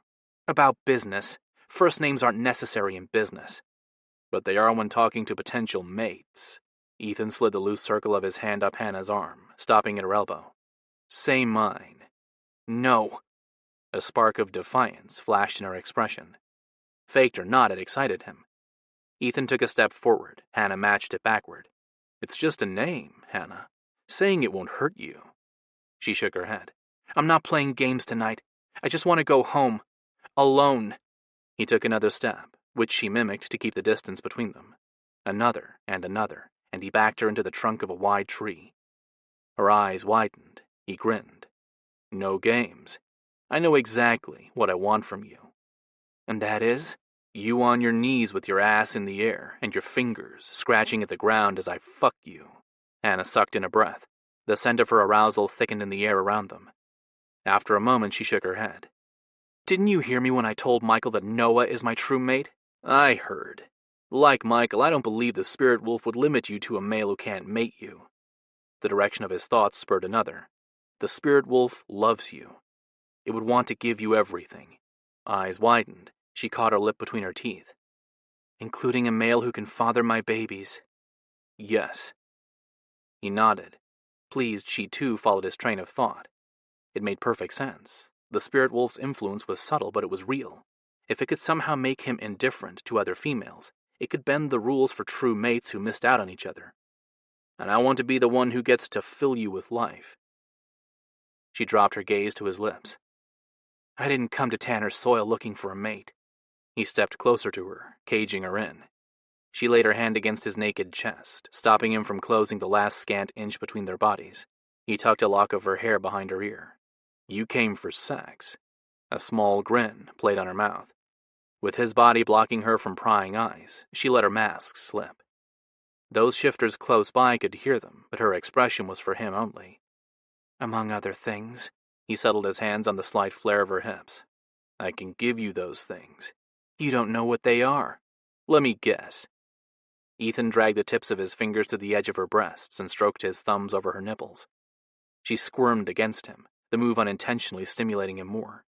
Each brush of her stomach against his aching dick jacked up his needs. He bit back a groan. You want a male to command you, pleasure and protect you. You want someone to make you the center of his world. Anna skimmed her hands over the contours of his chest to his shoulders, then linked them behind his neck. I've already found that. My sex life is quite... She leaned into him and tipped her head back. Satisfying. I don't want it to change. Then let me make it better. Ethan bent closer and pressed his lips to her ear. Listen to me, Hannah. After I make you come, I want you to shove away from me, shift, and run east in the direction of Kagan's soil. I'm going to catch you near the border and make sure you're safe from Michael. Okay, but trust me. A slight nod answered him. Her acceptance settled over him. He didn't give her another chance to question his plans. He kissed her as deeply as he had the first time he'd pulled her into his arms. Pushing her to experience the full force of her lusts was the only way to trigger her instincts. He needed her wild and crazed. Michael wouldn't believe a few words spoken would convince her to turn her back on her true mate. A female under the influence of her first fertile cycle, who'd gotten caught up in her body's desires, would be something Michael could understand. She clutched at him, scratched his back, moaned for him. Whether Hannah knew it or not, she couldn't have responded to his carnal kiss any better. Love swelled within him. She was perfect, everything he'd ever wanted in a woman. He let the emotion swamp him, hoping she felt it in the way he touched her and understood how much he cared. Hannah used her hold on his shoulders and pulled herself higher. He helped her, a hand on her bottom. With her arms hooked around his neck, she kissed him back, hard. The desperation in every stroke of her tongue matched the signals she offered. From the way she squirmed to how she rocked against him, there was no mistaking what his presence did to her. The wetness and heat from her sex pressed to his stomach inflamed him. He slid his hand along her spine, from the swell of her ass to her neck. The silken strands of her hair teased his skin, stimulating him more. He shoved the heavy mass of her hair from her shoulder, then broke the intense melding of their mouths. One glimpse at her hooded eyes, swollen lips, and the flush of her cheeks, and he almost dipped his head for another kiss. It'd be so easy to ignore those who watched them and give in to the moment. He could lay her on the ground and take her, loving her as completely as he had the night before, and proving to everyone she was his. Ethan shoved the primal drives away and focused on stimulating her, bringing her to the point where nothing else mattered but what he could do to her. He skimmed his parted lips down her neck. She tilted her head, giving him better access. With nips and bites, he worked his way down the column of her throat to her shoulder. He let his fangs descend and scraped the sharpened edges over her delicate skin. She shivered, and her breath caught on a sharp inhale. In the next heartbeat, Hannah pushed against his chest and fought his hold. Showing those onlookers she wasn't ready, Ethan grinned, the reaction one he wanted, so it didn't appear as if she gave in too easily, then gave the spot one last lick before dropping to his knees. In a quick move, he laid her on the soft grass, draped her legs over his shoulders, and pressed her upper body to the ground with his palms splayed over her chest, right above her plump breasts. Held in place for him, he turned his gaze to her sex. Pink and glistening, her cleft tempted him to kiss her lower lips as deeply as he had her mouth. He didn't resist. He buried his nose against her hot skin and thrust his tongue into her opening. She cried out. Not from discomfort, he could guarantee that. She was drenched for him. Shock tore the sound from her. She twisted to get away.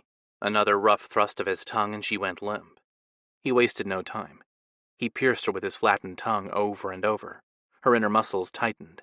Each time he dipped his tongue inside her core, the squeeze of her body grew stronger. She was close. She'd come for him, tremble for him, but it wouldn't be enough to make her lose control, not completely. Ethan withdrew his tongue and licked her folds, parting them with the tip. Her arousal, rich and addicting, filled his mouth. He lapped at her opening, the craving for her taste strong. He indulged it and drank from her, sucking at the entrance of her sex and swallowing her essence. Her orgasm rolled over her, sooner than he'd wanted. She arched, the move pushing her hot sex against his mouth and slickening his face with the evidence of her desire. Her shaky moan surrounded them.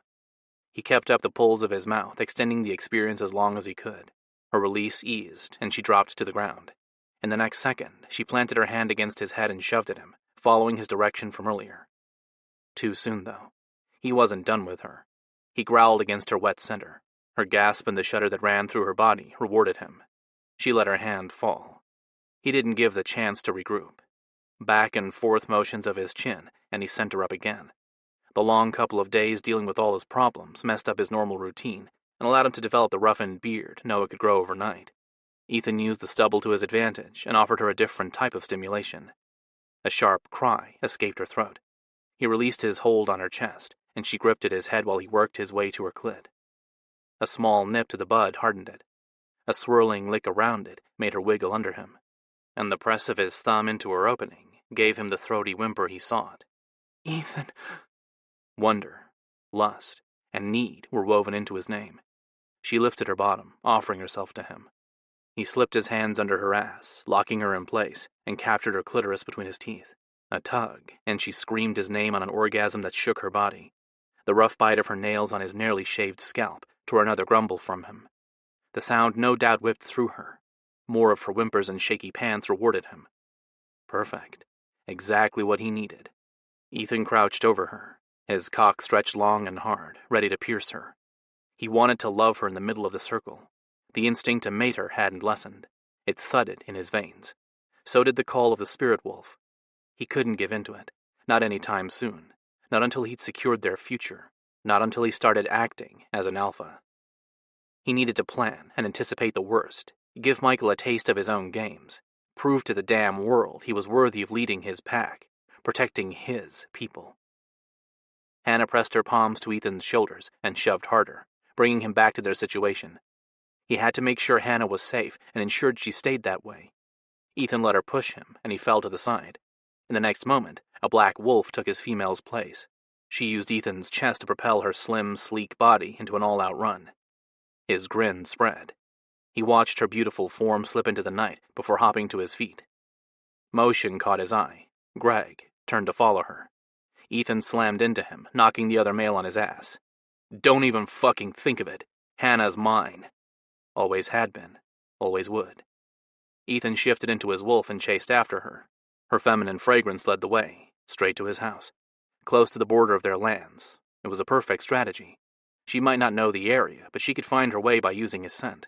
It'd be strong in the areas he frequented. Too bad she hadn't been able to use it to guide her earlier tonight, but he avoided Noah's house so as not to draw attention to their relationship. His place, on the other hand, Ethan was the one people came to when they needed to talk. That and Noah's well-known depression made their liaisons at Ethan's house possible, any time of the day or night. Ethan clambered over the fallen trees and branches littering the ground, his paws digging into the soft earth and sending him bounding forward. After a few hundred feet, the sound of breaking twigs reached him. Not from in front of him, where Hannah made her way through the woods, but to the side. Whoever it was, the shifter made no attempt at remaining hidden. Noah, maybe? Ethan scanned the forest for him. A pair of eyes caught the light of the moon. Not green, but amber. The patch of light gray fur on the animal's snout told him who decided to make his presence known. Ron, one of the Tanner protectors. Don, his brother, had a jagged scar over his eye. Ethan didn't see him, but suspected he was close. Ethan cursed. He didn't worry the males would try to mate Hannah, both were widowed. No. What stirred Ethan's unease was the knowledge that Michael wanted to know exactly what Ethan did with her. Regret tugged at him. He shoved it deep. Choices had to be made, and protecting his true mate came first. Everything hinged on her safety, including the future of his pack. He lifted his lip on a snarl, then dismissed the other male, turning his back on him and pushing forward. Built for speed and dexterity, he closed the distance between him and Hannah in mere seconds. The moment her slim wolf's body came into view, he calmed. She was safe. He'd make sure she stayed that way. Ethan kept her in sight and herded her back onto the path he wanted as she strayed in the wrong direction. He could overtake her. He was bigger than her. Faster, too. Ethan didn't, despite capturing her being his goal. Their location mattered more than getting her body under him. She skidded into the small clearing where he'd first approached her. He made his move, sliding in front of Hannah and cutting her off. She scrambled backward. He circled her, edging closer and closer with each pass. She moved with him, keeping him in sight. No aggression showed in her stance, only a growing interest as she followed his movements.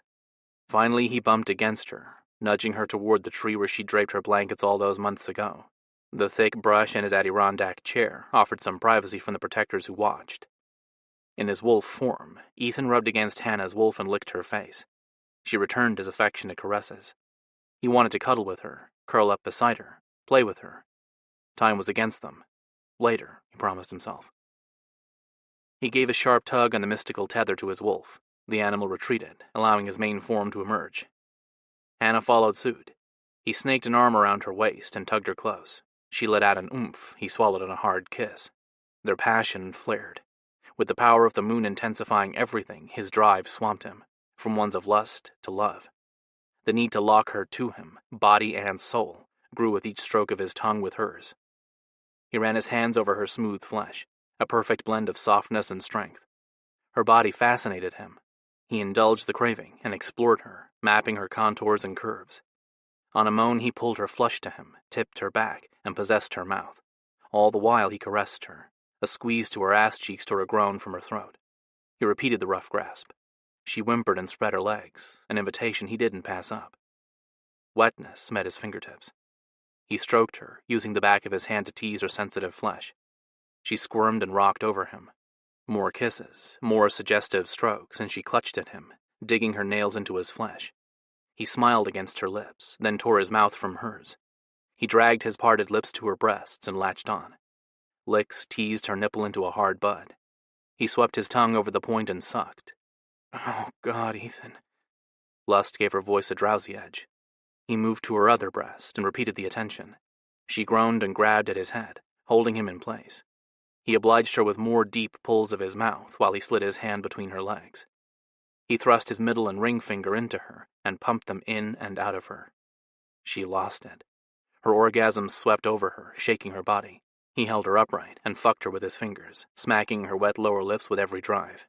Before her release eased, he yanked his fingers free, spun her in his embrace, and locked her body to his with an arm around her waist. He took them to the ground, positioning her so it'd be almost impossible to see their groins.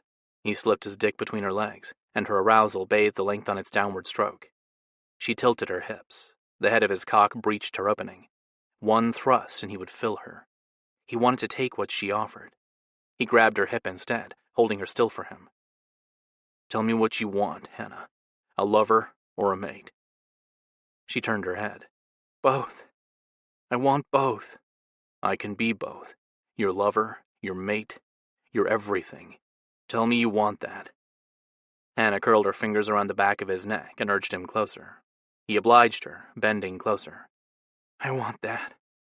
I want you. As your mate. Say it. Yes. Yes. I want you as my mate. Hannah raised her voice. Her conviction rang out, echoing in the quiet of the night. The words were for Michael, whom Ethan sensed had joined his protectors. Hatred whipped through Ethan. He wanted to put an end to the game Michael had set into motion. The memory of seeing Noah in tears after Mindy's death stopped him. Ethan would not risk Hannah's life. Not again. Neither he nor Noah would survive the loss of her. "Then I claim you as mine. Right here, right now." He tilted his hips and thrust into her before she could respond. She arched, his name echoed around them on her throaty moan. The silken grip of her inner muscles tightened around his thick length, pulling him deeper and threatening his sanity. Her body molded to him. Every inch of his cock experienced her loving caress. The rippling waves dancing over his dick teased him, stimulated him, and took him to heaven. Hannah.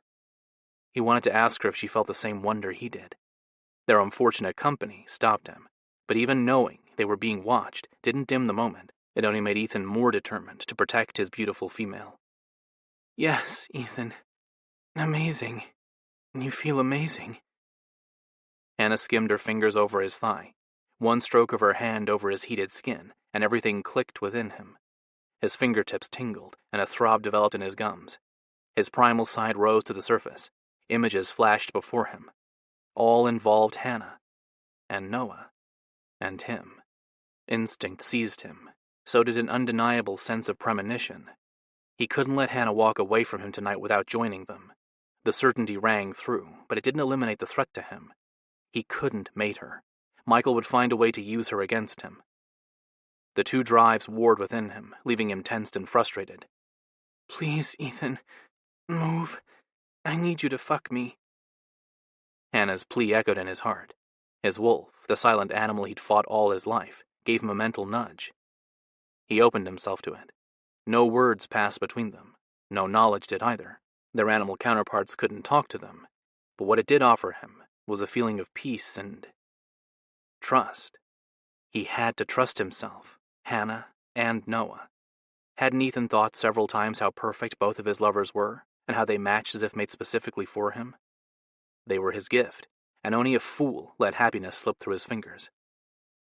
"Then that's what you'll get, Hannah." He eased his length out, then slammed forward. "A good, hard fuck. But first I want you to feel everything I can give you." With a hand on her chin, he turned her face to the side. Hannah caught his gaze. Lust and love burned in her eyes. He cherished a sight for a brief heartbeat before focusing on bringing her to ecstasy.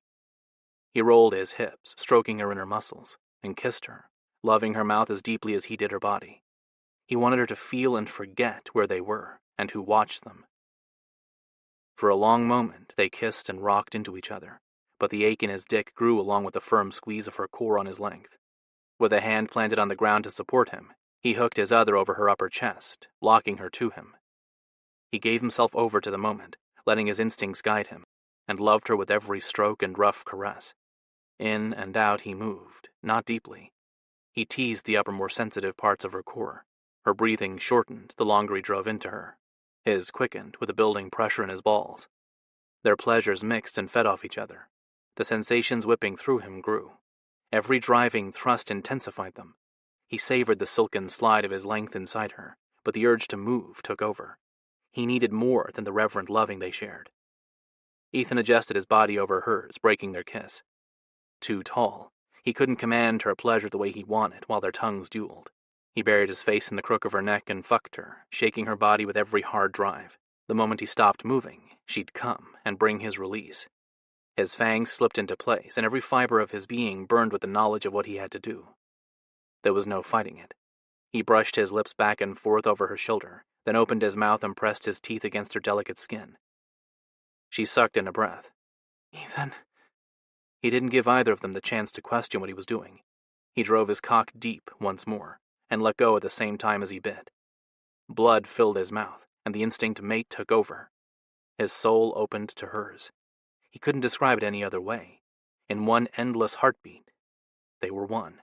Her purity and light washed over him, exactly as he'd imagined it would, and she welcomed him inside. Ethan moved through her and left a piece of himself behind.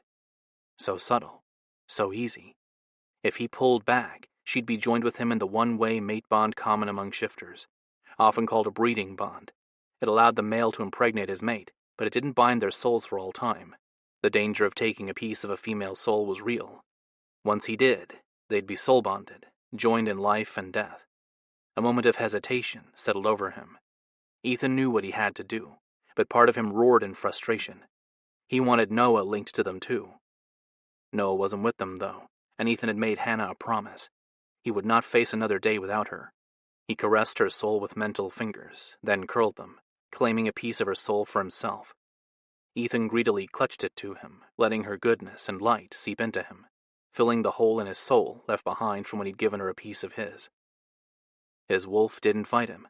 It stood by him as he soul-bonded to Hannah, but the second after their union became permanent, it growled. The reminder not to lick her shoulder, sealing his scent into her and closing the pathway to her soul for any other male, was one he hated getting from his baser half. Necessary, though. Michael could not learn that they were soul-bonded. All he'd have to do in order to eliminate Ethan was kill Hannah. The only way to keep the secret was to allow her bite to close on its own, without his scent, without his claim announcing to the world Hannah was his mate. Ethan tore his mouth from her shoulder and scrambled back, knocking the chair on its side.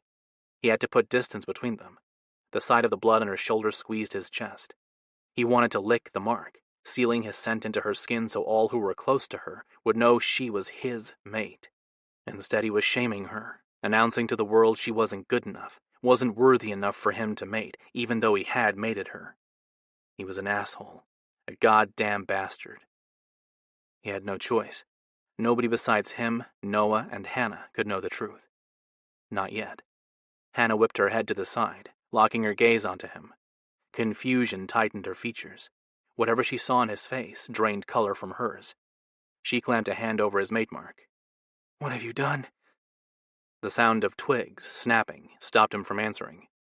He glanced from her eyes brimming with tears to the stocky male Ethan wanted to kill. Michael approached, brows pinched. "I'd like to know the same." Michael motioned toward Hannah. The blood seeping between her fingers proved Ethan hadn't licked the wound to heal it and lock his scent inside, the last step in a mating. The one that closed their pathway. "I thought you were going to mate, little Hannah." Anger burned in Ethan's gut. His mate hated being called little, and he couldn't do a damn thing about it. "I tried. My wolf refused her." A smile tugged at Michael's lips. "Too weak. Is that what you're saying?" Bile rose, and the sick feeling in his stomach grew, but he forced himself to nod. "Yes, that's what I'm saying.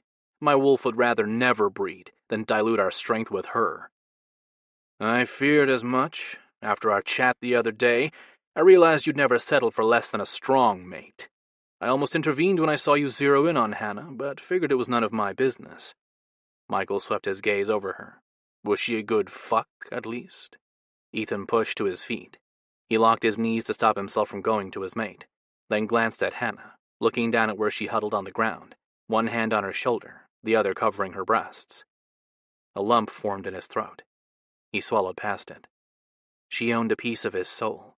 He owned a piece of hers, and she knew he loved her. She'd understand why he did what he did, once she had a chance to think. He hoped, at least. Ethan motioned toward the night sky. Only seconds remained of the full moon's magical hour. He'd lost his chance to defeat his enemy. He'd have to wait another month. The moon's influence has passed, and I'd rather not admit how much it had swayed me when I scented her arousal. Moisture collected on Hannah's lashes, and her lip quivered. Real or faked, he couldn't tell, even with the piece of her soul within him. Her emotions were all over the place. Then again, so were his. They were a damn mess, both of them.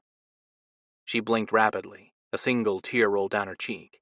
He watched it drip off her chin, and wanted to scream at the heavens for the twist of fate their path had taken. He reached inside himself and wrapped his love around the piece of her soul he held, hoping she understood what he couldn't say. He didn't know if he succeeded. Their connection was too new. They were connected, yet alone, incomplete. Michael went to Hannah and tugged her up. He scrubbed the back of his hand over her cheek. "Don't cry, Miss Kagan. It's unbecoming of a dominant, but I guess this proves you're not one. Your father should have let you die, not tried so hard to make a puny thing like you into a worthy shifter." Rage twisted Ethan. He took a step forward. He couldn't let Michael verbally abuse Hannah. It didn't fit with the image Ethan had built of himself, the one who reached out to people in need. "Just because I couldn't mate her doesn't mean Hannah isn't worthy." "You're right, and I'm sure her pack will be happy to know you're getting Nicholas Kagan's precious little daughter back because—" Michael released Hannah. You won't be welcome here. If Noah still wants you as his wife after tonight, you'll have to live there. I want you nowhere near my people." "I do." Noah stepped from the shadows. "I love Hannah. Nothing that happened tonight will change that." Michael raised a brow. "Even watching your friend fuck your true mate?" Noah sent Ethan a scathing look. "Ethan's no longer a friend. I told him how grateful I was to have found my true mate." Ethan shrugged, feigning indifference. "If the connection is so important to you, you should have waited for her and not made it Mindy." A growl rumbled Noah's chest. "You don't know what you're—" "Enough! Take your wife and get off my pack's lands. Neither of you are worth anything to me or my pack." Michael turned his back on both Hannah and Noah, a dismissal and a slap in their faces, then caught Ethan's gaze. "Don't give up hope on finding a worthy female. There's always next month." Noah held his hand out to Hannah. She shook her head, sending her black hair whipping around her in a wild mess. "No, don't touch me."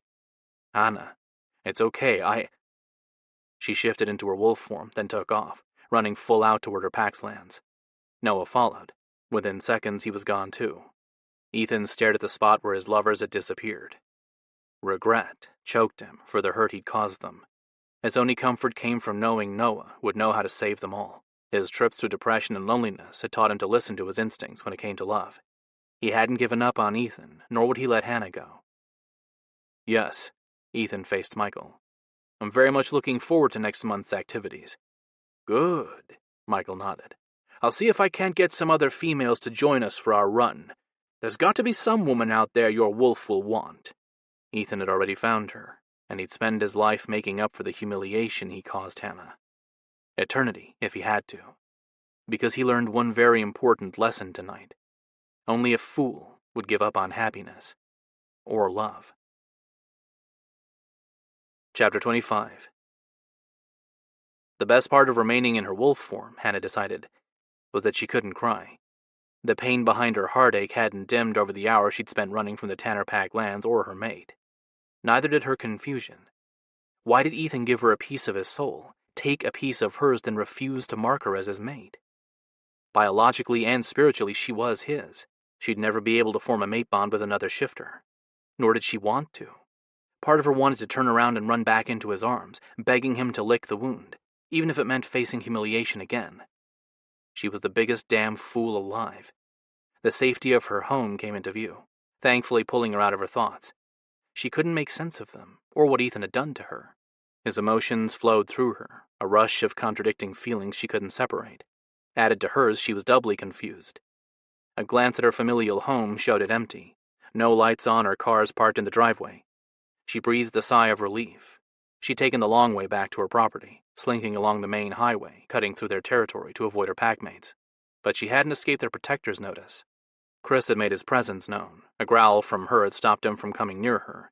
She didn't want anyone to see the bloody wound on her shoulder, or know the shame she'd experienced at the hands of her true mate, the male who claimed to love her. No, that wasn't right. Ethan loved her. She saw the truth in his eyes, felt it in her soul. Of course she also felt his regret. The guilt countered the devotion and left her teetering on the edge of a mental breakdown. Hannah slowed her steps and finally came to a stop in the backyard, feet away from her back door. Ethan's words and actions had hurt her. There was no denying it. Had he meant them to? Or was there another explanation, one she couldn't see from behind the veil of despair that gripped her? "I'm going to catch you near the border, and make sure you're safe from Michael until I can kill him." Ethan's words skipped through her mind. Realization struck. He had made sure she was safe. He'd kept Greg away from her and turned Michael's game against him. Michael would have used her bond to Ethan as a means to keep him in line, much as Michael did to many of his packmates. But now Michael thought she was nothing to Ethan, when in fact she was his life. Ethan had made good on his promise. He'd said he never wanted to face another day without her, with the piece of her soul he'd claimed. He wouldn't. "Shift for me, Hannah. I need to hold you in my arms." She glanced in the direction of Noah's voice. He stood near the tree line. Every fiber of her being reached out to him. He was ruggedly beautiful, strong and confident, and he drew her as completely as Ethan did. A single thought brought about a shift. She turned to face Noah, but didn't go to him. She pressed her hand over her shoulder. A thump had developed where Ethan had bitten her. She knew what it was, the physical response mated females felt in the presence of their mates. Hers was nowhere close, though. Ethan mated me. Soul bonded to me. I told him to. Why? He could have waited until next month. Noah closed the distance between them, but didn't pull her into his arms, even though he'd said he wanted to hold her close. He could have, but... Noah tipped up her chin with a single finger and stared deeply into her eyes. Only a fool would let the woman he loves walk away without her understanding she's the reason he breathes. Noah's face blurred. She blinked her tears away. I love him. So do I. She lifted her hand and stared at the blood on her palm. Will Ethan come back to us tonight? Finish it so everyone knows I'm his mate? Noah cradled her hand and brought it to his lips. He licked away her blood. Each swipe of his tongue over her flesh intensified the thudding in the wound Ethan had left on her. No, he can't. You know that. It's too dangerous. She did, but the idea of his mark healing felt wrong. She'd lose everything if it did. I need Ethan. She voiced the conviction that had settled in her heart. And you. I need to belong to both of you, not just symbolically or through marriage. Do you understand? But she wasn't sure she did. Hannah only knew she couldn't let the night pass without tying Noah to her as irrevocably as Ethan had joined her to him. She just didn't know how. The corner of his mouth lifted on a half-smile, but he didn't speak. Noah held his hand out to her. She slid her palm against his. He curled his fingers around hers and drew her into his embrace. His warmth beckoned her closer. She didn't fight the urge. She locked her arms around his chest and squeezed him tight. Peace settled over, despite the emptiness Ethan's absence brought. Eyes closed, she let the comfort Noah offered soothe her. Tension drained from her muscles, but the sense of calm didn't last. The first stirrings of desire snaked through her. Her breathing deepened, and the thud in her shoulder reverberated in her veins. She squirmed in his hold, and Noah groaned as her restless movement stimulated him as much as her. His penis thickened and lengthened. The sensation of his hard cock poking at her flipped a switch inside her. Her core quivered, and lust seized her. The quick change in her mood left her unsteady. Hannah clutched at Noah, pulling him impossibly closer. Noah, I love you too. I don't want you to walk away without knowing how much. He swept her into his arms. His beautiful green eyes filled her vision. Love showed in them. I don't plan on it. Not tonight, tomorrow, or the next day. Noah didn't give her the chance to respond. He skimmed his hand over her hip and thigh as he kissed her, exploring her mouth as if what they shared was their very first kiss. She gloried in his attention, and the burn in her body intensified with each slow, controlled stroke of his tongue against her. On and on, he made love to her mouth. It was wonderful. She could have spent all night exactly as they were, but the lusts he'd stirred with his presence grew stronger the longer he kissed her. She writhed in his arms, needing more than the reverence he offered, then linked her legs around his waist and her hands behind his neck. On a groan, she tightened her hold on him and thrust her tongue into his mouth, demanding he match her needs. Noah growled against her lips. The sound sent a shiver down her spine. She tore her mouth from his. No, make love to me, please. He mapped her face with his gaze. A sharp nod answered her, but he didn't lower her to the ground. He carried her inside her house and took her to her bedroom. The moment he kicked the door shut, his mouth found hers. He walked forward, kissing her madly the whole time. Soft sheets met her back as he laid her down. He settled between her legs, and his hard length slipped through her wetness. On a single thrust he filled her. She shuddered with the sensation of his body, joined with hers. Every inch of his cock teased her, stimulating her in ways no other lover had. Except for Ethan, that was. Both of her lovers fit her, as if made for her. And they were. They were her gifts, and she treasured them for every day they had together. Noah rocked into her, loving her from the inside out. Their passion built, and the sweet loving turned into a race to reach ecstasy. He slipped a hand under her body, locking her to him, and fucked her. Each stroke came quicker than the last, and her inner muscles tightened over his driving cock, trying to hold him deep. They fell into the age-old dance of lovers, moving in sync and fulfilling each other's wants. Except for one. Noah had to claim her as his mate, too. As if he sensed her frustration, he broke their kiss and flipped her to her stomach. She scrambled to her hands and knees, exactly the position Noah needed her. Bite me, Noah. I want your fangs buried in my shoulder, your cock inside me, and your... The answer to their unusual bond became clear, and the shame Ethan had caused her by not sealing the wound he'd left on her was the way she'd joined Noah to them. Your soul, embracing mine. She looked over her shoulder. Do you understand? Ethan left the pathway to my soul open. You can touch it. Take a piece of my soul to fill the hole in yours. I have enough love for both of you. I can be the center of us. He grinned and settled behind her, positioning his erection at her opening. You already are. Then make it official, my mate. She wiggled her bottom, enticing him to fill her. Finish this. With pleasure. He drove his cock deep, pushing her body forward. She grabbed the sheets and braced herself for his pounding strokes. Already highly aroused, she was ready to combust. Her core tingled. Every nerve came alive. She wanted to savor the moment. Noah's focused loving didn't allow for it. He built her pleasure, bringing heaven down to her a second time tonight. She pushed up on her elbows, changing the depth of Noah's thrusts, and countered him. They moved as one, anticipating and meeting each other's needs, exactly as Ethan had not long ago. Both of her mates complimented her, giving her what she desired to reach the highest peak. Noah's breathing grew shallower, and the cock lodged deep within her thickened. He banded his arm around her stomach and yanked her against him. He buried his face against her shoulder. Going to make you mine. Yes, do. He bit before she could get the words out. A sharp pain whipped through her, and the grinding of his teeth in her shoulder tore a groan from her. The pain faded with the light shining down upon her. It was Noah's soul brightening hers, exactly as Ethan's had. But a shadow dimmed part of it. The hole in his soul, from where he'd mated Mindy and given her a piece of it, cast a dark spotlight on her. She wanted to fill it, complete him, complete them. His love wrapped around her, along with his mental caress, and he eased back with a piece of her soul. For a brief moment, she could have sworn she felt Ethan with them, sharing in their passion. She didn't know if it was real or not, but she opened herself to both males, exactly as she had when Ethan had walked through her soul, hoping that somehow he'd experience what Noah was doing to her. Warmth spread through her limbs. Their love surrounded her, seeped into her, and became the glue that would link them always. Noah released her shoulder, and the first lick of his tongue to the wound sent energy zipping through her body. Yes, Noah. More. She clutched his head and held him in place while he healed the wound and completed their mating. Not just hers and Ethan's, but the three of them. My mate. My Hannah. I love you. Noah groaned the words against her shoulder, then came in short, quick jerks that filled her with his seed. She arched into him on a gasp. Her orgasm rolled over her, one strong wave after another. Finally, their joint release ended, and Ethan's presence faded.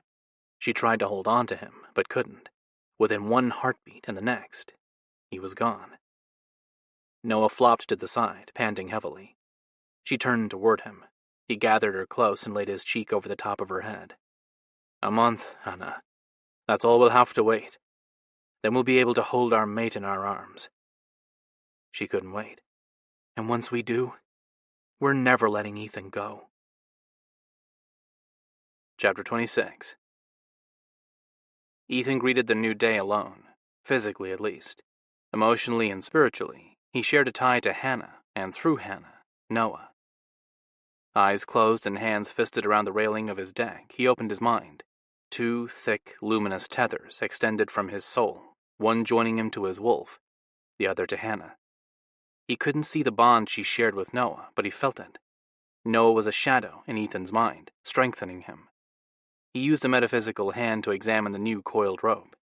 A single stroke over the shimmering cord, and awareness settled over him, along with need. The yearning to seek Hannah out overwhelmed him. He wanted to feel her skin pressed to his, and to hear her cries of completion in his ear as she came apart around his dick. On top of the physical craving for his mate, possessive and protective instincts consumed him. He couldn't help but wonder what she was doing or with whom. He knew, of course, she was with Noah, and would remain with him until the next full moon, holding him, kissing him, loving him. She'd fall asleep in his arms and wake up with his scent in her lungs, not Ethan's. His growl started as a low rumble in his chest and built into a deep snarl that left him vibrating with anger. Their mating wasn't supposed to have ended up with them separated, or with Hannah crying and seeking comfort from Noah. Yet it had. It was Michael's fault, too. Muscles locked, Ethan tightened his grip on the wooden railing. Every fiber of his being reached for Hannah, his mate, his lover, his friend. He wanted to hold her, soothe her injured pride, too. But he couldn't. He had to pretend as if she meant nothing to him, as if Noah, the male who first taught him how to love, meant nothing to Ethan. His wolf whined, sharing his pain. The animal's small whimper was one Ethan had heard many times over the years, and it wasn't Hannah it had cried for. Every night Noah had walked away from them, it had been saddened. Ethan had suffered from loneliness and jealousy for years when it came to Noah. The looks of lust on females' faces for Noah had infuriated Ethan. Often he'd been tempted to yank Noah behind him and snarl at anyone who dared to try take Noah away or sway his devotion. The need for secrecy and the knowledge that Noah loved him had eased Ethan's intense emotions. Was the situation he was in with Hannah any different? She loved him, or she had before he'd humiliated her. No, Ethan couldn't think of it that way. He had no choice. Protecting Hannah came first. Yes, he knew that. It didn't make what he'd done okay, and if Noah hadn't left her alone, he never would have hurt her. Ethan shut the thought off and curled his hands until his nails dug into his skin. No, he would not go there. Noah had made a choice. There was no going back in time to change it.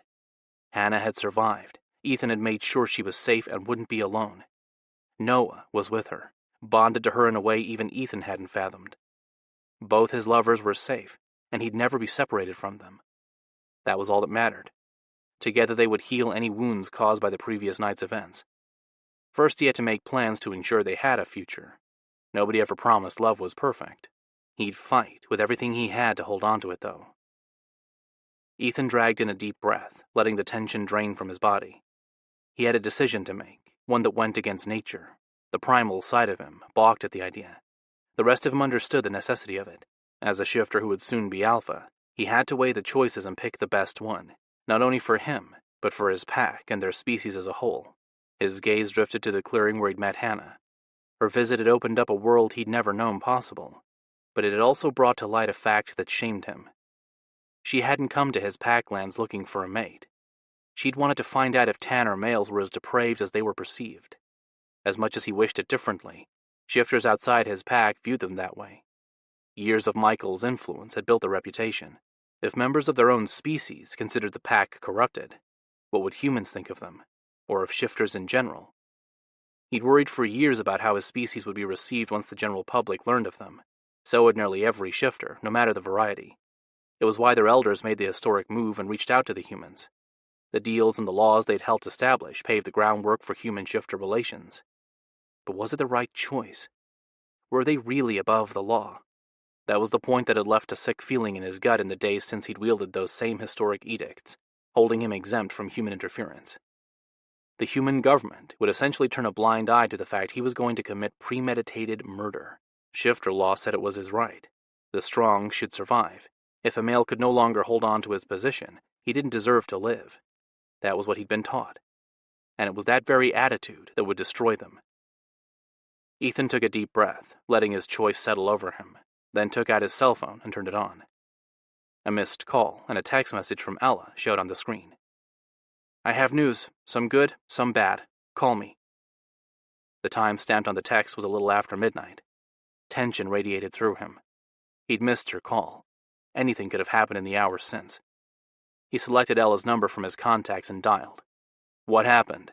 he asked before she could get a greeting out. "Owen wasn't one of the shifters being auctioned, but our agent managed to get the contact information of a buyer who might be able to locate him, or at least wolf shifters who meet the description you gave us." He pushed back the frustration. The humans weren't giving up on Owen. They were fighting for him. Ethan would do the same. "Thank you, Ella. I appreciate it. Don't thank me until I bring him home to you, if he's still alive. I promise I'll find him." He grinned. "I know. And I've decided to do my share to help bring him home, along with all the other shifters and humans who've been deemed expendable." "How so?" "I've changed my mind about Michael. I'm not going to kill him." Chapter 27. Ethan sat in his car and stared in the direction of the Kagan's packland. Hannah was there, along with Noah.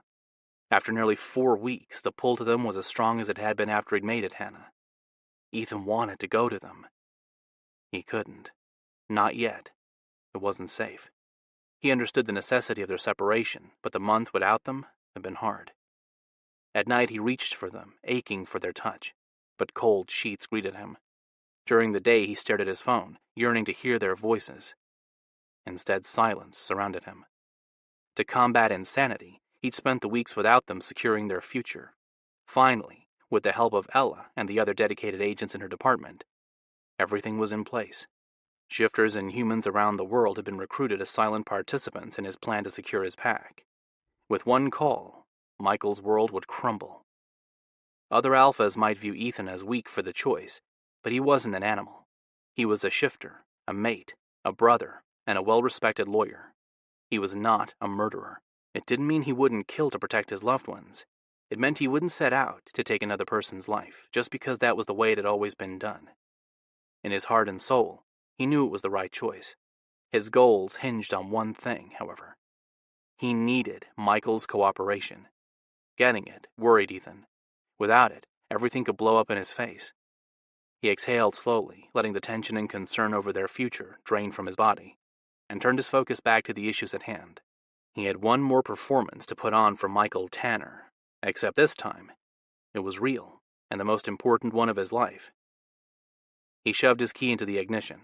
His ringing cell phone stopped him from turning it. The generic tone didn't clue him in to who called.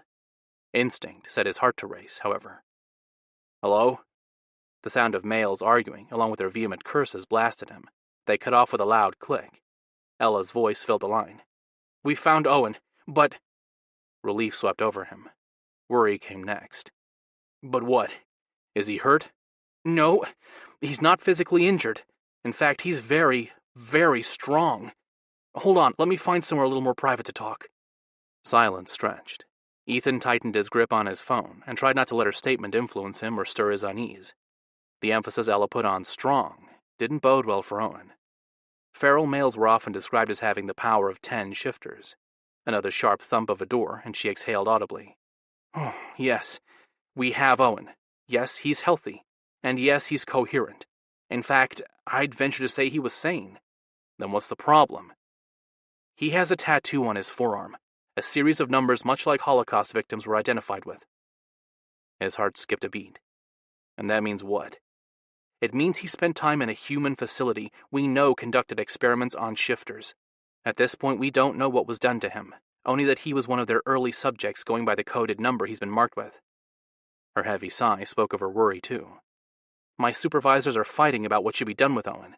Kill him, or send him to a high-security government prison so we can study him, too. See what was done to him. No. The growled words slammed between them. You will do neither. Owen is a victim, not a criminal, and not a test subject. I agree, but his past leaves us with a difficult choice.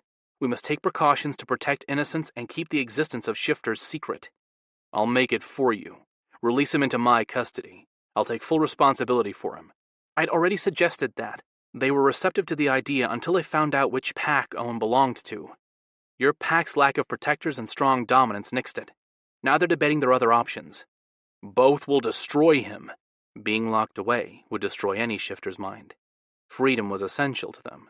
If they couldn't let their animals out to run, they slowly went insane. I know. Like I said, I'm trying. I even offered to take a leave of absence and become his guardian. Ethan smiled. His first impression of the human agent had been right. Ella was a good person, worthy, no matter her species. Give me 5 minutes. I think I know of a place where Owen can go, temporarily. As soon as Ethan could arrange it, Owen would be returning home. Where? The Kagan pack. My mate is the Alpha's sister. He'll do this for us, I'm sure of it. Nick Kagan. Curiosity blended into Ella's voice. I've heard much about him over the past month. He's offered up land to build a shifter agency building on. I've been debating whether or not to ask for a transfer there once it's finished. With my lack of experience, I hadn't expected to get it, but... She chuckled. This might be my way out of the paper-pushing job I've been forced into. Text me with Nick's answer, and I'll make it happen. Will do. And thank you, Ella." He ended the call and made another. After 2 rings, Nick picked up with a gruff greeting. "I've a favor to ask." Ethan paused. "My brother, Owen, has been found. I need somewhere safe for him to stay until I can get my PAX issue straightened out." "Sure, I'll do whatever I can for one of my sister's mates." Ethan froze.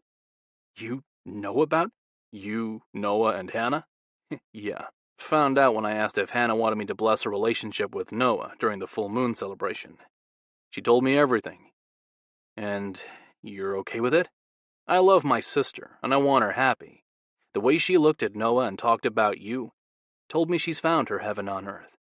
So yeah, I'm okay with your relationship, and I'll take on the world to make sure she can keep both of you. That's what a pact does for its members." Ethan grinned. "You're right, thank you. But I have to tell you everything before you can agree to help Owen." "Then do it. I'll need to gather my dominants and inform them of our new temporary member. He's been forced to participate in cage fights, among other things. He's also been experimented on. I don't know what was done to him. The human agent who helped to get him back thinks he's sane, but I can't guarantee it. And as much as I hate to admit it, he might be dangerous." Silence filled the line. Ethan held his breath and waited for Nick's answer.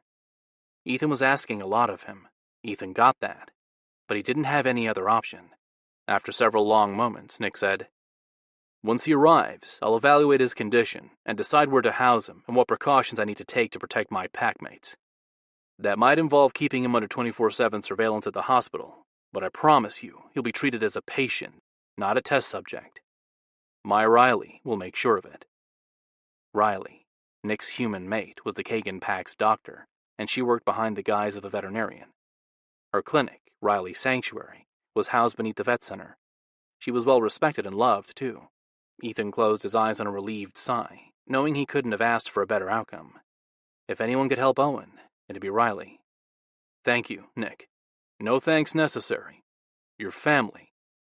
With that, Nick ended the call. Ethan sent Ella a text with the details of where Owen would be staying, then started his car, and turned down the road leading to Michael's house. A few minutes later, Ella's reply popped on his screen. He stopped in the middle of the deserted road and glanced at it.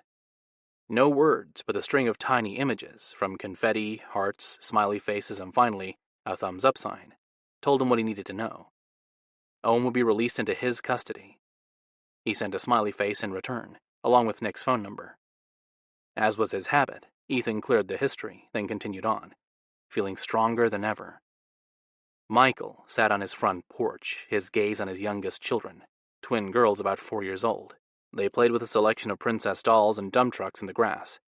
Much like Maria had been as a kid, the little girls were quiet and respectful.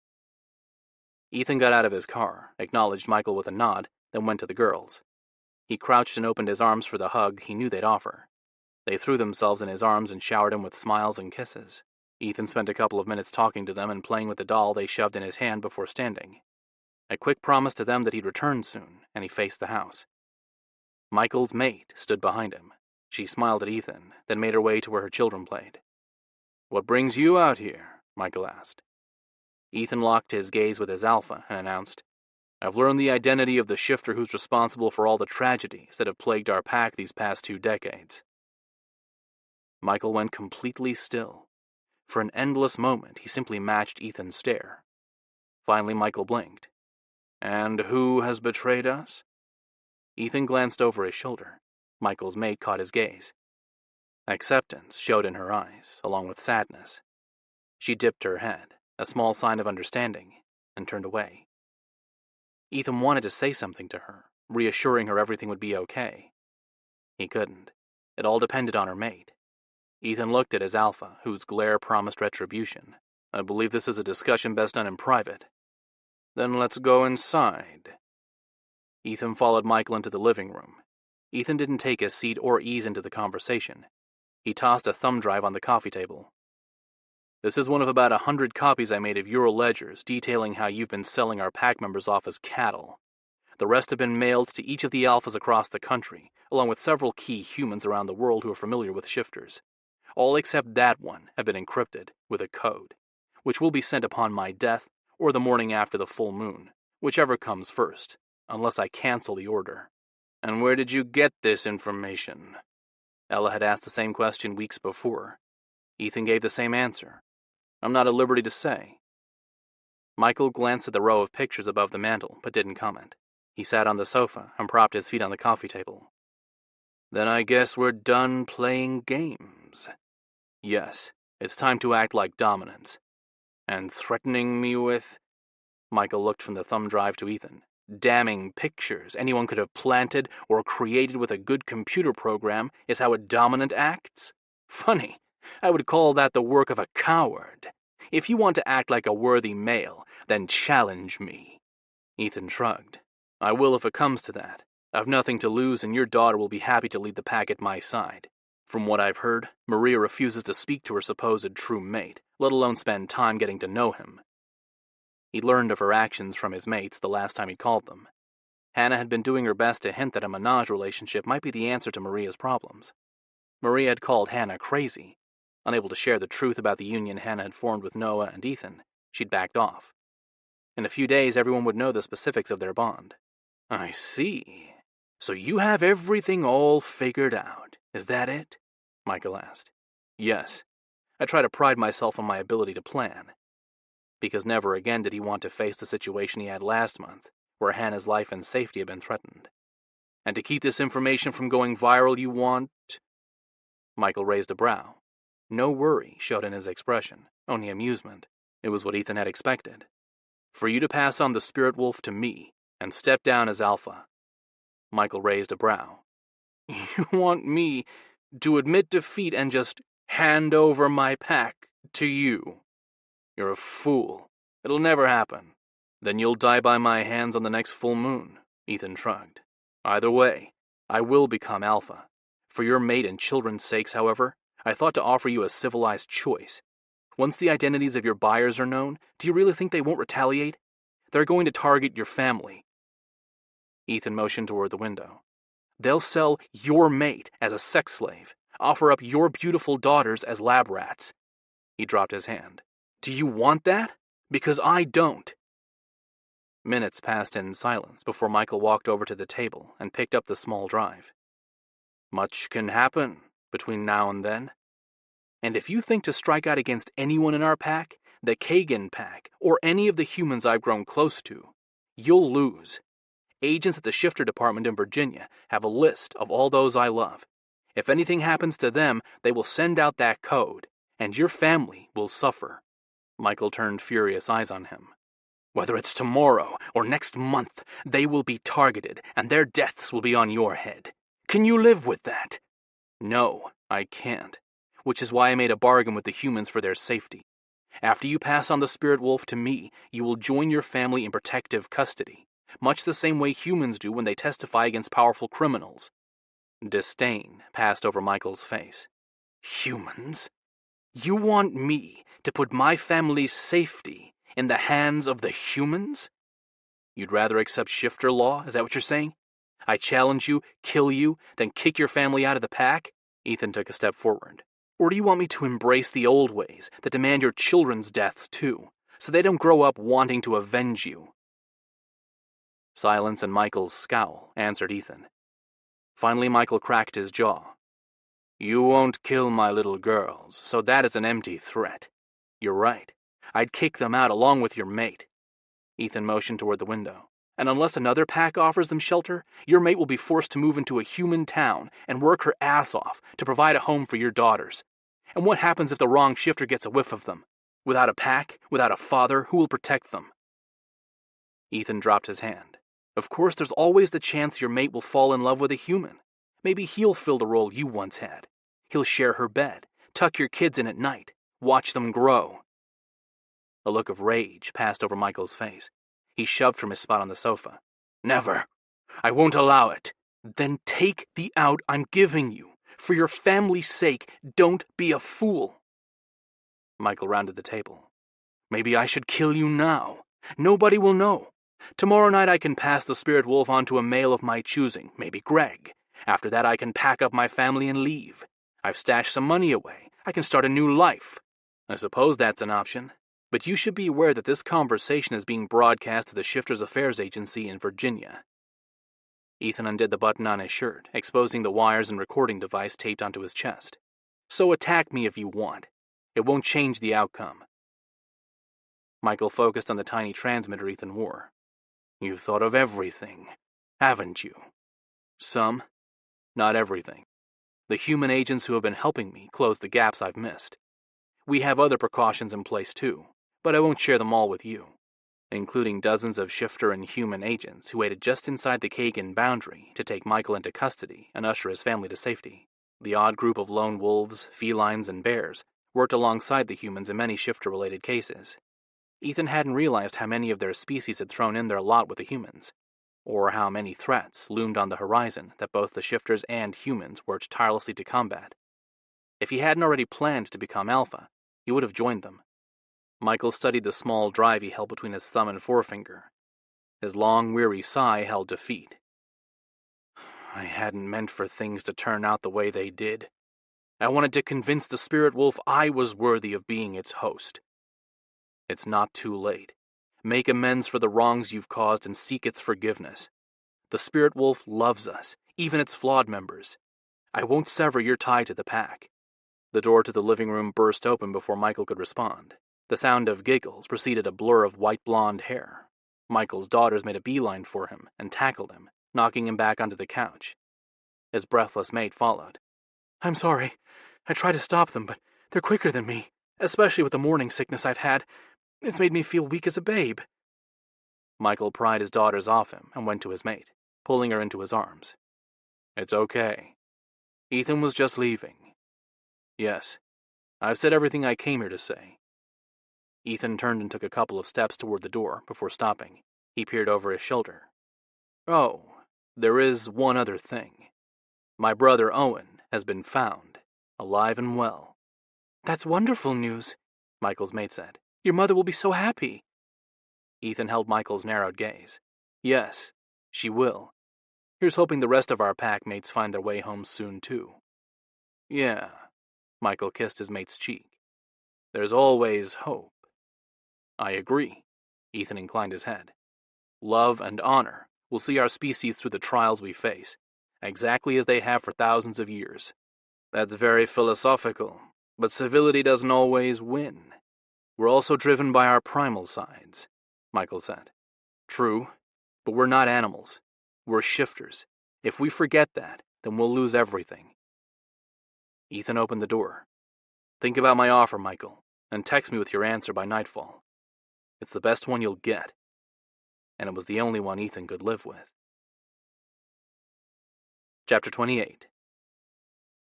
Hannah tiptoed down the stairs of her house so as not to wake Noah, who slept on the downstairs couch. She made it halfway to the kitchen before the creaking floorboard stopped her. She glanced in the direction of the sound. With a cup of steaming coffee in his hand, Noah leaned a shoulder against the open doorway leading into the living room. Going somewhere, love? She swept her gaze over him. Barefoot with only a pair of ragged sweats sitting low on his hips, he mesmerized her. She took a moment to enjoy the sight he made. His wavy, dirty blonde hair reached the edge of his stubble-covered cheek, and a few darker hairs marked the path down his well-defined abs. The thick muscles packed on his frame, combined with his powerful arms and thighs, enhanced the aura of power and strength that surrounded him. The females in her pack eyed him with lust, while their males gave him a wide berth. The attention he garnered didn't bother her. He had eyes only for her, and Ethan, of course. She grinned with the knowledge that Noah was hers, then dragged her attention to his face, a task that proved harder to do than it had the day before. Every inch of her came alive in his presence. The month of celibacy they'd willingly embraced was taking its toll. Soon, it'd be over. I'm headed to the kitchen to get some breakfast. I'm starved. So am I. Ravenous, actually. He set his mug on the bookshelf just inside the room. Come here. She went to him, unable to resist the command in his voice. He hooked an arm around her waist and pulled her close, but didn't kiss her. He buried his nose in the fall of her hair and inhaled. They hadn't shared more than affectionate embraces since they'd made love on the night of the full moon. It wasn't fair to Ethan to give in to their passion without him, but with the next lunar cycle looming over them, they were both ready to explode. You smell so damn good, Hannah. I can't wait to lose myself in you. Me too. I need you, and I miss Ethan. Other than a few brief phone calls Ethan had made from the safety of shifter affairs, they hadn't interacted with him. Ethan had insisted on the lack of contact. Safer, he'd said. He wasn't taking any chances with her life or Noah's. Noah sighed. So do I. This has been an incredibly long month. Only a few more hours, then we can finally be together. I can't wait. Yeah, and it's looking like it'll be an easy transition. She leaned back. Michael decided to take Ethan's offer and put his family into protective custody? Ethan had shared the details of his plan with her and Noah. Hearing them had filled her with pride. She'd made it a good male who respected life. Noah nodded. Ella called a little bit ago and said Michael's family arrived safely at their destination. After the transfer of the spirit wolf tonight, Michael will join them. Thank goodness. And as soon as he does, we're going home. I only wish we could bring Owen with us. Unfortunately, they didn't have the capability to guard him with the level of security the humans had insisted on. Yet. He's in good hands. I talked to Riley and Jenna after he arrived yesterday. They've been studying up on cases similar to Owen's, and are confident they'll be able to help him. Noah squeezed her hand. I want to go out and visit him this morning, to see for myself how he's doing. Okay, I'll go with... The front door opened, stopping Hannah's words. Noah shoved her behind him, locking her to his body with his hand splayed over her lower back. He eased his firm grip a moment later with the sight of their visitor. Nick, wearing only a pair of sweats, rushed into the room, his hair a wild mess. Her heart skipped a beat. There was only one reason she could think of that would bring him out. Oh my God. Riley? Is she okay? Yes, she's fine. So are the babies. Nick shoved his hair out of his face. I've been out at Quinn's house since early this morning, trying to calm him down. Noah stepped forward. Why? What happened? Maria's missing. She took his car sometime in the middle of the night and drove off. A sense of guilt seized Hannah. She knew Maria had been struggling with her feelings for Alex and Quinn. Hannah had done her best to hint that Maria might be able to keep both males, but had backed off when Maria had grown agitated over the idea. Why? Did she say anything? Nick glanced between her and Noah. Yeah, Quinn said they'd almost ended up in bed, but once he suggested that they should mate too, she kicked him out. He went for a run, and when he got back, she was gone. Why didn't your pack protectors stop her? Noah curled his fists. With the shit going down with Michael, she's in danger too. Nick met Noah's angry gaze. They tried. She nearly ran them over. A couple of shifter agents took off after her, but she had a head start. They found Quinn's car, not her. She ditched it and stole some human's truck. Okay. Hannah took a deep breath. They're trained for this type of thing. They'll find her. I agree. She couldn't have gotten too far. That's not why I'm out here. Nick focused on Hannah. I need you to talk some sense into Alex. He's angry and wants Quinn's blood for sending Maria running. She groaned and faced Noah. This is my fault. I should have told them about us. If they knew 3 people could form a bond, we might have averted this whole situation. We agreed not to take any chances. Too many lives depend on it. Besides, we don't know if they're in the same situation as us. I talked to Quinn. He doesn't know if Maria is his true mate. He just knows he wants her. Noah rubbed the back of his neck. Sexually. She keeps turning him down. It might just be the case, nothing more. Maybe, but we should have told them, just in case, so they're not floundering in the dark like we were. Noah took her hand. You're right, but it's too late. We can't do anything about it. Sure we can. I'm going to tell them now. Hannah glanced over her shoulder at Nick. Will you arrange it so I can talk to both Alex and Quinn? Already done. I just need the 2 of you. Noah laid a hand on her shoulder. Can you do this without me? I'm not exactly close to Alex, and I want to talk with Owen before Ethan becomes alpha. Tell him about us, the shit our pack is facing. Understanding dawned. Before going to bed, Noah had expressed his concern over Owen not wanting to return to their pack because of Ethan. You want to treat Owen as a dominant, not a beta. Noah inclined his head. Or a victim who was too weak to save himself. She stood on her tiptoes and kissed Noah's cheek. I love you, my mate. Same here, Hannah. He squeezed her tight. Same here. And once she had Ethan in her arms, she'd be complete. Only a few more hours. Everything would be perfect after that. Hannah repeated the words, but it was hard to believe them, especially with the tiny voice in her head warning her that things never went as planned, and happiness wasn't guaranteed. Neither was tomorrow. Tragedy, could strike in the blink of an eye. Chapter 29. The small cabin tucked into the woods looked similar to many Noah had seen. The no-frills dwelling boasted a bedroom, bathroom, and combo living room and kitchen. That was where the normality ended. Before releasing Owen into the Kagan Pack's custody, the human government had insisted on several precautions to contain the potentially dangerous shifter who resided inside. Highly sensitive triggers and locks were installed on the windows and doors. Mounted cameras monitored the activity inside and outside the dwelling. And recording devices offered a live stream of conversation the psychologists in the next state analyzed for clues to Owen's mental health. Noah glanced at where Chris, in his wolf form, lay in the grass several feet from the door. The other male didn't hide his presence, as protectors often did. Guarding Owen wasn't a secret. Also, Chris owned the cabin. Or, more accurately, it had belonged to him and his deceased partner John, before being abandoned a couple of months ago. Noah acknowledged the other male with a slight dip of his head, then unlocked the front door and slipped inside. Owen didn't stand or speak. Noah didn't expect him to, nor did he bother to greet Owen. Noah walked directly to the bookshelf in the corner, snatched the tiny microphone that sat there, and crushed it in his hands. The 3 cameras that focused on different parts of the room went next. Noah knew where they all went. He'd watched the humans outfit the place the day before. With their privacy guaranteed, Noah grabbed 2 bottles of water from the fridge. He tossed one to Owen, carefully avoiding his gaze, then twisted the cap on his bottle and drank half of it.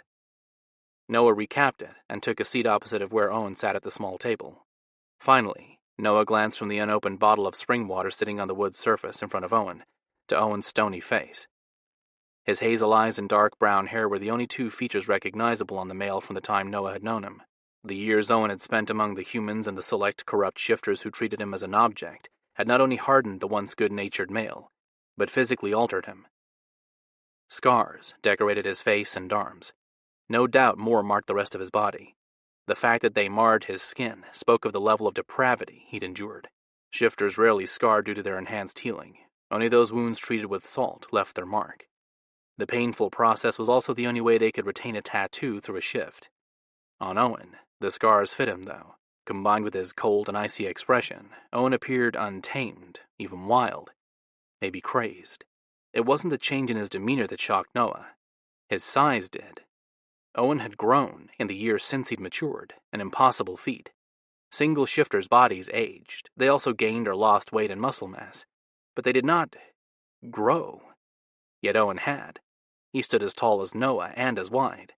The only conclusion Noah could make was that whatever had been done to Owen in the human's experimental facility had altered his physical makeup. Noah had kept his hypothesis from the human government, however. They already treated Owen as if he were a caged beast. Hands planted on the table, Owen pushed his chair back and moved to stand. It was the same response he'd given to every male visitor since the humans had dropped him off. 5 minutes, Owen. That's all I'm asking for. I want your advice. Owen froze, half out of his seat. I have none to give. Then be my captive audience. I need to talk. It helps me work through the issues that have left me sleepless and worried. Have you given up your role as a dominant? No, that'll never happen. I might slip lower in our pack's rankings as I age, but I'll always be a dominant. Owen narrowed his eyes. I beg to differ. A dominant doesn't admit to feeling anxious. That makes him appear weak. Maybe. Noah leaned forward. But a shifter who doesn't utilize his packmates is a fool. And at the moment I need a friend and a confidant who won't judge my uncertainty. Owen held his gaze without blinking. Several long moments passed before he sat. Arms crossed over his wide chest. He leaned back in his chair. Then talk. I'm in love with your brother and his mate, Hannah Kagan. Actually, she's mine too. The 3 of us are lovers. Owen snorted. Well, that explains a lot.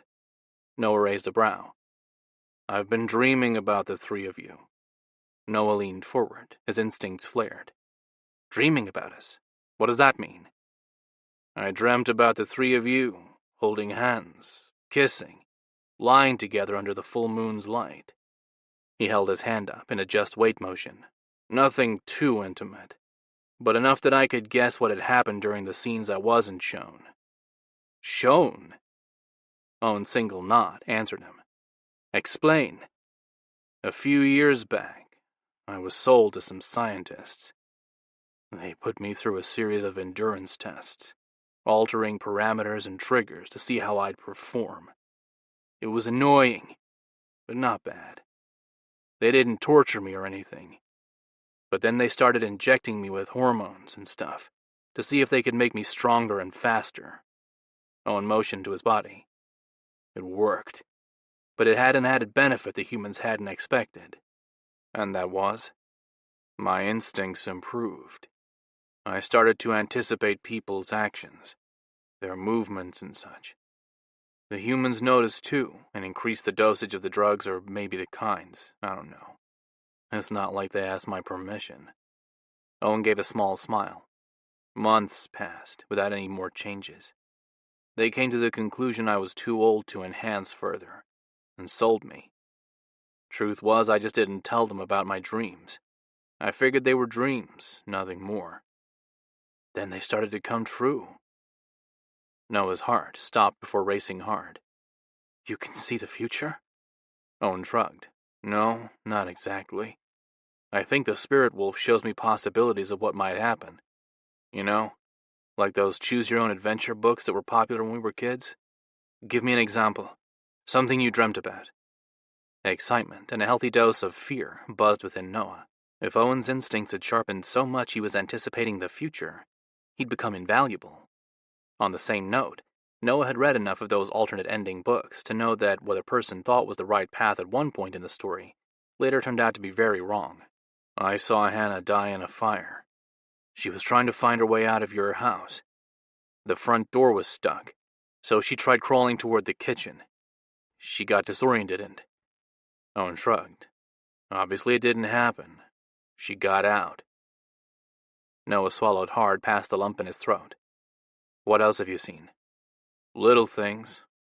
Lately it's been about Maria. Owen made his way back to the table. He snatched the water bottle, took a sip, then recapped it. Each movement was slow, calculated, and a blatant attempt to avoid the question.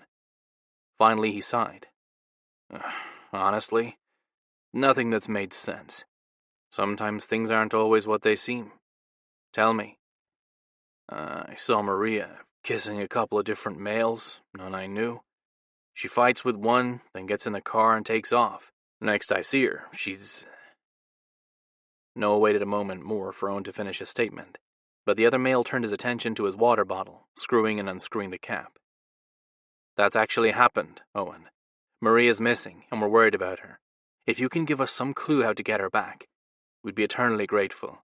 So would Quinn and Alex, the two males you probably saw her kissing. Owen carefully set the bottle down. It's night time. She's wearing a pair of black shorts and a gray top, and has her hair in a braid. A bear shifter who runs a hunting camp for other shifters approaches her. They talk, then she gets into a car with him. Owen raised a hand. I don't know what they talked about. I can't hear them, only see their mouths moving. A hunt, where humans or female shifters are the game? Yeah. You've heard of it? Through Ethan. He knows a human survivor. Owen gave a small shake of his head. I don't know if survivor is the right word, but there's a clan of bear shifters who do a lot of acquisitions for the illegal networks. Do you have a name? Olgren is their clan name. I think I met the oldest brother. Owen shook his head, an irritated look on his face. Or maybe I only dreamt about him. I don't know. And you didn't find a way to hint about the danger Maria might be in because... Maria is Michael's daughter, and since she left with the Olgren shifter of her own free will, I assume she was involved in trafficking too. Owen squeezed the water bottle in his hand. The plastic crumpled and water rushed out, soaking his hand and thigh. That's the damn problem with my dreams. I see snippets, not the whole thing. And you haven't been around. You don't know our pack's problems. Owen snorted. Exactly. Even if I had, nobody's going to tell the dangerous, unstable male who's lived his life like a damn trained dog anything. I did. Owen grunted and spun on his heel. Well, you're the first. Even the Kagan's human alpha female talked to me as if I'm a child when she stopped in with her mate yesterday. I sat and listened because she's female and deserves my respect. But damn, it was hard. Riley? I've met her. She's a wonderful, caring woman. Maybe, but she's too nosy. I don't want to talk about what happened, and I sure as hell don't want to share how it made me feel. Noah stepped forward. And why not? She's treating you as her packmate. When one of our own has been hurt, we reach out with love and comfort. Words, hugs, caresses. Whatever it takes. I know our pack never did stuff like that, but it's what a real pack does for its members. Owen glared at Noah for a long moment before his shoulders slumped. She wanted me to talk about my goddamn experiences.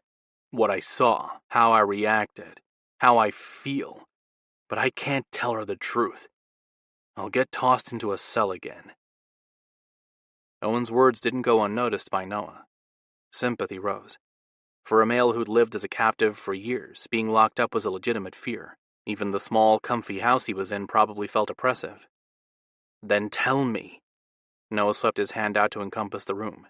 There's no more recording devices. What's said here remains here. What's the point? I don't buy the whole therapeutic, let's talk about our feelings crap. The past is over. I survived. But what about those who haven't, or the ones still locked up? A tic developed on Owen's jaw. His eyes narrowed to slits, and Noah knew he'd guessed right. Owen was a dominant at heart, always had been. Other people's suffering would have angered him, especially knowing he'd been helpless to stop it. Noah closed the distance between them. Talk to Riley, or one of the others. Get your shit together so you can go after them. That's what you really want, isn't it? You want to save those who can't save themselves. I wish my reasons were that noble. Owen shook his head. They're not. But yeah, that's what I want. To go back. Nothing will keep me away.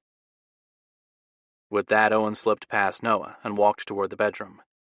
The door closed behind Owen with a click. Noah stared at it a few moments more, then left.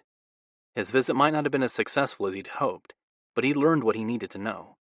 Owen was not only salvageable, but invaluable. And wouldn't that piss off Michael? The male he deemed worthless had an ability even alphas didn't possess. Then again, maybe there was a reason they didn't. Chapter 30. The magical hour that hearkened each full moon was minutes away. Hannah would have much rather greeted it with Ethan by her side, but he had to meet his destiny alone. After that, well, she never wanted to be separated from him again. At least she had Noah. His presence calmed her, even with the tension building in the room. She glanced over her shoulder at Noah, who stood with Quinn and Sean on the opposite side of the kitchen. All three males appeared ready to go at each other's throats. Noah cursed and ran a hand through his hair. Would you shut up for just a minute and listen to me? No. I'm happy the threesome thing worked out for you guys, but it isn't going to happen in my case. I'm not attracted to Alex. End of discussion. Quinn sidestepped him and walked toward the patio doors. I'm out of here. Sean blocked Quinn's path with his body. Not alone, you're not. You can't stop me. Until I'm confident you're going to keep your shit together and not get in a fight with Alex, I'm not letting you walk away. Quinn balled his fists and got up in Sean's face. I want Maria back. I don't give a shit about Alex or if he's upset. I'm not attracted to him, and your insistence I talk to Noah about his love for cock is not going to change my mind. Hannah gasped, and Noah spun Quinn with a hand on his shoulder. I'm not trying to convince you of anything. I'm trying to get you to understand that Maria might need more than what you can give her. If you love her, you'll ask her instead of fighting with her. A threesome doesn't have to involve you touching Alex's cock. Ever. It's about giving Maria what she needs. Both of your sorry asses. What? Quinn shoved Noah back. Are you going to blame me for her run? The sound of the front door banging open preceded the heavy clunks of running feet. Chris burst into the kitchen with Owen on his heels and a human shifter agent. Owen zeroed in on Noah. The clearing, where I dreamt about Maria and the bear shifter. Chris knows where it is. Chris nodded. It's not a clearing, but the field behind the backyard of the Kagan Industries office, out past the pond. Owen described the fountain in perfect detail despite never having seen it. We need to go there. Now. Owen motioned toward the patio door. Before the full moon rises. I know I'm asking a lot. I might be crazy, but... No buts. If there's a chance you can help us get Maria back, I'm taking it. Quinn rushed forward. Let's go.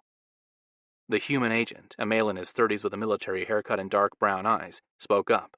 I brought our largest SUV. We can all fit in it. It'll be quicker to drive than if you shift and run. Hannah frowned. All of us? What about Owen? Who's going to take him back to the cabin? Owen glared at her. I'm not fucking unstable or crazy. And I don't need a babysitter. I never said you were. But the human government gave us strict orders to...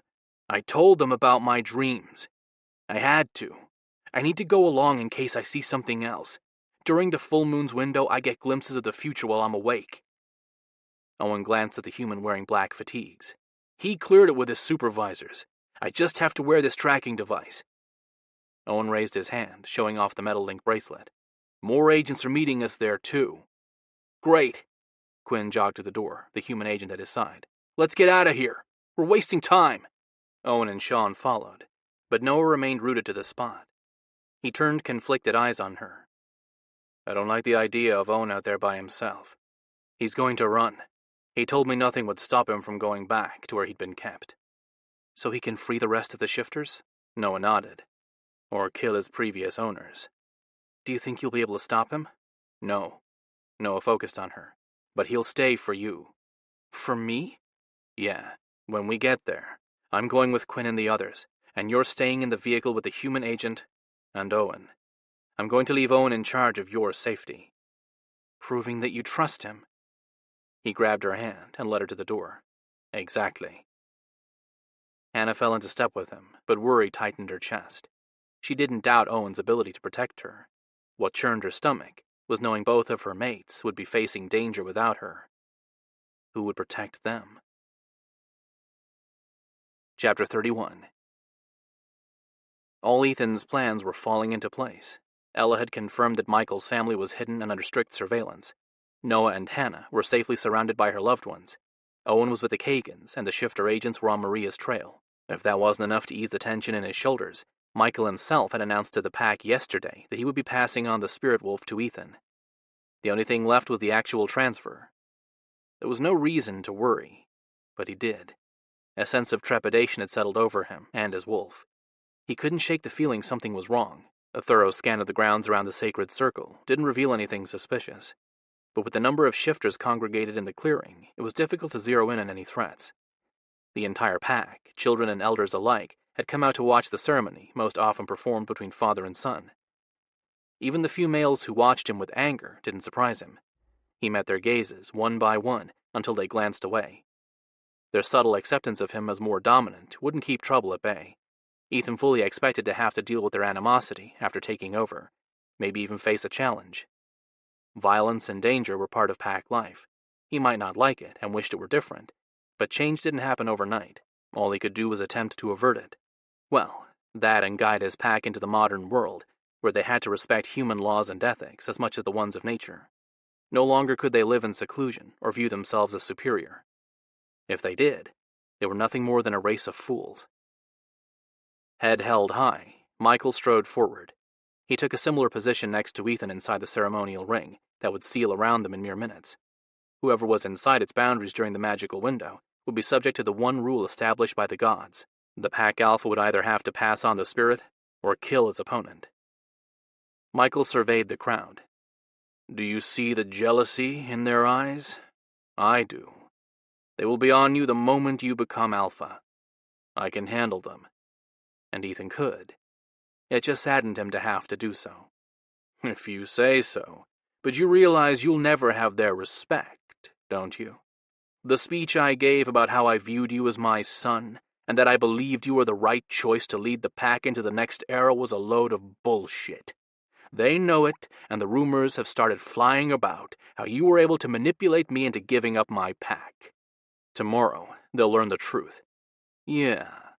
Michael surveyed the clearing, then faced Ethan. And you'll wish you'd acted like a true dominant, not a human wannabe. They'll be furious that you allowed me to walk away. There was truth in his statement. Many shifters would demand Michael's blood for his crimes. Ethan was one of them. He wanted Michael to scream and beg for his life. Ethan wanted to break his legs and set his house on fire. He wanted Michael locked away in a cage and turned into a damn lab rat. But he wanted the trafficking ring shut down more. A dominant is someone who cares for and protects those weaker than him. It's you who's forgotten that. An alpha is forced to make tough decisions, and I struggled with my choice for years. I finally came to one conclusion. Michael waved his arm to encompass the pack. It's not the individual bodies that matter, but the essence of the pack spirit we hold. Without it, we're nothing.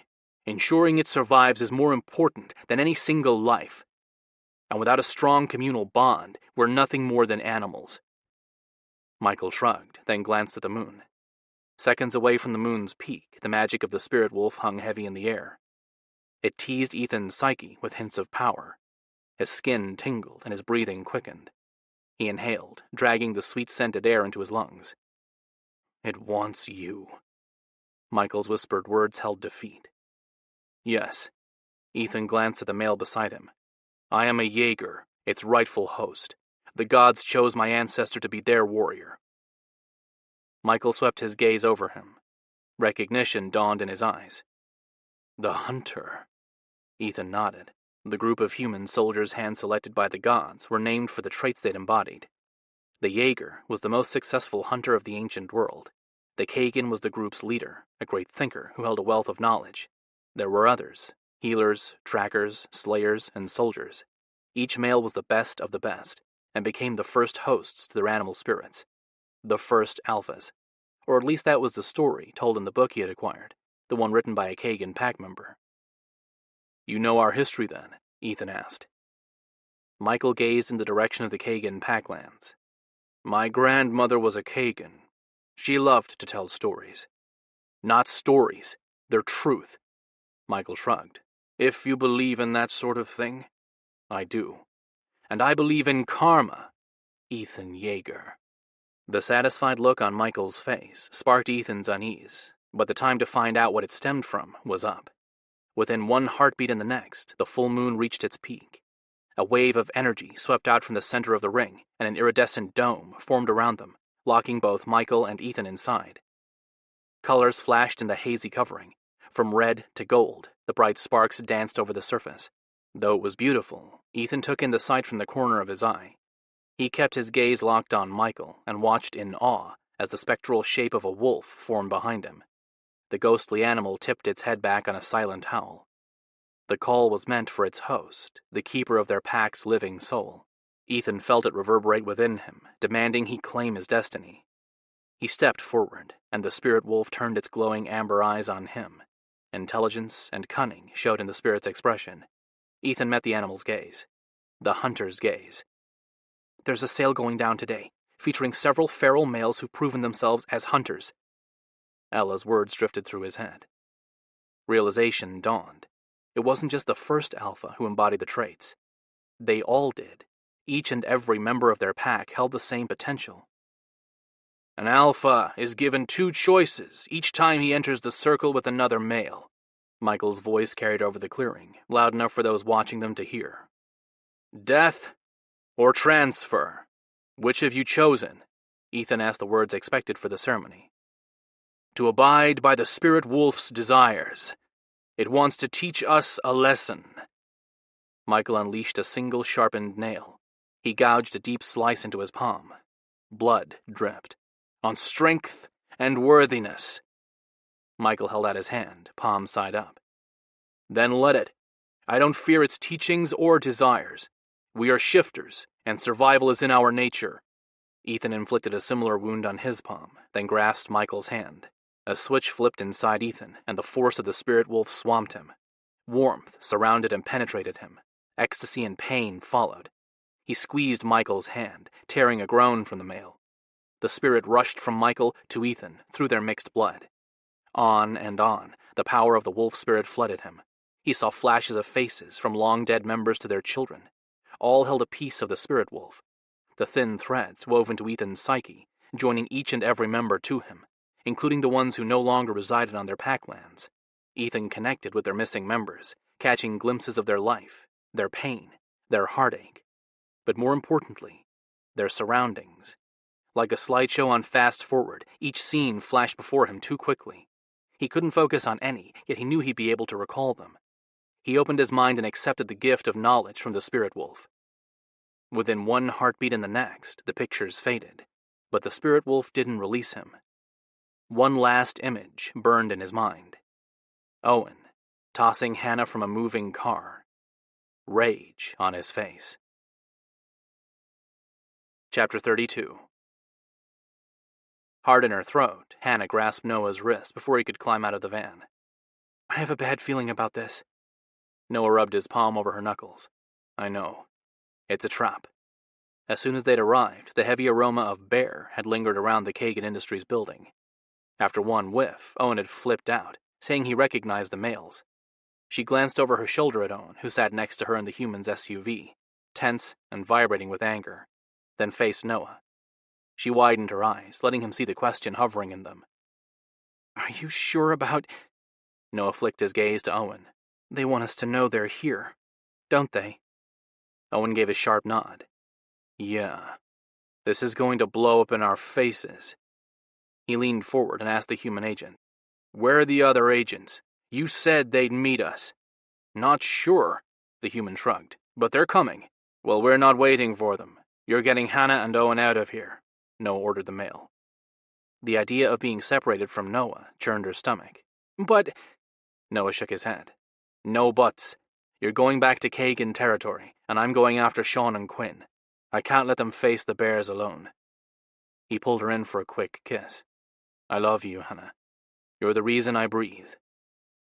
With that, Noah left. She followed his retreating back until darkness swallowed him, then faced the human agent. Well, you heard him. Get us out of here. The guy grinned. My pleasure. The vehicle started and turned onto the 2-lane highway leading out of town. Hannah surveyed the rapidly disappearing landscape as they sped away for any sign of Noah or trouble, but nothing moved. Finally, she turned around and glanced at Owen. Lips parted, he stared blankly into space. She watched in shock as his pupils expanded and overtook the rest of his eyes, changing them into black, fathomless pools. With jerking, unnatural motions, he reached over her and unlocked the door. Mouth at her ear, he whispered in a voice that sounded nothing like his. Do you remember how you survived falling from Noah's bedroom window? She nodded.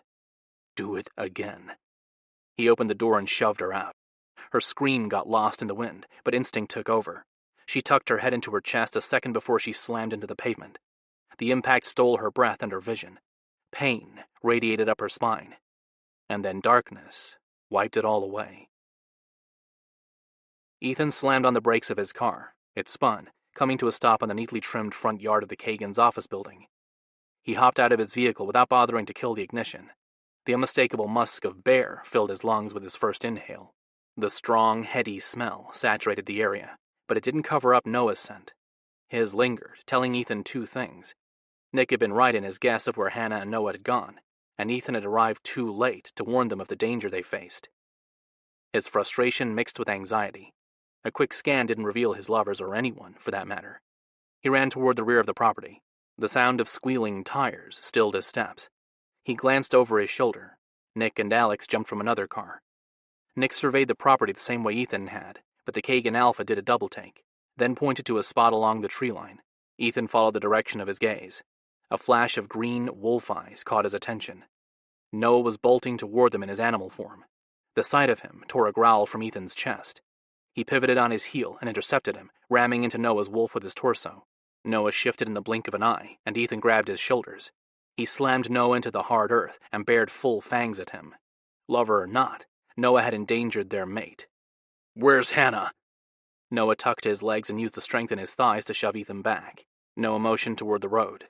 That way. She's hurt. Ethan knew she was hurt. He felt her pain as if it were his own. You abandoned her. Ethan curled his hands, and his sharpened nails dug into Noah's skin. Warm blood trickled down his forearms. Left her unprotected. I didn't. I left her with Owen. You left her with my feral brother. That's who you entrusted Hannah with. An unfucking stable male who tossed my precious mate from a moving car. Ethan was done with their conversation. Explanations wouldn't save Hannah. He ran forward. Our mate. She's ours. Alex shoved them apart. Fight later. We need to act. Ethan held Noah's gaze. Yes. Getting Hannah back is all that matters. No. Everybody gets saved. Nick focused on Noah. "We're Quinn and Sean. Following the bear shifter. He's got Maria. We couldn't stop him." Noah waved toward the clearing several hundred feet away. "It happened exactly as Owen described." Ethan opened his mouth to ask what Noah meant. He raised his hand. "Tell you on the way." Yes, they'd wasted enough time. Nick and Alex ran in the direction Noah had come. Ethan slid behind the steering wheel of his car, while Noah got in the passenger side. He pressed the accelerator to the floor and peeled out. The landscape rushed by. Ethan scanned the road looking for any sign of Hannah. "I'm sorry. I didn't stop." Ethan cut him off. "I don't want to hear it. Don't care. Hate me if you will, but listen to me. I was trying to save Owen while keeping Hannah and her packmates safe. He's not feral, but he is altered. Stronger. Something else must have happened." Ethan cut a quick glance at Noah. "I saw him push Hannah out of a moving car. He looked enraged." Noah cursed, then ran a hand through his hair. "You didn't talk to Owen. I did. The first chance he got, he was going to run. I had to stop him, and using Hannah was the only way I could think of doing it. He would stay to protect her. I made a choice. So did he. I won't automatically assume it was the wrong one. How can throwing Hannah from—" His headlights illuminated a cheap plastic flip-flop lying on the road. Ethan slammed on his brakes, coming to a stop inches from it. He was out of the car a second later, Noah on his heels. "It's Hannah's." Noah snatched it, then rushed forward. "Look." Ethan didn't need Noah to point out Hannah's blood. The familiar tang of it had saturated his lungs on the last full moon. The night he chased after her through the woods, another occasion Noah had put her life in danger. Ethan shut down the thought before his rage took over. Saving Hannah took precedence over his anger with Noah. Ethan swiped his finger through the rapidly cooling pool on the pavement. He held his fingertip near his nose and dragged in a breath, letting the smell settle over him and hoping it would trigger some instinct. Maybe a vision. He was alpha and connected to the spirit wolf. No insight came to him, and touching the mystical cord that tied him to her only intensified his need to seek her out. Helplessness gripped him, along with regret. It became devastatingly clear what Noah had experienced after Mindy had died. The guilt of failing her. Ethan choked on the same. It didn't matter if they died together. He didn't want that for her. He wanted her happy. Safe. He should have planned better, anticipated what could go wrong. Ethan inwardly cursed, second-guessing his actions would destroy him. Things had played out the way they had for a reason. He had to trust in that, and in his lovers. They were his perfect complement, his gift from the spirit wolf and the gods. Ethan dragged his gaze to Noah. Ethan still wanted to pummel him, punishing him for endangering Hannah. The need hadn't gone away, nor would it. They'd fight, but later, after their mate was safe. Noah stepped in front of him. "I'm connected to her too. I'll hunt down the bastards who took her. You go after Owen. You might be able to reach him. Get through to him somehow. We can't lose him. He's been blessed by the gods." Choices and obligations pulled at Ethan's psyche. Both Hannah and Owen were important to him, but if he had to choose, he'd go after Hannah. She was hurt and vulnerable. Owen wasn't. But Ethan didn't have to choose one life over the other. He wasn't alone. Noah was with him. He was his partner, his lover, his mate. It was only right they shared the role of alpha and faced their threats together. Ethan held Noah's gaze and nodded. "Bring our mate home. We're nothing without her." Noah's smile empowered Ethan. He let it strengthen him and ran back to his car. He'd made the best choice for the three of them. The certainty of it radiated within him. He just didn't know if it'd be the one that saved them. Chapter 33. The invisible tether connecting Noah to Hannah led him to a large clearing surrounded on three sides by trees. The fourth overlooked the river. He surveyed the area through his wolf's eyes, then settled his gaze on Greg, who waited there with the helicopter and the Tanner Pack protectors, Ron, and his scarred twin, Don. How they were able to get away from the human agents, Noah didn't know. They were supposed to have been taken into custody immediately after Ethan rolled out his plan to trip up Michael. Noah let the confusion fade. The answer wasn't as important as countering the threat they posed. While he didn't see Hannah, Noah felt her. She was close. He zeroed in on the helicopter, and the tug in his heart intensified. His breathing quickened with a mix of excitement and awe at the proof of their bond. He acknowledged the truth, then turned his attention to the bear shifter carrying Maria as if she were a sack of potatoes. Duct tape bound her wrists and ankles, while another piece covered her mouth. The bear shifter tossed her on the ground. "Package delivered. Where's mine?" One of the protectors stepped around the side of the helicopter. He held Hannah by a bruising grip on her shoulder. Her clothes were torn and bloody, but otherwise okay. Noah took comfort in that, but didn't come. The shifter holding her had a gun to her head. Noah scanned the area, looking for the best way to sneak up on them. He focused on the thick patch of rhododendrons on the other side. He moved toward the cover it provided in a slinking crawl. Motion from his side froze his steps. Quinn, Sean, and Nick, in their wolf forms, approached just as stealthily as Noah moved. Quinn took his human shape and lowered his voice to a near whisper. "There's a vehicle headed this way. Once it gets here, we're making our move. I'm going for Maria. Nick and Sean are taking out the guards, and Alex is leading the agents this way." Noah reached for the tether to his wolf in order to shift so he could tell Quinn that at least some of the humans had betrayed them. Greg's voice stopped him. "I've got your package right here." Greg motioned toward Hannah, and Don, the scarred protector, led her forward. "She's a little cut up, but damn strong." The guy glanced from Hannah to Greg. "I don't give a shit about the little cunt. You promised me to hunt her." "He's coming." Greg reached for Maria. The bear shifter dropped his booted foot on her chest. She winced, and Greg glared at the bigger male. "We had to double the tranq dose. It's delayed them." "You're not getting the female until he's in my hands." The sound of squealing tires broke the tense moment. The SUV Noah had driven to reach the Kagan building skidded into the clearing and hit a tree. A loud crash and the sounds of cracking wood and smashing glass followed. A bear shifter turned toward the wrecked SUV, and Greg dashed forward. In one quick move, he grabbed Maria and tossed her over his shoulder. The bear shifter cursed, and Noah made his move. In his wolf's form, he bounded through the woods toward Hannah, not wanting to attack directly for fear the shifter holding her would shoot her. The snarling of wolves coming from the clearing carried throughout the night. A peek at the fighting males showed Quinn and the others driving their targets away from Maria. Noah turned his attention to Hannah. The protector holding her dragged her toward the helicopter. Noah burst from the tree line behind them, right as another car came to a lurching halt behind the SUV. Ethan jumped from it. His gaze collided with Noah's. In that split second, a lifetime of love and commitment flared between them. It was all that was needed to set their path. Ethan trusted Noah to save Hannah.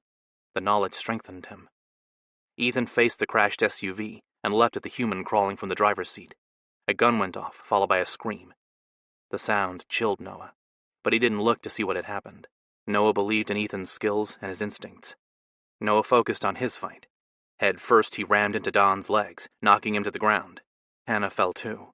She grunted with the impact, then shifted into her wolf a moment later, her clothes splitting with the change in shapes. Her snarl spoke of her rage. She lunged for the male's throat, and he turned his gun on her. Noah dived in front of her, blocking her with his body and knocking her away from them. The bullet meant for her struck Noah's flank, leaving a fiery burn behind. He landed in a heap next to the shifter who tried to kill Hannah. Don grinned and rose to his knees, sick triumph on his face. He reached for the gun, which had fallen on the ground.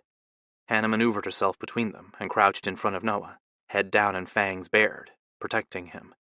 The sight warmed him, but no way would he let her get hurt, not because of him.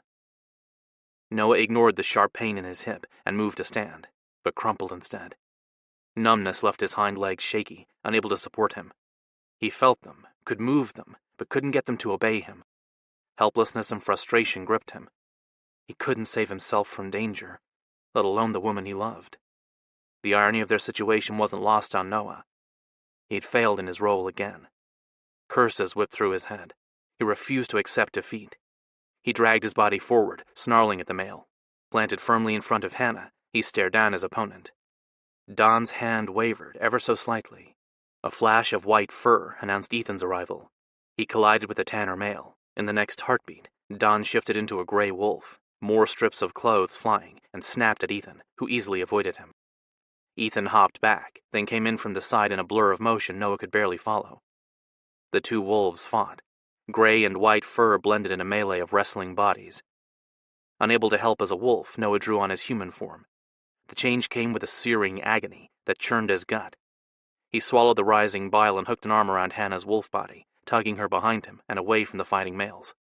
She wriggled in his arms, no doubt wanting to get to Ethan. Noah tucked her closer. If he couldn't fight for her, he'd be her shield. She shifted, and her warm body pressed against his. She reached around him and pointed. "Owen." Noah looked in the direction she indicated. The bear shifter who'd tossed Maria to the ground was dragging Owen's unconscious body into the helicopter. Without the use of his leg, Noah wouldn't be able to get to him in time. Noah didn't bother trying to move or yell for one or the other Kagan males to help. Noah swept his gaze over the ground for the gun the Tanner protector had dropped. Noah caught a flash of silver out of the corner of his eye. He snatched it, aimed, and fired. A piercing scream came from behind Noah. Dawn meeting his fate.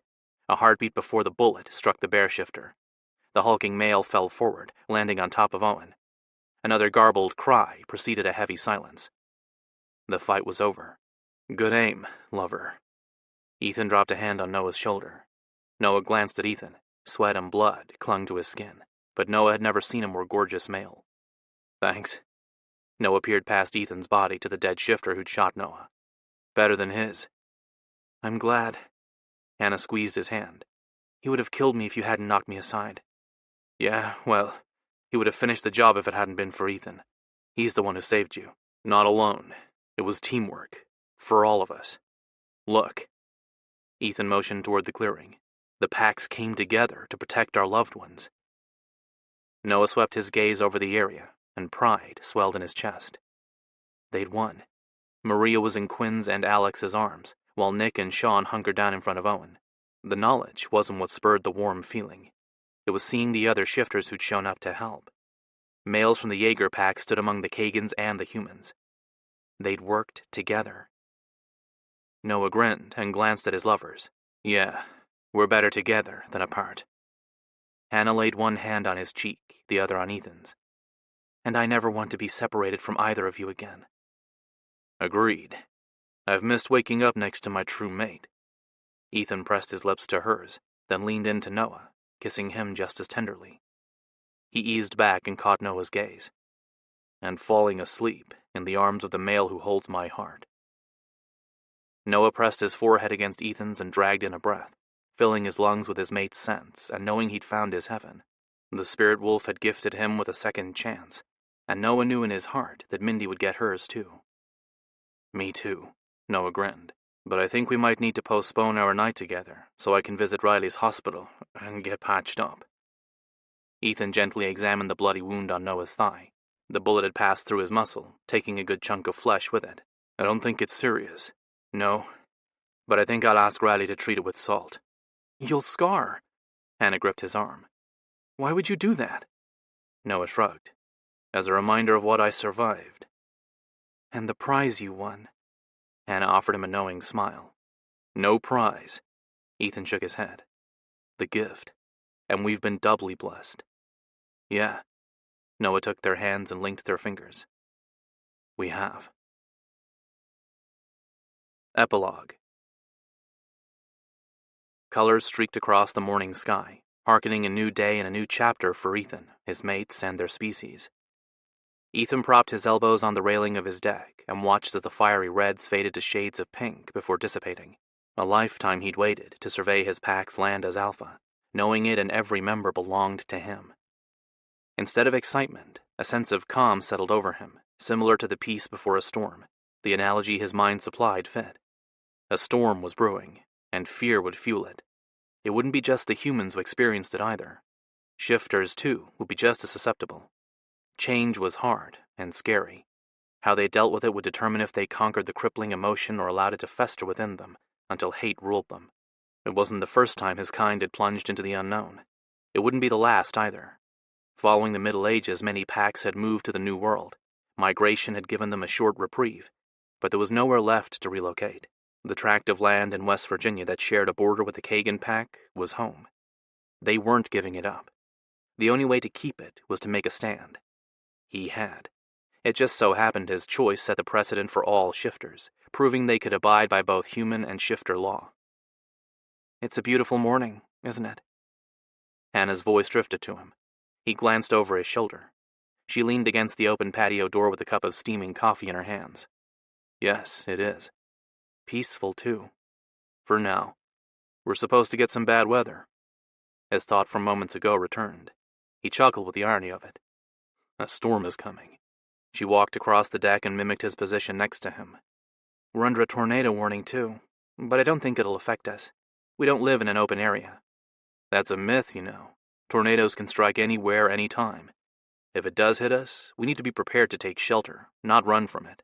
Do we have a safe room? Basement? He shrugged. I guess that's best. I know there's going to be one in the new Shifter Affairs building. She took a sip of her coffee. Riley mentioned it. She was impressed by the government's foresight, but also wanted to see an emergency clinic added, just in case something happened to Riley's sanctuary. It's not as if we can just go to any hospital. We'd be outed. That's a good idea. Are they going to add it? She nodded. Yes, and a couple of cells, too. That was Nick's suggestion. He wanted to have the option of locking up our criminals instead of following pack law, which demanded the deaths of anyone who posed a danger to the pack. It's a step in the right direction, but it won't be a popular choice. Hannah went on. Many shifters will always worry that those who break our rules will act again. He brushed her hair from her shoulders and skimmed her fingers over her mate mark, which carried Noah's scent, not Ethan's. Some should be broken, and we all deserve a second chance at life and love. Noah joined them at the railing, taking the spot next to Hannah. Whether that's in this life or the next. Ethan reached around Hannah and laid his hand on Noah's hip. Ethan didn't need his lover to explain who he was talking about. Ethan had seen Noah staring at a picture of Mindy and some other members of their pack before Ethan had slipped onto the deck to watch the sunrise. And true mates always find their way back to each other. With a small smile, Noah glanced between them. Only sometimes it takes pain and loss to make a person realize how precious the gift he's been given truly is. And the courage to fight for it, Hannah added. Noah grinned. I don't know if courage is always necessary. I'd say it's more stubbornness than anything. Ethan took Hannah's mug, set it on the ledge next to him, and drew both his lovers close. I, for one, am glad neither of my mates give up on me, and I know I certainly didn't make it easy for either of you. The best things in life are worth fighting for. Noah squeezed Ethan's hand. And I would take on the world to hold on to the keeper of my heart and my true mate. Hannah stood on her tiptoes and kissed first Noah, then Ethan. Me too. But we don't have to do it alone. We have each other. And our pack. Ethan eased out of their embrace and faced the section of woods that separated them from their sacred circle. I've sent word to our packmates to gather in the field at noon. We have much to talk about. There have been a lot of angry comments made about my decision to hand Michael over to the humans. Not to mention a formal introduction to make, Hannah said. Declaring his mate to the pack so all knew who deserved their respect and protection. The ceremony his pack, the Jaeger pack, would witness would be the first of its kind. Ethan glanced at his lovers. Not everyone is going to approve of our relationship. True, Noah nodded. Change isn't easy, but it's inevitable. The spirit wolf understands that, so will our pack. It's just going to take time. Until we're sure we have their support, we won't be able to bring Owen home. Ethan hated to admit it, but his brother was safer with the Kagans. Even if we did, he's not ready. He has his own battles to fight. Noah rested his fingertips against Ethan's arm. The simple touch eased the tension he hadn't realized had gripped him. Owen wants to go back to where he was held, or maybe go after the doctors who experimented on him. Until he lays his demons to rest, he won't be able to find peace. If he ever does. Ethan met Noah's gaze. Ella called while Raleigh was patching you up. She said they'd found out more details about what had been done to Owen. And it's not good. Noah finished Ethan's statement. No, it's not. He was an early attempt at extending a royal's immortality to a single shifter, but they'd considered him a failure and pulled him from the program. The incident with Hannah and the car suggests it might not have been completely successful. Royals, multi-animal shifters, were incredibly strong, immortal, and feared for the connection they shared to the heavens. And Owen? He was a mistake? A miracle? Ethan didn't know exactly, but there was one thing he was positive about. They would protect him and help him cope with whatever had been done to him. How's he taking the news? Hannah looked at him, concern in her expression. I told Ella not to say anything to him yet, that I'd go along with her in a few days to talk to him. I want to make sure he knows he has our support. Ethan gazed in the direction of Michael's old house. She also wanted to give us an update on Michael and the agents who betrayed us. I thought you said Michael was taken into custody. Noah frowned. Ethan nodded. He was, but he won't be joining his family anytime soon. His maid asked the humans to help her get away from him. She's worried his twisted ideas about worthiness will affect how their children view the world. I'm sure that pissed off Michael, Noah cursed. No way is he going to help the humans now. I wouldn't be so quick to say that. Michael's mate wants him to make amends for what he's done. Once he does, she'll welcome him back. Ethan smiled, thinking about the quiet woman who often complained about being torn between her love for the male she mated and her responsibility to save their pack from the male he turned into. She might be lying through her teeth and won't give him the time of day, but Michael will buy into it. And the agents who betrayed us? Hannah asked. They traced some phone calls and arrested a couple more human agents who were connected to the one who tried to sell Owen. Ella also apologized profusely about what happened and promised the government would be putting in more stringent checks to ensure their people are loyal. Ethan took a slow breath in an effort to keep his anger in check over the rest of Ella's update. Ella also wanted to talk about Owen and his unprecedented ability. Ethan glanced at his lovers. It seems the human government has requested to bring in a special group of shrinks who will evaluate him to see if his new ability affects how he perceives reality. Hannah tilted her head, a considering look on her face. They're worried he won't be able to tell the difference between his dreams and real life? Yes, Ethan admitted. When he called to tell them about his dreams so he could go after Maria, he was incoherent and grew agitated because he kept contradicting himself over the timing of what he was seeing. Owen admitted to me he wasn't sure if he'd actually met the bear shifter I shot, or had only dreamt of him. Noah's lip thinned, and anger darkened his eyes. Those bastards who pumped him full of drugs should be punished for what they did. He's never going to be able to live a normal life. We'll do our best for him, Ethan assured him. So will the spirit wolf. Hannah glanced between them. It provided us with the means to find peace. It'll do the same for Owen.